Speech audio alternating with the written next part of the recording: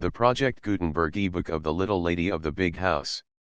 This ebook is for the use of anyone anywhere in the United States and most other parts of the world at no cost and with almost no restrictions whatsoever. You may copy it, give it away or reuse it under the terms of the Project Gutenberg license included with this ebook or online at www.gutenberg.org. If you are not located in the United States, you will have to check the laws of the country where you are located before using this ebook. Title: The Little Lady of the Big House. Author: Jack London. Release date: September 1, 2004. Ebook number 6455. Most recently updated, April 9, 2013. Language: English. Credits: produced by Curtis A. Wayant, David Maddock, Charles Franks, and the online distributed proofreading team. Start of the Project Gutenberg ebook The Little Lady of the Big House. The Little Lady of the Big House. By Jack London. Author of The Valley of the Moon, The Star Rover, The Sea Wolf, etc. Chapter I. He awoke in the dark. His awakening was simple, easy. Without movement save for the eyes that opened and made him aware of darkness. Unlike most, who must feel and grope and listen to, and contact with, the world about them, he knew himself on the moment of awakening, instantly identifying himself in time and place and personality. After the lapsed hours of sleep, he took up, without effort, the interrupted tale of his days. He knew himself to be Dick Forrest, the master of Broad Acres, who had fallen asleep hours before. After drowsily putting a match between the pages of Road Town and pressing off the electric reading lamp. Near at hand there was the ripple and gurgle of some sleepy fountain. From far off, so faint and far that only a keen ear could catch, he heard a sound that made him smile with pleasure. He knew it for the distant throaty bawl of King Polo, his champion short-horn bull, thrice grand champion also of all bulls at Sacramento at the California State Fairs. The smile was slow in easing from Dick Forrest's face, for he dwelt a moment on the new triumphs he had destined that year for King Polo on the eastern livestock circuits. He would show them that a bull, California born and finished, could compete with the cream of bulls corn-fed in Iowa or imported overseas from the immemorial home of Shorthorns. Not until the smile faded, which was a matter of seconds, did he reach out in the dark and press the first of a row of buttons. There were 3 rows of such buttons. The concealed lighting that spilled from the huge bowl under the ceiling revealed a sleeping porch, 3 sides of which were fine meshed copper screen. The 4th side was the house wall, solid concrete, through which French windows gave access. He pressed the second button in the row and the bright light CONC entered at a particular place on the concrete wall, illuminating, in a row, a clock, a barometer, and centigrade and Fahrenheit thermometers. Almost in a sweep of glance he read the messages of the dials. Time 4:30, air pressure, 29:80, which was normal at that altitude and season, and temperature, Fahrenheit, 36 degrees. With another press, the gauges of time and heat and air were sent back into the darkness. A third button turned on his reading lamp, so arranged that the light fell from above and behind without shining into his eyes. The first button turned off the concealed lighting overhead. He reached a mass of proof sheets from the reading stand, and, pencil in hand, lighting a cigarette, he began to correct. The place was clearly the sleeping quarters of a man who worked Efficiency was its keynote, though comfort, not altogether Spartan, was also manifest. The bed was of gray enameled iron to tone with the concrete wall. Across the foot of the bed, an extra coverlet, hung a gray robe of wolf skins with every tail at angle. On the floor, where rested a pair of slippers, was spread a thick-coated skin of mountain goat, heaped orderly with books, magazines, and scribble pads. There was room on the big reading stand for matches, cigarettes, an ashtray, and a thermos bottle. A phonograph, for purposes of dictation, stood on a hinged and swinging bracket. On the wall, under the barometer and thermometers. From a round wooden frame laughed the face of a girl. On the wall, between the rows of buttons and a switchboard. From an open holster, loosely projected the butt of a .44 Colt's automatic. At 6 o'clock, sharp, after gray light had begun to filter through the wire netting, Dick Forrest, without raising his eyes from the proof sheets, reached out his right hand and pressed a button in the second row. 5 minutes later a soft-slippered Chinese emerged on the sleeping porch. In his hands he bore a small tray of burnished copper on which rested a cup and saucer, a tiny coffee pot of silver, and a correspondingly tiny silver cream pitcher. "Good morning, oh my," was Dick Forrest's greeting, and his eyes smiled and his lips smiled as he uttered it. "Good morning, master," oh my returned, as he busied himself with making room on the reading stand for the tray and with pouring the coffee and cream. This done, without waiting further orders, noting that his master was already sipping coffee with one hand while he made a correction on the proof with the other, oh my picked up a rosy, filmy, lacy boudoir cap from the floor and departed. His exit was noiseless. He ebbed away like a shadow through the open French windows. At 6:30, sharp to the minute, he was back with a larger tray. Dick Forrest put away the proofs, reached for a book entitled Commercial Breeding of Frogs, and prepared to eat.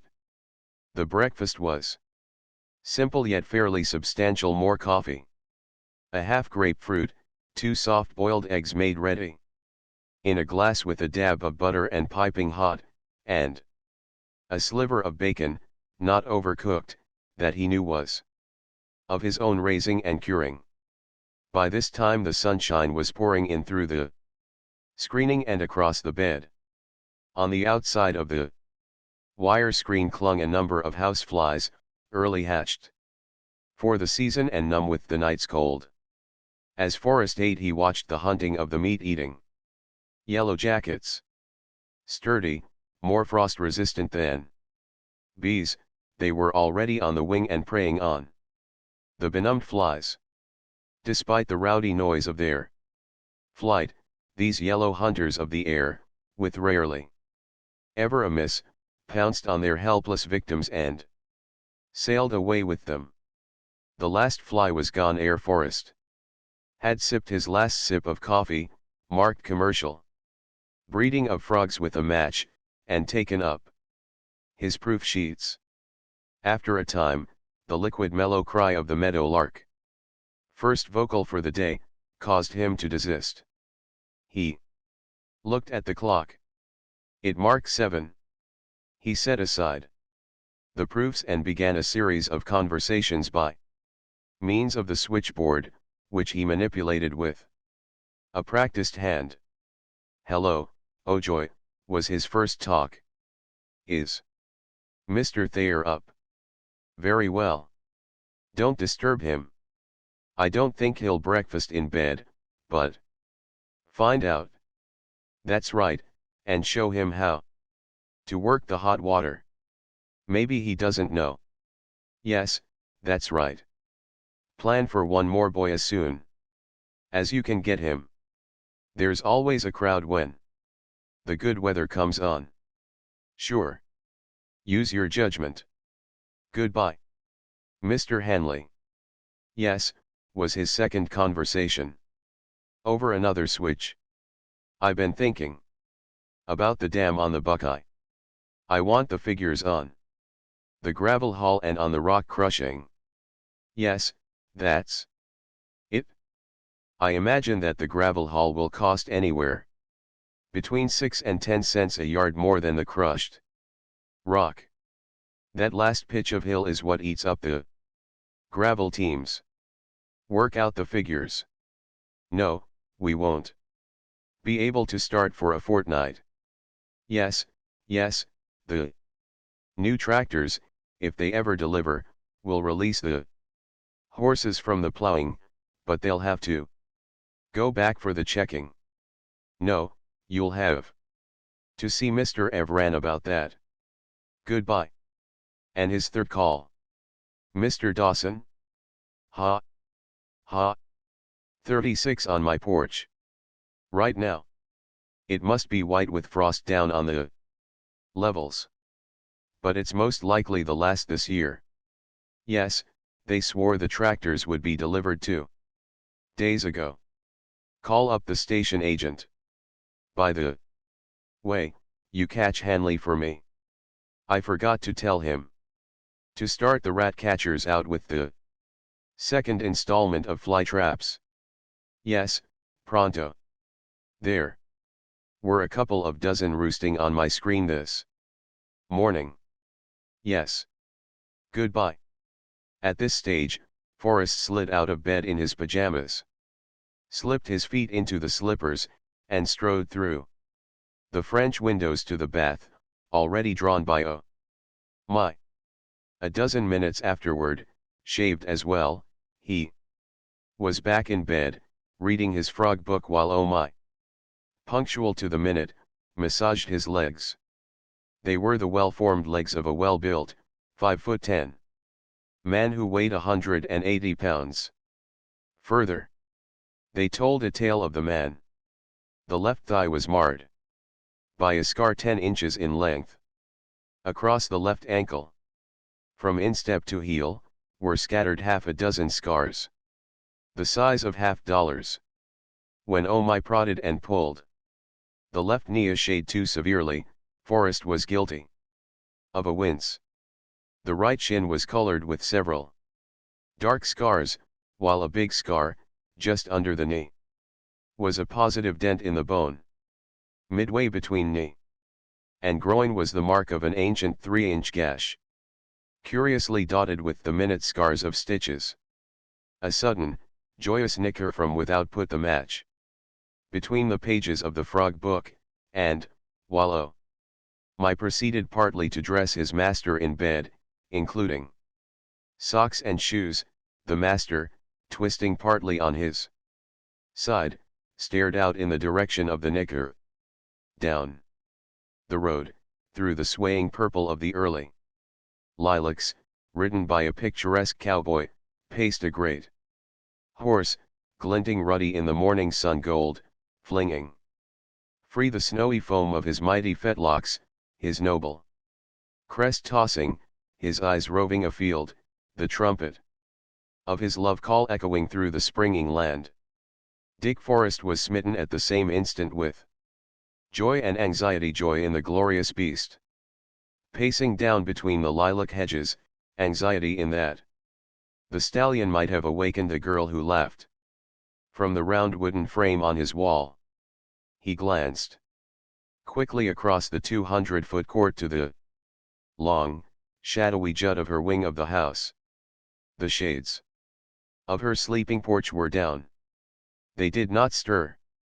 Again the stallion nickered, and all that moved was a flock of wild canaries, upspringing from the flowers and shrubs of the court, rising like a green gold spray of light flung from the sunrise. He watched the stallion out of sight through the lilacs, seeing visions of fair Shire colts mighty of bone and frame and free from blemish, then turned, as ever. He turned to the immediate thing, and spoke to his body servant. "How's that last boy, oh my?" Showing up. Him pretty good boy, I think, was the answer. Him young boy. Everything new. Pretty. Slow. All the same by him show up good. Why? What makes you think so? I call him 3, 4 morning now. Him sleep. Like baby. Him wake up smiling just like you. That. Very good. Do I wake up smiling? Forrest queried. Oh my nodded his head violently. Many times, many years, I call you. Always. Your eyes open, your eyes smile, your mouth smile. Your face smile, you smile all over, just like that. Right away quick. That very good. A man wake up that way got plenty good sense. I know. This new boy like that. By, pretty soon, he make fine boy. You see. His name Chow Gam. What name you call him this place? Dick Forrest meditated. What names have we already? He asked. Oh joy, ah well, ah me, and me, I am oh my. The Chinese rattled off. Oh joy him say call. New boy. He hesitated and stared at his master with a challenging glint of eye. Forrest nodded. Oh joy him say call new boy oh hell. Oh ho. Forrest laughed in appreciation. Oh joy is a Josher. A good name, but it won't do. There is the missus. We've got to think another name. Oh ho, that very good name. Forrest's exclamation was still ringing in his consciousness so that he recognized the source of Oh my's inspiration. Very well. The boy's name is Oho. Oh my lowered his head, ebbed swiftly through the French windows, and as swiftly returned with the rest of Forrest's clothes gear, helping him into undershirt and shirt, tossing a tie around his neck for him to knot, and, kneeling, putting on his leggings and spurs. A Baden-Powell hat and a quirt completed his appareling. The quirt, Indian braided of rawhide, with 10 ounces of lead braided into the butt that hung from his wrist on a loop of leather. But Forrest was not yet free. Oh my handed him several letters, with the explanation that they had come up from the station the previous night after Forrest had gone to bed. He tore the right hand ends across and glanced at the contents of all but one with speed. The latter he dwelt upon for a moment, with an irritated indrawing of brows, then swung out the phonograph from the wall, pressed the button that made the cylinder revolve, and swiftly dictated, without ever a pause for word or idea. In reply to yours of March 14, 1914, I am indeed sorry to learn that you were hit with hot cholera. I am equally sorry that you have seen fit to charge me with the responsibility. And just as equally am I sorry that the boar we sent you is dead. I can only assure you that we are quite clear of cholera here, and that we have been clear of cholera for 8 years, with the exception of 2 Eastern importations, the last 2 years ago, both of which, according to our custom, were segregated on arrival, and were destroyed before the contagion could be communicated to our herds. I feel that I must inform you that in neither case did I charge the sellers with having sent me diseased stock. On the contrary, as you should know, the incubation of hog cholera being 9 days, I consulted the shipping dates of the animals and knew that they had been healthy when shipped. Has it ever entered your mind that the railroads are largely responsible for the spread of cholera? Did you ever hear of a railroad fumigating or disinfecting a car which had carried cholera? Consult the dates. First, of shipment by me, second, of receipt of the boar by you, and, third, of appearance of symptoms in the boar. As you say, because of washouts, the bore was 5 days on the way. Not until the 7th day after your receipt for same did the first symptoms appear. That makes 12 days after it left my hands. No, I must disagree with you. I am not responsible for the disaster that overtook your herd. Furthermore, doubly to assure you, write to the state veterinary as to whether or not my place is free of cholera. Very truly yours. Chapter 2. When Forrest went through the French windows from his sleeping porch, he crossed, first, a comfortable dressing room, window-divaned, many-lockered, with a generous fireplace, out of which opened a bathroom. And, second, a long office room, wherein was all the paraphernalia of business desks, dictaphones, filing cabinets, bookcases, magazine files, and drawer pigeonholes that tiered to the low, beamed ceiling. Midway in the office room, he pressed a button and a series of book-freighted shelves swung on a pivot, revealing a tiny spiral stairway of steel, which he descended with care that his spurs might not catch, the bookshelves swinging into place behind him. At the foot of the stairway, a press on another button pivoted more shelves of books and gave him entrance into a long low room shelved with books from floor to ceiling. He went directly to a case, directly to a shelf, and unerringly laid his hand on the book he sought. A minute he ran the pages, found the passage he was after, nodded his head to himself in vindication, and replaced the book.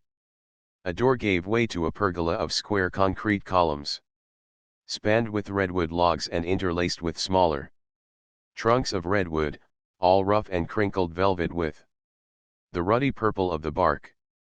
It was evident, since he had to skirt several hundred feet of concrete walls of Wandering House, that he had not taken the short way out under wide-spreading ancient oaks, where the long hitching rails, bark chewed, and the hoof-beaten gravel showed the stamping place of many horses. He found a pale golden, almost 10 golden, sorrel mare. Her well-groomed spring coat was alive and flaming in the morning sun that slanted straight under the edge of the roof of trees.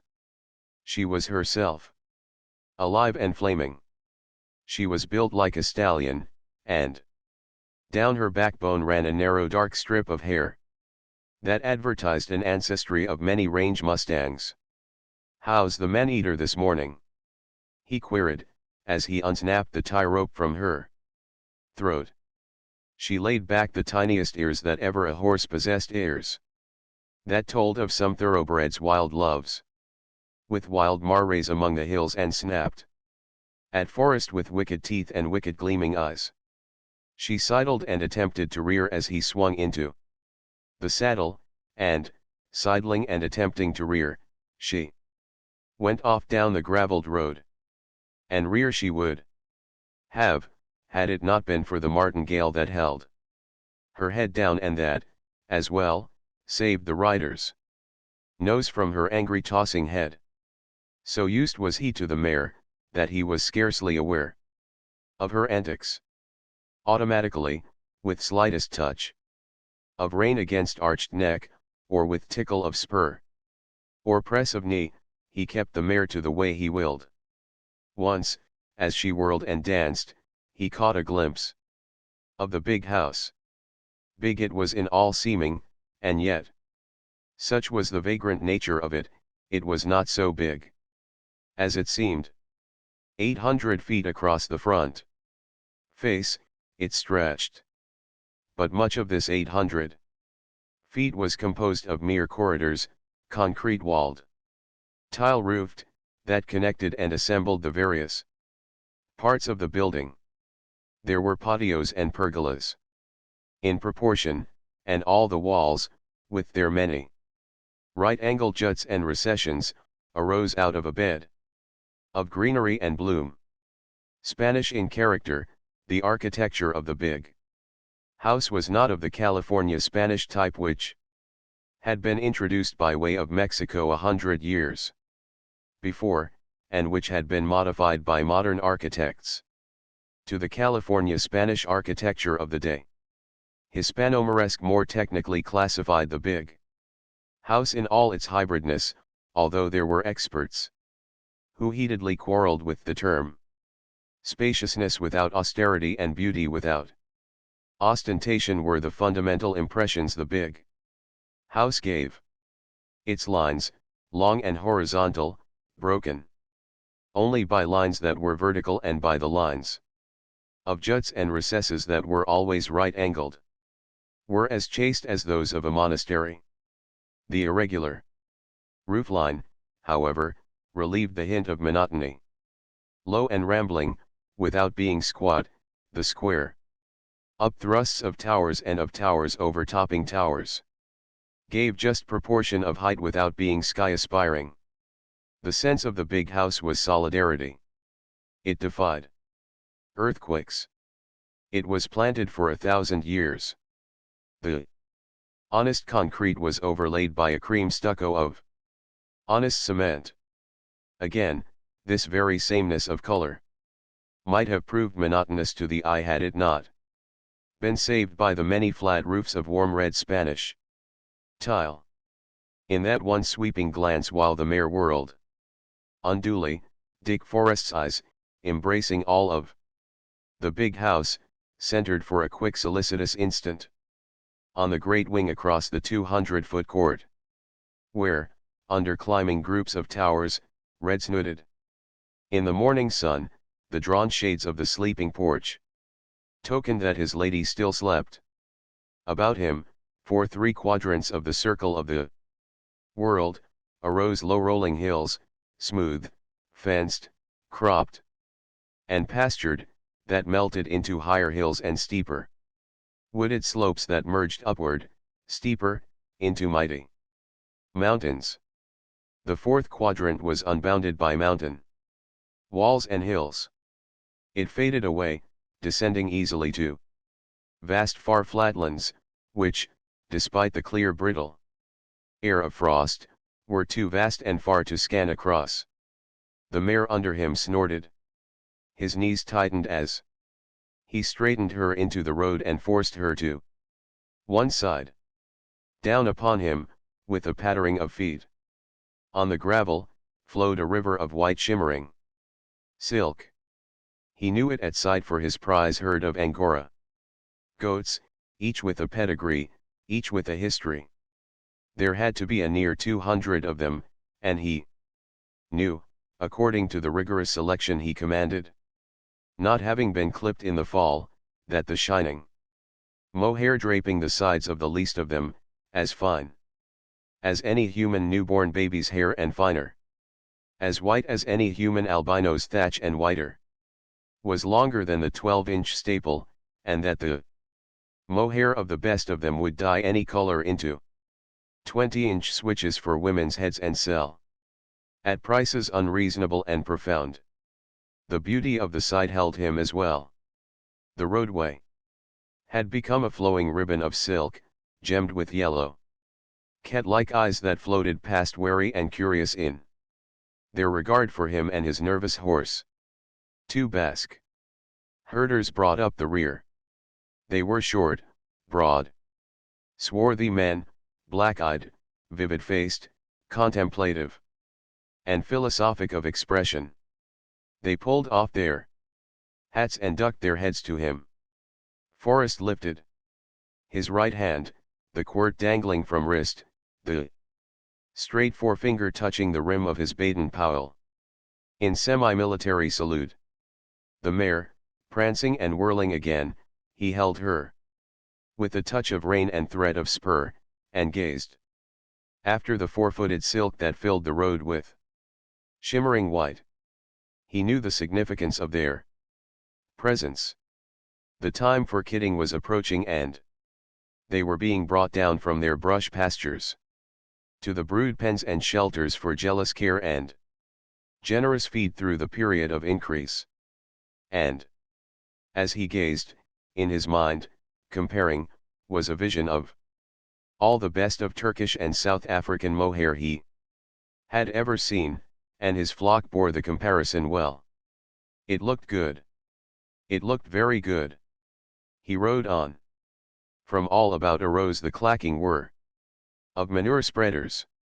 In the distance, on the low, easy sloping hills, he saw team after team, and many teams, 3 to a team abreast, what he knew were his Shire Marrays, drawing the ploughs back and forth across contour ploughing, turning the green sod of the hillsides to the rich dark brown of humus-filled earth so organic and friable that it would almost melt by gravity into fine particled seed bed.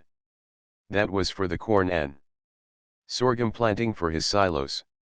Other hill slopes, in the due course of his rotation, were knee-high in barley, and still other slopes were showing the good green of bur clover and Canada pea.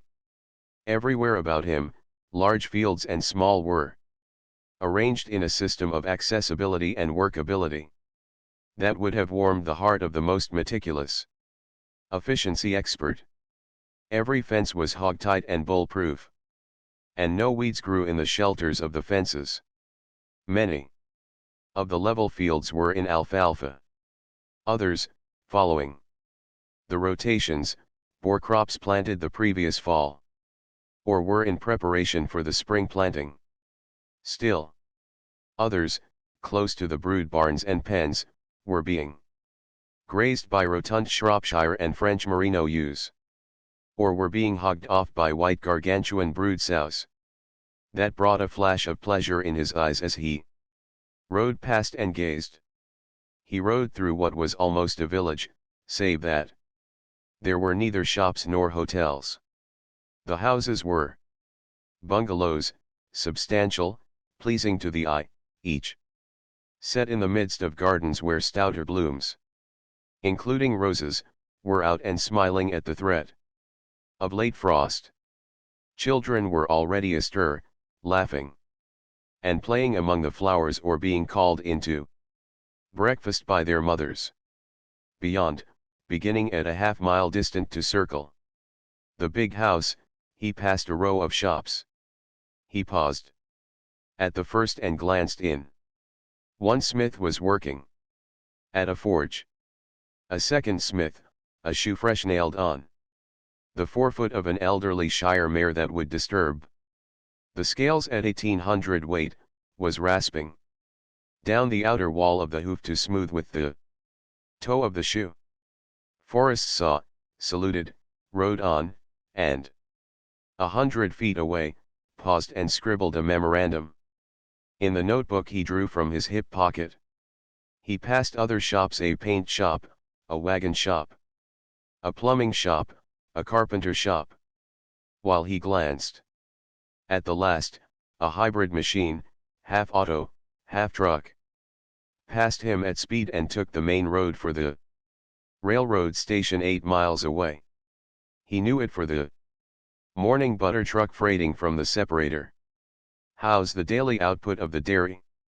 The big house was the hub of the ranch organization. Half a mile from it, it was encircled by the various ranch centers. Dick Forrest, saluting continually his people, passed at a gallop the dairy center, which was almost a sea of buildings with batteries of silos, and with litter carriers emerging on overhead tracks, and automatically dumping into waiting manure spreaders. Several times, business-looking men, college-marked, astride horses or driving carts, stopped him and conferred with him. They were foremen, heads of departments, and they were as brief and to the point as was he.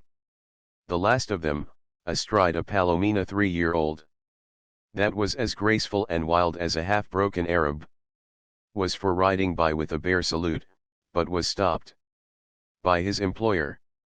"Good morning, Mr. Hennessy, and how soon will she be ready for Mrs. Forrest?"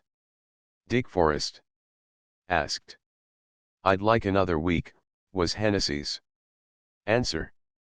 "She's well broke now, just the Way Mrs. Forrest wanted, but she's overstrung. And sensitive, and I'd like the week more to set her in her ways. Forrest nodded concurrence, and Hennessy, who was the veterinary, went on. There are 2 drivers in the alfalfa gang I'd like to send down the hill. What's the matter with them? One, a new man, Hopkins, is an ex-soldier. He may know government mules, but he doesn't know shires. Forrest nodded. The other has worked for us 2 years, but he's drinking now, and he takes his hangovers out on his horses. That's Smith, old-type American, smooth-shaven, with a cast in his left eye. Forrest interrupted. The veterinary nodded. I've been watching him, Forrest concluded. He was a good man at first, but he slipped a cog recently. Sure, send him down the hill. And send that other fellow Hopkins. You said, along with him. By the way, Mr. Hennessy. As he spoke, Forrest drew forth his pad book, tore off the last note scribbled, and crumpled it in his hand. You've a new horse, sure? In the shop? How does he strike you? He's too new to make up my mind yet. Well, send him down the hill along with the other 2. He can't take your orders. I observed him just now fitting a shoe to old Alden Bessie by rasping off half an inch of the toe of her hoof. He knew better. Send him down the hill, Forrest repeated, as he tickled his champing mount with the slightest of spurticles and shot her out along the road, sidling, head tossing, and attempting to rear. Much he saw that pleased him. Once, he murmured aloud, a fat land, a fat land.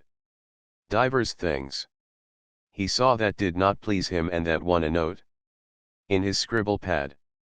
Completing the circle about the big house and riding beyond the circle half a mile to an isolated group of sheds and corrals, he reached the objective of the ride, the hospital. Here he found but 2 young heifers being tested for tuberculosis, and a magnificent Duroc Jersey boar in magnificent condition. Weighing fully 600 pounds, its bright eyes, brisk movements, and sheen of hair shouted out that there was nothing the matter with it. Nevertheless, according to the ranch practice, being a fresh importation from Iowa, it was undergoing the regular period of quarantine. Burgess Premier was its name in the herd books of the association, age 2 years, and it had cost Forrest $500 laid down on the ranch. Proceeding at a hand gallop along a road that was one of the spokes radiating from the big house hub, Forrest overtook Krellin, his hog manager, and, in a 5-minute conference, outlined the next few months of destiny of Burgess Premier, and learned that the broodso, Lady Ilton, the matron of all matrons of the OICS and Blue Ribboner in all shows from Seattle to San Diego, was safely farrowed. Of 11. Krellin explained that he had sat up half the night with her and was then bound home for bath and breakfast. I hear your oldest daughter has finished high school and wants to enter Stanford, Forrest said, curbing the mare just as he had half signaled departure at a gallop. Krellin, a young man of 35, with the maturity of a long-time father stamped upon him along with the marks of college and the youthfulness of a man used to the open air and straight living, showed his appreciation of his employer's interest as he half flushed under his tan and nodded. Think it over, Forrest advised. Make a statistic of all the college girls, yes. And state normal girls, you know. How many of them follow career, and how many of them marry within 2 years after their degrees and take to baby farming? Helen is very seriously bent on the matter. Krellin urged. Do you remember when I had my appendix out? Forrest queried. Well, I had as fine a nurse as I ever saw and as nice a girl as ever walked on 2 nice legs. She was just 6 months a full-fledged nurse, then. And 4 months after that I had to send her a wedding present. She married an automobile agent. She's lived in hotels ever since. She's never had a chance to nurse, never a child of her own to bring through a bout with colic. But she has hopes, and, whether or not her hopes materialize, she's confoundedly happy. But, what good was her nursing apprenticeship? Just then an empty manure spreader passed, forcing Krellin, on foot, and Forrest, on his mare, to edge over to the side of the road. Forrest glanced with kindling eye at the off-mare of the machine, a huge, symmetrical Shire whose own blue ribbons, and the blue ribbons of her progeny, would have required an expert accountant to enumerate and classify. Look at the Fotherington Princess, Forrest said, nodding at the mare that warmed his eye. She is a normal female. Only incidentally, through thousands of years of domestic selection, has man evolved her into a draft beast breeding true to kind. But being a draft beast is secondary. Primarily she is a female.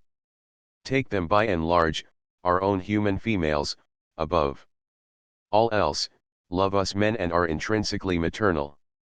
There is no biological sanction for all the hurly-burly of woman today for suffrage and career. But there is an economic sanction, Krellin objected. True, his employer agreed, then proceeded to discount. Our present industrial system prevents marriage and compels woman to career. But remember, industrial systems come, and industrial systems go, while biology runs on forever. It's rather hard to satisfy young women with marriage these days, the hog manager demurred. Dick Forrest laughed incredulously.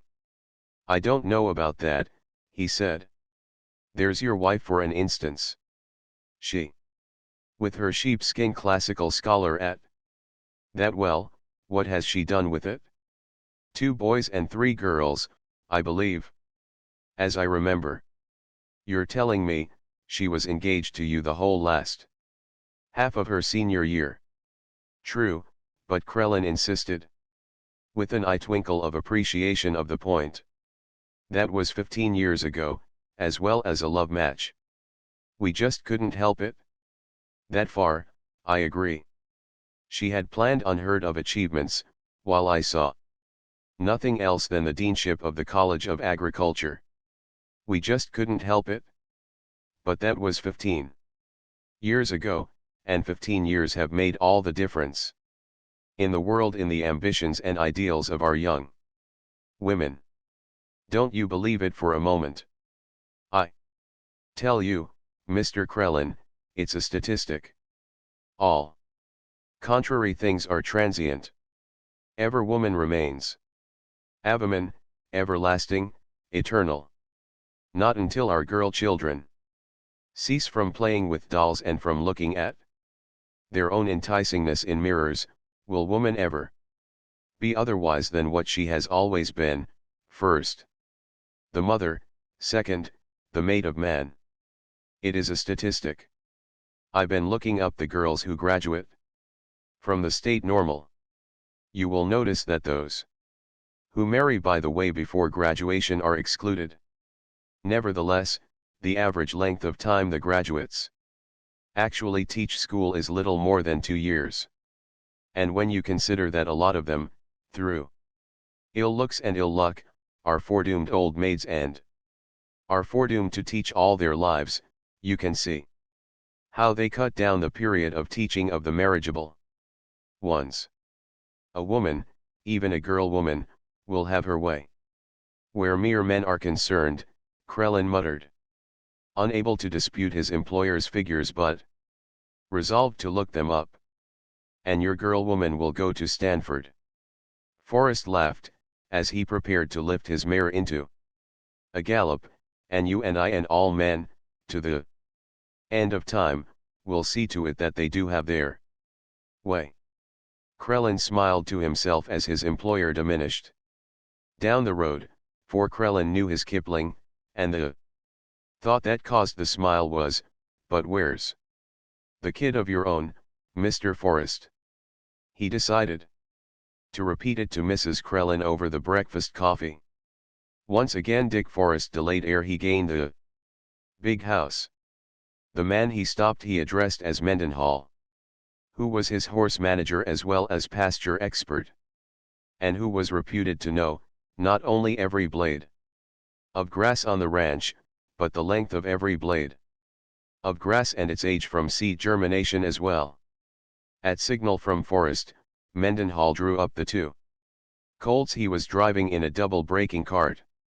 What had caused Forrest to signal was a glance he had caught across the northern edge of the valley, of great smooth hill ranges miles beyond, touched by the sun, and deeply green where they projected into the vast flat of the Sacramento Valley. The talk that followed was quick and abbreviated to terms of understanding between two men who knew grass was the subject. Mention was made of the winter rainfall, and of the chance for late spring rains to come. Names occurred, such as the Little Coyote and Los Cuetos Creeks, the Yolo and the Miramar Hills, the Big Basin, Round Valley, and the San Anselmo and Los Banos ranges. Movements of herds and droves, past, present, and to come, were discussed, as well as the outlook for cultivated hay in far upland pastures and the estimates of such hay that still remained over the winter in remote barns in the sheltered mountain valleys where herds had wintered and been fed. Under the oaks, at the stamping posts, Forrest was saved the trouble of tying the man-eater. A stableman came on the run to take the mare, and Forrest, scarce pausing for a word about a horse by the name of Duddy, was clanking his spurs into the big house. Chapter 3.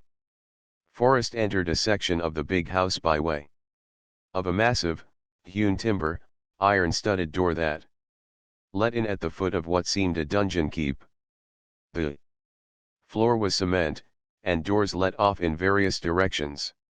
One, opening to a Chinese in the white apron and starched cap of a chef, emitted at the same time the low hum of a dynamo. It was this that deflected Forrest from his straight path. He paused, holding the door ajar, and peered into a cool, electric-lighted cement room, where stood a long, glass-fronted, glass-shelved refrigerator, flanked by an ice machine and a dynamo. On the floor, in greasy overalls, squatted a greasy little man to whom his employer nodded. "Anything wrong, Thompson?" he asked. There was the answer, positive and complete. Forrest closed the door and went on along a passage that was like a tunnel. Narrow, iron-barred openings, like the slits for archers in medieval castles, dimly lighted the way. Another door gave access to a long, low room, beam-ceilinged, with a fireplace in which an ox could have been roasted. A huge stump, resting on a bed of coals, blazed brightly.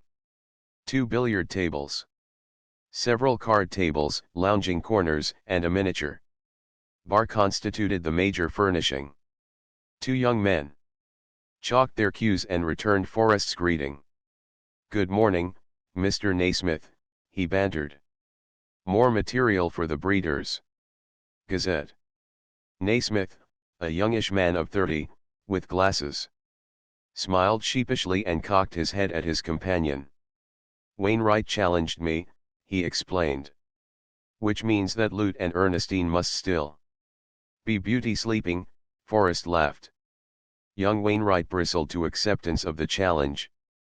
But before he could utter the retort on his lips, his host was moving on and addressing Naismith over his shoulder. "Do you want to come along at 11:30?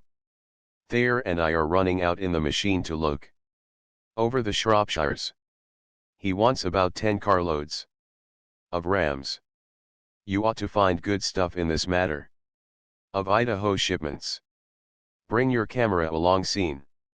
Thayer this morning. Just came in to breakfast as we were leaving." Bert Wainwright volunteered. "Tell him to be ready at 11:30 if you see him." "You're not invited, Bert, out of kindness. The girls are sure to be up then." "Take Rita along with you anyway, Bert," pleaded. "No fear," was Forrest's reply from the door. "We're on business. Besides, you can't pry Rita from Ernestine with block and tackle. That's why I wanted to see if you could." Bert grinned. "Funny how fellows never appreciate their own sisters." Forrest paused for a perceptible moment. "I always thought Rita was a real nice sister. What's the matter with her?" Before a reply could reach him, he had closed the door and was jingling his spurs along the passage to a spiral stairway of broad concrete steps. As he left the head of the stairway, a dance-time piano measure and burst of laughter made him peep into a white morning room, flooded with sunshine. A young girl, in rose-colored kimono and boudoir cap, was at the instrument, while two others, similarly accoutred in each other's arms, were parodying a dance never learned at dancing school nor intended by the participants for male eyes to see. The girl at the piano discovered him, winked, and played on. Not for another minute did the dancers spy him.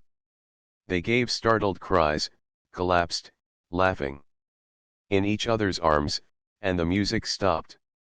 They were gorgeous, healthy young creatures, the three of them, and Forrest's eye kindled as he looked at them in quite the same way that it had kindled when he regarded the Fotherington princess.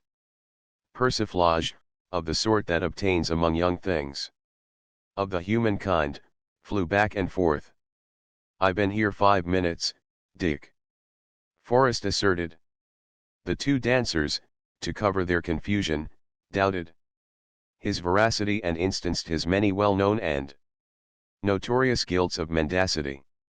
The girl at the piano, Ernestine, his sister-in-law, insisted that pearls of truth fell from his lips, that she had seen him from the moment he began to look, and that as she estimated the passage of time he had been looking much longer than 5 minutes.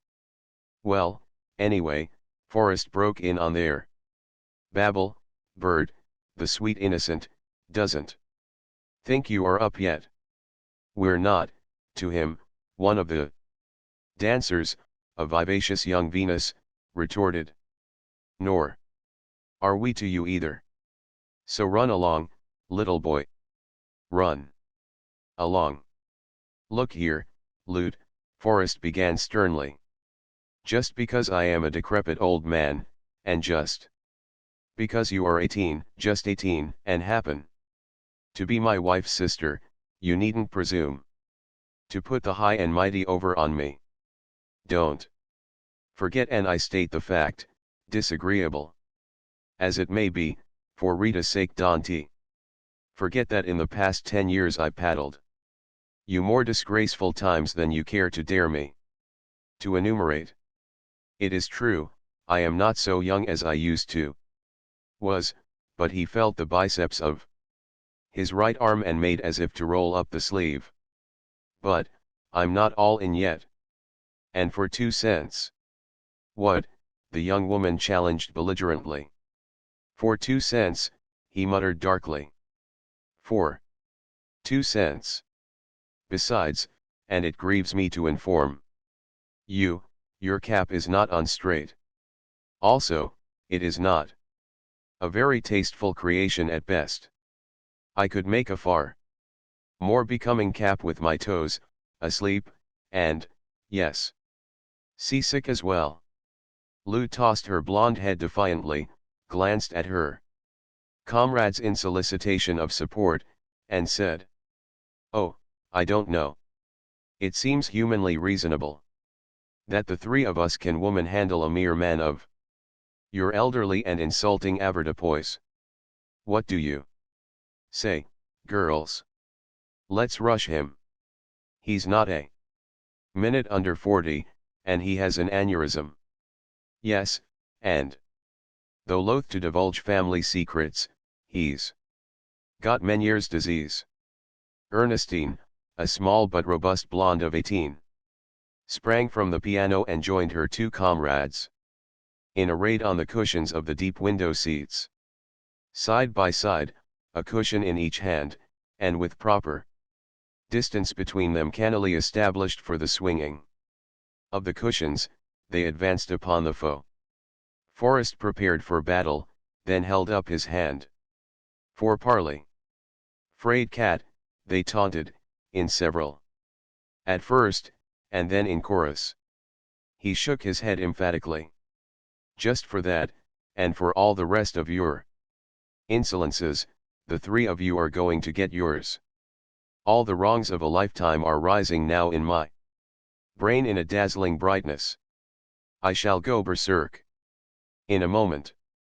But first, and I speak as an agriculturist, and I address myself to you, Lute, in all humility. In heaven's name, what is Meniere's disease? Do sheep catch it?" "Meniere's disease is," Lute began, "is what you've got. Sheep are the only known living creatures that get it." Ensued red war and chaos. Forrest made a football rush of the sort that obtained in California before the adoption of rugby, and the girls broke the line to let him through, turned upon him, flanked him on either side, and pounded him with cushions. He turned, with widespread arms, extended fingers, each finger a hook, and grappled the three. The battle became a whirlwind, a bespurred man the center, from which radiated flying draperies of flimsy silk, disconnected slippers, boudoir caps, and hairpins. There were thuds from the cushions, grunts from the man, squeals, yelps, and giggles from the girls, and from the totality of the combat inextinguishable laughter and a ripping and tearing of fragile textures. Dick Forrest found himself sprawled on the floor, the wind half knocked out of him by shrewdly delivered cushions, his head buzzing from the buffeting, and in one hand, a trailing, torn, and generally disrupted girdle of pale blue silk and pink roses. In one doorway, cheeks flaming from the struggle, stood Rita, alert as a fawn and ready to flee. In the other doorway, likewise flame-checked, stood Ernestine in the commanding attitude of the mother of the Gracia, the wreckage of her kimono wrapped severely about her and held severely about her by her own waist-pressing arm. Lute, cornered behind the piano, attempted to run but was driven back by the menace of Forrest, who, on hands and knees, stamped loudly with the palms of his hands on the hardwood floor, rolled his head savagely, and emitted bull-like roars. "And they still believe that old prehistoric myth," Ernestine proclaimed from safety, "that once he, that wretched semblance of a man thing prone in the dirt, captained Berkeley to victory over Stanford." Her breasts heaved from the exertion, and he marked the pulsating of the shimmering cherry-colored silk with delight as he flung his glance around to the other two girls similarly breathing. The piano was a miniature grande dainty thing of rich white and gold to match the morning room. It stood out from the wall, so that there was possibility for Lou to escape around either way of it. Forrest gained his feet and faced her across the broad, flat top of the instrument. As he threatened to vault it, Lute cried out in horror. "But your spurs, Dick. Your spurs. Give me time to take them off," he offered. As he stooped to unbuckle them, Lute darted to escape, but was herded back to the shelter of the piano. "All right," he growled. "On your head be it. If the piano's scratched, I'll tell Paula. I've got witnesses," she panted, indicating with her blue joyous eyes the young things in the doorways. "Very well, my dear." Forrest drew back his body and spread his resting palms. "I'm coming over to you." Action and speech were simultaneous.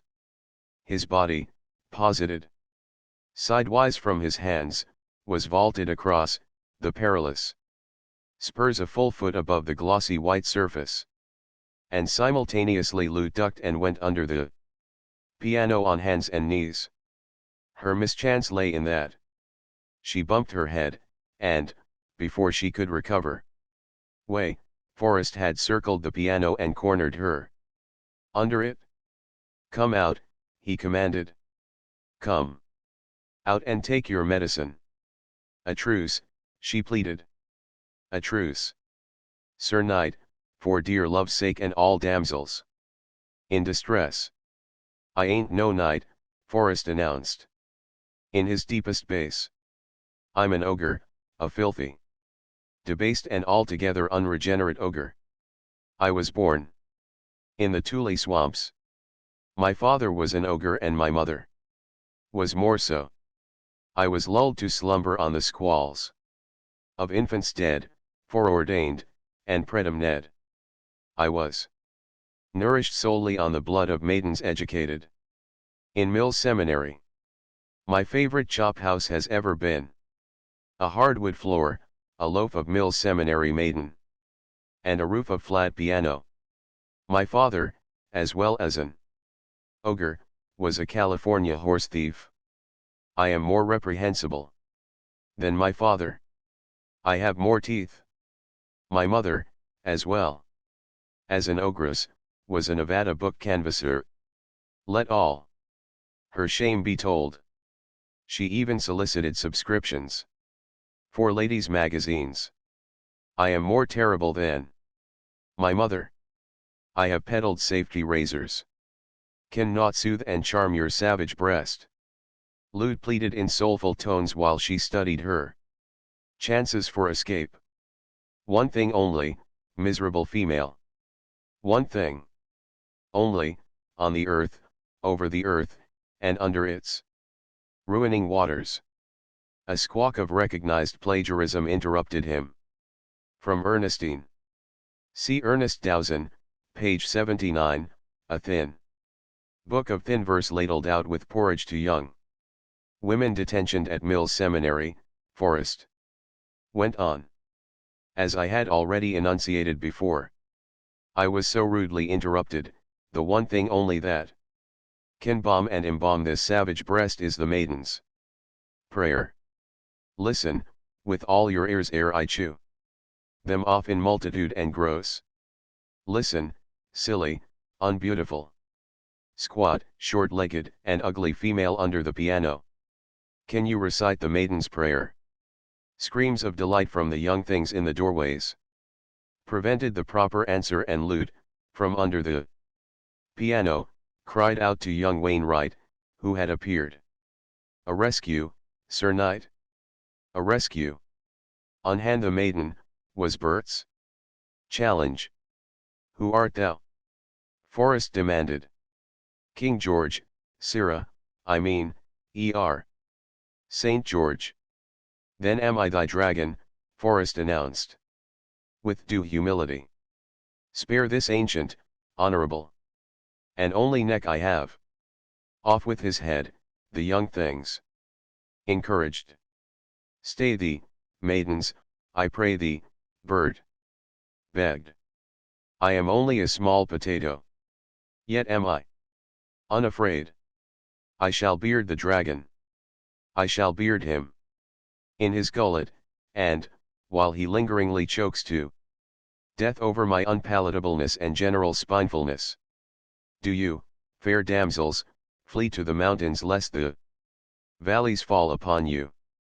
Yolo, Petaluma, and West Sacramento are about to be overwhelmed by a tidal wave and many big fishes. Off with his head, the young things chanted. Slay him in his blood and barbecue him. Thumbs down, Forrest groaned. I am undone. Trust to the unstrained quality of mercy possessed by Christian young women in the year 1914. Who will vote someday if ever they grow up and do not marry foreigners. Consider my head off, Saint George. I am expired. Further deponent saith not. And Forrest, with sobs and slubberings, with realistic shudders and kicks and a great jingling of spurs, lay down on the floor and expired. Lute crawled out from under the piano, and was joined by Rita and Ernestine in an extemporized dance of the harpies about the slain. In the midst of it, Forrest sat up, protesting. Also, he was guilty of a significant and privy wink to Lute. The hero, he cried. Forget him. Not. Crown him with flowers. And Bert was crowned with flowers from the vases, unchanged from the day before, when a bunch of waterlogged stems of early tulips, propelled by Lute's vigorous arm, impacted soggily on his neck under the ear, he fled. The riot of pursuit echoed along the hall and died out down the stairway toward the stag room. Forrest gathered himself together, and, grinning, went jingling on through the big house. He crossed two patios on brick walks roofed with Spanish tile and swamped with early foliage and blooms, and gained his wing of the house, still breathing from the fun, to find, in the office, his secretary awaiting him. Good morning, Mr. Blake, he greeted. Sorry I was delayed. He glanced at his wristwatch. Only 4 minutes, however. I just couldn't get away sooner. Chapter 4. From 9 till 10 Forrest gave himself up to his secretary, achieving a correspondence that included learned societies and every sort of breeding and agricultural organization, and that would have compelled the average petty businessman, unaided, to sit up till midnight to accomplish. For Dick Forrest was the center of a system which he himself had built and of which he was secretly very proud. Important letters and documents he signed with his ragged fist. All other letters were rubber-stamped by Mr. Blake, who, also, in shorthand, in the course of the hour, put down the indicated answers to many letters and received the formula designations of reply to many other letters. Mr. Blake's private opinion was that he worked longer hours than his employer, although it was equally his private opinion that his employer was a wonder for discovering work for others to perform. At 10, to the stroke of the clock, as Pittman, Forrest's show manager, entered the office, Blake, burdened with trays of correspondence, sheafs of documents, and phonograph cylinders, faded away to his own office. From 10 to 11 a stream of managers and foremen flowed in and out. All were well disciplined in terseness and time-saving, as Dick Forrest had taught them. The minutes spent with him were not minutes of cogitation. They must be prepared before they reported or suggested. Bonbright, the assistant secretary, always arrived at 10 to replace Blake, and Bonbright, close to shoulder, with flying pencil, took down the rapid-fire interchange of question and answer, statement and proposal and plan. These shorthand notes, transcribed and typed in duplicate, were the nightmare and, on occasion. The nemesis, of the managers and foremen. 4. First, Forrest had a remarkable memory, and, second, he was prone to prove its worth by reference to those same notes of Bonbright. A manager, at the end of a 5 or 10-minute session, often emerged sweating, limp and frazzled. Yet for a swift hour, at high tension, Forrest met all comers with a master's grip, handling them and all the multifarious details of their various departments.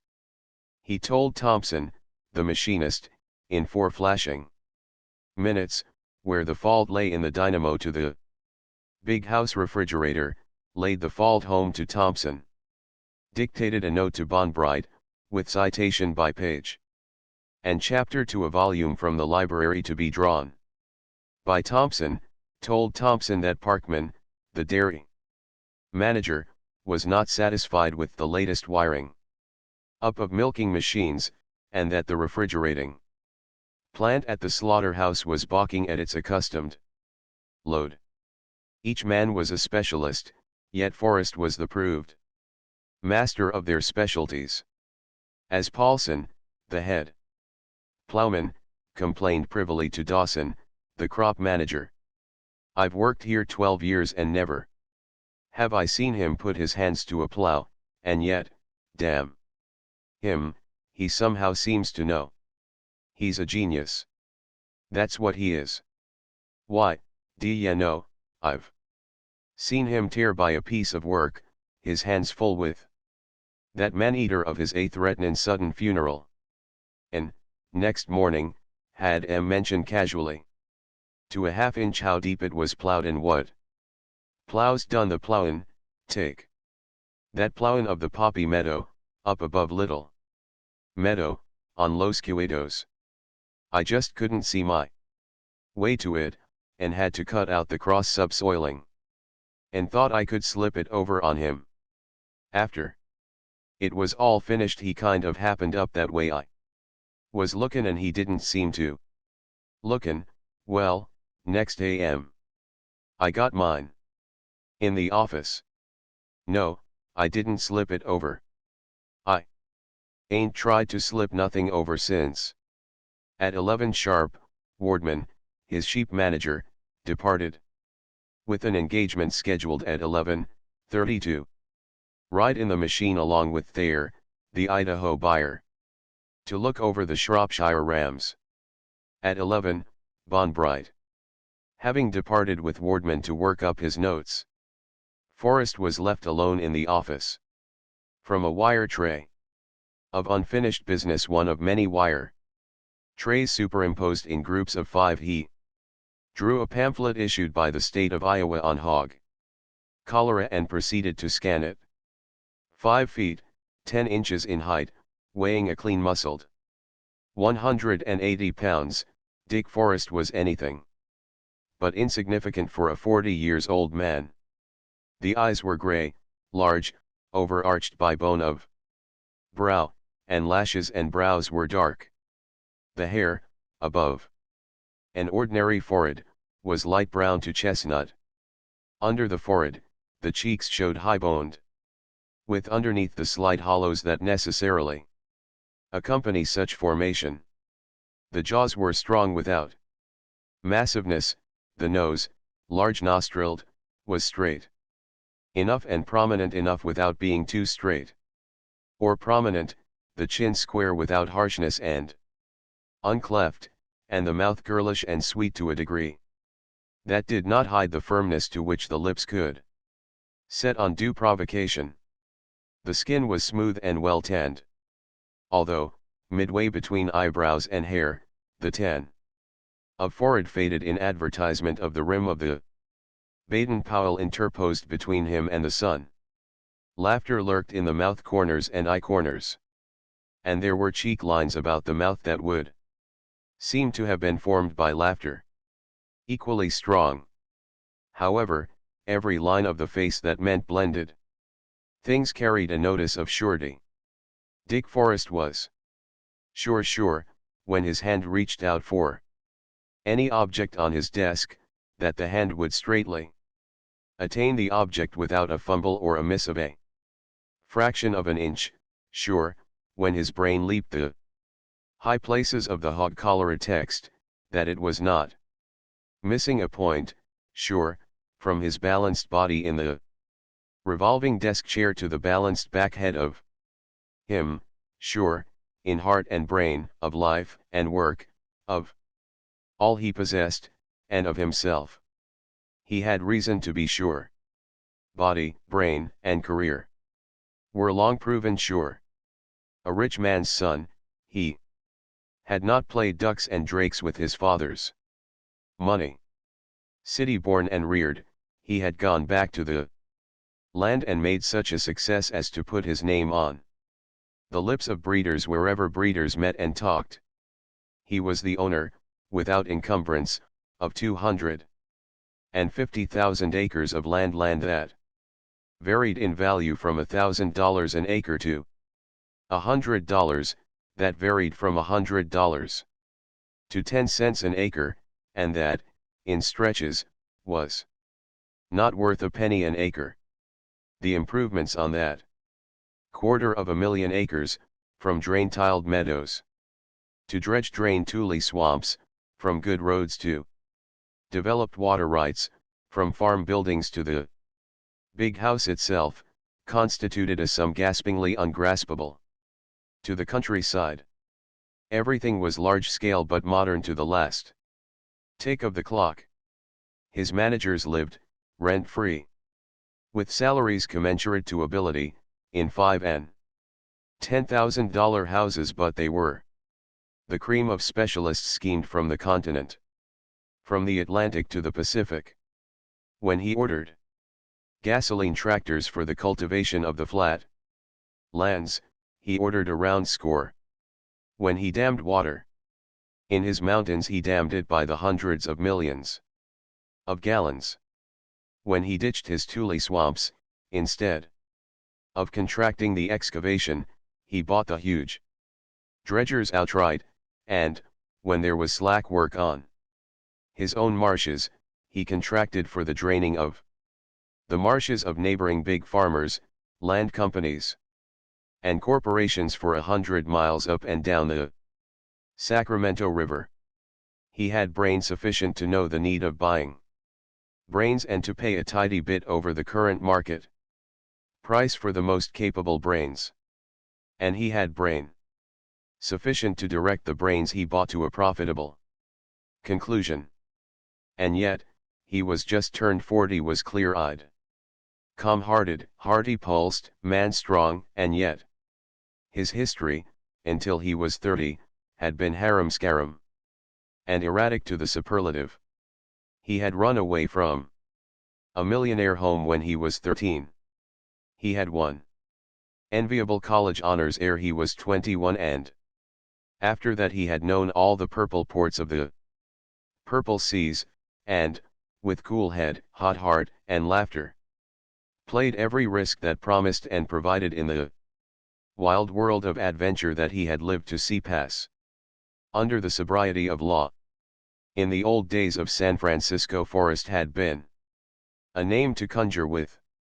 The Forrest Mansion had been one of the pioneer palaces on Nob Hill where dwelt the Floods, the Mackays, the Crockers, and the O'Briens.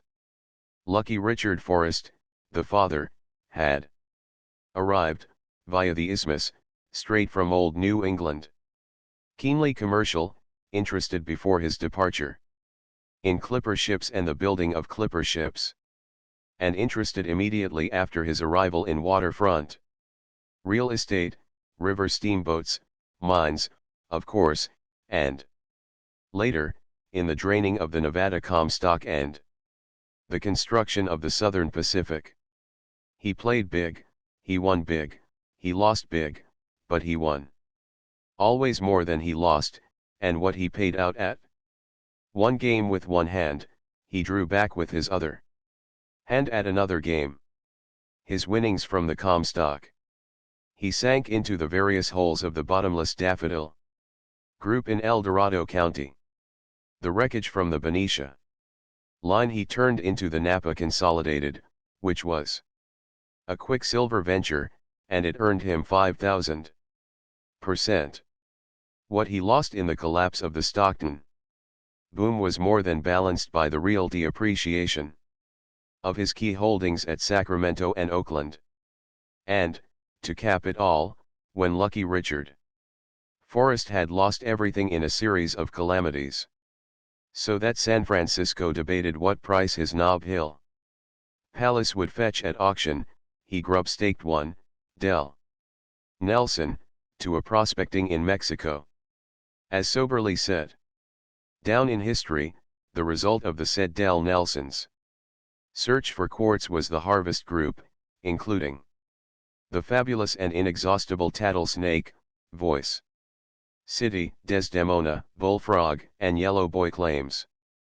Del Nelson, astounded by his achievement, within the year, drowned himself in an enormous quantity of cheap whiskey. And, the will being incontestable through lack of kith and kin, left his half to Lucky Richard Forrest. Dick Forrest was the son of his father, Lucky Richard, a man of boundless energy and enterprise, though twice married and twice widowed, had not been blessed with children. His third marriage occurred in 1872, when he was 58, and in 1874, although he lost the mother, a 12-pound boy, stout-barreled and husky-lunged, remained to be brought up by a regiment of nurses in the palace on Nob Hill. Young Dick was precocious. Lucky Richard was a Democrat. Result, young Dick learned in a year from a private teacher what would have required 3 years in the grammar school, and used all of the saved years in playing in the open air. Also, result of precocity of son and democracy of father, young Dick was sent to grammar school for the last year in order to learn shoulder-rubbing democracy with the sons and daughters of workmen, tradesmen, saloon-keepers, and politicians.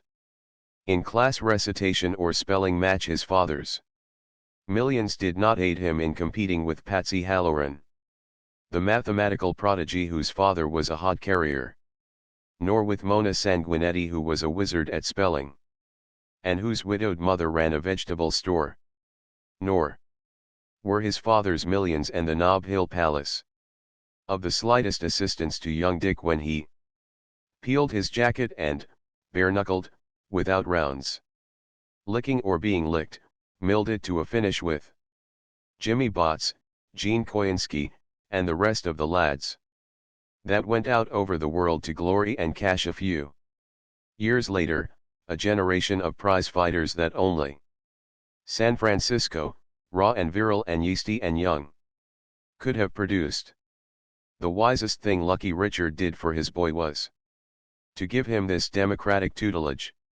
In his secret heart, young Dick never forgot that he lived in a palace of many servants and that his father was a man of power and honor. On the other hand, young Dick learned two-legged, two-fisted democracy. He learned it when Mona Sanguinetti spelled him down in class. He learned it when Bernie Miller outdodged and outran him when running across in Black Man. And when Tim Hagen, with straight left for the 100th time to bleeding nose and mangled mouth, and with ever reiterant right hook to stomach, had him dazed and reeling, the breath whistling and sobbing through his lacerated lips was no time for succor from palaces and bank accounts. On his 2 legs, with his 2 fists, it was either he or Tim.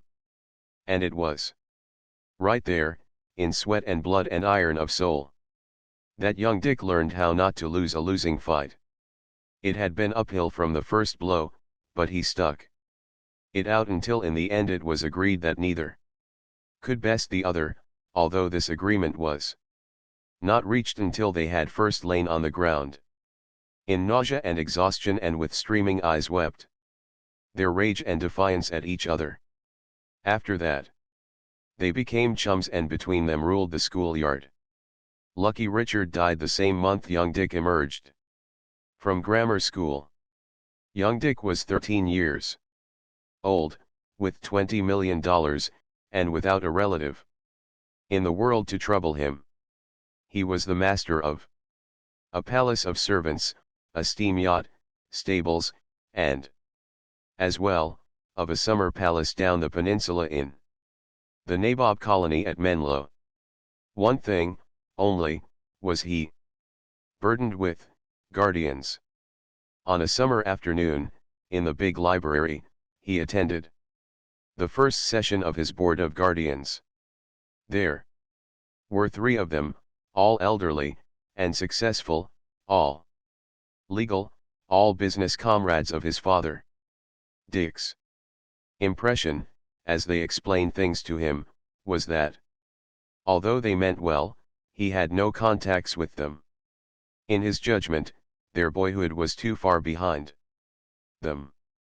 Besides that, it was patent that him, the particular boy they were so much concerned with, they did not understand at all.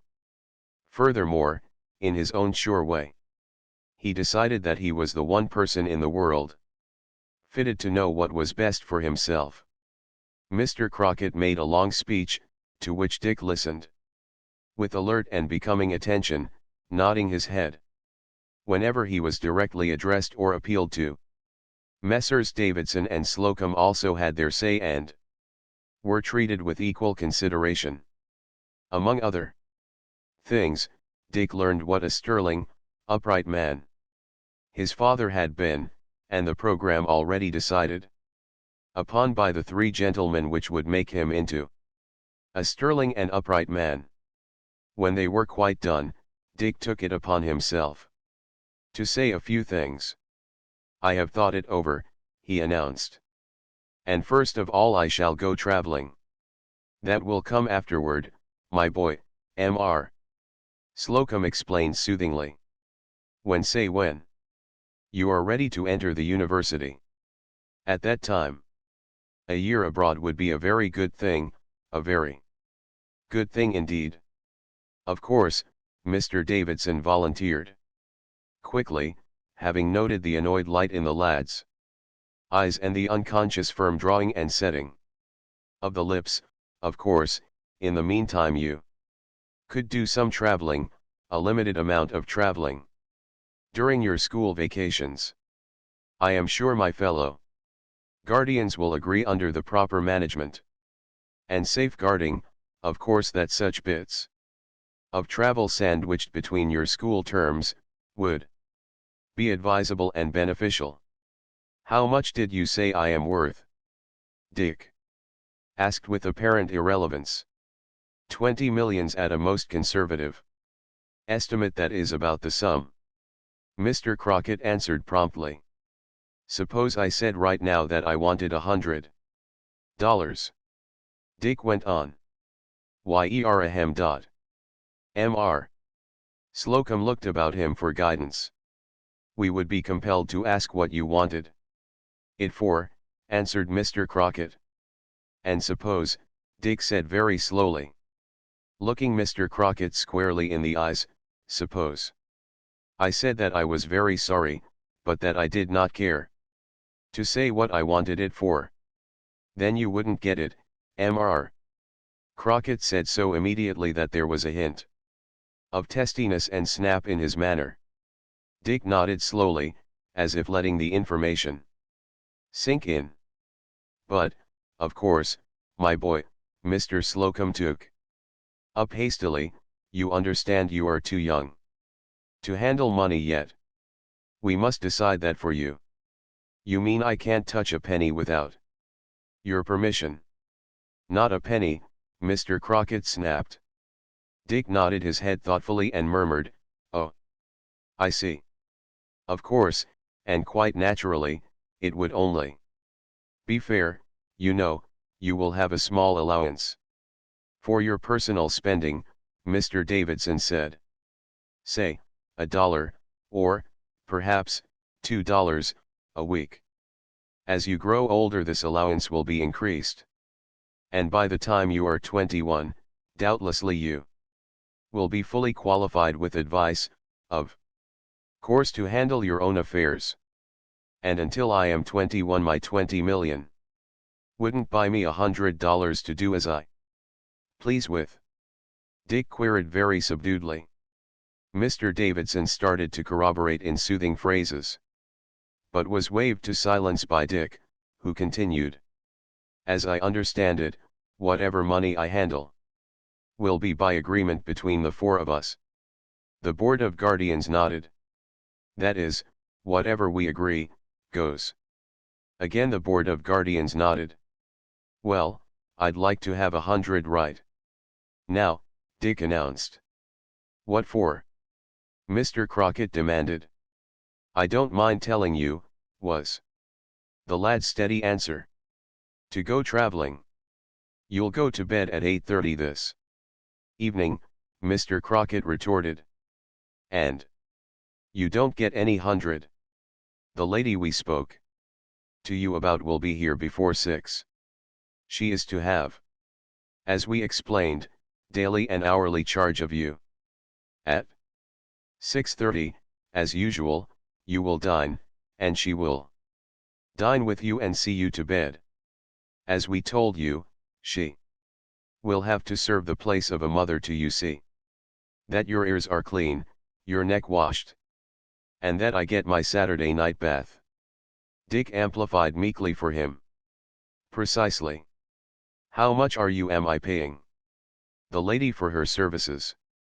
Dick questioned, in the disconcerting, tangential way that was already habitual to him, as his school companions and teachers had learned to their cost. Mr. Crockett for the first time cleared his throat. For pause. I'm paying her, ain't I? Dick prodded. Out of the 20 million, you know. The spit of his father, said Mr. Slocum. In an aside. Mrs. Summerstone, the lady as you elect to call her, receives 150 a month. 1,800 a year in round sum, said Mr. Crockett. It's a waste of perfectly good money. Dick sighed. And board and lodging thrown in. He stood up, not the born aristocrat of the generations, but the reared aristocrat of 13 years in the Nob Hill Palace. He stood up with such a manner that his Board of Guardians left their leather chairs to stand up with him.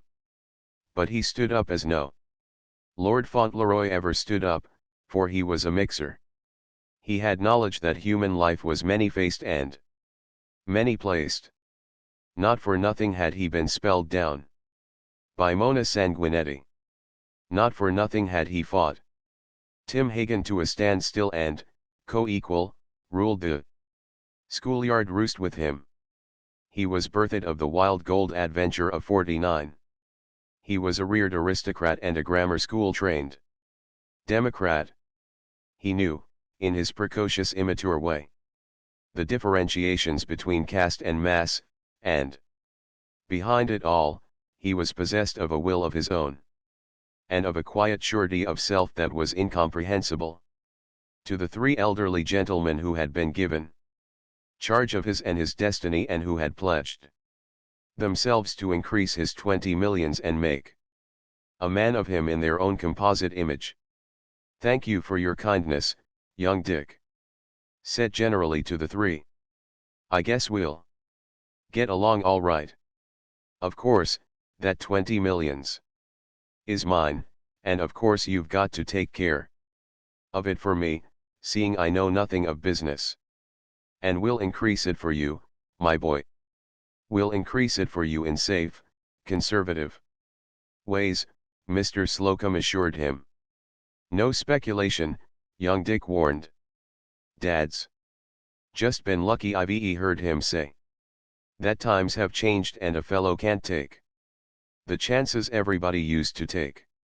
From which, and from much which has already passed, it might erroneously be inferred that young Dick was a mean and money-grubbing soul. On the contrary, he was at that instant entertaining secret thoughts and Plans so utterly regardless and disdainful of his 20 millions as to place him on a par with a drunken sailor, sowing the beach with a 3 years payday. I am only a boy, young Dick went on. But you don't know me very well yet. We'll get better acquainted by and by, and, again. Thanking you. He paused, bowed briefly and grandly as lords in Nob Hill palaces early learned to bow, and, by the quality of the pause, signified that the audience was over. Nor did the impact of dismissal miss his guardians. They, who had been co-lords with his father, withdrew, confused and perplexed. Messrs. Davidson and Slocum were on the point of resolving their perplexity into wrath, as they went down the great stone stairway to the waiting carriage, but Mr. Crockett, the testy and snappish, muttered ecstatically, "The son of a gun. The little son of a gun." The carriage carried them down to the old Pacific Union Club, where, for another hour, they gravely discussed the future of young Dick Forrest and pledged themselves anew to the faith reposed in them by lucky Richard Forrest. And down the hill, on foot, where grass grew on the paved streets too steep for horse traffic, young Dick hurried. As the height of land was left behind, almost immediately the palaces and spacious grounds of the nabobs gave way to the mean streets and wooden warrens of the working people. The San Francisco of 1887 as incontinently intermingled its slums and mansions as did the old cities of Europe. Nob Hill arose, like any medieval castle, from the mess and ruck of common life that denned and laired at its base. Young Dick came to pause alongside a corner grocery, the second story of which was rented to Timothy Hagan, Sr., who, by virtue of being a policeman with a wage of $100 a month, rented this high place to dwell above his fellows who supported families on no more than $40 and $50 a month. In vain young Dick whistled up through the unscreened open windows. Tim Hagan Jr. was not at home. But young Dick wasted little wind in the whistling. He was debating on possible adjacent places where Tim Hagan might be, when Tim himself appeared around the corner, bearing a lidless lard can that foamed with steam beer. He grunted greeting, and young Dick grunted with equal roughness, just as if, a brief space before, he had not, in most lordly fashion, terminated an audience with 3 of the richest merchant kings of an imperial city. Nor did his possession of 20 increasing millions hint the slightest betrayal in his voice, or mitigate in the slightest the gruffness of his grunt. "Ain't seen ya since your old man died," Tim Hagan commented. "Well, you're seein' me now, ain't you?" was young Dick's retort.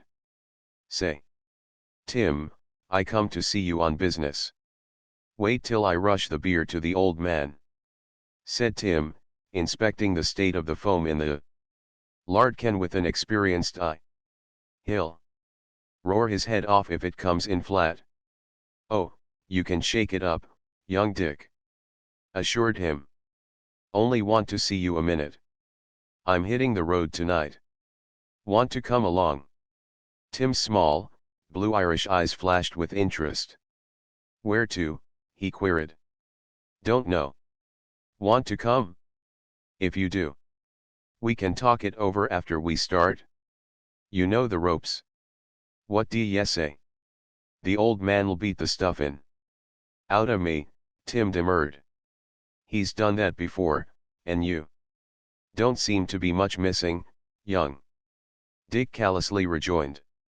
"Say the word, and we'll meet at the Ferry Building at 9 tonight. What do ye say?" "I'll be there." "Supposin' I don't show up?" Tim asked. "I'll be on my way just the same." Young Dick turned as if to depart, paused casually, and said over his shoulder, better come along. Tim shook up the beer as he answered with equal casualness. Alright. I'll be there. After parting from Tim Hagen, young Dick spent a busy hour or so looking up one, Markovic, a Slavonian schoolmate whose father ran a chop house in which was reputed to be served the finest 20-cent meal in the city. Young Markovic owed young Dick $2, and young Dick accepted the payment of $1.40 as full quittance of the debt. Also, with shyness and perturbation, young Dick wandered down Montgomery Street and vacillated among the many pawn shops that graced that thoroughfare. At last, diving desperately into one, he managed to exchange for $8 and a ticket his gold watch that he knew was worth $50 at the very least. Dinner in the Nob Hill Palace was served at 6:30. He arrived at 6:45 and encountered Mrs. Summerstone. She was a stout, elderly, decayed gentlewoman, a daughter of the great Porter Rickington family that had shaken the entire Pacific coast with its financial crash in the middle 70s. Despite her stoutness, she suffered from what she called shattered nerves. "This will never do, Richard," she censured. "Here is dinner waiting 15 minutes already, and you have not yet washed your face and hands." "I am sorry, Mrs. Summerstone," young Dick apologized. "I won't keep you waiting ever again. And I won't bother you much ever."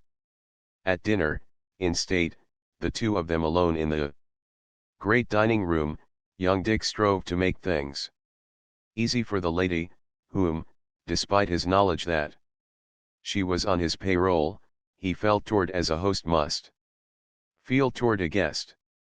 "You'll be very comfortable here," he promised, "once you are settled down. It's a good old house, and most of the servants have been here for years. But, Richard," she smiled seriously to him, "it is not the servants who will determine my happiness here. It is you." "I'll do my best," he said graciously. "Better than that. I'm sorry I came in late for dinner. In years and years you'll never see me late again. I won't bother you at all. You'll see. It will be just as though I wasn't in the house."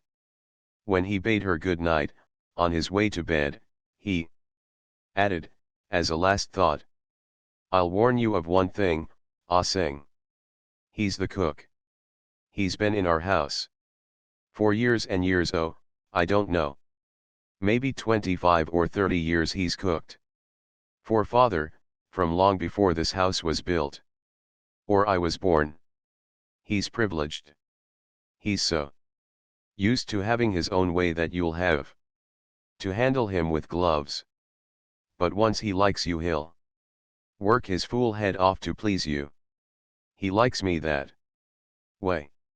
You get him to like you, and you'll have the time of your life here. And, honest, I won't give you any trouble at all. It'll be a regular snap, just as if I wasn't here at all." Chapter V.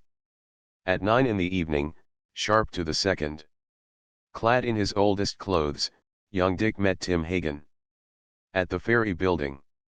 "No use headin' north," said Tim. "Winter'll come on up that way and make the sleepin' crimpy. D'ye want to go east? That means Nevada and the deserts." "Any other way?" queried young Dick. "What's the matter with south? We can head for Los Angeles, and Arizona, and New Mexico, and Texas." "How much money you got?" Tim demanded. "What for?" young Dick countered. "We gotta get out quick, and payin' our way at the start is quickest. Me, I am all hunkadory, but you ain't. The folks that's lookin' after you'll raise a roar. They'll have more detectives out than you can shake at stick." At. We gotta dodge 'em, that's what. Then we will dodge, said young Dick. We'll make short jumps this way and that. For a couple of days, layin' low most of the time, paying our way, until we can get to Tracy. Then we'll quit payin' and beat her south. All of which program was carefully carried out. They eventually went through Tracy as pay passengers, 6 hours after the local deputy sheriff had given up his task of searching the trains. With an excess of precaution, young Dick paid beyond Tracy and as far as Modesto. After that, under the teaching of Tim, he traveled without paying, riding blind baggage, boxcars, and cowcatchers. Young Dick bought the newspapers, and frightened Tim by reading to him the lurid accounts of the kidnapping of the young heir to the Forrest millions. Back in San Francisco, the Board of Guardians offered rewards that totaled $30,000 for the recovery of their ward. And Tim Hagen, reading the same while they lay in the grass by some water tank, branded forever the mind of young Dick with the fact that honor beyond price was a matter of neither place nor caste, and might outcrop in the palace on the height of land or in the dwelling over a grocery down on the flat. Gee, Tim said to the general landscape, the old man wouldn't raise a roar if I snitched on you for that 30,000. It makes me scared to think of it. And from the fact that Tim thus openly mentioned the matter, young Dick concluded that there was no possibility of the policeman's son betraying him. Not until 6 weeks afterward, in Arizona, did young Dick bring up the subject. You see, Tim, he said, I've got slathers of money. It's growing all the time, and I ain't spending a cent of it, not. So as you can notice, though, that Mrs. Summerstone is getting a cold $1,800 a year out of me, with board and carriages thrown in, while you and I are glad to get the leavings of firemen's pails in the roundhouses. Just the same, my money's growing. What's 10% on $20? Tim Hagen stared at the shimmering heat waves of the desert and tried to solve the problem. What's 1/10 of 20 million? Young Dick demanded irritably. 2 million, of course. Well, 5%'s half of 10%. What does 20 million earn at 5%? For 1 year. Tim hesitated.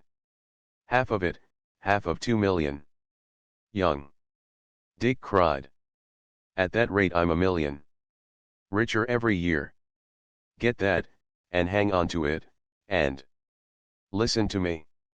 When I'm good and willing to go back, but not for years and years, we'll fix it up, you and I. When I say the word, you'll write to your father. He'll jump out to where we are waiting, pick me up, and cart me back. Then he'll collect the 30,000 reward from my guardians, quit the police force, and most likely start a saloon.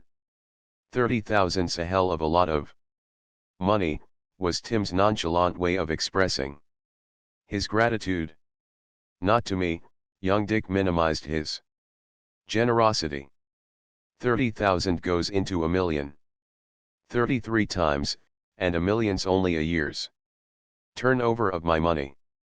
But Tim Hagen never lived to see his father a saloon keeper. 2 days later, on a trestle, the lads were fired out of an empty boxcar by a brakeman who should have known better. The trestle spanned a dry ravine. Young Dick looked down at the rocks 70 feet below and demurred. There's room on the trestle, he said, but what if the train starts up? It ain't goin' to start, beat it while you got time, the brakeman insisted. The engine's talking water at the other side. She always takes it here. But for once the engine did not take water. The evidence at the inquest developed that the engineer had found no water in the tank and started on. Scarcely had the two boys dropped from the side door of the boxcar, and before they had made a score of steps along the narrow way between the train and the abyss, then the train began to move. Young Dick, quick and sure in all his perceptions and adjustments, dropped on the instant to hands and knees on the trestle. This gave him better holding and more space, because he crouched beneath the overhang of the boxcars. Tim, not so quick in perceiving and adjusting, also overcome with Celtic rage at the brakeman, instead of dropping to hands and knees, remained upright to flare his opinion of the brakeman, to the brakeman, in lurid and ancestral terms. "Get down, drop!" young Dick shouted. But the opportunity had passed. On a downgrade, the engine picked up the train rapidly. Facing the moving cars, with empty air at his back and the depth beneath, Tim tried to drop on hands and knees. But the first twist of his shoulders brought him in contact with the car and nearly outbalanced him. By a miracle, he recovered equilibrium. But he stood upright. The train was moving faster and faster. It was impossible to get down. Young Dick, kneeling and holding, watched the train gathered way. The cars moved more swiftly. Tim, with a cool head, his back to the fall, his face to the passing cars, his arms by his sides, with nowhere save under his feet a holding point, balanced and swayed. The faster the train moved, the wider he swayed, until, exerting his will, he controlled himself and ceased from swaying. And all would have been well with him, had it not been for one car. Young Dick knew it, and saw it coming. It was a Palace horse car, projecting 6 inches wider than any car on the train. He saw Tim see it coming. He saw Tim steel himself to meet the abrupt subtraction of half a foot from the narrow space wherein he balanced. He saw Tim slowly and deliberately sway out to the extremist limit, and yet not sway out far enough. The thing was physically inevitable. An inch more, and Tim would have escaped the car.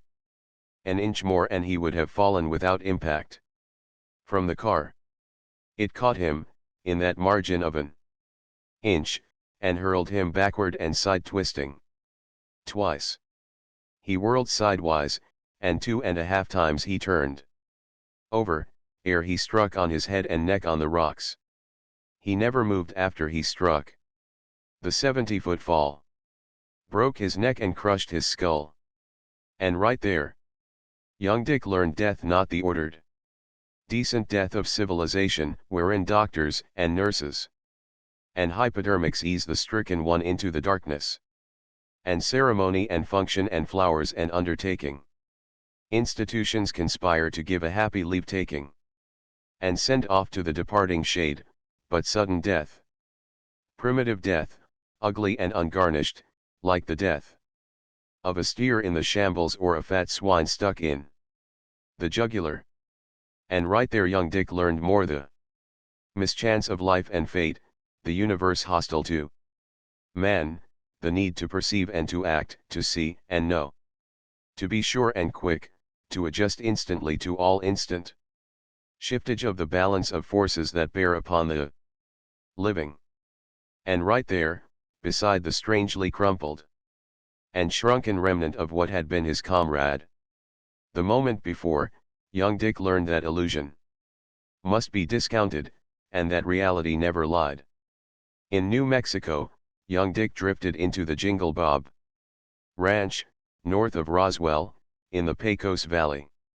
He was not yet 14, and he was accepted as the mascot of the ranch and made into a sure enough cowboy by cowboys who, on legal papers, legally signed names such as Wild Horse, Willie Buck, Boomer Deacon, and High Pockets. Here, during a stay of 6 months, young Dick, soft of frame and unbreakable, achieved a knowledge of horses and horsemanship, and of men in the rough and raw, that became a life asset. More he learned. There was John Chisholm, owner of the Jingle Bob, the Bosque Grande, and of other cattle ranches as far away as the Black River and beyond. John Chisholm was a cattle king who had foreseen the coming of the farmer and adjusted from the open range to barbed wire, and who, in order to do so, had purchased every 40 acres, carrying water, and got for nothing the use of the millions of acres of adjacent range that was worthless. Without the water he controlled. And in the talk by the campfire and chuck wagon, among $40 a month cowboys who had not foreseen what John Chisholm foresaw, young Dick learned precisely why and how John Chisholm had become a cattle king while 1,000 of his contemporaries worked for him on wages. But young Dick was no cool head. His blood was hot. He had passion and fire and male pride.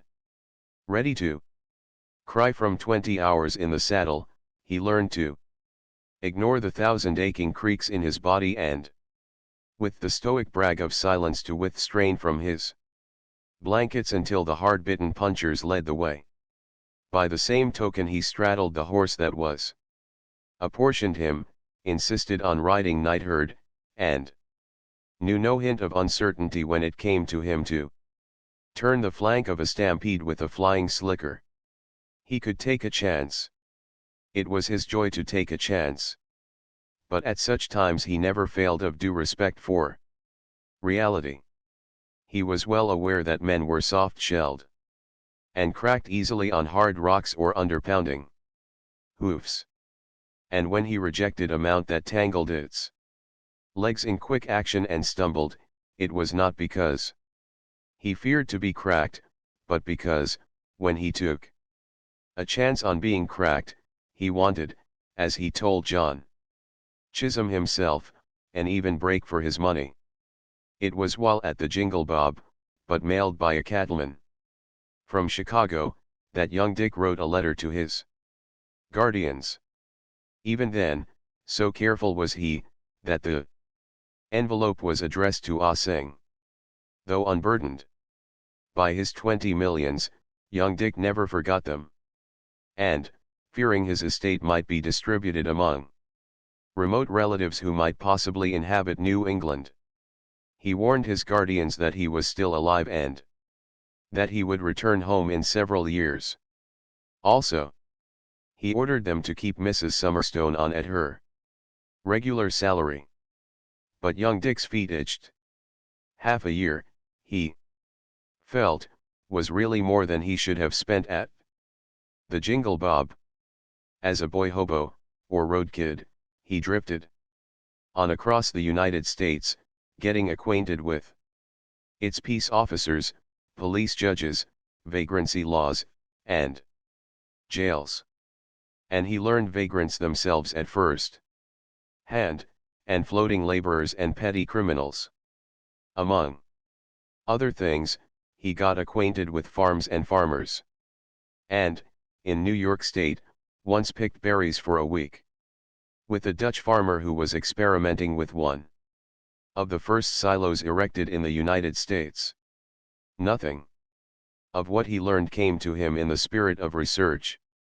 He had merely the human boy's curiosity about all things, and he gained merely a huge mass of data concerning human nature and social conditions that was to stand him in good stead in later years, when, with the aid of the books, he digested and classified it. His adventures did not harm him. Even when he consorted with jailbirds in jungle camps, and listened to their codes of conduct and measurements of life, he was not affected. he was a traveler, and they were alien breeds. Secure in the knowledge of his 20 millions, there was neither need nor temptation for him to steal or rob. All things and all places interested him, but he never found a place nor a situation that could hold him. He wanted to see more and more, and to go on seeing. At the end of 3 years, nearly 16, hard of body, weighing 130 pounds, he judged it time to go home and open the books. So he took his first long voyage, signing on as boy on a windjammer, bound around the Horn from the Delaware breakwater to San Francisco. It was a hard voyage, of 180 days, but at the end he weighed 10 pounds. The more for having made it. Mrs. Summerstone screamed when he walked in on her, and Ah Sing had to be called from the kitchen to identify him. Mrs. Summerstone screamed a second time.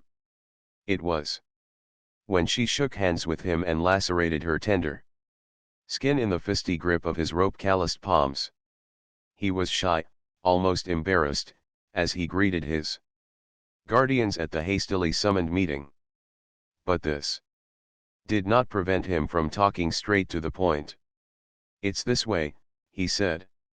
"I am not a fool.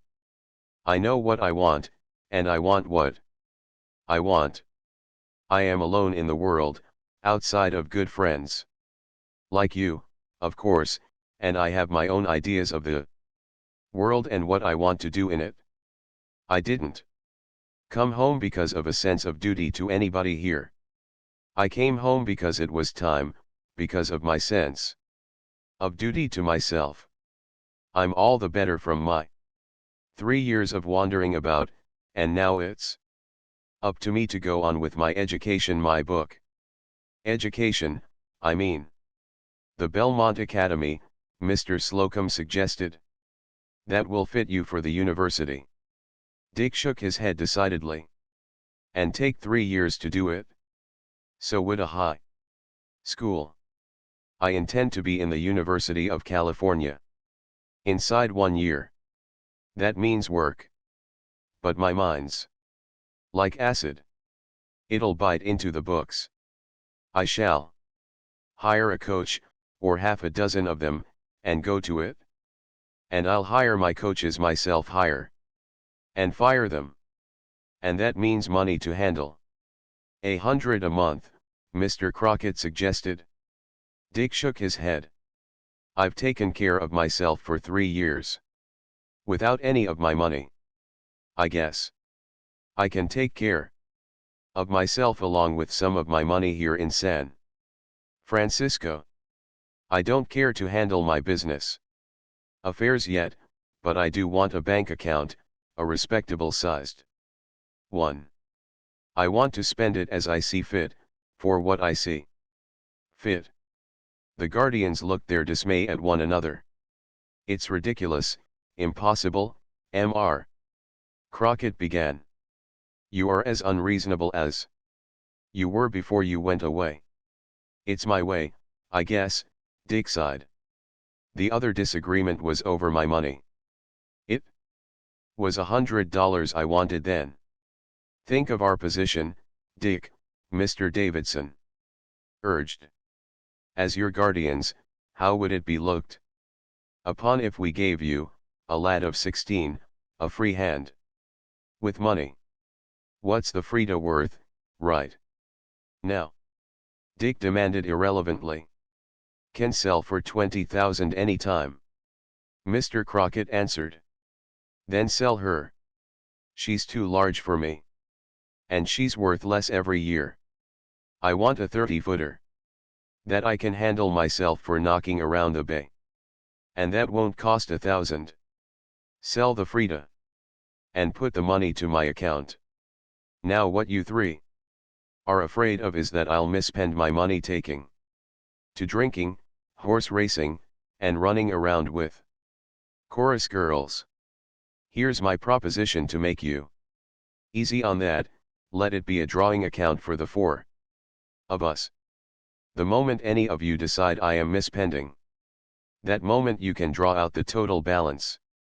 I may as well tell you, that just as a sideline I'm going to get a business college expert to come here and cram me with the mechanical side of the business game. Dick did not wait for their acquiescence, but went on as from a matter definitely settled. How about the horses down at Menlo? Never mind, I'll look them over and decide what to keep. Mrs. Summerstone will stay on here in charge of the house, because I've got too much work mapped out for myself already.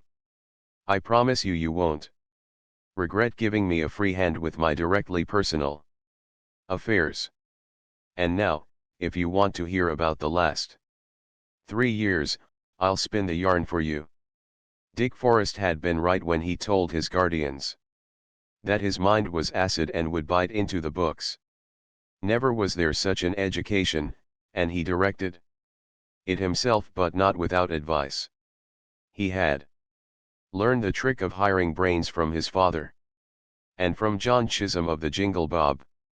He had learned to sit silent and to think while cowmen talked long about the campfire and the chuck wagon. And, by virtue of name and place, he sought and obtained interviews with professors and college presidents and practical men of affairs, and he listened to their talk through many hours, scarcely speaking, rarely asking a question, merely listening to the best they had to offer, content to receive from several such hours one idea, one fact, that would help him to decide what sort of an education he would go in for and how. Then came the engaging of coaches. Never was there such an engaging and discharging, such a hiring and firing. He was not frugal in the matter. For one that he retained a month, or 3 months, he discharged a dozen on the first day, or the first week. And invariably, he paid such discharges a full month, although their attempts to teach him might not have consumed an hour. He did such things fairly and grandly, because he could afford to be fair and grand. He, who had eaten the leavings from firemen's pails in roundhouses and scoffed mulligan stews at water tanks, had learned thoroughly the worth of money. He bought the best with the sure knowledge that it was the cheapest. A year of high school physics and a year of high school chemistry were necessary to enter the university. When he had crammed his algebra and geometry, he sought out the heads of the physics and chemistry departments in the University of California.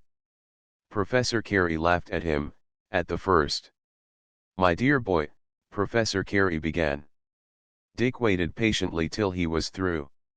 Then Dick began, and concluded. "I'm not a fool, Professor Carey. High school and academy students are children. They don't know the world.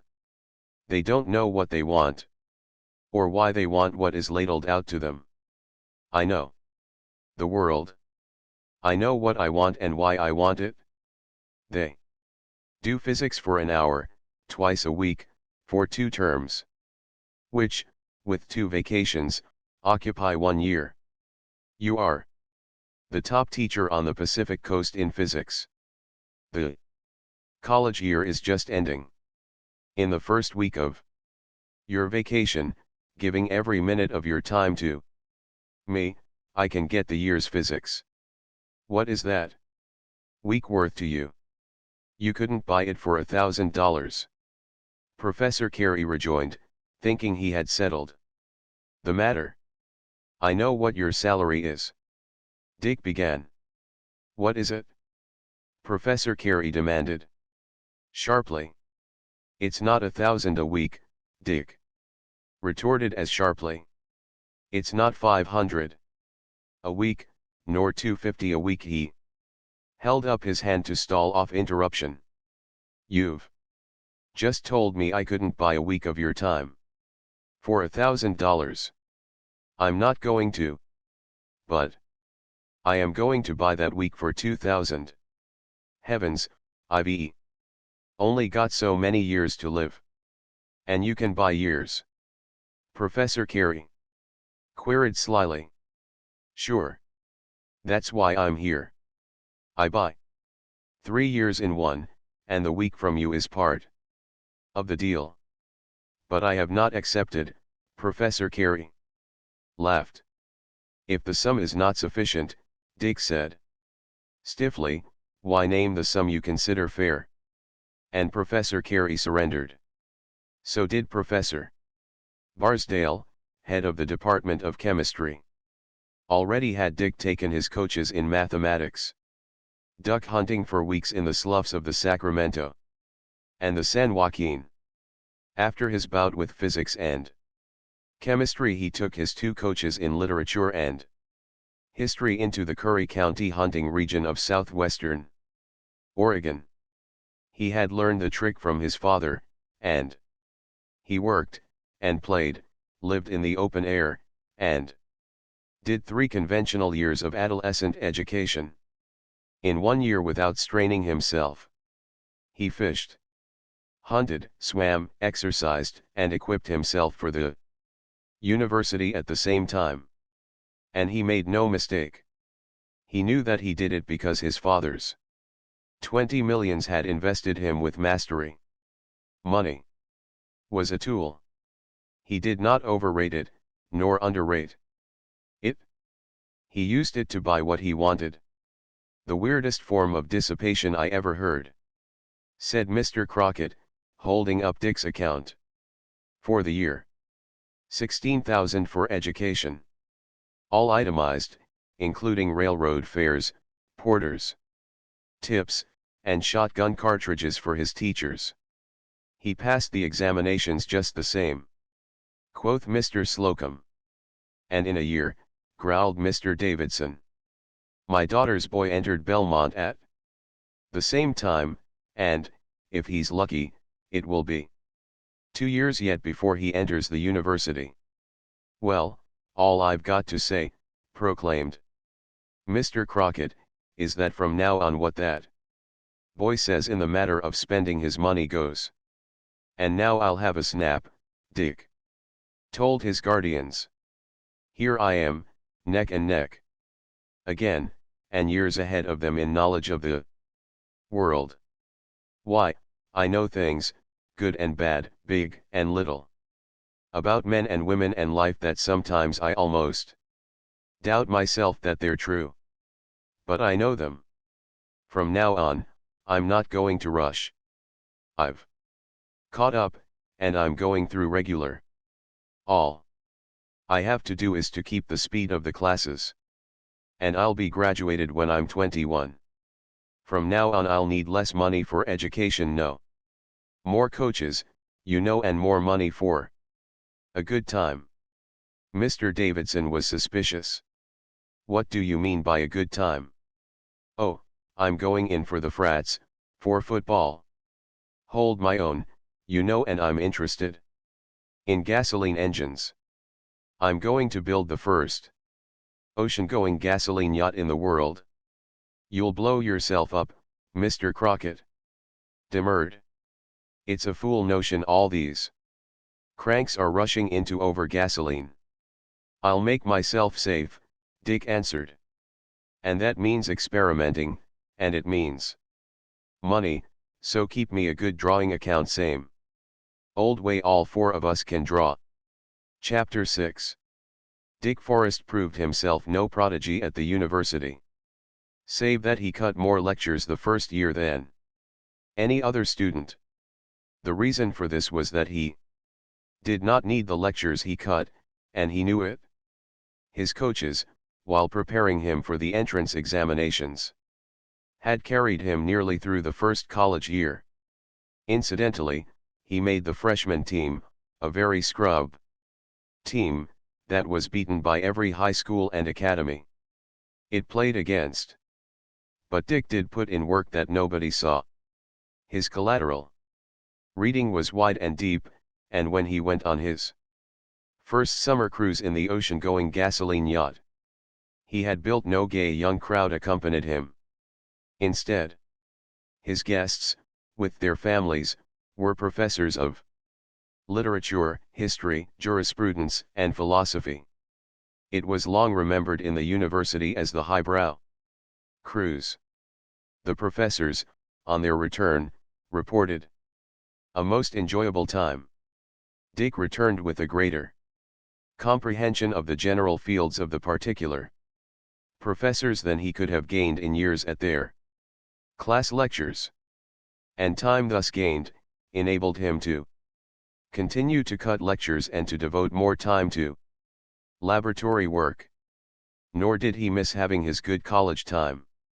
College widows made love to him, and college girls loved him. And he was indefatigable in his dancing. He never cut a smoker, a beer bust, or a rush, and he toured the Pacific Coast with the Banjo and Mandolin Club. And yet he was no prodigy. He was brilliant at nothing. Half a dozen of his fellows could out-banjo and out-mandolin him. A dozen fellows were adjudged better dancers than he in football, and he gained the varsity in his sophomore year. He was considered a solid and dependable player, and that was all. It seemed never his luck to take the ball and go down the length of the field while the blue and gold host tore itself and the grandstand to pieces.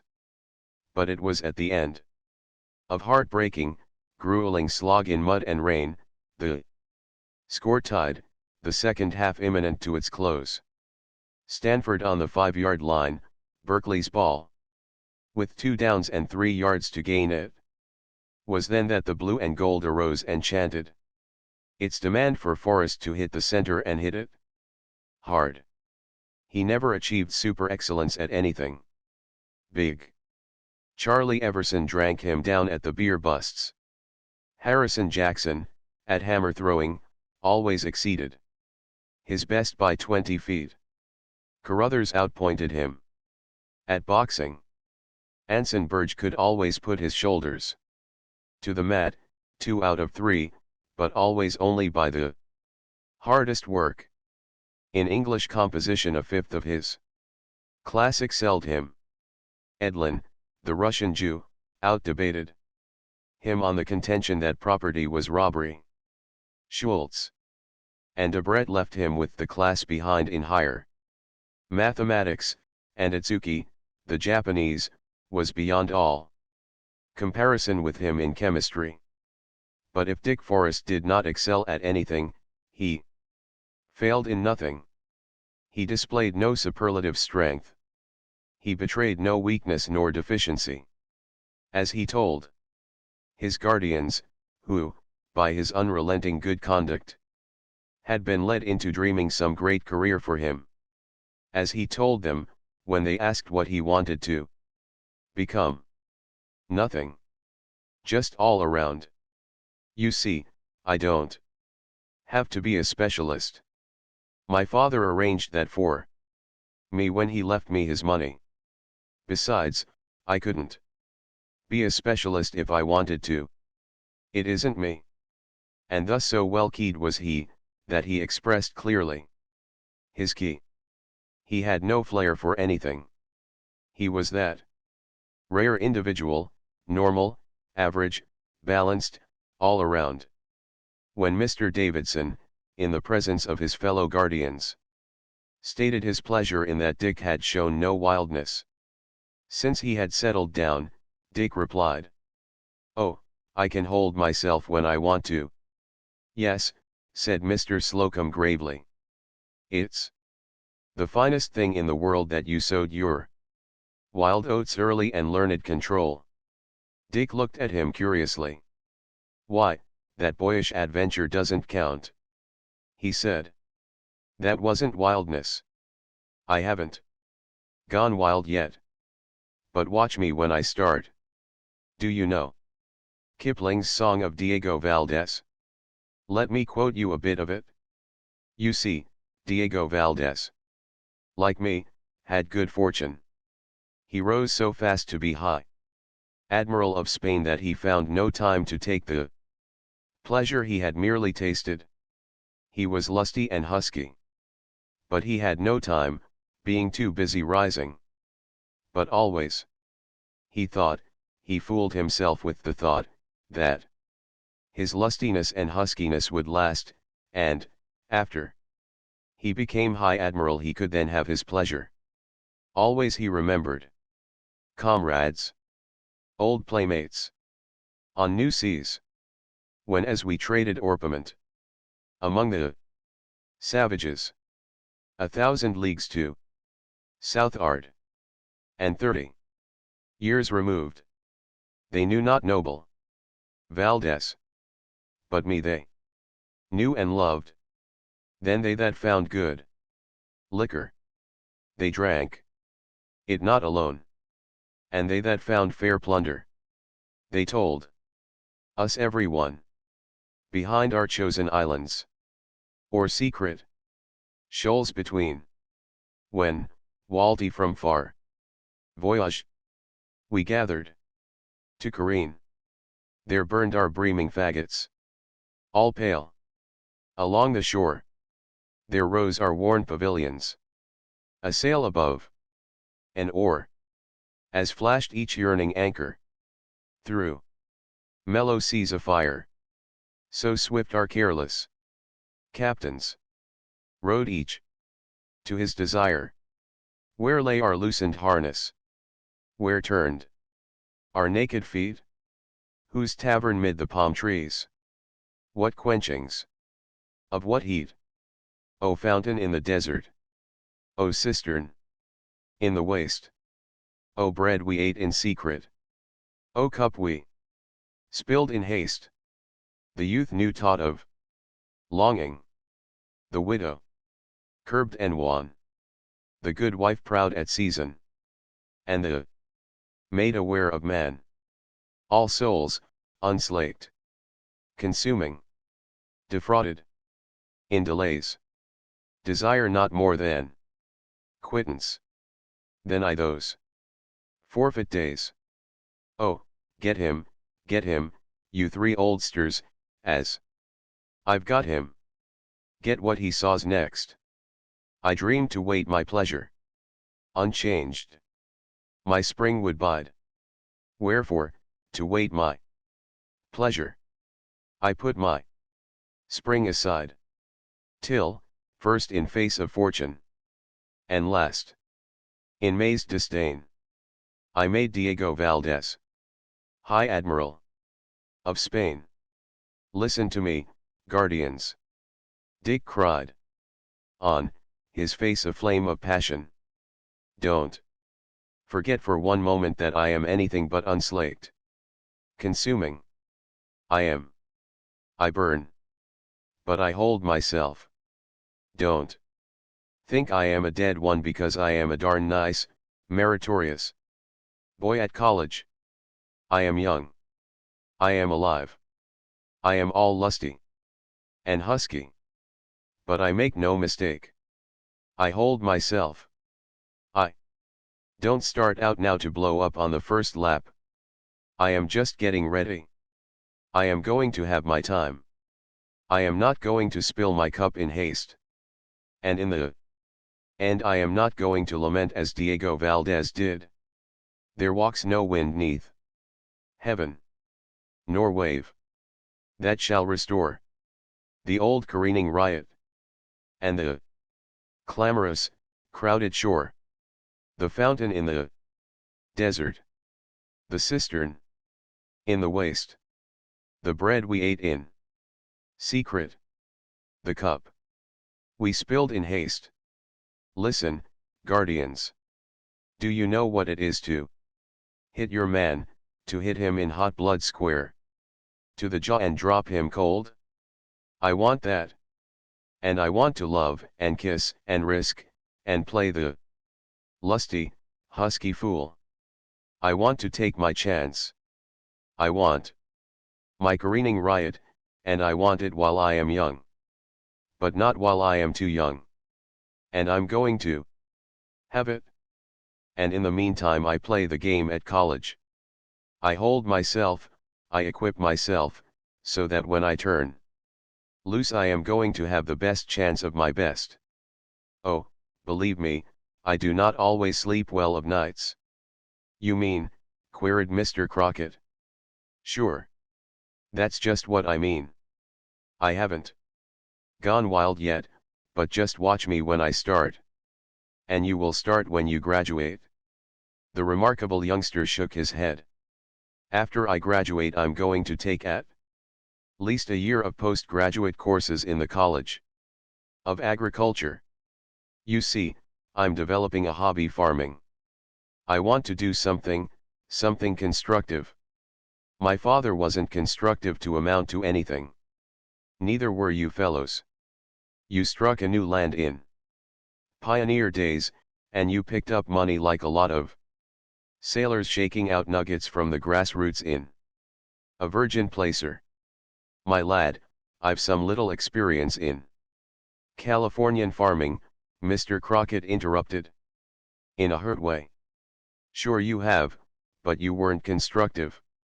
You were, well, facts are facts, you were destructive. You were a bonanza farmer. What did you do? You took 40,000 acres of the finest Sacramento Valley soil and you grew wheat on it year after year. You never dreamed of rotation. You burned your straw. You exhausted your humus. You plowed 4 inches and put a plow sole like a cement sidewalk just 4 inches under the surface. You exhausted that film of 4 inches and now you can't get your seed back. You've destroyed. That's what my father did. They all did it. Well, I'm going to take my father's money and construct. I'm going to take worked out wheat land that I can buy as at a fire sale, rip out the plow sole, and make it produce more in the end than it did when you fellows first farmed it. It was at the end of his junior year that Mr. Crockett again mentioned Dick's threatened period of wildness. Soon as I'm done with Cow College, was his answer. Then I'm going to buy and stock, and start a ranch that'll be a ranch. And then I'll set out after my careening riot. About how large a ranch will you start with? Mr. Davidson asked. Maybe 50,000 acres, maybe 500,000. It all depends. I'm going to play unearned increment to the limit. People haven't begun to come to California yet. Without a tap of my hand or a turnover, 15 years from now land that I can buy for $10 an acre will be worth 50. And what I can buy for 50 will be worth 500. A $500,000 acres at $10 an acre means $5 million, Mr. Crockett warned gravely. And at 50 it means 25 million. Dick laughed. But his guardians never believed in the wild oats pilgrimage he threatened. He might waste his fortune on newfangled farming, but to go literally wild after such years of self-restraint was an unthinkable thing. Dick took his sheepskin with small honor. He was 28th in his class, and he had not set the college world afire. His most notable achievement had been his resistance and bafflement of many nice girls and of the mothers of many nice girls. Next, after that, he had signalized his senior year by captaining the varsity to its first victory over Stanford in 5 years. It was in the day prior to large salaried football coaches, when individual play meant much, but he hammered teamwork and the sacrifice of the individual into his team. So that on Thanksgiving Day, over a vastly more brilliant 11, the blue and gold was able to serpentine its triumph down Market Street in San Francisco. In his postgraduate year in Cow College, Dick devoted himself to laboratory work and cut all lectures. In fact, he hired his own lecturers, and spent a sizable fortune on them in mere traveling expenses over California. Jacques Ribot, esteemed one of the greatest world authorities on agricultural chemistry, who had been seduced from his 2,000 a year in France by the 6,000 offered by the University of California, who had been seduced to Hawaii by the 10,000 of the sugar planters, Dick Forrest seduced with 15,000 and the more delectable temperate climate of California on a 5 years contract. Messrs. Crockett, Slocum, and Davidson threw up their hands in horror and knew that this was the wild career Dick Forrest had forecast. But this was only one of Dick Forrest's similar dissipations. He stole from the federal government, at a prodigal increase of salary, its star specialist in livestock breeding, and by similar misconduct he robbed the University of Nebraska of its greatest milch cow professor, and broke the heart of the dean of the College of Agriculture of the University of California, by appropriating Professor Neardenhammer, the wizard of farm management. Cheap at the price, cheap at the price. Dick explained to his guardians. Wouldn't you rather see me spend my money in buying professors than in buying race horses and actresses? Besides, the trouble with you fellows is that you don't know the game of buying brains. I do. That's my specialty. I'm going to make money out of them, and, better than that, I'm going to make a dozen blades of grass grow where you fellows didn't leave room for half a blade in the soil you gutted. So it can be understood how his guardians could not believe in his promise of wild career, of kissing and risking, and hitting men hot on the jaw. 1 year more, he warned, while he delved in agricultural chemistry, soil analysis, farm management, and traveled California with his corps of high-salaried experts. And his guardians could only apprehend a swift and wide dispersal of the forest millions when Dick attained his majority, took charge of the totality of his fortune, and actually embarked on his agricultural folly. The day he was 21, the purchase of his principality, that extended west from the Sacramento River to the mountain tops, was consummated. An incredible price, said Mr. Crockett. Incredibly cheap, said Dick. You ought to see my soil reports. You ought to see my water reports. And you ought to hear me sing. Listen, guardians, to a song that is a true song. I am the singer and the song. Whereupon, in the queer quavering falsetto that is the sense of song to the North American Indian, the Eskimo, and the Mongol, Dick sang. Hu Tim Yo Kim Koyo De Wi Hi Yan Ning. Koyo De Lo Whi Yan Ning. Koyo De Yo Ho Ni Ni. Hal Udom Yo Ni, Yo Ho Ni Nim. The music is my own, he murmured apologetically. The way I think it ought to have sounded. You see, no man lives who ever heard it sung. The Nishinam got it from the Maidu, who got it from the Concow. Who made it? But the Nishinam and the Maidu and the Concow are gone. Their last rancheria is not. You plowed it under, Mr. Crockett, with you Bonanza gang plowing. Plow soling farming. And I got the song from a certain Ethnological Report, Volume 3, of the United States Pacific Coast Geographical and Geological Survey. Red Cloud, who was formed out of the sky, first sang this song to the stars and the mountain flowers in the morning of the world. I shall now sing it for you. In English. And again, in Indian falsetto, ringing with triumph. Vernal and bursting, slapping his thighs and stamping his feet to the accent, Dick sang. The acorns come down from heaven. I plant the short acorns in The valley. I plant the long acorns in the valley. I sprout, the black oak. Acorn, sprout, I sprout. Dick Forrest's name began to appear in the newspapers with appalling frequency.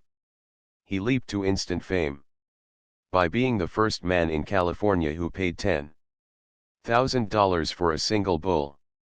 His livestock specialist, whom he had filched from the federal government in England, outbid the Rothschild's Shire farm for Hillcrest chieftain, quickly to be known as Forrest's Folly, paying for that kingly animal no less than 5,000 guineas. Let them laugh, Dick told his ex-guardians. I am importing 40 Shire Marrays. I'll write off half his price the first 12 months. He will be the sire and grandsire of many sons and grandsons, for which the Californians will fall over themselves to buy of me at from $3,000 to $5,000. A clatter. Dick Forrest was guilty of many similar follies in those first months of his majority. But the most unthinkable folly of all was, after he had sunk millions into his original folly, that he turned it over to his experts personally to develop along the general broad lines laid down by him, placed checks upon them that they might not go catastrophically wrong, bought a ticket in a passenger brig to Tahiti, and went away to run wild. Occasionally his guardians heard from him. At one time he was owner and master of a four-mast steel sailing ship that carried the English flag and coals from Newcastle.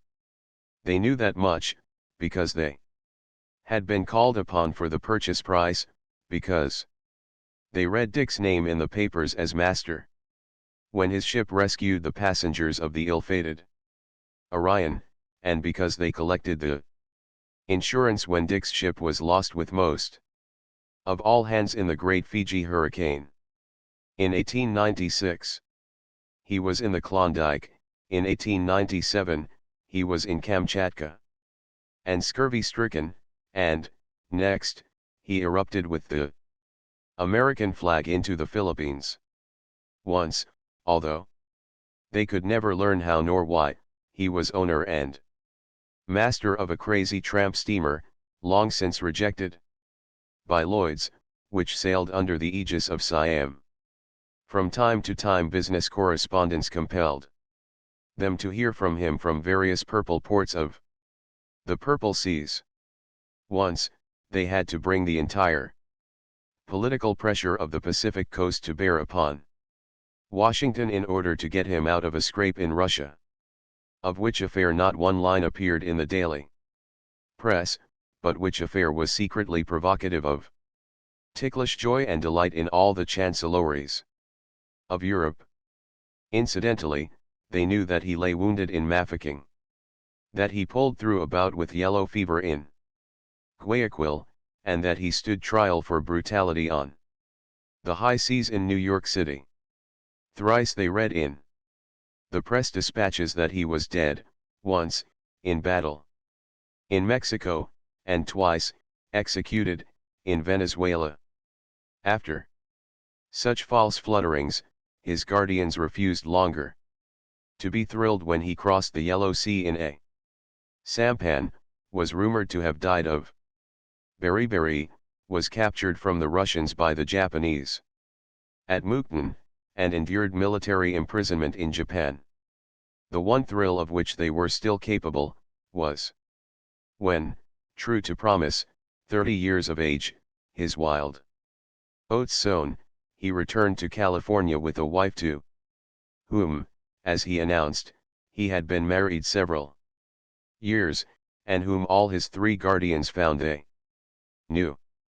Mr. Slocum had dropped $800,000, along with the totality of her father's fortune, in the final catastrophe at the Los Cocos mine in Chihuahua when the United States demonetized silver.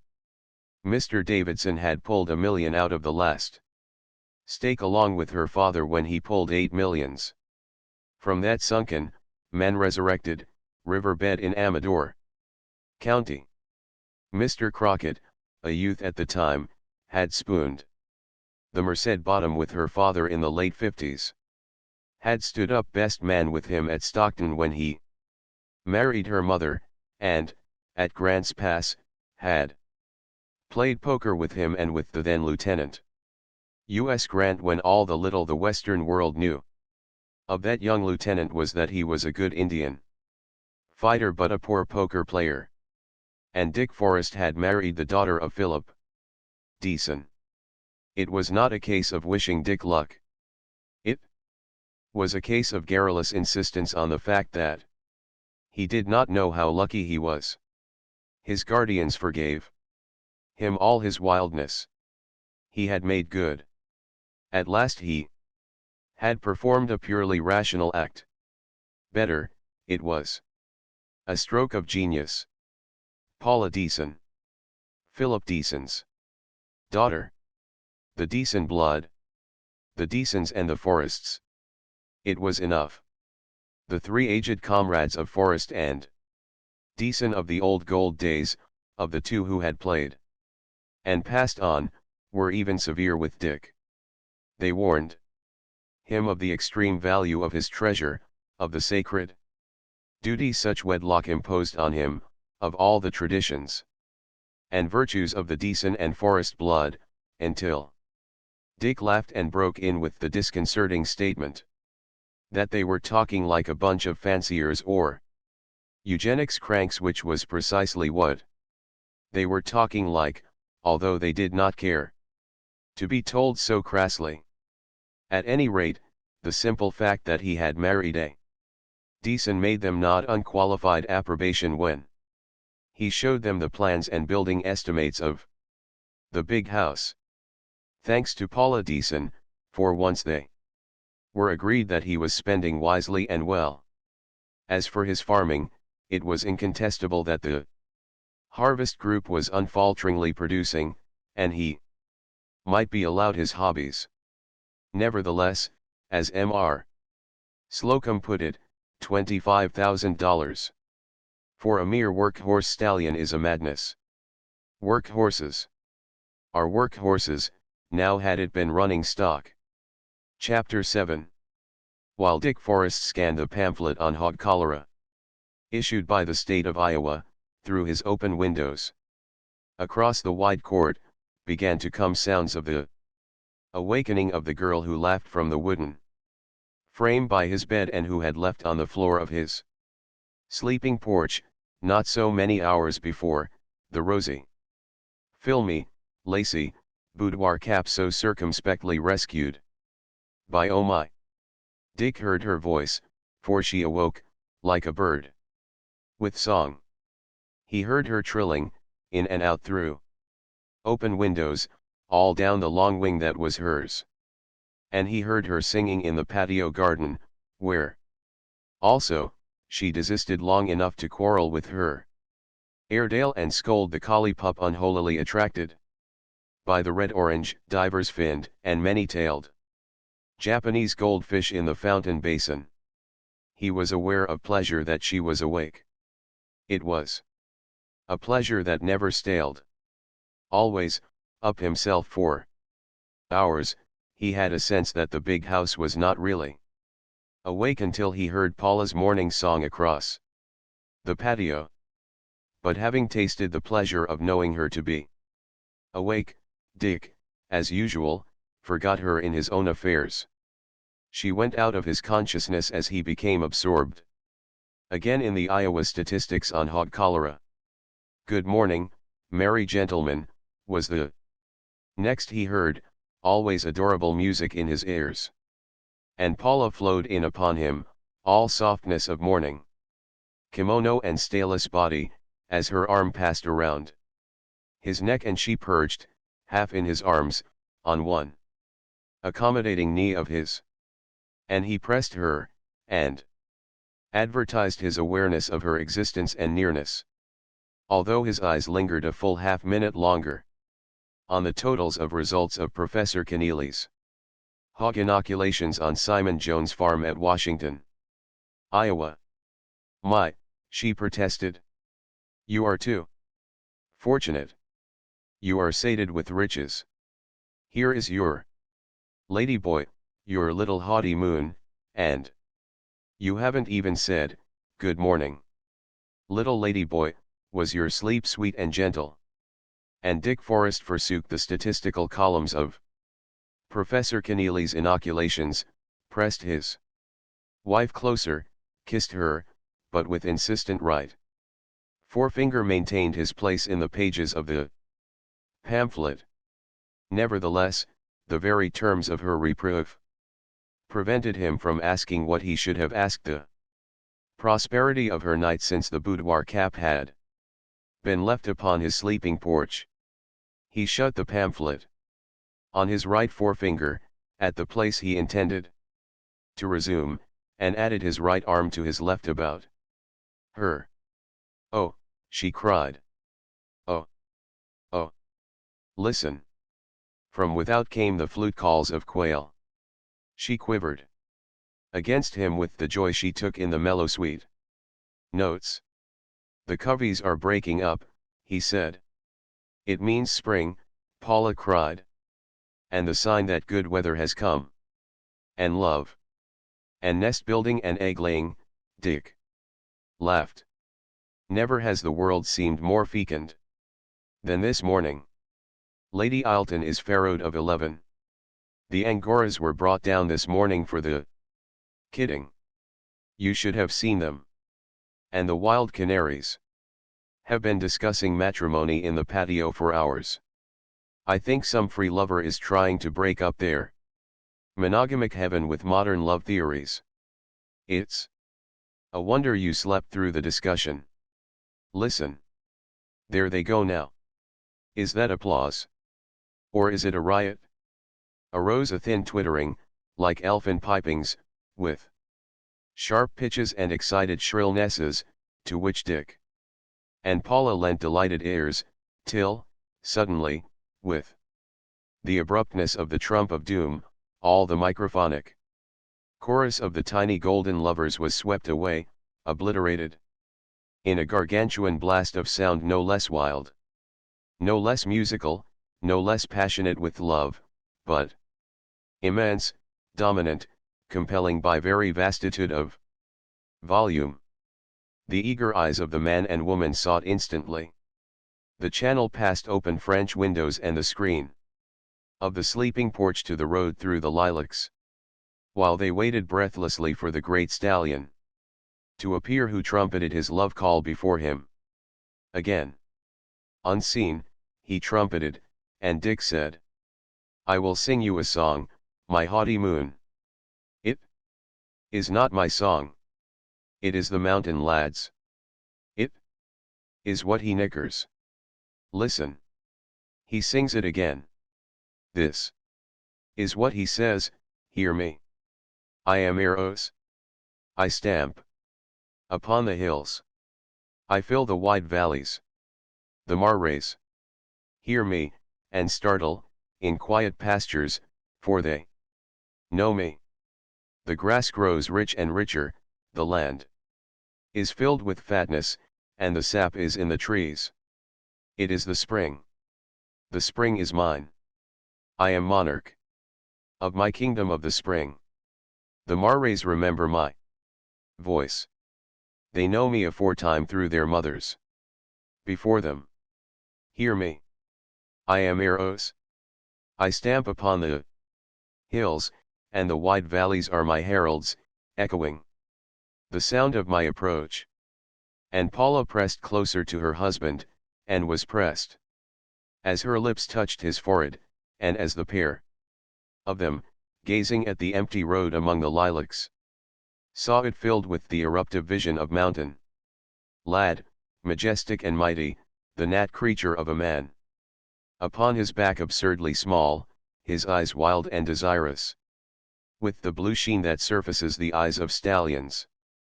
His mouth, flecked with the froth and fret of high spirit, now brushed to burnished knees of impatience, now tossed skyward to utterance of that vast, compelling call that shook the air.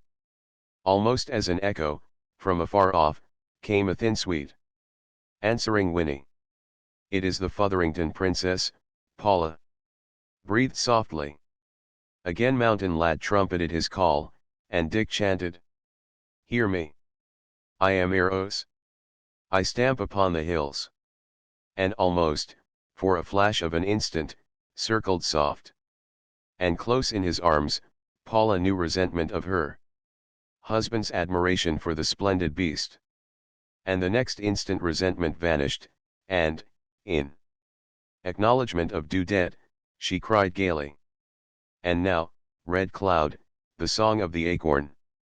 Dick glanced half absently to her from the pamphlet, folded on his finger, and then, with equal pitch of gaiety, sang, "The acorns come down from heaven. I plant the short acorns in the valley. I plant the long acorns in the valley. I sprout, the black oak. Acorn, sprout, I sprout." She had impressed herself very close against him during his moment of chanting, but, in the first moments that succeeded, she felt the restless movement of the hand that held the finger-marked hog pamphlet and caught the swift though involuntary flash of his eye to the clock on his desk that marked 11:25. Again she tried to hold him, although, with equal involuntariness, her attempt was made in mild terms of resentment. "You are a strange and wonderful Red Cloud," she said slowly. "Sometimes almost am I convinced that you are utterly Red Cloud, planting your acorns, and singing your savage joy of the planting. And sometimes, almost you are to me the ultramodern man, the last word of the two-legged, male human that finds Trojan adventures in sieges of statistics, and, armed with test tubes and hypodermics, engages in gladiatorial contests with weird microorganisms. Almost, at times, it seems you should wear glasses and be bald-headed. Almost, it seems that I have no right of vigor to possess an armful of girl," he completed for her, drawing her still closer. "That I am a silly scientific brute who doesn't merit his vain little breath of sweet rose-colored dust. Well, listen. I have a plan. In a few days." But his plan died in birth, for, at their backs, came a discreet cough of warning, and, both heads turning, as one they saw Bonbright, the assistant secretary, with a sheaf of notes on yellow sheets in his hand. "4 telegrams, he murmured apologetically. "Mr. Blake is confident that 2 of them are very important. One of them concerns that Chile shipment of bulls." And Paula, slowly drawing away from her husband and rising to her feet, could feel him slipping from her toward his tables of statistics, bills of lading, and secretaries, foremen, and managers. "Oh, Paula," Dick called, as she was fading through the doorway, "I've christened the last boy. He's to be known as O.H.O. How do you like it?"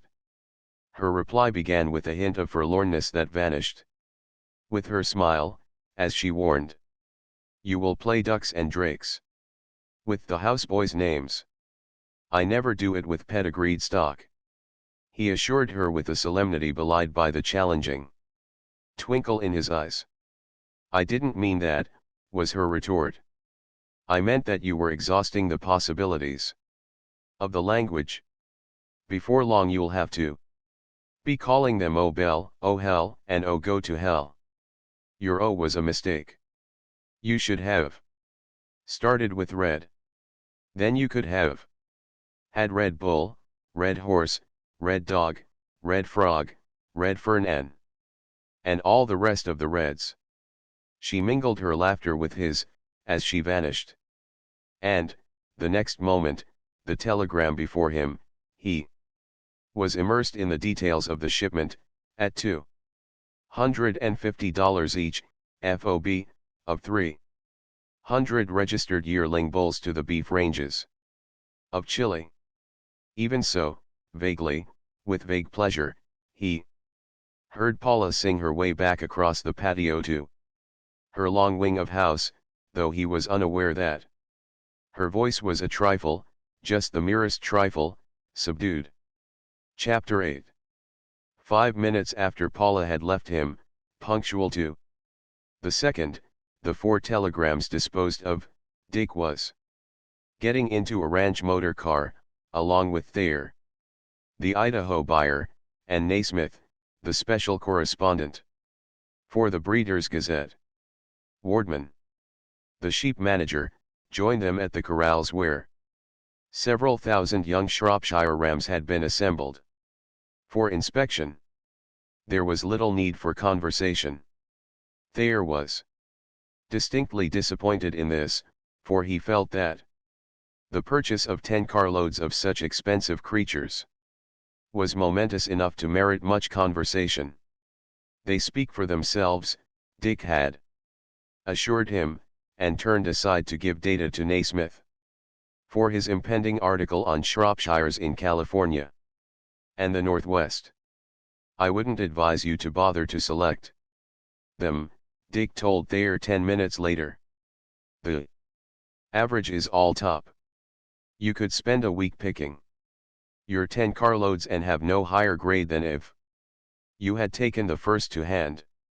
This cool assumption that the sale was already consummated so perturbed Thayer, that, along with the sure knowledge that he had never seen so high a quality of rams, he was nettled into changing his order to 20 carloads.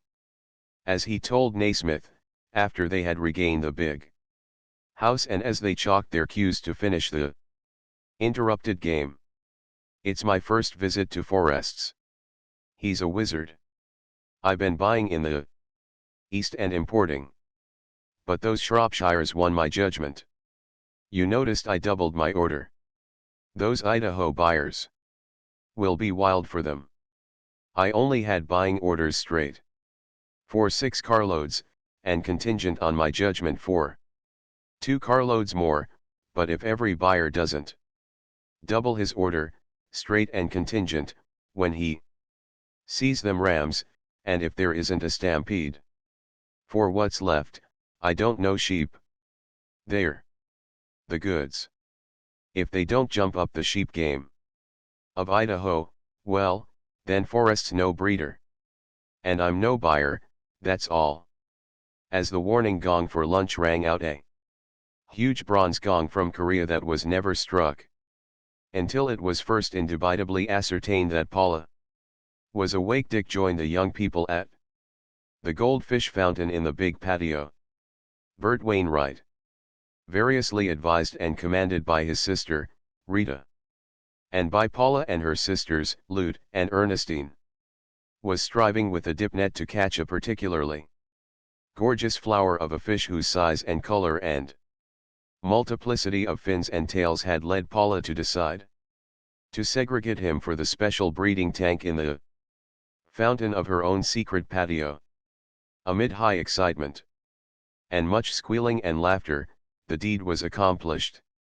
The big fish deposited in a can and carried away by the waiting Italian gardener. And what have you to say for yourself? Ernestine challenged, as Dick joined them. Nothing, he answered sadly. The ranch is depleted.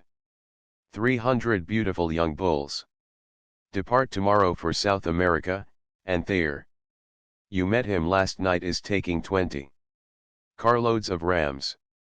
All I can say is that my congratulations are extended to Idaho and Chile. Plant more acorns, Paula laughed, her arms about her sisters, the 3 of them smilingly expectant of an inevitable antic. Oh, Dick, sing your acorn song, Lute begged. He shook his head solemnly. I've got a better one. It's purest orthodoxy. It's got Red Cloud and his acorn song skinned to death. Listen. This is the song of the Little East Sider, on her first trip to the country. Under the auspices of her Sunday school. She's quite young. Pay particular attention to her lisp. And then Dick chanted, lisping. The goldfish swimmeth in the bowl. The robin thits upon the tree. What maketh them thit so easily? Who stuck the fur upon their breasts? God. God. He done it. Cribbed, was Ernestine's judgment. As the laughter died away. Sure, Dick agreed. I got it from the rancher and stockman, that got it from the Swine Breeders' Journal. That got it from the Western Advocate. That got it from Public Opinion, that got it, undoubtedly, from the little girl herself. Or, rather from her Sunday school teacher. For that matter I am convinced it was first printed in our Dumb Animals. The bronze gong rang out its second call, and Paula, one arm around Dick, the other around Rita, led the way into the house, while, bringing up the rear, Bert Wainwright showed Lute Ernestine a new tango step. One thing, there, Dick said in an aside. After releasing himself from the girls, as they jostled in confusion where they met Thayer and Naismith at the head of the stairway leading down to the dining room. Before you leave us, cast your eyes over those merinos. I really have to brag about them, and American sheepmen will have to come to them. Of course. Started with imported stock, but I've made a California strain that will make the French breeders sit up. See Wardman and take your pick. Get Naismith to look them over with you. Stick half a dozen of them in your train load, with my compliments, and let your Idaho sheepmen get a line on them. They seated at a table, capable of indefinite extension. In a long, low dining room that was a replica of the hacienda dining rooms of the Mexican land kings of old California. The floor was of large brown tiles. The beamed ceiling and the walls were whitewashed. And the huge, undecorated, cement fireplace was an achievement in massiveness and simplicity. Greenery and blooms nodded from without the deep embrasured windows, and the room expressed the sense of cleanness, chastity, and coolness. On the walls, but not crowded, were a number of canvases most ambitious of all, in the setting of honor, all in sad grays, a twilight Mexican scene by Xavier Martinez. Of a peon, with a crooked stick plow and two bullocks, turning a melancholy furrow across the foreground. Of a sad, illimitable, Mexican plain. There were brighter pictures, of early Mexican Californian life, a pastel of twilight eucalyptus with a sunset-tipped mountain. Beyond, by Reimers, a moonlight by Peters, and a griffin stubble field across which gleamed and smoldered California. Summer hills of tawny brown and purple misted, wooded canyons. Say, Thayer muttered in an undertone. Across to Naismith, while Dick and the girls were in the thick of exclamatory and giggling banter, here's some stuff for that article of yours, if you touch upon the big house. I've seen the servants' dining room.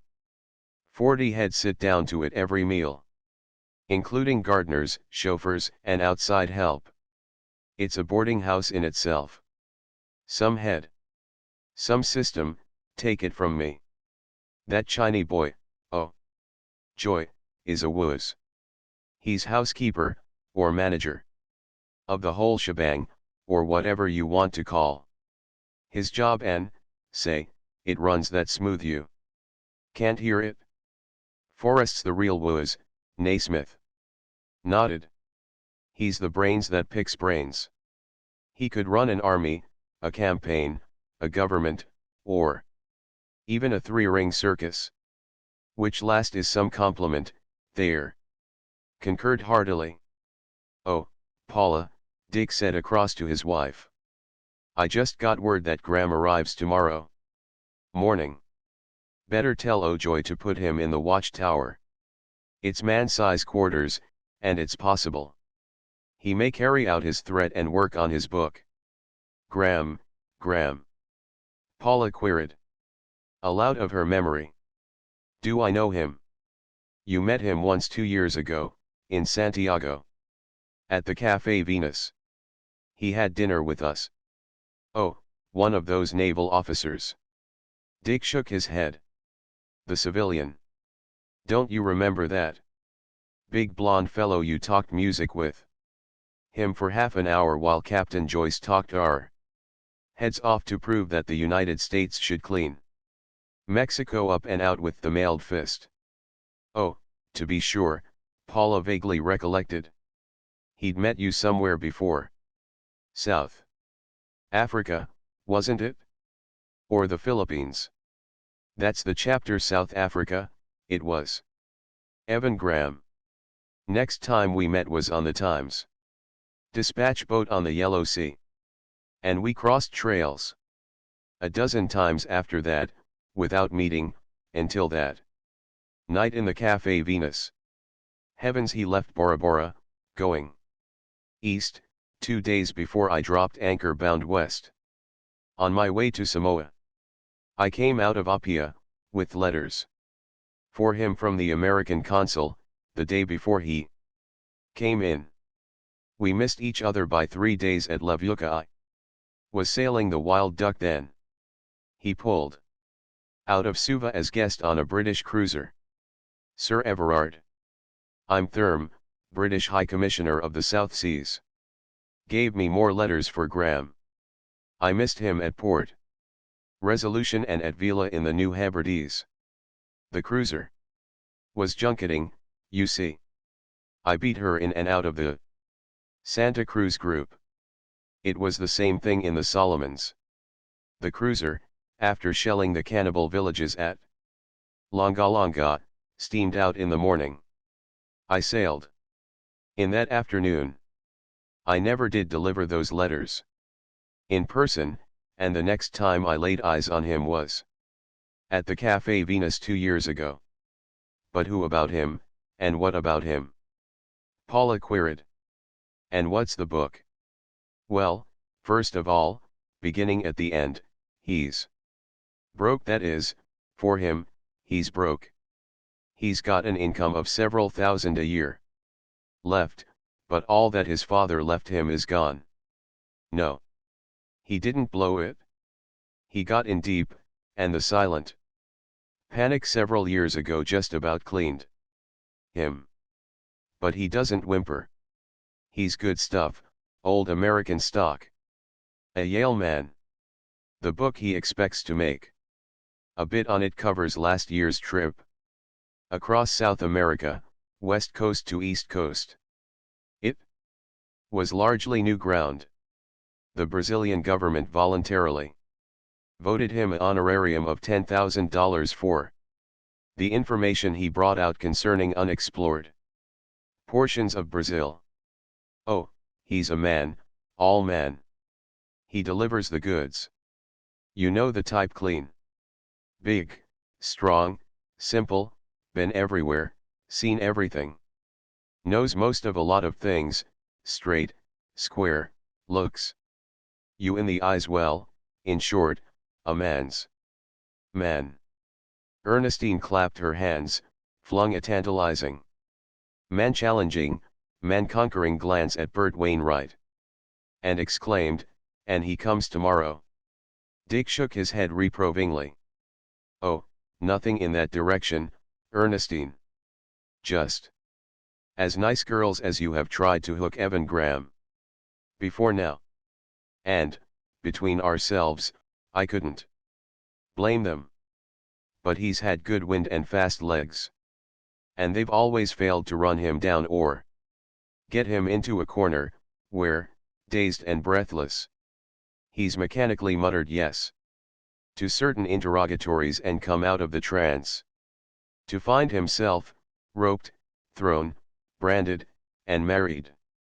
Forget him, Ernestine. Stick by golden youth and let it drop its golden apples. Pick them up, and golden youth with them, making a noise like stupid failure. All the time you are snaring swift-legged youth. But Graham's out of the running. He's old. Like me, just about the same age, and like me, he's run a lot of those queer races. He knows how to make a getaway. He's been cut by barbed wire, nose twitched, neck burned, singed. To a fare you well, and he remains subdued but uncatchable. He doesn't care for young things. In fact, you may charge him with being wobbly, but I plead guilty. By proxy, that he is merely old, hard-bitten, and very wise.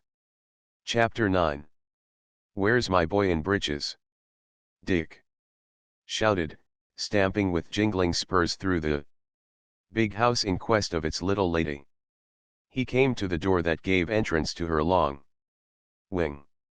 It was a door without a knob, a huge panel of wood in a wood-paneled wall. But Dick shared the secret of the hidden spring with his wife, pressed the spring, and the door swung wide. Where's my boy in breeches? He called and stamped down the length of her quarters.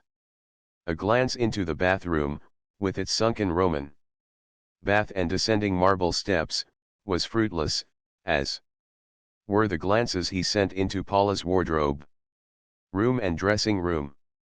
He passed the short, broad stairway that led to her empty window seat divan in what she called her Juliet Tower, and thrilled at sight of an orderly disarray of filmy, pretty, lacy woman's things that he knew she had spread out for her own sensuous delight of contemplation. He fetched up for a moment at a drawing easel, his reiterant cry checked on his lips, and threw a laugh of recognition and appreciation at the sketch, just outlined, of an awkward, big-boned, knobby, weanling cold caught in the act of madly whinnying for its mother. Where's my boy in breeches? He shouted before him, out to the sleeping porch, and found only a demure, brow-troubled Chinese woman of 30, who smiled self-effacing embarrassment into his eyes. This was Paula's maid, oh dear, so named by Dick, many years before, because of a certain solicitous contraction of her delicate brows that made her appear as if ever on the verge of saying, oh dear. In fact, Dick had taken her, as a child almost, for Paula's service, from a fishing village on the Yellow Sea where her widow mother earned as much as $4 in a prosperous year at making nets for the fishermen. Oh dear's first service for Paula had been aboard the three-topmast schooner, all away, at the same time that Ojoy, cabin boy, had begun to demonstrate the efficiency that enabled him, through the years, to rise to the majordomoship of the big house. Where is your mistress, oh dear? Dick asked. Oh dear shrank away in an agony of bashfulness. Dick waited. She may be with them young ladies, I don't know, oh dear stammered, and Dick, in very mercy, swung away on his heel. Where's my boy in breeches? He shouted, as he stamped out under the port cotchera. Just as a ranch limousine swung around the curve among the lilacs. I'll be hanged if I know, a tall, blond man in a light summer suit responded from the car, and the next moment Dick Forrest and Evan Graham were shaking hands.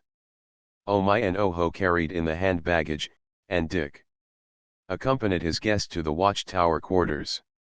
You'll have to get used to us, old man, Dick was explaining. We run the ranch like clockwork, and the servants are wonders, but we allow ourselves all sorts of loosenesses. If you'd arrived 2 minutes later there'd have been no one to welcome you but the Chinese boys. I was just going for a ride, and Paula Mrs. Forrest has disappeared. The two men were almost of a size, Graham topping his host by perhaps an inch, but losing that inch in the comparative breadth of shoulders and depth of chest. Graham was, if anything, a clearer blonde than Forrest, although both were equally grey of eye, equally clear in the whites of the eyes, and equally and precisely similarly bronzed by sun and weather beat. Graham's features were in a slightly larger mold. His eyes were a trifle longer, although this was lost again by a heavier droop of lids. His nose hinted that it was a shade straighter as well as larger than Dick's, and his lips were a shade thicker, a shade redder, a shade more bowed with fulsomeness. Forrest's hair was light brown to chestnut, while Graham's carried a whispering advertisement that it would have been almost golden in its silk had it not been burned almost to sandiness by the sun. The cheeks of both were high-boned, although the hollows under Forrest's cheekbones were more pronounced. Both noses were large-nostrilled and sensitive, and both mouths, while generously proportioned, carried the impression of girlish sweetness and chastity along with the muscles that could draw the lips to the firmness and harshness that would not give the lie to the square, uncleft chins beneath. But the inch more in height and the inch less in chest girth gave Evan Graham a grace of body and carriage that Dick Forrest did not possess. In this particular of build, each served well as a foil to the other. Graham was all light and delight, with a hint but the slightest of hints of Prince Charming. Forrest seemed a more efficient and formidable organism, more dangerous to other life, stouter gripped on its own life. Forrest threw a glance at his wrist-watch as he talked. But in that glance, without pause or fumble of focus, with swift certainty of correlation, he read the dial. 11:30, he said. Come along at once, Graham. We don't eat till 12:30. I am sending out a shipment of bulls, 300 of them, and I'm downright proud of them. You simply must see them. Never mind your riding togs. Oh ho, fetch a pair of my leggings. You. Oh joy, order Altadena saddled. What saddle do you prefer, Graham? Oh, anything, old man. English, Australian, McClellan, Mexican. Dick insisted. McClellan, if it's no trouble. Graham surrendered. They sat their horses by the side of the road and watched the last of the herd beginning its long journey to Chile disappear around the bend. I see what you're doing. It's great, Graham said with sparkling eyes. I've fooled some myself with the critters, when I was a youngster, down in the Argentine. If I'd had beef blood like that to build on, I might have taken the cropper I did. But that was before alfalfa and artesian wells. Dick smoothed for him.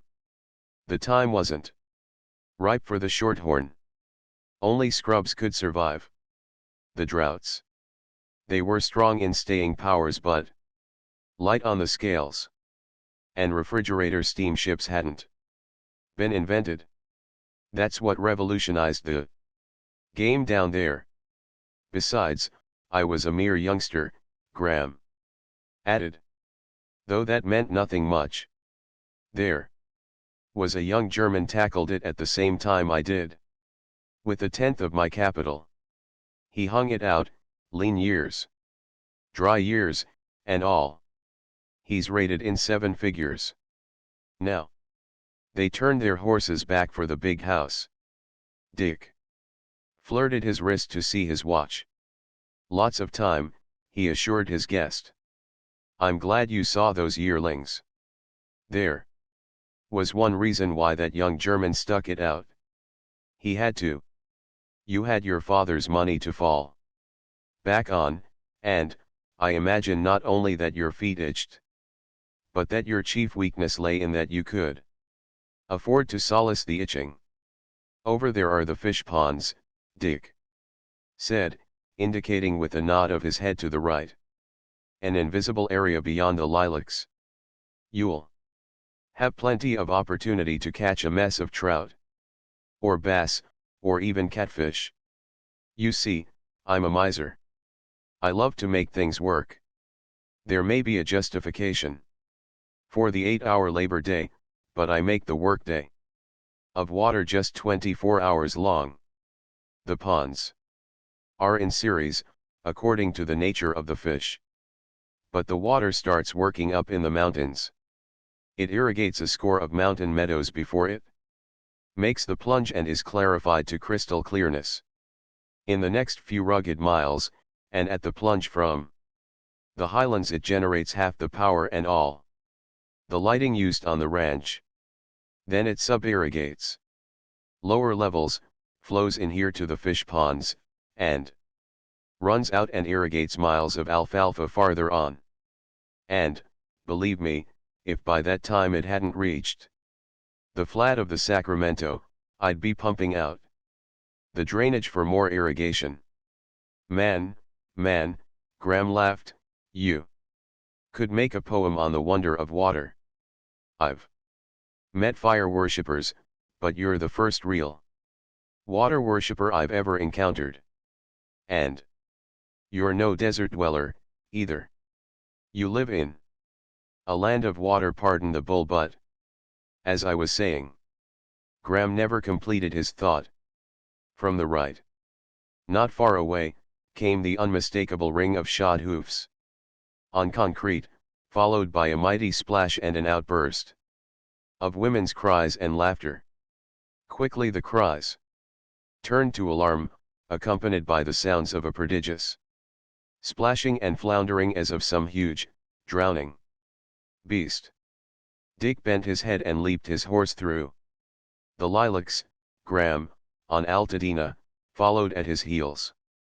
They emerged in a blaze of sunshine, on an open space among the trees, and Graham came upon as unexpected a picture as he had ever chanced upon in his life. Tree surrounded, the heart of the open space was a tank, four-sided of concrete. The upper end of the tank, full width, was a broad spillway, sheened with an inch of smooth slipping water. The sides were perpendicular. The lower end, roughly corrugated, sloped out gently to solid footing. Here, in distress that was consternation, and in fear that was panic, excitedly bobbed up and down a cowboy in bearskin chaps, vacuously repeating the exclamation, "Oh God! Oh God!" The first division of it rising in inflection, the second division inflected fallingly with despair. On the edge of the farther side, facing him, in bathing suits, legs dangling toward the water, sat three terrified nymphs. And in the tank, the center of the picture, a great horse, bright bay and wet and ruddy satin, vertical in the water, struck upward and outward into the free air with huge forehoof steel gleaming in the wet and sun, while on its back, slipping and clinging, was the white form of what Graham took at first to be some glorious youth. Not until the stallion, sinking, emerged again by means of the powerful beat of his legs and hoofs, did Graham realize that it was a woman who rode him, a woman as white as the white silken slip of a bathing suit that molded to her form like a marble-carven veiling of drapery. As marble was her back, save that the fine delicate muscles moved and crept under the silken suit as she strove to keep her head above water. Her slim round arms were twined in yards of half-drowned stallion mane, while her white round knees slipped on the sleek, wet, satin pads of the great horse's straining shoulder muscles. The white toes of her dug for a grip into the smooth sides of the animal, vainly seeking a hold on the ribs beneath. In a breath, or the half of a breath, Graham saw the whole breathless situation, realized that the white, wonderful creature was a woman, and sensed the smallness and daintiness of her despite her gladiatorial struggles. She reminded him of some Dresden china figure set absurdly small and light and strangely on the drowning back of a titanic beast. So dwarfed was she by the bulk of the stallion that she was a midget, or a tiny fairy from fairyland come true. As she pressed her cheek against the great arching neck, her golden brown hair, wet from being under flowing and tangled, seemed tangled in the black mane of the stallion. But it was her face that smote Graham most of all. It was a boy's face, it was a woman's face, it was serious and at the same time amused, expressing the pleasure it found woven with the peril. It was a white woman's face and modern. And yet, to Graham, it was all pagan. This was not a creature and a situation one happened upon in the 20th century. It was straight out of old Greece. It was a Maxfield Parrish reminiscence from the Arabian Nights. Genii might be expected to rise from those troubled depths, or golden princes, astride winged dragons, to swoop down out of the blue to the rescue. The stallion, forcing itself higher out of water, missed, by a shade, from turning over backward as it sank. Glorious animal and glorious rider disappeared together beneath the surface, to rise together, a second later, the stallion still pawing the air with four hoofs the size of dinner plates, the rider still clinging to the sleek, satin-coated muscles. Graham thought, with a gasp, what might have happened had the stallion turned over. A chance blow from any one of those four enormous floundering hoofs could have put out and quenched forever the light and sparkle of that superb, white-bodied, fire-animated woman. Ride his neck, Dick shouted. Catch his foretop and get on his neck till he balances out. The woman obeyed, digging her toes into the evasive muscle pads for the quick effort, and leaping upward. One hand twined in the wet mane, the other hand free and upstretched, darting between the ears and clutching the foretop. The next moment, as the stallion balanced out horizontally in obedience to her shiftage of weight, she had slipped back to the shoulders. Holding with one hand to the mane, she waved a white arm in the air and flashed a smile of acknowledgement to Forrest. And, as Graham noted, she was cool enough to note him on his horse beside Forrest. Also, Graham realized that the turning of her head and the waving of her arm was only partly in bravado, was more in aesthetic wisdom of the picture she composed, and was, most of all, sheer joy of daring and emprise of the blood and the flesh and the life that was she. Not many women tackle that, Dick said quietly, as Mountain Lad, easily retaining his horizontal position once it had been attained, swam to the lower end of the tank and floundered up the rough slope to the anxious cowboy. The latter swiftly adjusted the halter with a turn of chain between the jaws. But Paula, still astride, leaned forward, imperiously took the lead part from the cowboy, whirled Mountain Lad around to face Forrest, and saluted. Now you will have to go away, she called. This is our hen party, and the stag public is not admitted.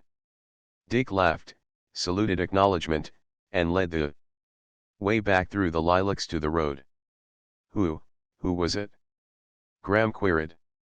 Paula Mrs. Forrest, the boy-girl, the child that never grew up, the grittiest puff of rose dust that was ever woman. My breath is quite taken away, Graham said. Do your people do such stunts frequently? First time she ever did that, Forrest replied. That was Mountain Lad. She rode him straight down the spillway tobogganed with him, 2,240 pounds of him. Risked his neck and legs as well as her own, was Graham's comment. $35,000 worth of neck and legs, Dick smiled. That's what a pool of breeders offered me for him last year. After he'd cleaned up the coast with his get. As well as himself. And as for Paula, she could break necks and legs at that price every day in the year. Until I went broke, only she doesn't. She never has accidents. I wouldn't have given tuppence for her. Chance if he'd turned over. But he didn't, Dick answered placidly. That's Paula's luck. She's tough to kill. Why, I've had her under shell fire. Where she was actually disappointed because she didn't get hit, or killed, or near killed. 4 batteries opened on us, shrapnel, at mile range, and we had to cover half a mile of smooth hill brow for shelter. I really felt I was justified in charging her with holding back. She did admit a trifle. We been married 10 or a dozen years now.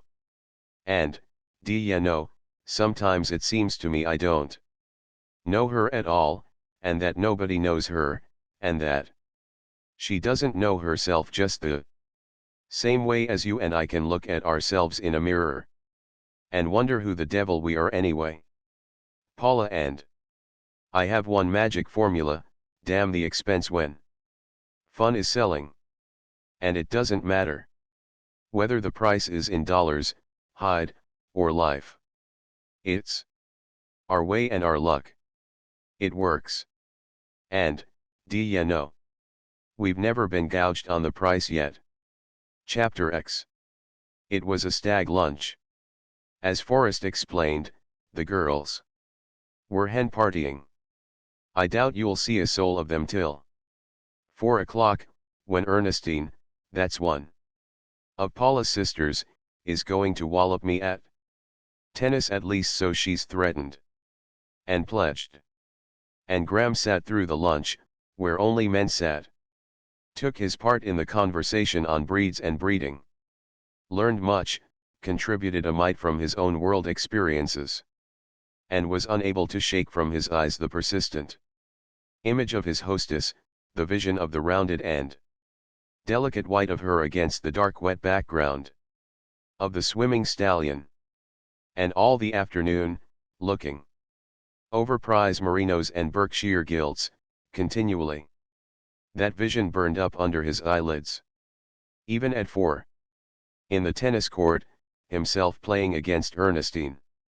He missed more than one stroke because the image of the flying ball would suddenly be eclipsed by the image of a white marble figure of a woman that strove and clung on the back of a great horse. Graham, although an outlander, knew his California. And, while every girl of the swimming suits was gowned for dinner, was not surprised to find no man similarly accoutred. Nor had he made the mistake of so being himself, despite the big house and the magnificent scale on which it operated. Between the first and second gongs, all the guests drifted into the long dining room. Sharp after the second gong, Dick Forrest arrived and precipitated cocktails. And Graham impatiently waited the appearance of the woman who had worried his eyes since noon. He was prepared for all manner of disappointment. Too many gorgeous stripped athletes had he seen slouched into conventional garmenting, to expect too much of the marvelous creature in the white silken swimming suit when it should appear garbed as civilized women garb. He caught his breath with an imperceptible gasp when she entered. She paused, naturally, for just the right flash of an instant in the arched doorway, limned against the darkness behind her, the soft glow of the indirect lighting full upon her. Graham's Lips gasped apart, and remained apart, his eyes ravished with the beauty and surprise of her he had deemed so small, so fairy-like.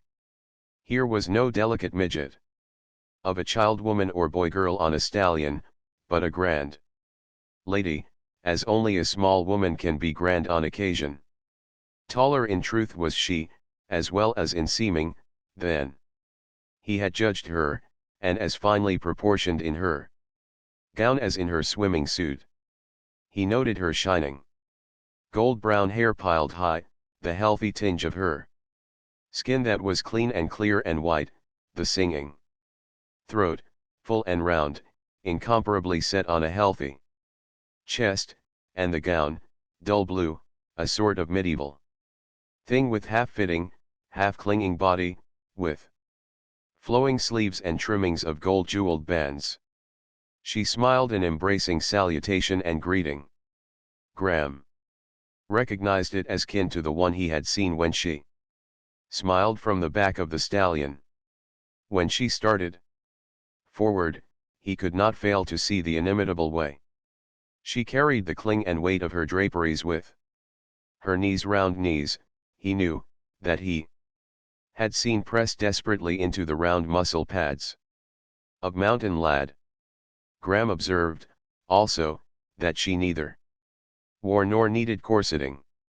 Nor could he fail, as she crossed the floor, to see two women, one, the grand lady, the mistress of the big house, one, the lovely equestrian statue beneath the dull blue, golden trimmed gown, that no gowning could ever make his memory forget.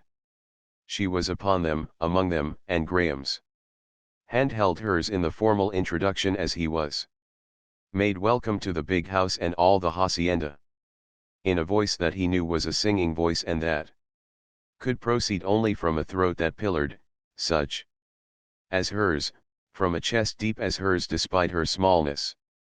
At table, across the corner from her, he could not help a surreptitious studying of her.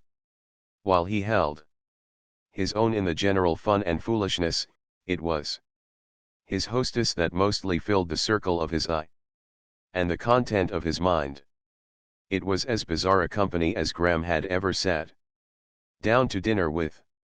The sheep buyer and the correspondent for the Breeders' Gazette were still guests. 3 machine loads of men, women, and girls, totaling 14, had arrived shortly before the first gong and had remained to ride home in the moonlight. Graham could not remember their names, but he made out that they came from some valley town 30 miles away called Wickenburg, and that they were of the small town banking, professional, and wealthy farmer class. They were full of spirits, laughter, and the latest jokes and catches sprung in the latest slang. "I see right now," Graham told Paula. "If your place continues to be the caravanserai, which it has been since my arrival, that I might as well give up trying to remember names and people." "I don't blame you," she laughed. Concurrence. "But these are neighbors. They drop in any time. Mrs. Watson, there, next to Dick, is of the old land aristocracy. Her grandfather, Wicken, came across the Sierras in 1846. Wickenburg is named after him. And that pretty dark-eyed girl is her daughter." And while Paula gave him a running sketch of the chance guests, Graham heard scarce half she said, so occupied was he in trying to sense his way to an understanding of her. Naturalness was her keynote, was his first judgment. In not many moments he had decided that her keynote was joy. But he was dissatisfied with both conclusions, and knew he had not put his finger on her. And then it came to him: pride. That was it. It was in her eye, in the poise of her head, in the curling tendrils of her hair, in her sensitive nostrils, in the mobile lips, in the very pitch and Angle of the rounded chin, in her hands, small, muscular, and veined, that he knew at sight to be the hard-worked hands of one who had spent long hours at the piano. Pride it was, in every muscle, nerve, and quiver of her conscious, sentient, stinging pride. She might be joyous and natural, boy and woman, fun and frolic, but always the pride was there, vibrant, tense, intrinsic, the basic stuff of which she was builded. She was a woman, frank, outspoken, straight-looking, plastic, democratic, but toy she was not. At times, to him, she seemed to glint an impression of steel thin, jewel-like steel. She seemed strength in its most delicate terms and fabrics. He fondled the impression of her as of silver-spun wire, of fine leather, of twisted hair sent from the heads of maidens such as the Marxans make, of carven pearl shell for the lure of the bonita, and of barbed ivory at the heads of sea spears such as the Eskimos throw. "All right, Aaron," they heard Dick Forrest's voice rising, in a lull, from the other end of the table. "Here's something from Phillips Brooks for you to chew on." Brooks said that no man has come to true greatness who has not felt, in some degree, that his life belongs to his race, and that what God gives him, he gives him for mankind. "So at last you believe in God," the man addressed Aaron, genially sneered back. He was a slender, long-faced olive brunette, with brilliant black eyes, and the blackest of long black beards. "I'm hanged if I know," Dick answered. "Anyway, I quoted only figuratively. Call it morality, call it good, call it evolution. A man doesn't have to be intellectually correct in order to be great," intruded a quiet, long-faced Irishman, whose sleeves were threadbare and frayed. "And by the same token many men who are most correct in sizing up the universe have been least great." "True for you, Terence," Dick applauded. "It's a matter of definition," languidly spoke up an unmistakable Hindu, crumbling his bread with exquisitely slender and small-boned fingers. "What shall we mean as great? Shall we say beauty?" softly queried a tragic-faced youth, sensitive and shrinking, crowned with an abominably trimmed head of long hair. Ernestine rose suddenly at her place, hands on table, leaning forward with a fine simulation of intensity. "They're off," she cried. "They're off. Now we'll have the universe settled all over again for the 1000th time. Theodore too. The youthful poet, it's a poor start. Get into the running. Ride your father Ion and your mother Ion, and you'll finish 3 lengths ahead." A roar of laughter was her reward, and the poet blushed and receded into his sensitive shell. Ernestine turned on the black-bearded one. "Now, Aaron. He's not in form. You start it. You know how. Begin, as Bergson so well has said, with the utmost refinement of philosophic speech allied with the most comprehensive intellectual outlook that." More laughter roared down the table, drowning Ernestine's conclusion as well as the laughing retort of the black-bearded one. "Our philosophers won't have a chance tonight," Paula stole in an aside to Graham. "Philosophers?" he questioned back. "They didn't come with the Wickenburg crowd." "Who and what are they?" "I'm all at sea." "They?" Paula hesitated. "They live here. They call themselves the Jungle Birds. They have a camp in the woods a couple of miles away, where they never do anything except read and talk.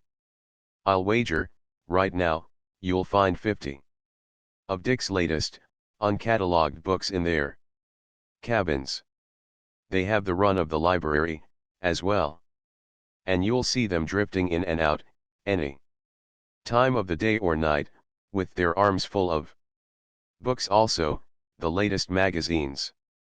Dick says they are responsible for his possessing the most exhaustive and up-to-date library on philosophy on the Pacific Coast. In a way, they sort of digest such things for him. It's great fun for Dick, and, besides, it saves him time. He's a dreadfully hard worker. You know. I understand that Dick takes care of them.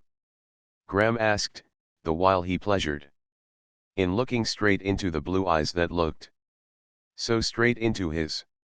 As she answered, he was occupied with noting the faintest hint of bronze, perhaps a trick of the light in her long, brown lashes. Perforce, he lifted his gaze to her eyebrows, brown, delicately stenciled, and made sure that the hint of bronze was there. Still, lifting his gaze to her high-piled hair, he again saw, but more pronounced, the bronze note glinting from the brown golden hair. Nor did he fail to startle and thrill to a dazzlement of smile and teeth and eye that frequently lived its life in her face. Hers was no thin smile of restraint, he judged. When she smiled all of herself, generously, joyously, throwing the largesse of all her being into the natural expression of what was herself and which domiciled somewhere within that pretty head of hers. Yes, she was saying, they have never to worry, as long as they live, over mere bread and butter.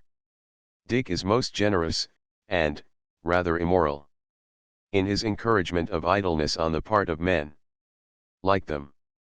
It's a funny place, as you'll find out until you come to understand us.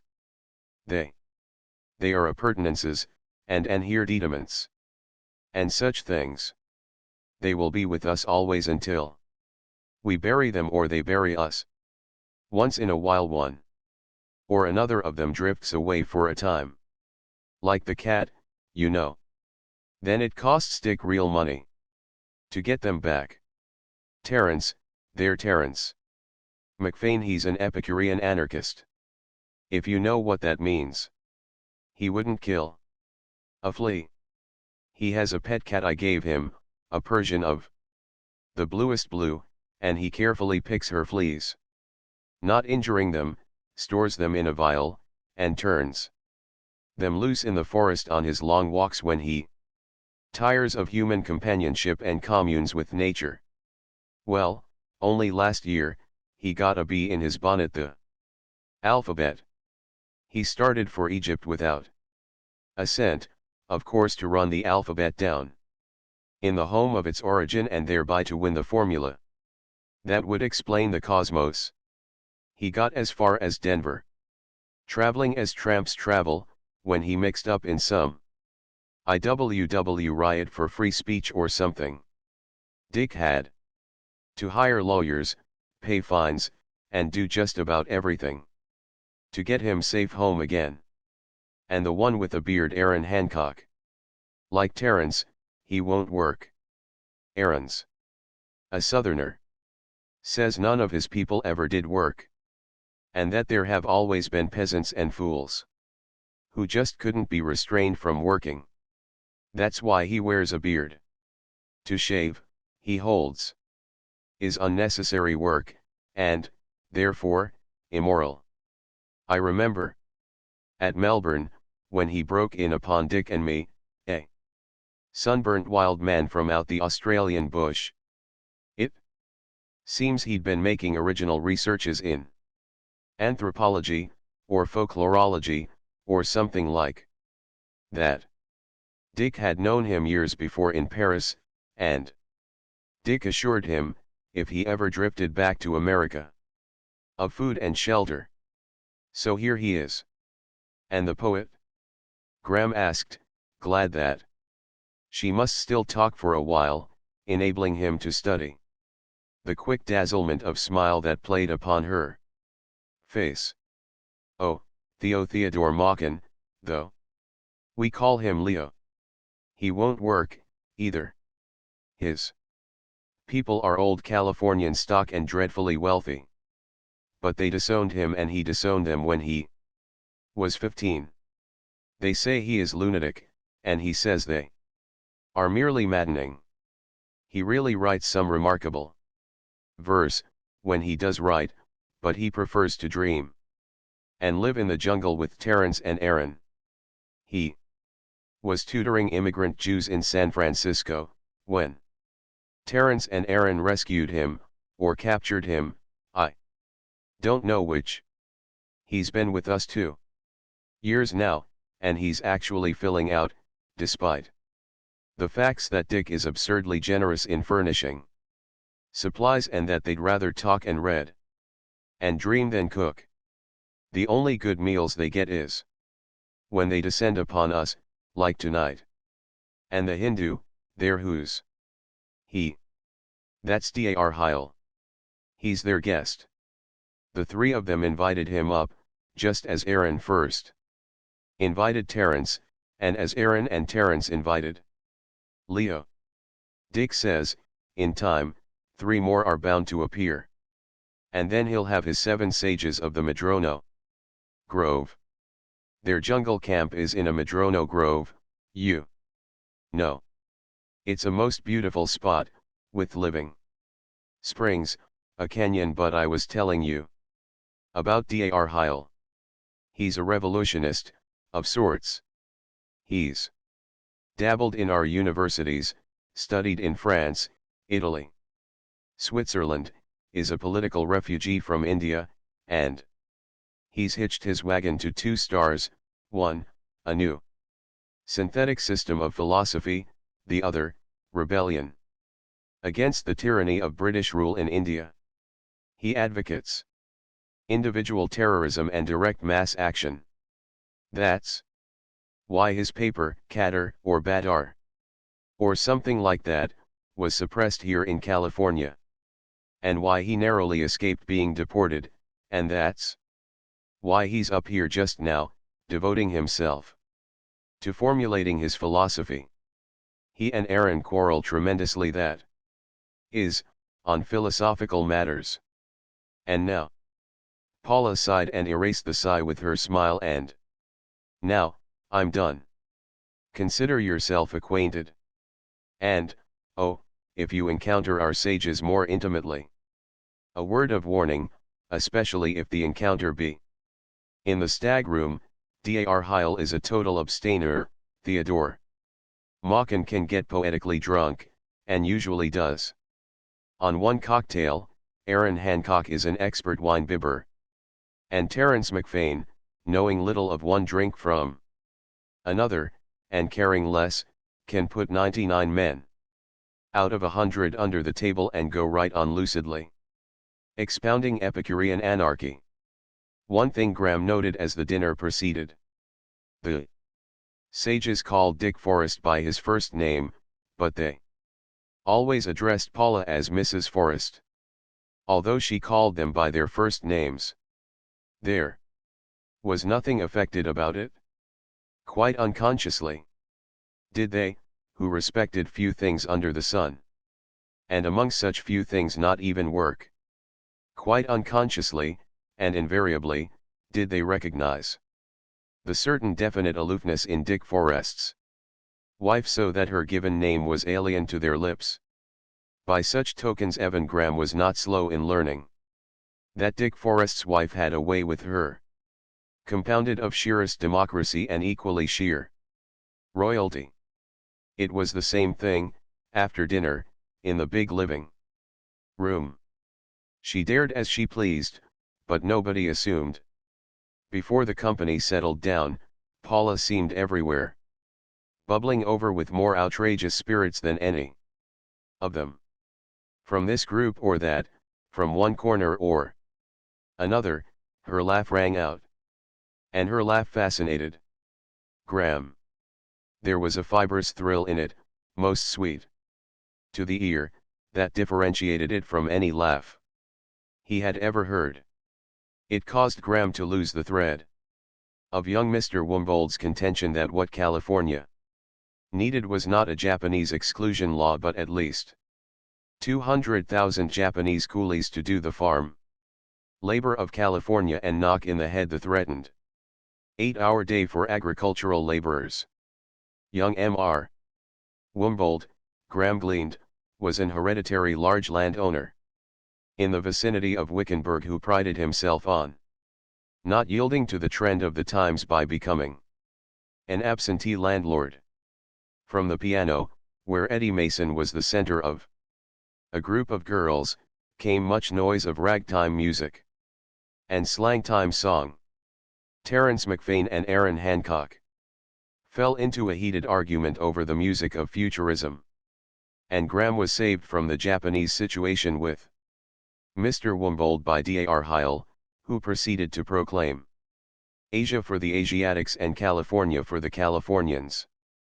Paula, catching up her skirts for speed, fled down the room in some romp, pursued by Dick, who captured her as she strove to dodge around the Wumbold group. Wicked woman, Dick reproved her in mock wrath, and, the next moment, joined her in persuading Dar Heil to dance. And Dar Heil succumbed, flinging Asia and the Asiatics to the winds, along with his arms and legs, as he weirdly parroted the tango in what he declared to be the blastic culmination of modern dancing. And now, Red Cloud, sing Mr. Graham your acorn song, Paula commanded Dick. Forrest, his arm still about her, detaining her for the threatened punishment not yet inflicted, shook his head somberly. The acorn song, Ernestine called from the piano, and the cry was taken up by Eddie Mason and the girls. Oh, do, Dick, Paula pleaded. Mr. Graham is the only one who hasn't heard it. Dick shook his head. Then sing him your goldfish song. I'll sing him Mountain Lad's song. Dick bullied, a whimsical sparkle in his eyes. He stamped his feet, pranced, nickered a not bad imitation of Mountain Lad, tossed an imaginary mane, and cried, Hear me. I am Eros. I stamp upon the hills. The acorn song, Paula interrupted quickly and quietly, with just the hint of steel in her voice. Dick obediently ceased his chant of Mountain Lad, but shook his head like a stubborn colt. I have a new song, he said solemnly. It is about you and me, Paula. I got it from the Nishinam. The Nishinam are the extinct aborigines of this part of California, Paula shot in a swift aside of explanation to Graham. Dick danced half a dozen steps, stiff-legged, as Indians dance, slapped his thighs with his palms, and began a new chant, still retaining his hold on his wife. Me, I am Aikut, the first man of the Nishinam. Aikut is the short for Adam, and my father and my mother were the coyote and the moon. And this is Yotadawi, my wife. She is the first woman of the Nishinam. Her father and her mother were the grasshopper and the ring-tailed cat. They were the best father and mother left after my father and mother. The coyote is very wise, the moon is very old, but who ever heard much of anything of credit to the grasshopper and the ring-tailed cat? The Nishinam are always right. The mother of all women had to be a cat, a little, wizened, sad-faced, shrewd ring-tailed cat. Whereupon the song of the first man and woman was interrupted by protests from the women and acclamations from the men. This is Yotadawi, which is the short for Eve, Dick chanted on, drawing Paula brusquely closer to his side with a semblance of savage roughness. Yotadawi is not much to look at. But be not hard upon her. The fault is with the grasshopper and The ring-tailed cat. Me, I am I cut, the first man. But question not my taste. I was the first man, and this, I saw, was the first woman. Where there is but one choice, there is not much to choose. Adam was so circumstanced. He chose Eve. Yotw was the one woman in all the world for me, so I chose Yotw. And Evan Graham, listening, his eyes on that possessive, encircling arm of all his hostess's fairness, felt an awareness of hurt, and arose unsummoned the thought, to be dismissed angrily, Dick Forrest is lucky too lucky. Me, I am I cut, Dick chanted on. This is my dew of woman. She is my honey dew of woman. I have lied to you. Her father and her mother were neither hopper nor cat. They were the Sierra dawn and the summer east wind of the mountains. Together they conspired, and from the air and earth they sweated all sweetness till in a mist of their own love the leaves of the chaparral and the manzanita were dewed with the honey-dew. Yotw is my honey-dew woman. Hear me. I am I cut. Yotw is my quail woman, my dear woman. My lush woman of all soft rain and fat soil. She was born of the thin starlight and the brittle dawn light. Before the sun. And, Forrest concluded, relapsing into his natural voice and enunciation, having reached the limit of extemporization, and if you think old, sweet, blue-eyed Solomon has anything on me in singing the Song of Songs, just put your names down for the subscription edition of my Song of Songs. Chapter 11. It was Mrs. Mason who first asked that Paula play. But it was Terence McFain and Aaron Hancock who evicted the ragtime group from the piano and sent Theodore Mawkin, a blushing ambassador, to escort Paula. "'Tis for the confounding of this pagan that I'm asking you to play Reflections on the Water," Graham heard Terence say to her. "And the girl with flaxen hair after, please," begged Hancock, the indicted pagan. "It will aptly prove my disputation. This wild Celt has a bog theory of music that predates the caveman, and he has the unadulterated stupidity to call himself ultramodern. Oh, Debussy." Paula laughed. "Still wrangling over him, eh? I'll try and get around to him. But I don't know with what I'll begin." Dar Heil joined the three sages in seating Paula at the concert grand, which, Graham decided, was none too great for the great room. But no sooner was she seated than the three sages slipped away to what were evidently their chosen listening places. The young poet stretched himself prone on a deep bearskin 40 feet from the piano, his hands buried in his hair. Terence and Aaron lolled into a cushioned embrasure of a window seat, sufficiently near to each other to nudge the points of their respective contentions as Paula might expound them. The girls were huddled in colored groups on wide couches or garlanded in twos and threes on and in the big koa wood chairs. Evan Graham half started forward to take the honor of turning Paula's music, but saw in time that Dar Heil had already elected to himself that office. Graham glimpsed the scene with quiet, curious glances. The grand piano, under a low arch at the far end of the room, was cunningly raised and placed as on and in a sounding board. All jollity and banter had ceased. Evidently, he thought, the little lady had a way with her and was accepted as a player of parts. And from this he was perversely prepared for disappointment. Ernestine leaned across from a chair to whisper to him. "She can do anything she wants to do. And she doesn't work much. She studied under Leschetizky. And Madame Carreno, you know, and she abides by their methods. She doesn't play like a woman, either. Listen to that. Graham knew that he expected disappointment from her confident hands, even as she rippled them over the keys in little chords and runs with which he could not quarrel, but which he had heard too often before from technically brilliant but musically mediocre performers.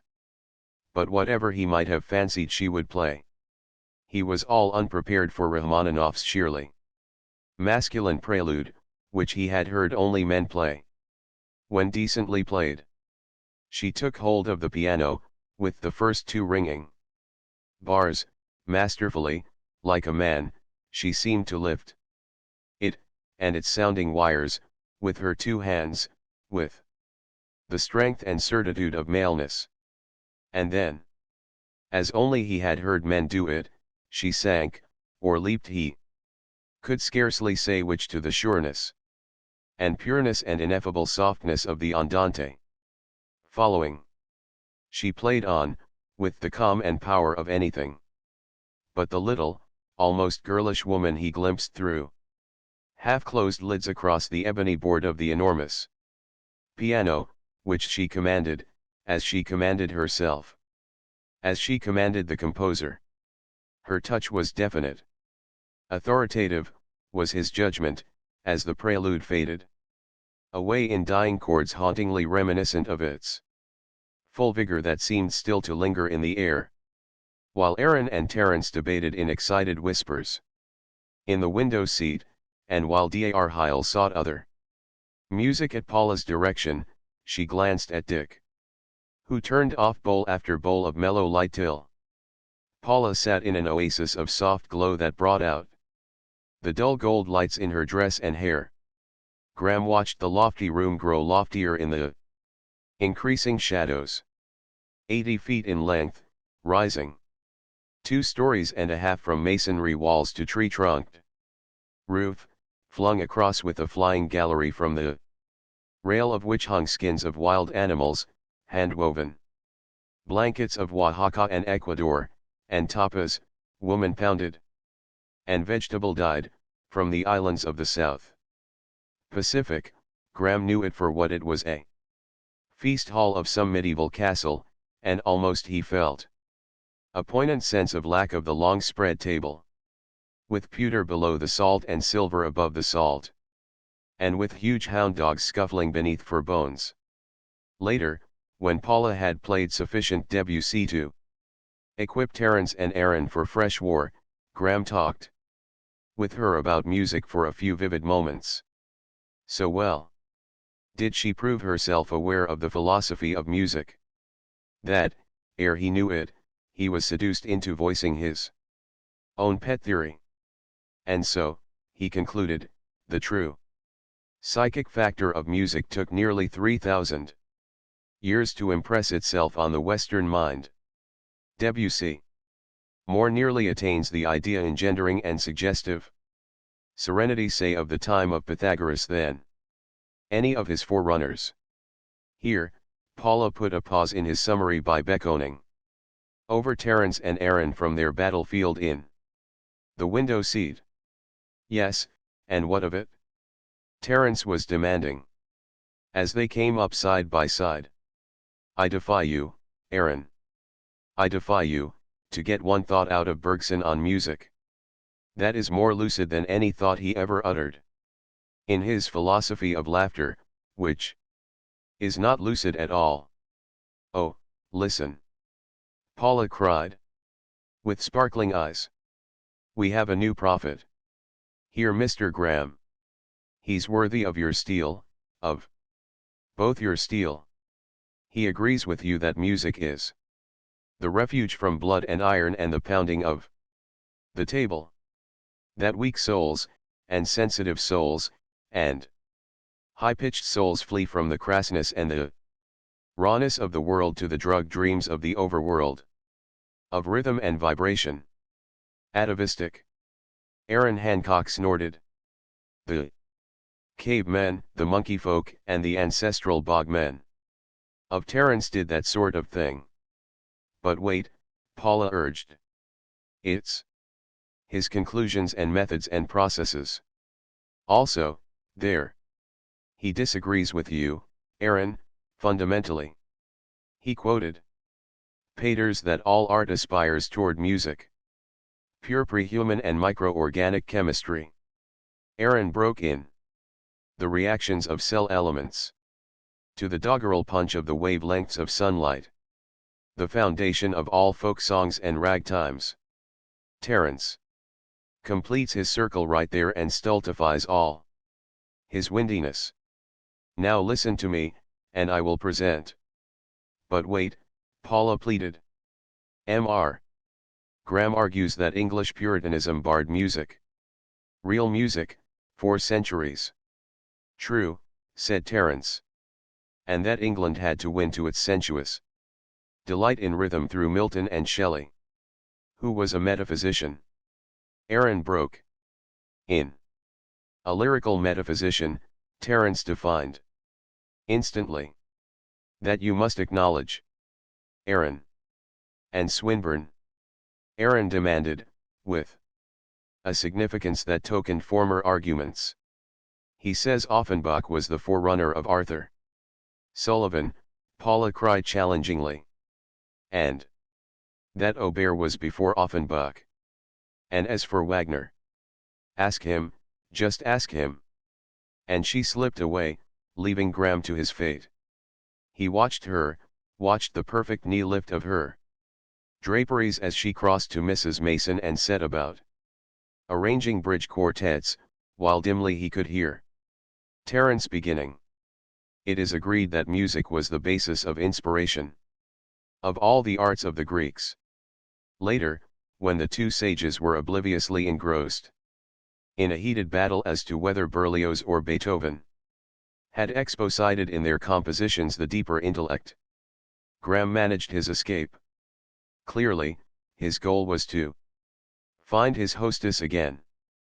But she had joined two of the girls in the whispering, giggling seclusiveness of one of the big chairs, and, most of the company being deep in bridge, Graham found himself drifted into a group composed of Dick Forrest, Mr. Wumbold, Dar Heil, and the correspondent of the Breeders' Gazette.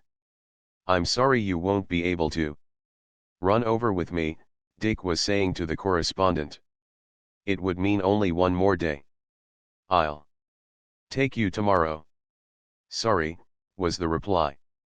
But I must make Santa Rosa. Burbank has promised me practically a whole morning, and you know what that means. Yet, I know the Gazette would be glad for an account of the experiment. Can't you outline it, briefly, just briefly? Here's Mr. Graham. It will interest him, I am sure. More waterworks? Graham queried. No, an asinine attempt to make good farmers out of hopelessly poor ones, Mr. Wumbold answered. I contend that any farmer today who has no land of his own, proves by his lack of it that he is an inefficient farmer. On the contrary, spoke up Dar Heil, weaving his slender Asiatic fingers in the air to emphasize his remarks. Quite on the contrary. Times have changed. Efficiency no longer implies the possession of capital. It is a splendid experiment. An heroic experiment. And it will succeed. What is it, Dick? Graham urged. Tell us. Oh, nothing, just a white chip on the table. Forrest answered lightly. Most likely it will never come to anything, although just the same I have my hopes. A white chip? Wumbold broke in. 5,000 acres of prime valley land, all for a lot of failures to batten on, to farm, if you please. On salary, with food thrown in. The food that is grown on the land only. Dick corrected. Now I will have to put it straight. I've set aside 5,000 acres midway between Here and the Sacramento River. Think of the alfalfa it grew, and that you need, Wumbold again interrupted. My dredgers redeemed twice that acreage from the marshes in the past year, Dick replied. The thing is, I believe the West and the world must come to intensive farming. I want to do my share toward blazing the way. I've divided the 5,000 acres into 20-acre holdings. I believe each 20 acres should support, comfortably, not only a family, but pay at least 6 per cent. When it is all allotted it will mean 250 families, the Gazette man calculated, and, say 5 to the family. It will mean 1,250 souls. Not quite, Dick corrected. The last holding is occupied, and we have only a little over 1,100 on the land. He smiled whimsically. But they promise. Several fat years and they'll average 6 to the family. Who is we? Graham inquired. Oh, I have a committee of farm experts on it, my own men, with the exception of Professor Leap, whom the federal government has loaned me. The thing is, they must farm, with individual responsibility. According to the scientific methods embodied in our instructions. The land is uniform. Every holding is like a pea in the pod to every other holding. The results of each holding will speak in no uncertain terms. The failure of any farmer, through laziness or stupidity, measured by the average result of the entire 250 farmers, will not be tolerated. Out the failures must go, convicted by the average of their fellows. It's a fair deal. No farmer risks anything. With the food he may grow and he and his family may consume, plus a cash salary of $1,000 a year. He is certain, good seasons and bad, stupid or intelligent, of at least $100 a month. The stupid and the inefficient will be bound to be eliminated by the intelligent and the efficient. That's all. It will demonstrate intensive farming with a vengeance. And there is more than the certain salary guarantee. After the salary is paid, the adventure must yield 6% to me. If more than this is achieved, then the entire 100% of the additional achievement goes to the farmer. Which means that each farmer with go in him will work nights to make good, I see, said the Gazette man. And why not? $100 jobs aren't picked up for the asking. The average farmer in the United States doesn't net $50 a month on his own land, especially when his wages of superintendence and of direct personal labor are subtracted. Of course able men will work their heads off to hold to such a proposition, and they'll see to it that every member of the family does the same. 'Tis the one objection I have to this place. Terence McFain, who had just joined the group, announced. Everyone hears but the one thing work. 'Tis repulsive, the thought of the work, each on his 20 acres, toilin' and moilin', daylight till dark, and after dark. And for what? A bit of meat, a bit of bread. And, maybe, a bit of jam on the bread. And to what end? Is meat and bread and jam the end of it all, the meaning of life, the goal of existence? Surely the man will die, like a workhorse dies, after a life of toil. And what end has been accomplished? Bread and meat and jam? Is that it? A full belly and shelter from the cold till one's body drops apart in the dark moldiness of the grave. But, Terence, you, too, will die, Dick Forrest retorted. But, oh, my glorious life of loafing, came the instant answer. The hours with the stars and the flowers, under the green trees with the whisperings of breezes in the grass. My books, my thinkers. And their thoughts? Beauty, music, all the solaces. Of all the arts. What? When I fade into the dark I shall have well lived and received my wage for living. But these 20-acre work animals of two-legged men. Of yours. Daylight till dark, toil and moil, sweat. On the shirts on the backs of them that dries only. To crust, meat and bread in their bellies, roofs that don't leak, a brood of youngsters to live after them, to live the same beast lives of toil, to fill their bellies with the same meat and bread, to scratch their backs with the same sweaty shirts, and to go into the dark knowing only meat and bread, and, mayhap, a bit of jam. But somebody must do the work that enables you to loaf, Mr. Wumbold spoke up indignantly. 'Tis true, 'tis sad 'tis. True, Terence replied lugubriously. Then his face beamed. And I thank the good Lord for it.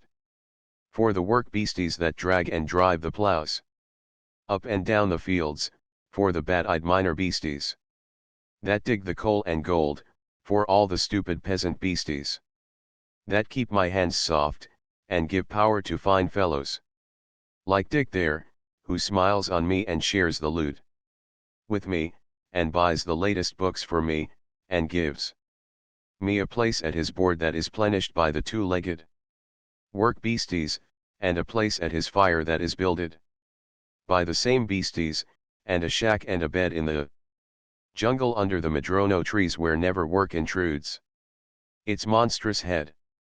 Evan Graham was slow in getting ready for bed that night. He was unwontedly stirred both by the big house and by the little lady who was its mistress. As he sat on the edge of the bed, half undressed, and smoked out a pipe, he kept seeing her in memory, as he had seen her in the flesh the past 12 hours, in her varied moods and guises, the woman who had talked music with him, and who had expounded music to him to his delight, who had enticed the sages into the discussion and abandoned him to arrange the bridge tables for her guests, who had nestled in the big chair as girlish as the two girls with her, who had, with a hint of steel, quelled her husband's obstreperousness when he had threatened to sing Mountain Lad's song, who, unafraid, had best ridden the half-drowning stallion in the swimming tank, and who, a few hours later, had dreamed into the dining room, distinctive in dress and person, to meet her many guests. The big house, with all its worthy marvels and bizarre novelties, competed with the figure of Paula Forrest in filling the content of his imagination. Once again, and yet again, many times, he saw the slender fingers of Dar Heil weaving argument in the air, the black whiskers of Aaron Hancock enunciating Bergsonian dogmas, the frayed coat cuffs of Terence McFain articulating thanks to God for the two-legged work beasties that enabled him to loaf at Dick Forrest's board and under Dick Forrest's madrono trees. Graham knocked out his pipe, took a final sweeping survey of the strange room which was the last word in comfort, pressed off the lights, and found himself between cool sheets in the wakeful dark. Again he heard Paula Forrest laugh, again he sensed her in terms of silver and steel and strength, again, against the dark, he saw that inimitable knee lift of her gown. The bright vision of it was almost an irk to him. So impossible was it for him to shake it from his eyes. Ever it returned and burned before him, a moving image of light and color that he knew to be subjective but that continually asserted the illusion of reality. He saw stallion and rider sink beneath the water and rise again, a flurry of foam and floundering of hoofs, and a woman's face that laughed while She drowned her hair in the drowning mane of the beast. And the first ringing bars of the prelude sounded in his ears as again he saw the same hands that had guided the stallion lift the piano to all Rachmaninoff's pure splendor of sound. And when Graham finally fell asleep, it was in the thick of marveling over the processes of evolution that could produce from primeval mire and dust the glowing, glorious flesh and spirit of woman. Chapter 12. The next morning Graham learned further the ways of the big house. Oh my had partly initiated him in particular things the preceding day and had learned that, after the waking cup of coffee, he preferred to breakfast at table, rather than in bed. Also, oh my had warned him that breakfast at table was an irregular affair, anywhere between 7 and 9, and that the breakfasters merely drifted in at their convenience. If he wanted a horse, or if he wanted a swim or a motor car, or any ranch medium or utility he desired, oh my informed him, all he had to do was to call for it. Arriving in the breakfast room at 7:30, Graham found himself just in time to say goodbye to the Gazette man and the Idaho buyer, who, finishing, were just ready to catch the ranch machine that connected at El Dorado with the morning train for San Francisco. He sat alone, being perfectly invited by a perfect Chinese servant to order as he pleased, and found himself served with his first desire, an ice-cold, sherried grapefruit, which, the table boy proudly informed him, was grown on the ranch.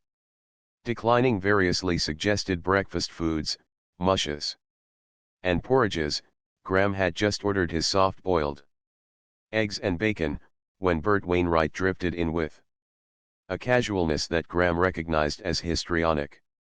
When, 5 minutes later, in boudoir cap and delectable negligee, Ernestine Deason drifted in and expressed surprise at finding such a multitude of early risers.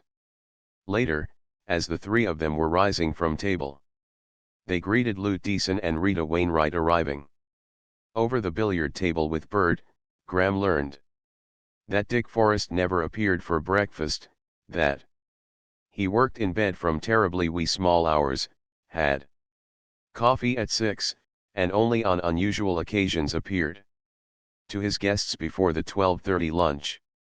As for Paula Forrest, Bert explained, she was a poor sleeper, a late riser, lived behind a door without a knob in a spacious wing with a rare and secret patio that even he had seen but once, and only on infrequent occasion was she known to appear before 12:30.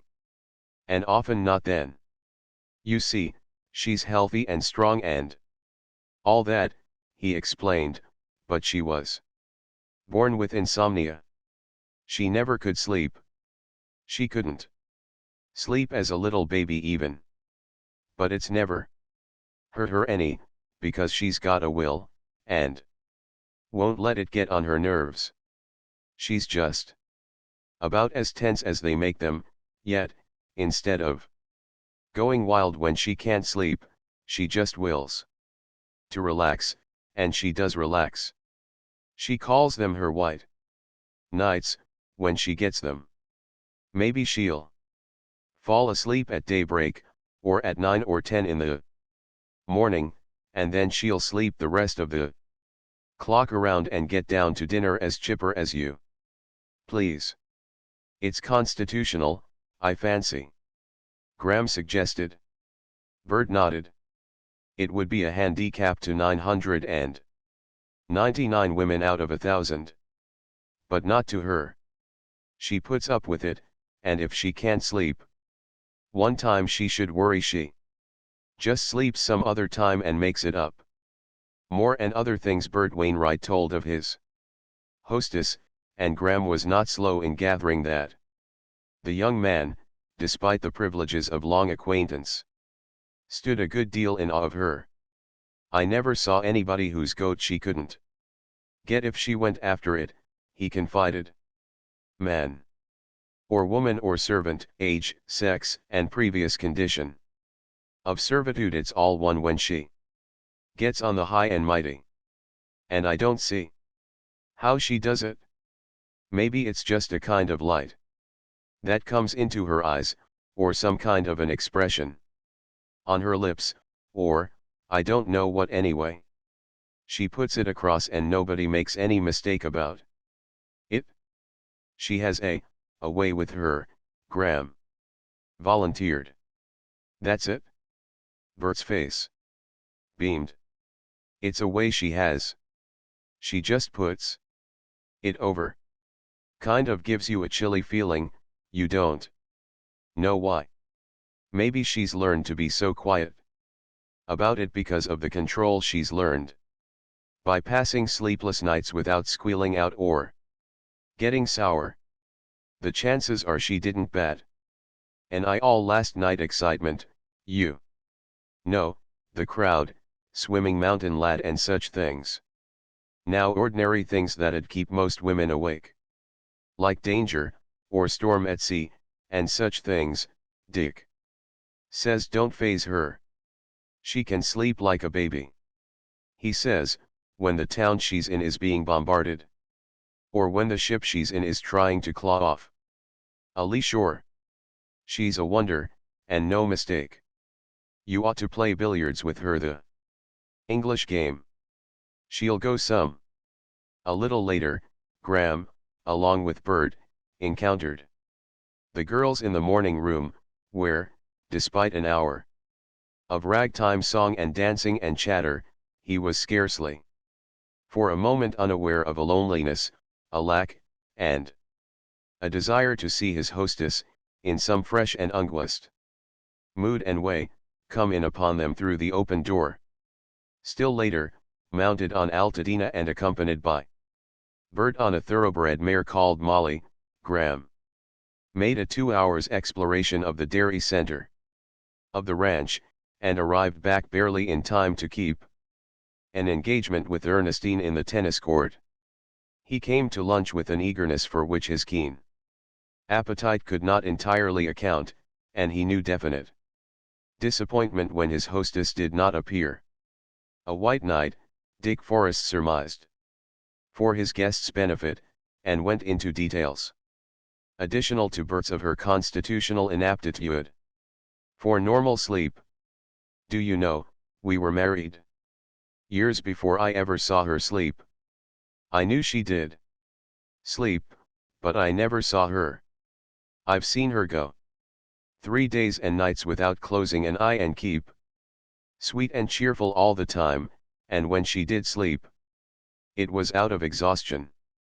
That was when the all away went ashore in the Carolines and the whole population worked to get us off.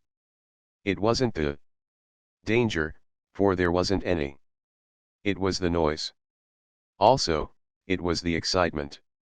She was too busy living. And when it was almost all over, I actually saw her asleep for the first time in my life. A new guest had arrived that morning, a Donald Ware, whom Graham met at lunch. He seemed well acquainted with all, as if he had visited much in the big house. And Graham gathered that, despite his youth, he was a violinist of note on the Pacific coast. He has conceived a grand passion for Paula, Ernestine told Graham as they passed out from the dining room. Graham raised his eyebrows. Oh, but she doesn't mind, Ernestine laughed. Every man that comes along does the same thing. She's used to it. She has just a charming way of disregarding all their symptoms, and enjoys them, and gets the best out of them in consequence. It's lots of fun to Dick. You'll be doing the same before you're here a week. If you don't, we'll all be surprised mightily. And if you don't, most likely you'll hurt Dick's feelings. He's come to expect it as a matter of course. And when a fond, proud husband gets a habit like that, it must hurt terribly to see his wife not Appreciated. Oh, well, if I am expected to, I suppose I must, Graham sighed. But just the same, I hate to do whatever everybody does just because everybody does it. But if it's the custom, well, it's the custom, that's all. But it's mighty hard on one with so many other nice girls around. There was a quizzical light in his long grey eyes that affected Ernestine so profoundly that she gazed into his eyes overlong, became conscious of what she was doing, dropped her own eyes away, and flushed. Little Leo, the boy poet you remember. Last night, she rattled on in a patent attempt to escape from her confusion. He's madly in love with Paula, too. I've heard Aaron Hancock chaffing him about some sonnet cycle, and it isn't difficult to guess the inspiration. And Terence the Irishman, you know he's mildly in love with her. They can't help it, you see. And can you blame them? She surely deserves it all, Graham murmured. Although vaguely hurt in that the addle-pated, alphabet-obsessed Epicurean anarchist of an Irishman who gloried in being a loafer and a pensioner should even mildly be in love with the little lady. She is most deserving of all men's admiration, he continued smoothly. From the little I've seen of her, she's quite remarkable and most charming. She's my half-sister, Ernestine vouchsafed, although you wouldn't dream. A drop of the same blood ran in our veins. She's so different. She's different from all the Deasons. From any girl I ever knew, though she isn't exactly a girl. She's 38, you know. Pussy, pussy, Graham whispered. The pretty young blonde looked at him in surprise and bewilderment, taken aback by the apparent irrelevance of his interruption. Cat, he censured in mock reproof. Oh, she cried. I never meant it that way. You will find we are very frank here. Everybody knows Paula's age. She tells it herself. I'm 18, so, there. And now, just for your meanness, how old are you? As old as Dick, he replied promptly. And he's 40, she laughed triumphantly. Are you coming swimming? The water will be dreadfully cold. Graham shook his head. I'm going riding with Dick. Her face fell with all the ingenuousness of 18. Oh, she protested, some of his eternal green manures, or hillside terracing, or water pocketing. But he said something about swimming at 5. Her face brightened joyously. Then we'll meet at the tank. It must be the same party. Paula said, swimming at 5. As they parted under a long arcade, where his way led to the tower room for a change into riding clothes, she stopped suddenly and called. Oh, Mr. Graham. He turned obediently. You really are not compelled to fall in love with Paula, you know. It was just my way of putting it. I shall be very, very careful, he said solemnly, although there was a twinkle in his eye as he concluded. Nevertheless, as he went on to his room, he could not but admit to himself that the Paula Forrest charm, or the far fairy tentacles of it, had already reached him and were wrapping around him. He knew, right there, that he would prefer the engagement to ride to have been with her than with his old-time friend, Dick. As he emerged from the house to the long hitching rails under the ancient oaks, he looked eagerly for his hostess. Only Dick was there, and the stableman. Although the many saddled horses that stamped in the shade promised possibilities. But Dick and he rode away alone. Dick pointed out her horse, an alert bay thoroughbred, stallion at that, under a small Australian saddle with steel stirrups, and double-reined and single-bit. I don't know her plans, he said. She hasn't shown up yet, but at any rate, she'll be swimming later. We'll meet her then. Graham appreciated and enjoyed the ride, although more than once he found himself glancing at his wristwatch to ascertain how far away 5 o'clock might yet be.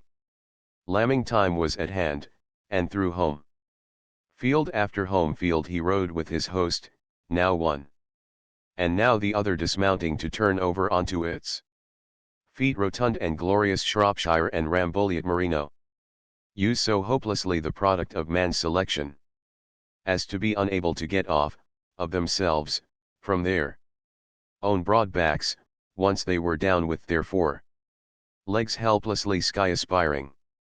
I've really worked to make the American Merino, Dick was saying, to give it the developed leg, the strong back, the well-sprung rib, and the stamina the old country breed lacked. The stamina. It was too much hand-reared and manicured. You're doing things, big things, Graham assured him. Think of shipping rams to Idaho. That speaks for itself. Dick Forrest's eyes were sparkling, as he replied. Better than Idaho. Incredible as it may sound. And asking forgiveness for bragging, the great flocks today of Michigan and Ohio can trace back to my California bred Ramboliot rams. Take Australia. 12 years ago, I sold 3 rams for $300 each to a visiting squatter. After he took them back and demonstrated them, he sold them for as many thousand each and ordered a shipload more from me. Australia will never be the worse for my having been down there. They say that Lucerne, artesian wells, refrigerator ships, and forests rams have tripled the wool and mutton production.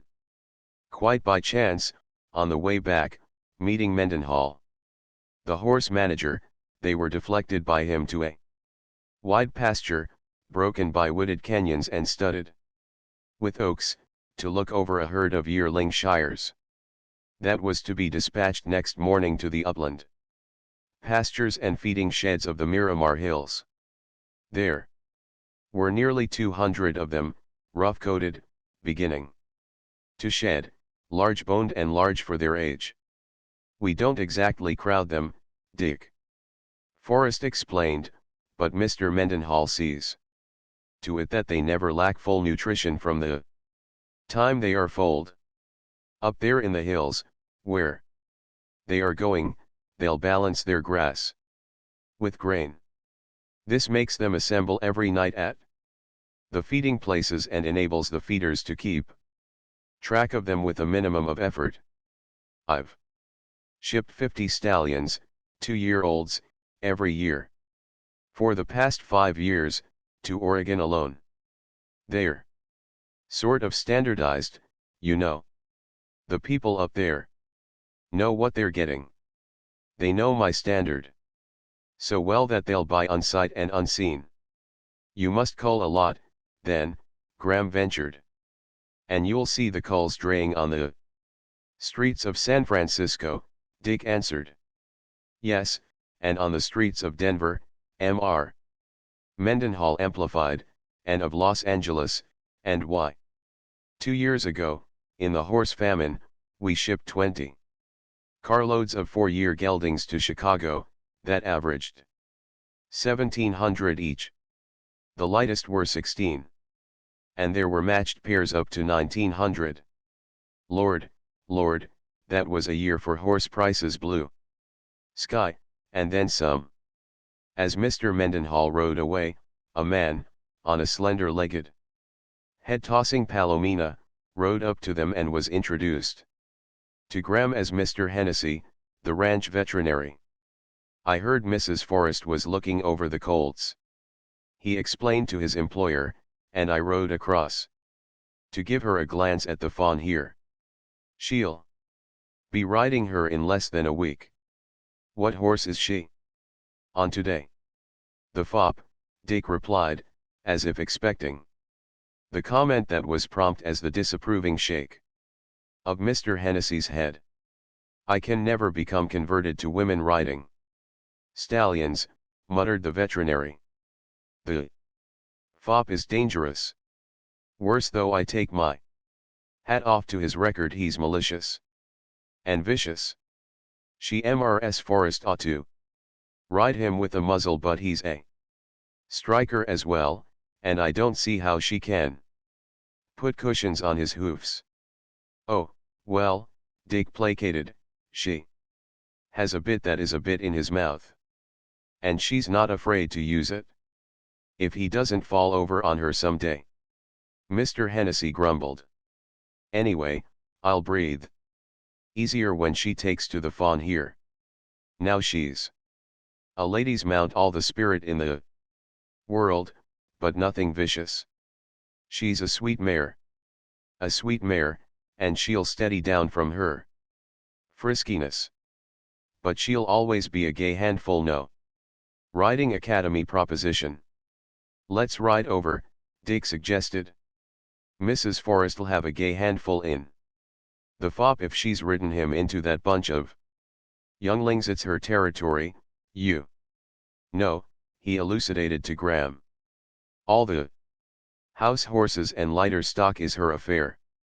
And she gets grand results. I can't understand it myself.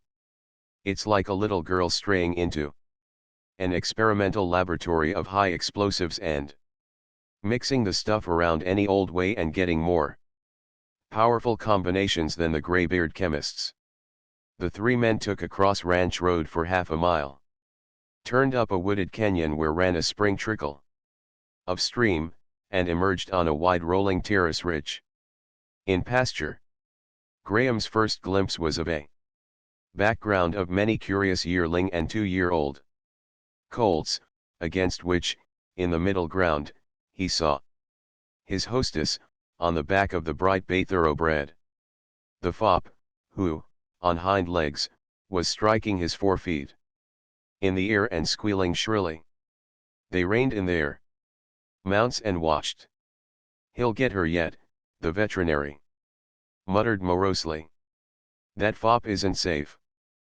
But at that moment Paula Forrest, unaware of her audience, with a sharp cry of command and a cavalier thrust of sharp spurs into the fop's silken sides, checked him down to four-footedness on the ground, and a restless, champing quietness.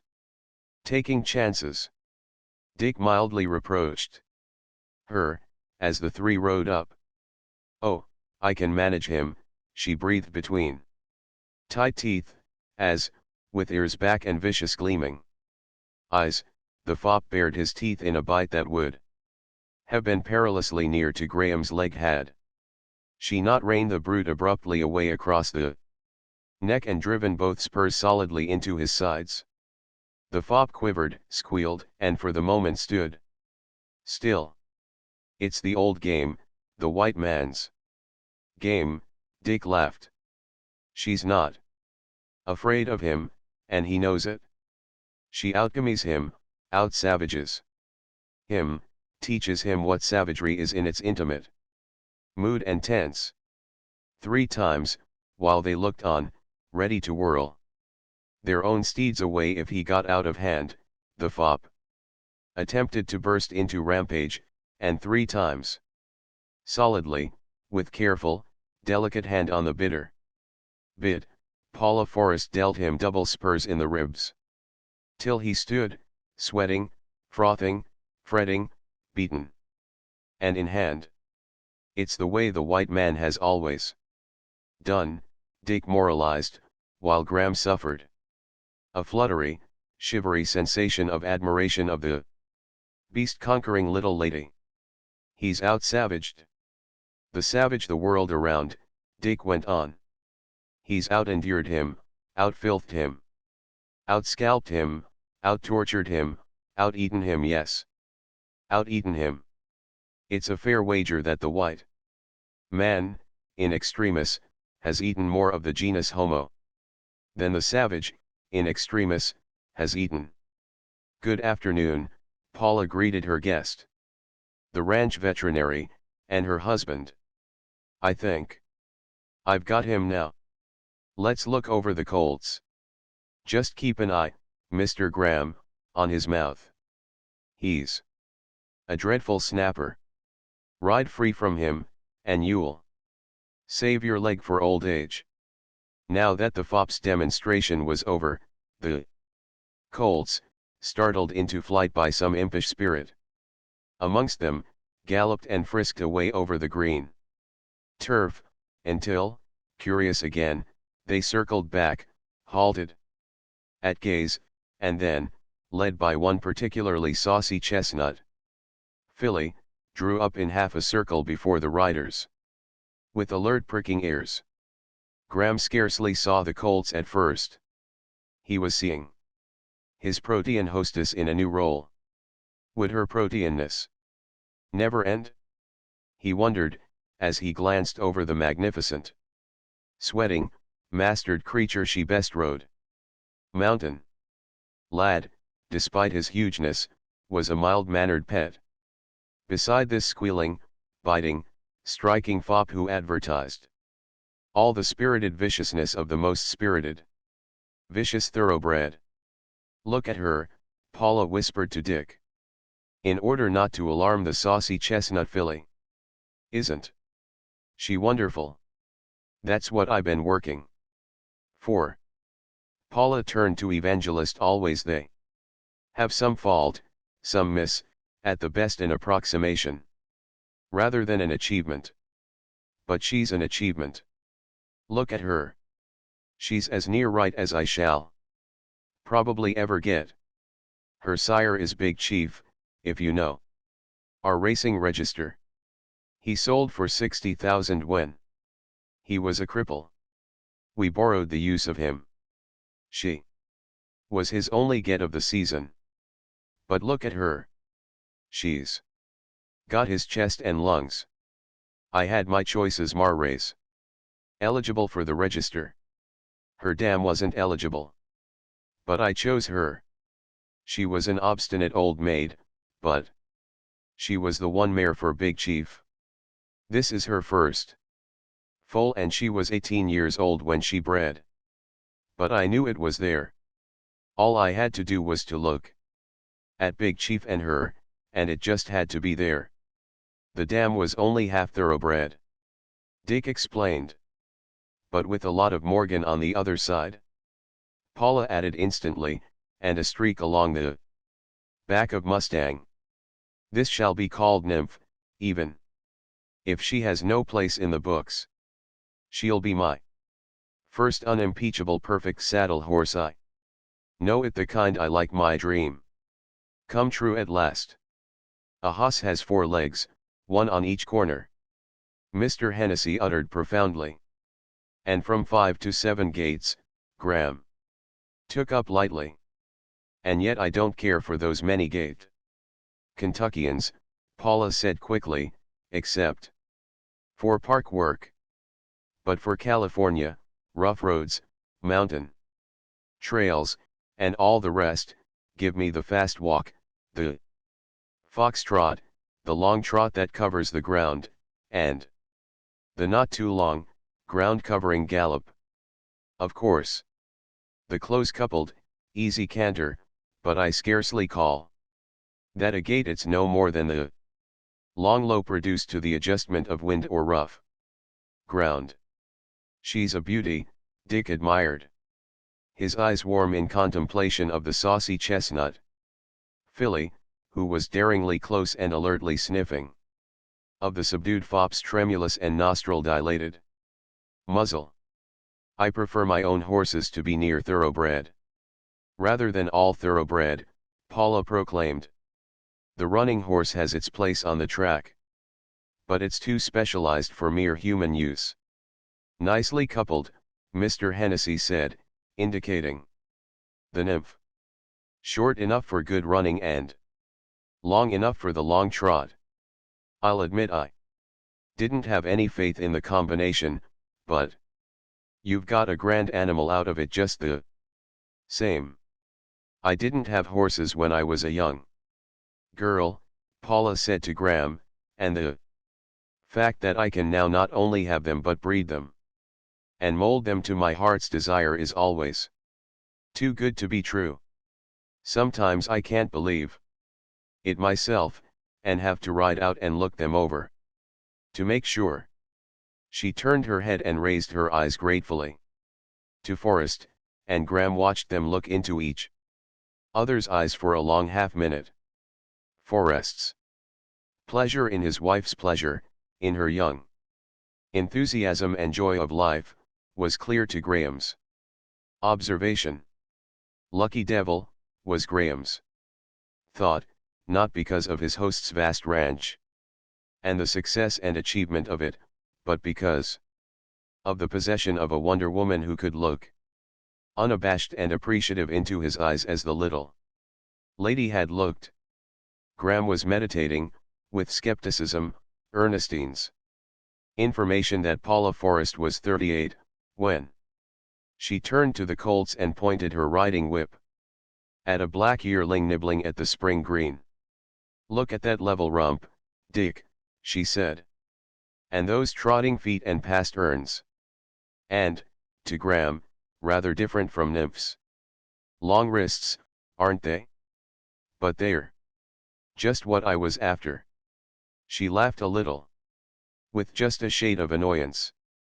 The dam was a bright sorrel almost like a fresh minted $20 piece, and I did so want a pair out of her, of the same color, for my own trap. Well, I can't say that I exactly got them, although I bred her to a splendid, sorrel trotting horse. And this is my reward, this black N, wait till we get to the brood Marrays and you'll see.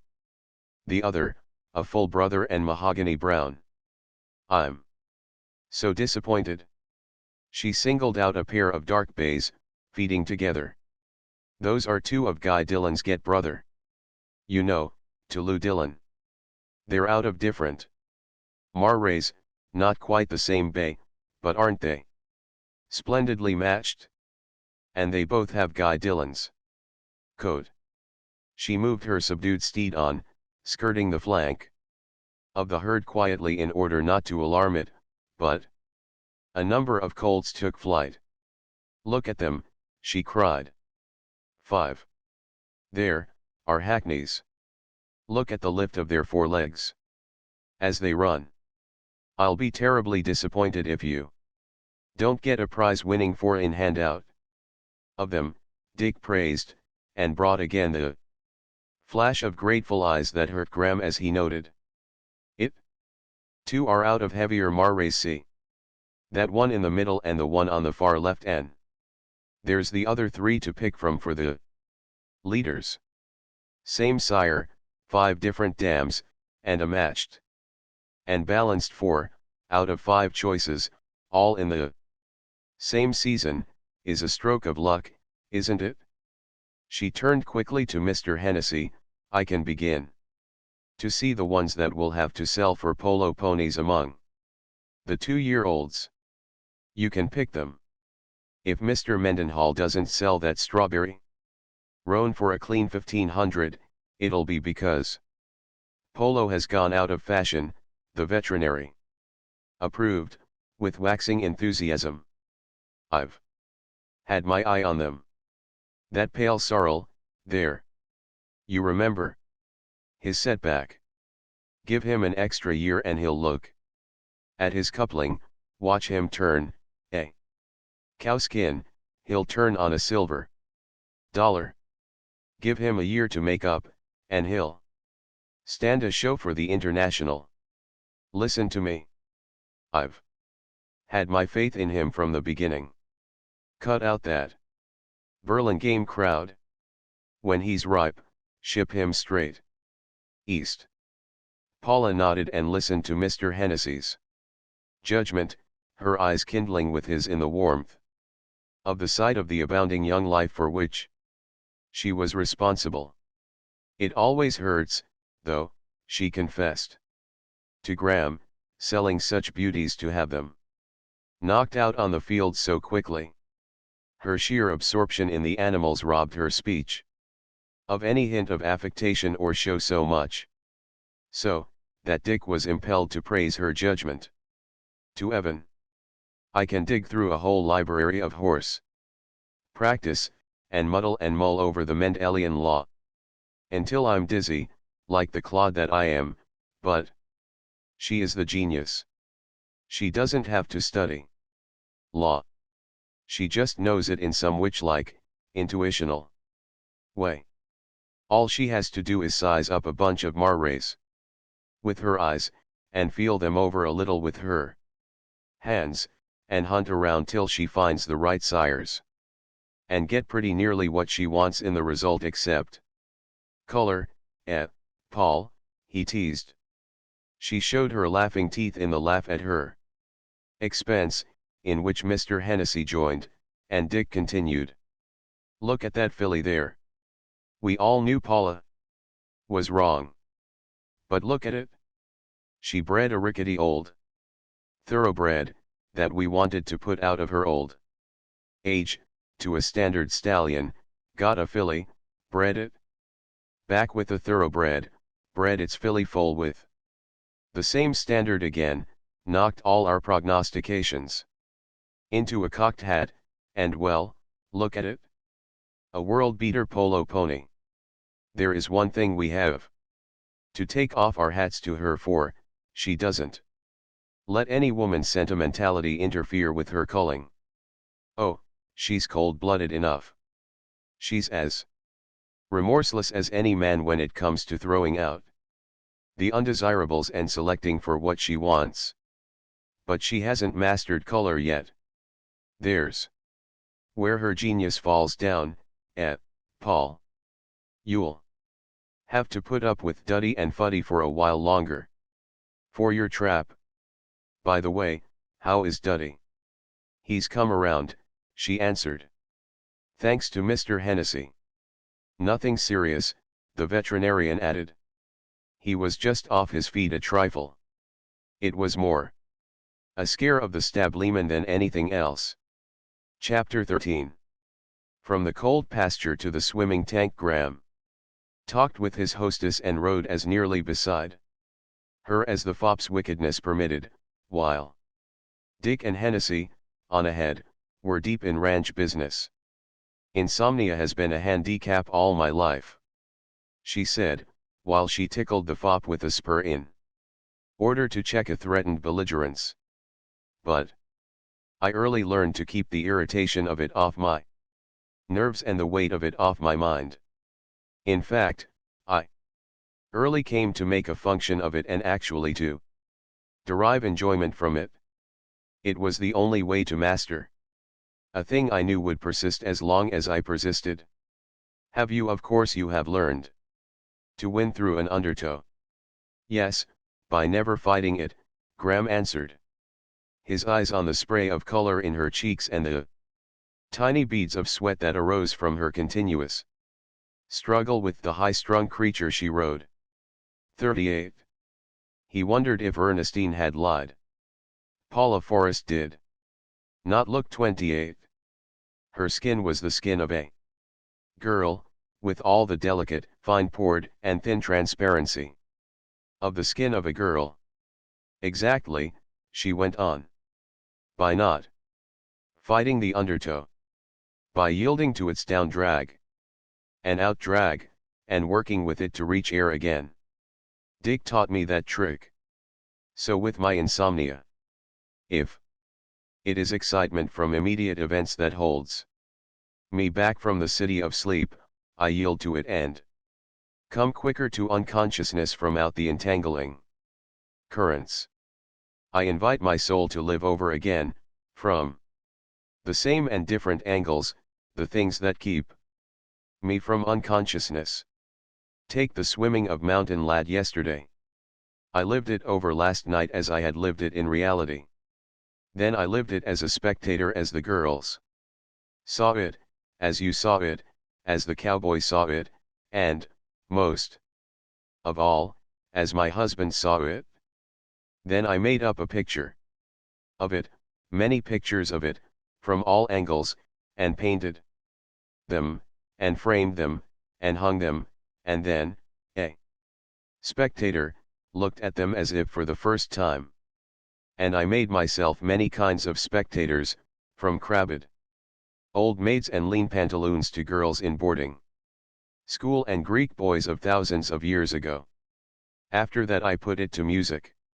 I played it on the piano, and guessed the playing of it on full orchestras and blaring bands. I chanted it, I sang it epic, lyric, comic, and, after a weary long while, of course I slept in the midst of it, and knew not that I slept. Until I awoke at 12 today. The last time I had heard the clock strike was 6. 6 unbroken hours. Is a capital prize for me in the sleep lottery. As she finished, Mr. Hennessy rode away on a cross path, and Dick Forrest dropped back to squire his wife on the other side. "Will you sport a bet, Evan?" he queried. "I'd like to hear the terms of it first," was the answer. "Cigars against cigars that you can't catch Paula in the tank inside 10 minutes. No. Inside 5, for I remember you're some swimmer." "Oh, give him a chance, Dick," Paula cried generously. 10 minutes will worry him." "But you don't know him," Dick argued. "And you don't value my cigars. I tell you he is a swimmer. He's drowned Canucks. And you know what that means. Perhaps I should reconsider. Maybe he'll slash a killing crawl stroke at me before I've really started. Tell me his history and prizes. I'll just tell you one thing. They still talk of it in the Marquesas. It was the big hurricane of 1892. He did 40 miles in 45 hours, and only he and one other landed on the land. And they were all Canucks. He was the only white man, yet he out-endured and drowned the last Canuck of them." "I thought you said there was one other," Paula interrupted. "She was a woman," Dick answered. "He drowned the last Canuck. And the woman was then a white woman," Paula insisted. Graham looked quickly at her, and although she had asked the question of her husband, her head turned to the turn of his head, so that he found her eyes meeting his straightly and squarely in interrogation. Graham held her gaze with equal straightness as he answered, "She was a Canuck." "A queen, if you please," Dick took up. "A queen out of the ancient chief stock. She was Queen of Wawa. Was it the chief stock that enabled her to out-endure the native men?" Paula asked. "Or did you help her?" "I rather think we helped each other toward the end," Graham replied. "We were both out of our heads for short spells and long spells. Sometimes it was one, sometimes the other, that was all in. We made the land at sunset that is, a wall of iron coast, with the surf bursting sky high. She took hold of me and clawed me in the water to get some sense in me. You see, I wanted to go in, which would have meant finish. She got me to understand that she knew where she was, that the current set westerly along shore, and in 2 hours would drift us abreast of a spot where we could land. I swear I either slept or was unconscious most of those 2 hours, and I swear she was in one state or the other when I chanced to come to and noted the absence of the roar of the surf. Then it was my turn to claw and maul her back to consciousness. It was 3 hours more before we made the sand. We slept where we crawled out of the water. Next morning's sun burnt us awake, and we crept into the shade of some wild bananas, found fresh water, and went to sleep again. Next I awoke, it was night. I took another drink, and slept through till morning. She was still asleep when the bunch of Canucks, hunting wild goats from the next valley, found us. I'll wager, for a man who drowned a whole Canuck crew, it was you who did the helping. Dick commented. She must have been forever grateful. Paula challenged, her eyes directly on Graham's. Don't tell me she wasn't young. Wasn't beautiful, wasn't a golden brown young goddess. Her mother was the Queen of Wawa. Graham answered. Her father was a Greek scholar. And an English gentleman. They were dead at the time of the swim, and no mare was queen herself. She was young. She was beautiful as any woman anywhere in the world may be beautiful. Thanks to her father's skin, she is not golden brown. She was tawny golden. But you've heard the story undoubtedly. He broke off with a look of question to Dick, who shook his head. Calls and cries and splashings of water from beyond. A screen of trees warned them that they were near the tank. You'll have to tell me the rest of the story sometime, Paula said. Dick knows it. I can't see why he hasn't told you. She shrugged her shoulders. Perhaps because he's never had the time. Or the provocation. God, what, it's had wide circulation. Graham laughed. For know that I was once morganatic or whatever you call it, king of the cannibal isles, or of a paradise of a Polynesian isle at any rate by a purple wave on an opal beach in the hush of the Mahim woods. He hummed carelessly, in conclusion, and swung off from his horse. The white moth to the closing vine. The bee to the opening clover, she hummed another line of the song, while the fop nearly got his teeth into her leg and she straightened him out with the spur, and waited for Dick to help her off and tie him. Cigars, I am in on that, you can't catch her, Bert Wainwright called from the top of the high dive 40 feet above. Wait a minute. I'm coming. And come he did, in a swan dive that was almost professional. And that brought hand-clapping approval from the girls. A sweet dive, balanced beautifully. Graham told him as he emerged from the tank. Bert tried to appear unconscious of the praise, failed. And, to pass it off, plunged into the wager. I don't know what kind of a swimmer you are, Graham, he said, but I just want in with Dick on the cigars. Me, too, chorused Ernestine. And Lute, and Rita. Boxes of candy, gloves, or any truck you care to risk, Ernestine added. But I don't know Mrs. Forrest's records, either, Graham protested, after having taken on the bets. However, if in 5 minutes, 10 minutes, Paula said, and to start from opposite ends of the tank. Is that fair? Any touch is a catch. Graham looked his hostess over with secret approval.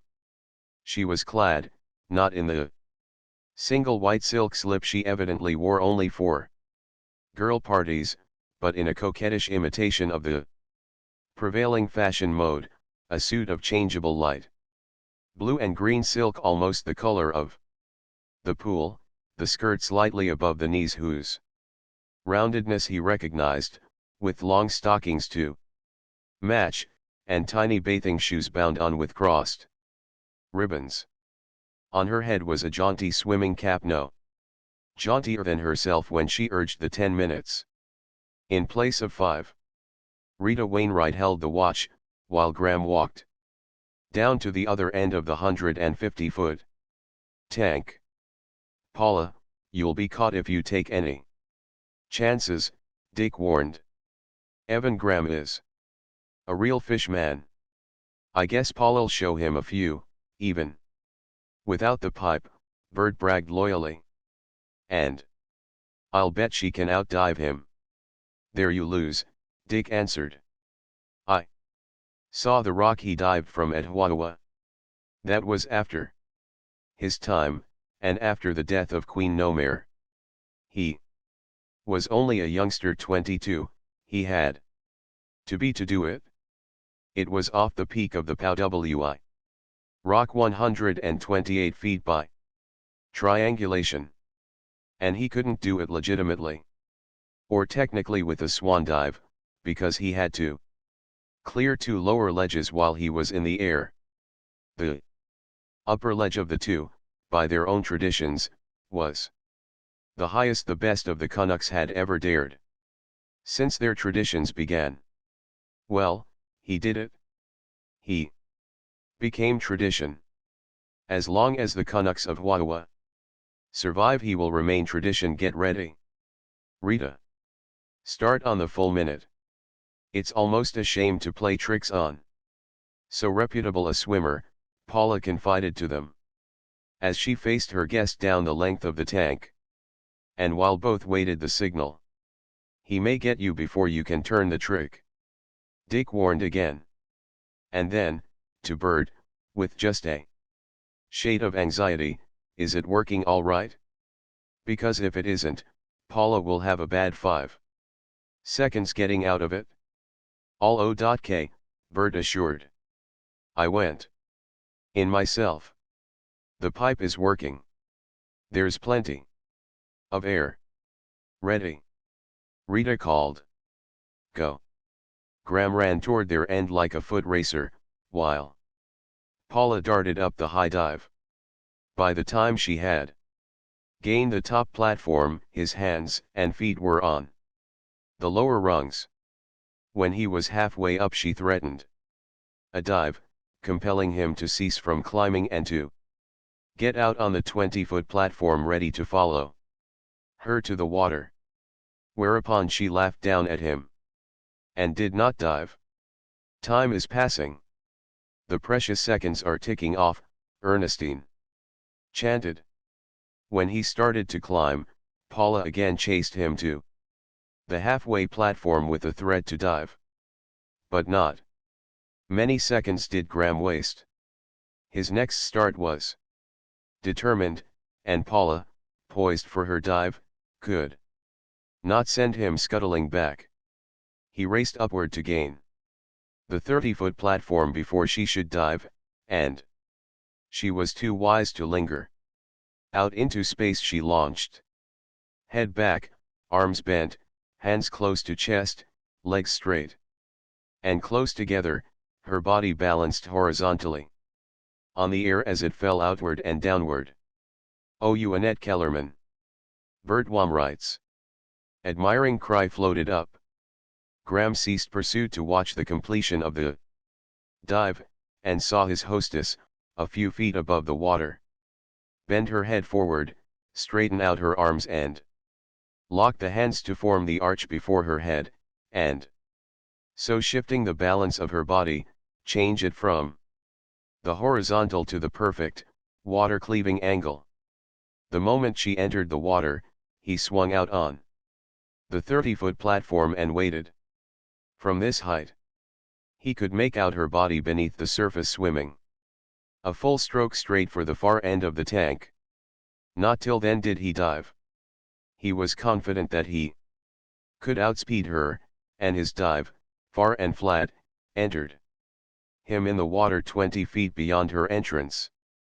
But at the instant he was in, Dick dipped 2 flat rocks into the water and struck them together.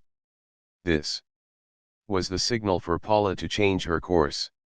Graham heard the concussion and wondered. He broke surface in the full swing of the crawl and went down the tank to the far end at a killing pace. He pulled himself out and watched the surface of the tank. A burst of hand clapping from the girls drew his eyes to the little lady drawing herself out of the tank at the other end. Again he ran down the side of the tank, and again she climbed the scaffold. But this time his wind and endurance enabled him to cut down her lead, so that she was driven to the 20-foot platform. She took No time for posturing or swanning, but tilted immediately. Off in a stiff dive, angling toward the west side of the tank. Almost they were in the air at the same time. In the water and under it, he could feel against his face and arms the agitation left by her progress. But she led into the deep shadow thrown by the low afternoon sun, where the water was so dark he could see nothing. When he touched the side of the tank he came up. She was not in sight. He drew himself out, panting, and stood ready to dive in at the first sign of her. But there were no signs.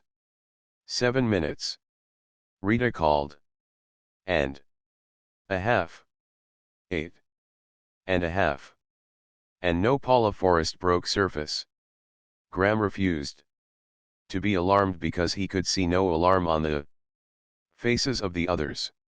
I lose, he announced at Rita's. 9 minutes. She's been under over 2 minutes, and you're all too blessed calm about it to get me excited, he said. I've still a minute, maybe I don't lose. He added quickly, as he stepped off feet first into the tank. As he went down he turned over and explored the cement wall of tank with his hands. Midway, possibly 10 feet under the surface he estimated, his hands encountered an opening in the wall. He felt about, learned it was unscreened, and boldly entered. Almost before he was in, he found he could come up, but he came up slowly, breaking surface in pitchy blackness and feeling about him without splashing. His fingers touched a cool smooth arm that shrank convulsively at contact while the possessor of it cried sharply with the startle of fright. He held on tightly and began to laugh, and Paula laughed with him. A line from the first chantive flashed into his consciousness, hearing her laugh in the gloom greatly. I loved her. You did frighten me when you touched me, she said. You came without a sound, and I was 1,000 miles away, dreaming. What? Graham asked. Well, honestly, I had just got an idea for a gown, a dusty, musty, mulberry wine velvet, with long, close lines, and heavy, tarnished gold borders and cords and things. And the only jewelry, a ring, one enormous pigeon blood ruby that Dick gave me years ago when we sailed the All away. Is there anything you don't do? He laughed. She joined with him, and their mirth sounded strangely hollow in the pent and echoing dark. Who told you? She next asked. No one. After you had been under 2 minutes. I knew it had to be something like this, and I came exploring. It was Dick's idea. He had it built into the tank afterward. You will find him full of whimsies. He delighted in scaring old ladies into fits by stepping off into the tank with their sons or grandsons and hiding away in here. But after 1 or 2 nearly died of shock, old ladies, I mean, he put me up, as today, to fooling hardier persons like yourself. Oh, he had another accident. There was a Miss Collin, friend of Ernestine, a little seminary girl. They artfully stood her right beside the pipe that leads out, and Dick went off the high dive and swam in here to the inside end of the pipe.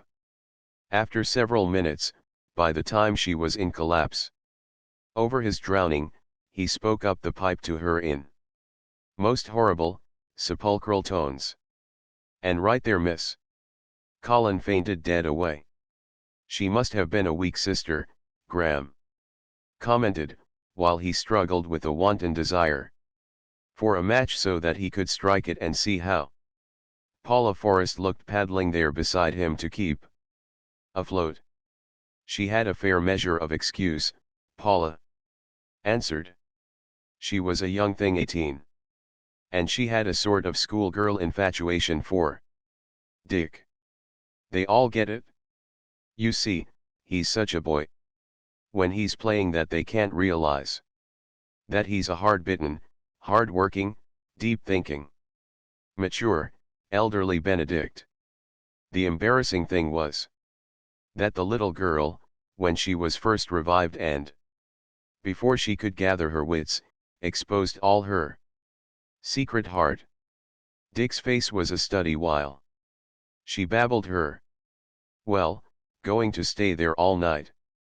Bert Wainwright's voice came down the pipe, sounding megaphonically close. Heavens! Graham sighed with relief, for he had startled and clutched Paula's arm. That's the time I got my fright. The little maiden is avenged. Also, at last, I know what a lead pipe cinch is. And it's time we started for the outer world, she suggested. It's not the coziest gossiping place in the world. Shall I go first? By all means, and I'll be right behind, although it's a pity the water isn't phosphorescent. Then I could follow your incandescent heel like that chap Byron wrote about Dante. You remember? He heard her appreciative gurgle in the dark, and then her, well, I'm going now. Unable to see the slightest glimmer, nevertheless. From the few sounds she made he knew she had turned over and gone down head first, and he was not beyond visioning with inner sight the graceful way in which she had done it in anything but graceful feet as the average swimming woman accomplishes it. Somebody gave it away to you, was Bert's prompt accusal, when Graham rose to the surface of the tank and climbed out. And you were the scoundrel who wrapped Stone underwater, Graham challenged. If I'd lost, I'd have protested the bet.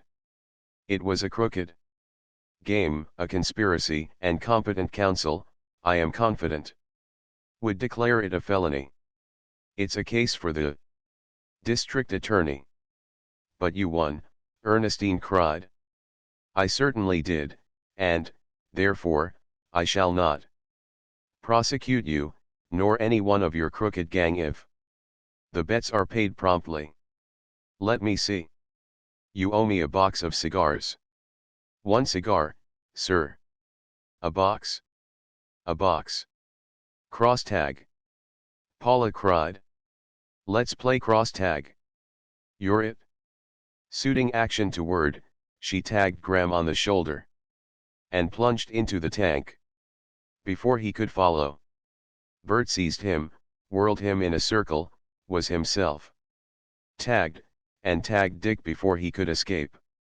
And while Dick pursued his wife through the tank and Bert and Graham sought a chance to cross, the girls fled up the scaffold and stood in an enticing row on the 15-foot diving platform.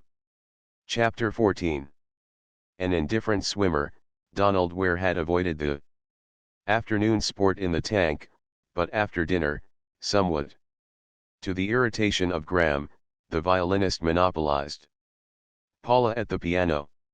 New guests, with the casual expectedness of the big house, had drifted in. A lawyer by name Adolph Well, who had come to confer with Dick over some big water right suit, Jeremy Braxton, straight from Mexico, Dick's general superintendent of the Harvest Group, which bonanza, according to Jeremy Braxton, was as unpattering as ever.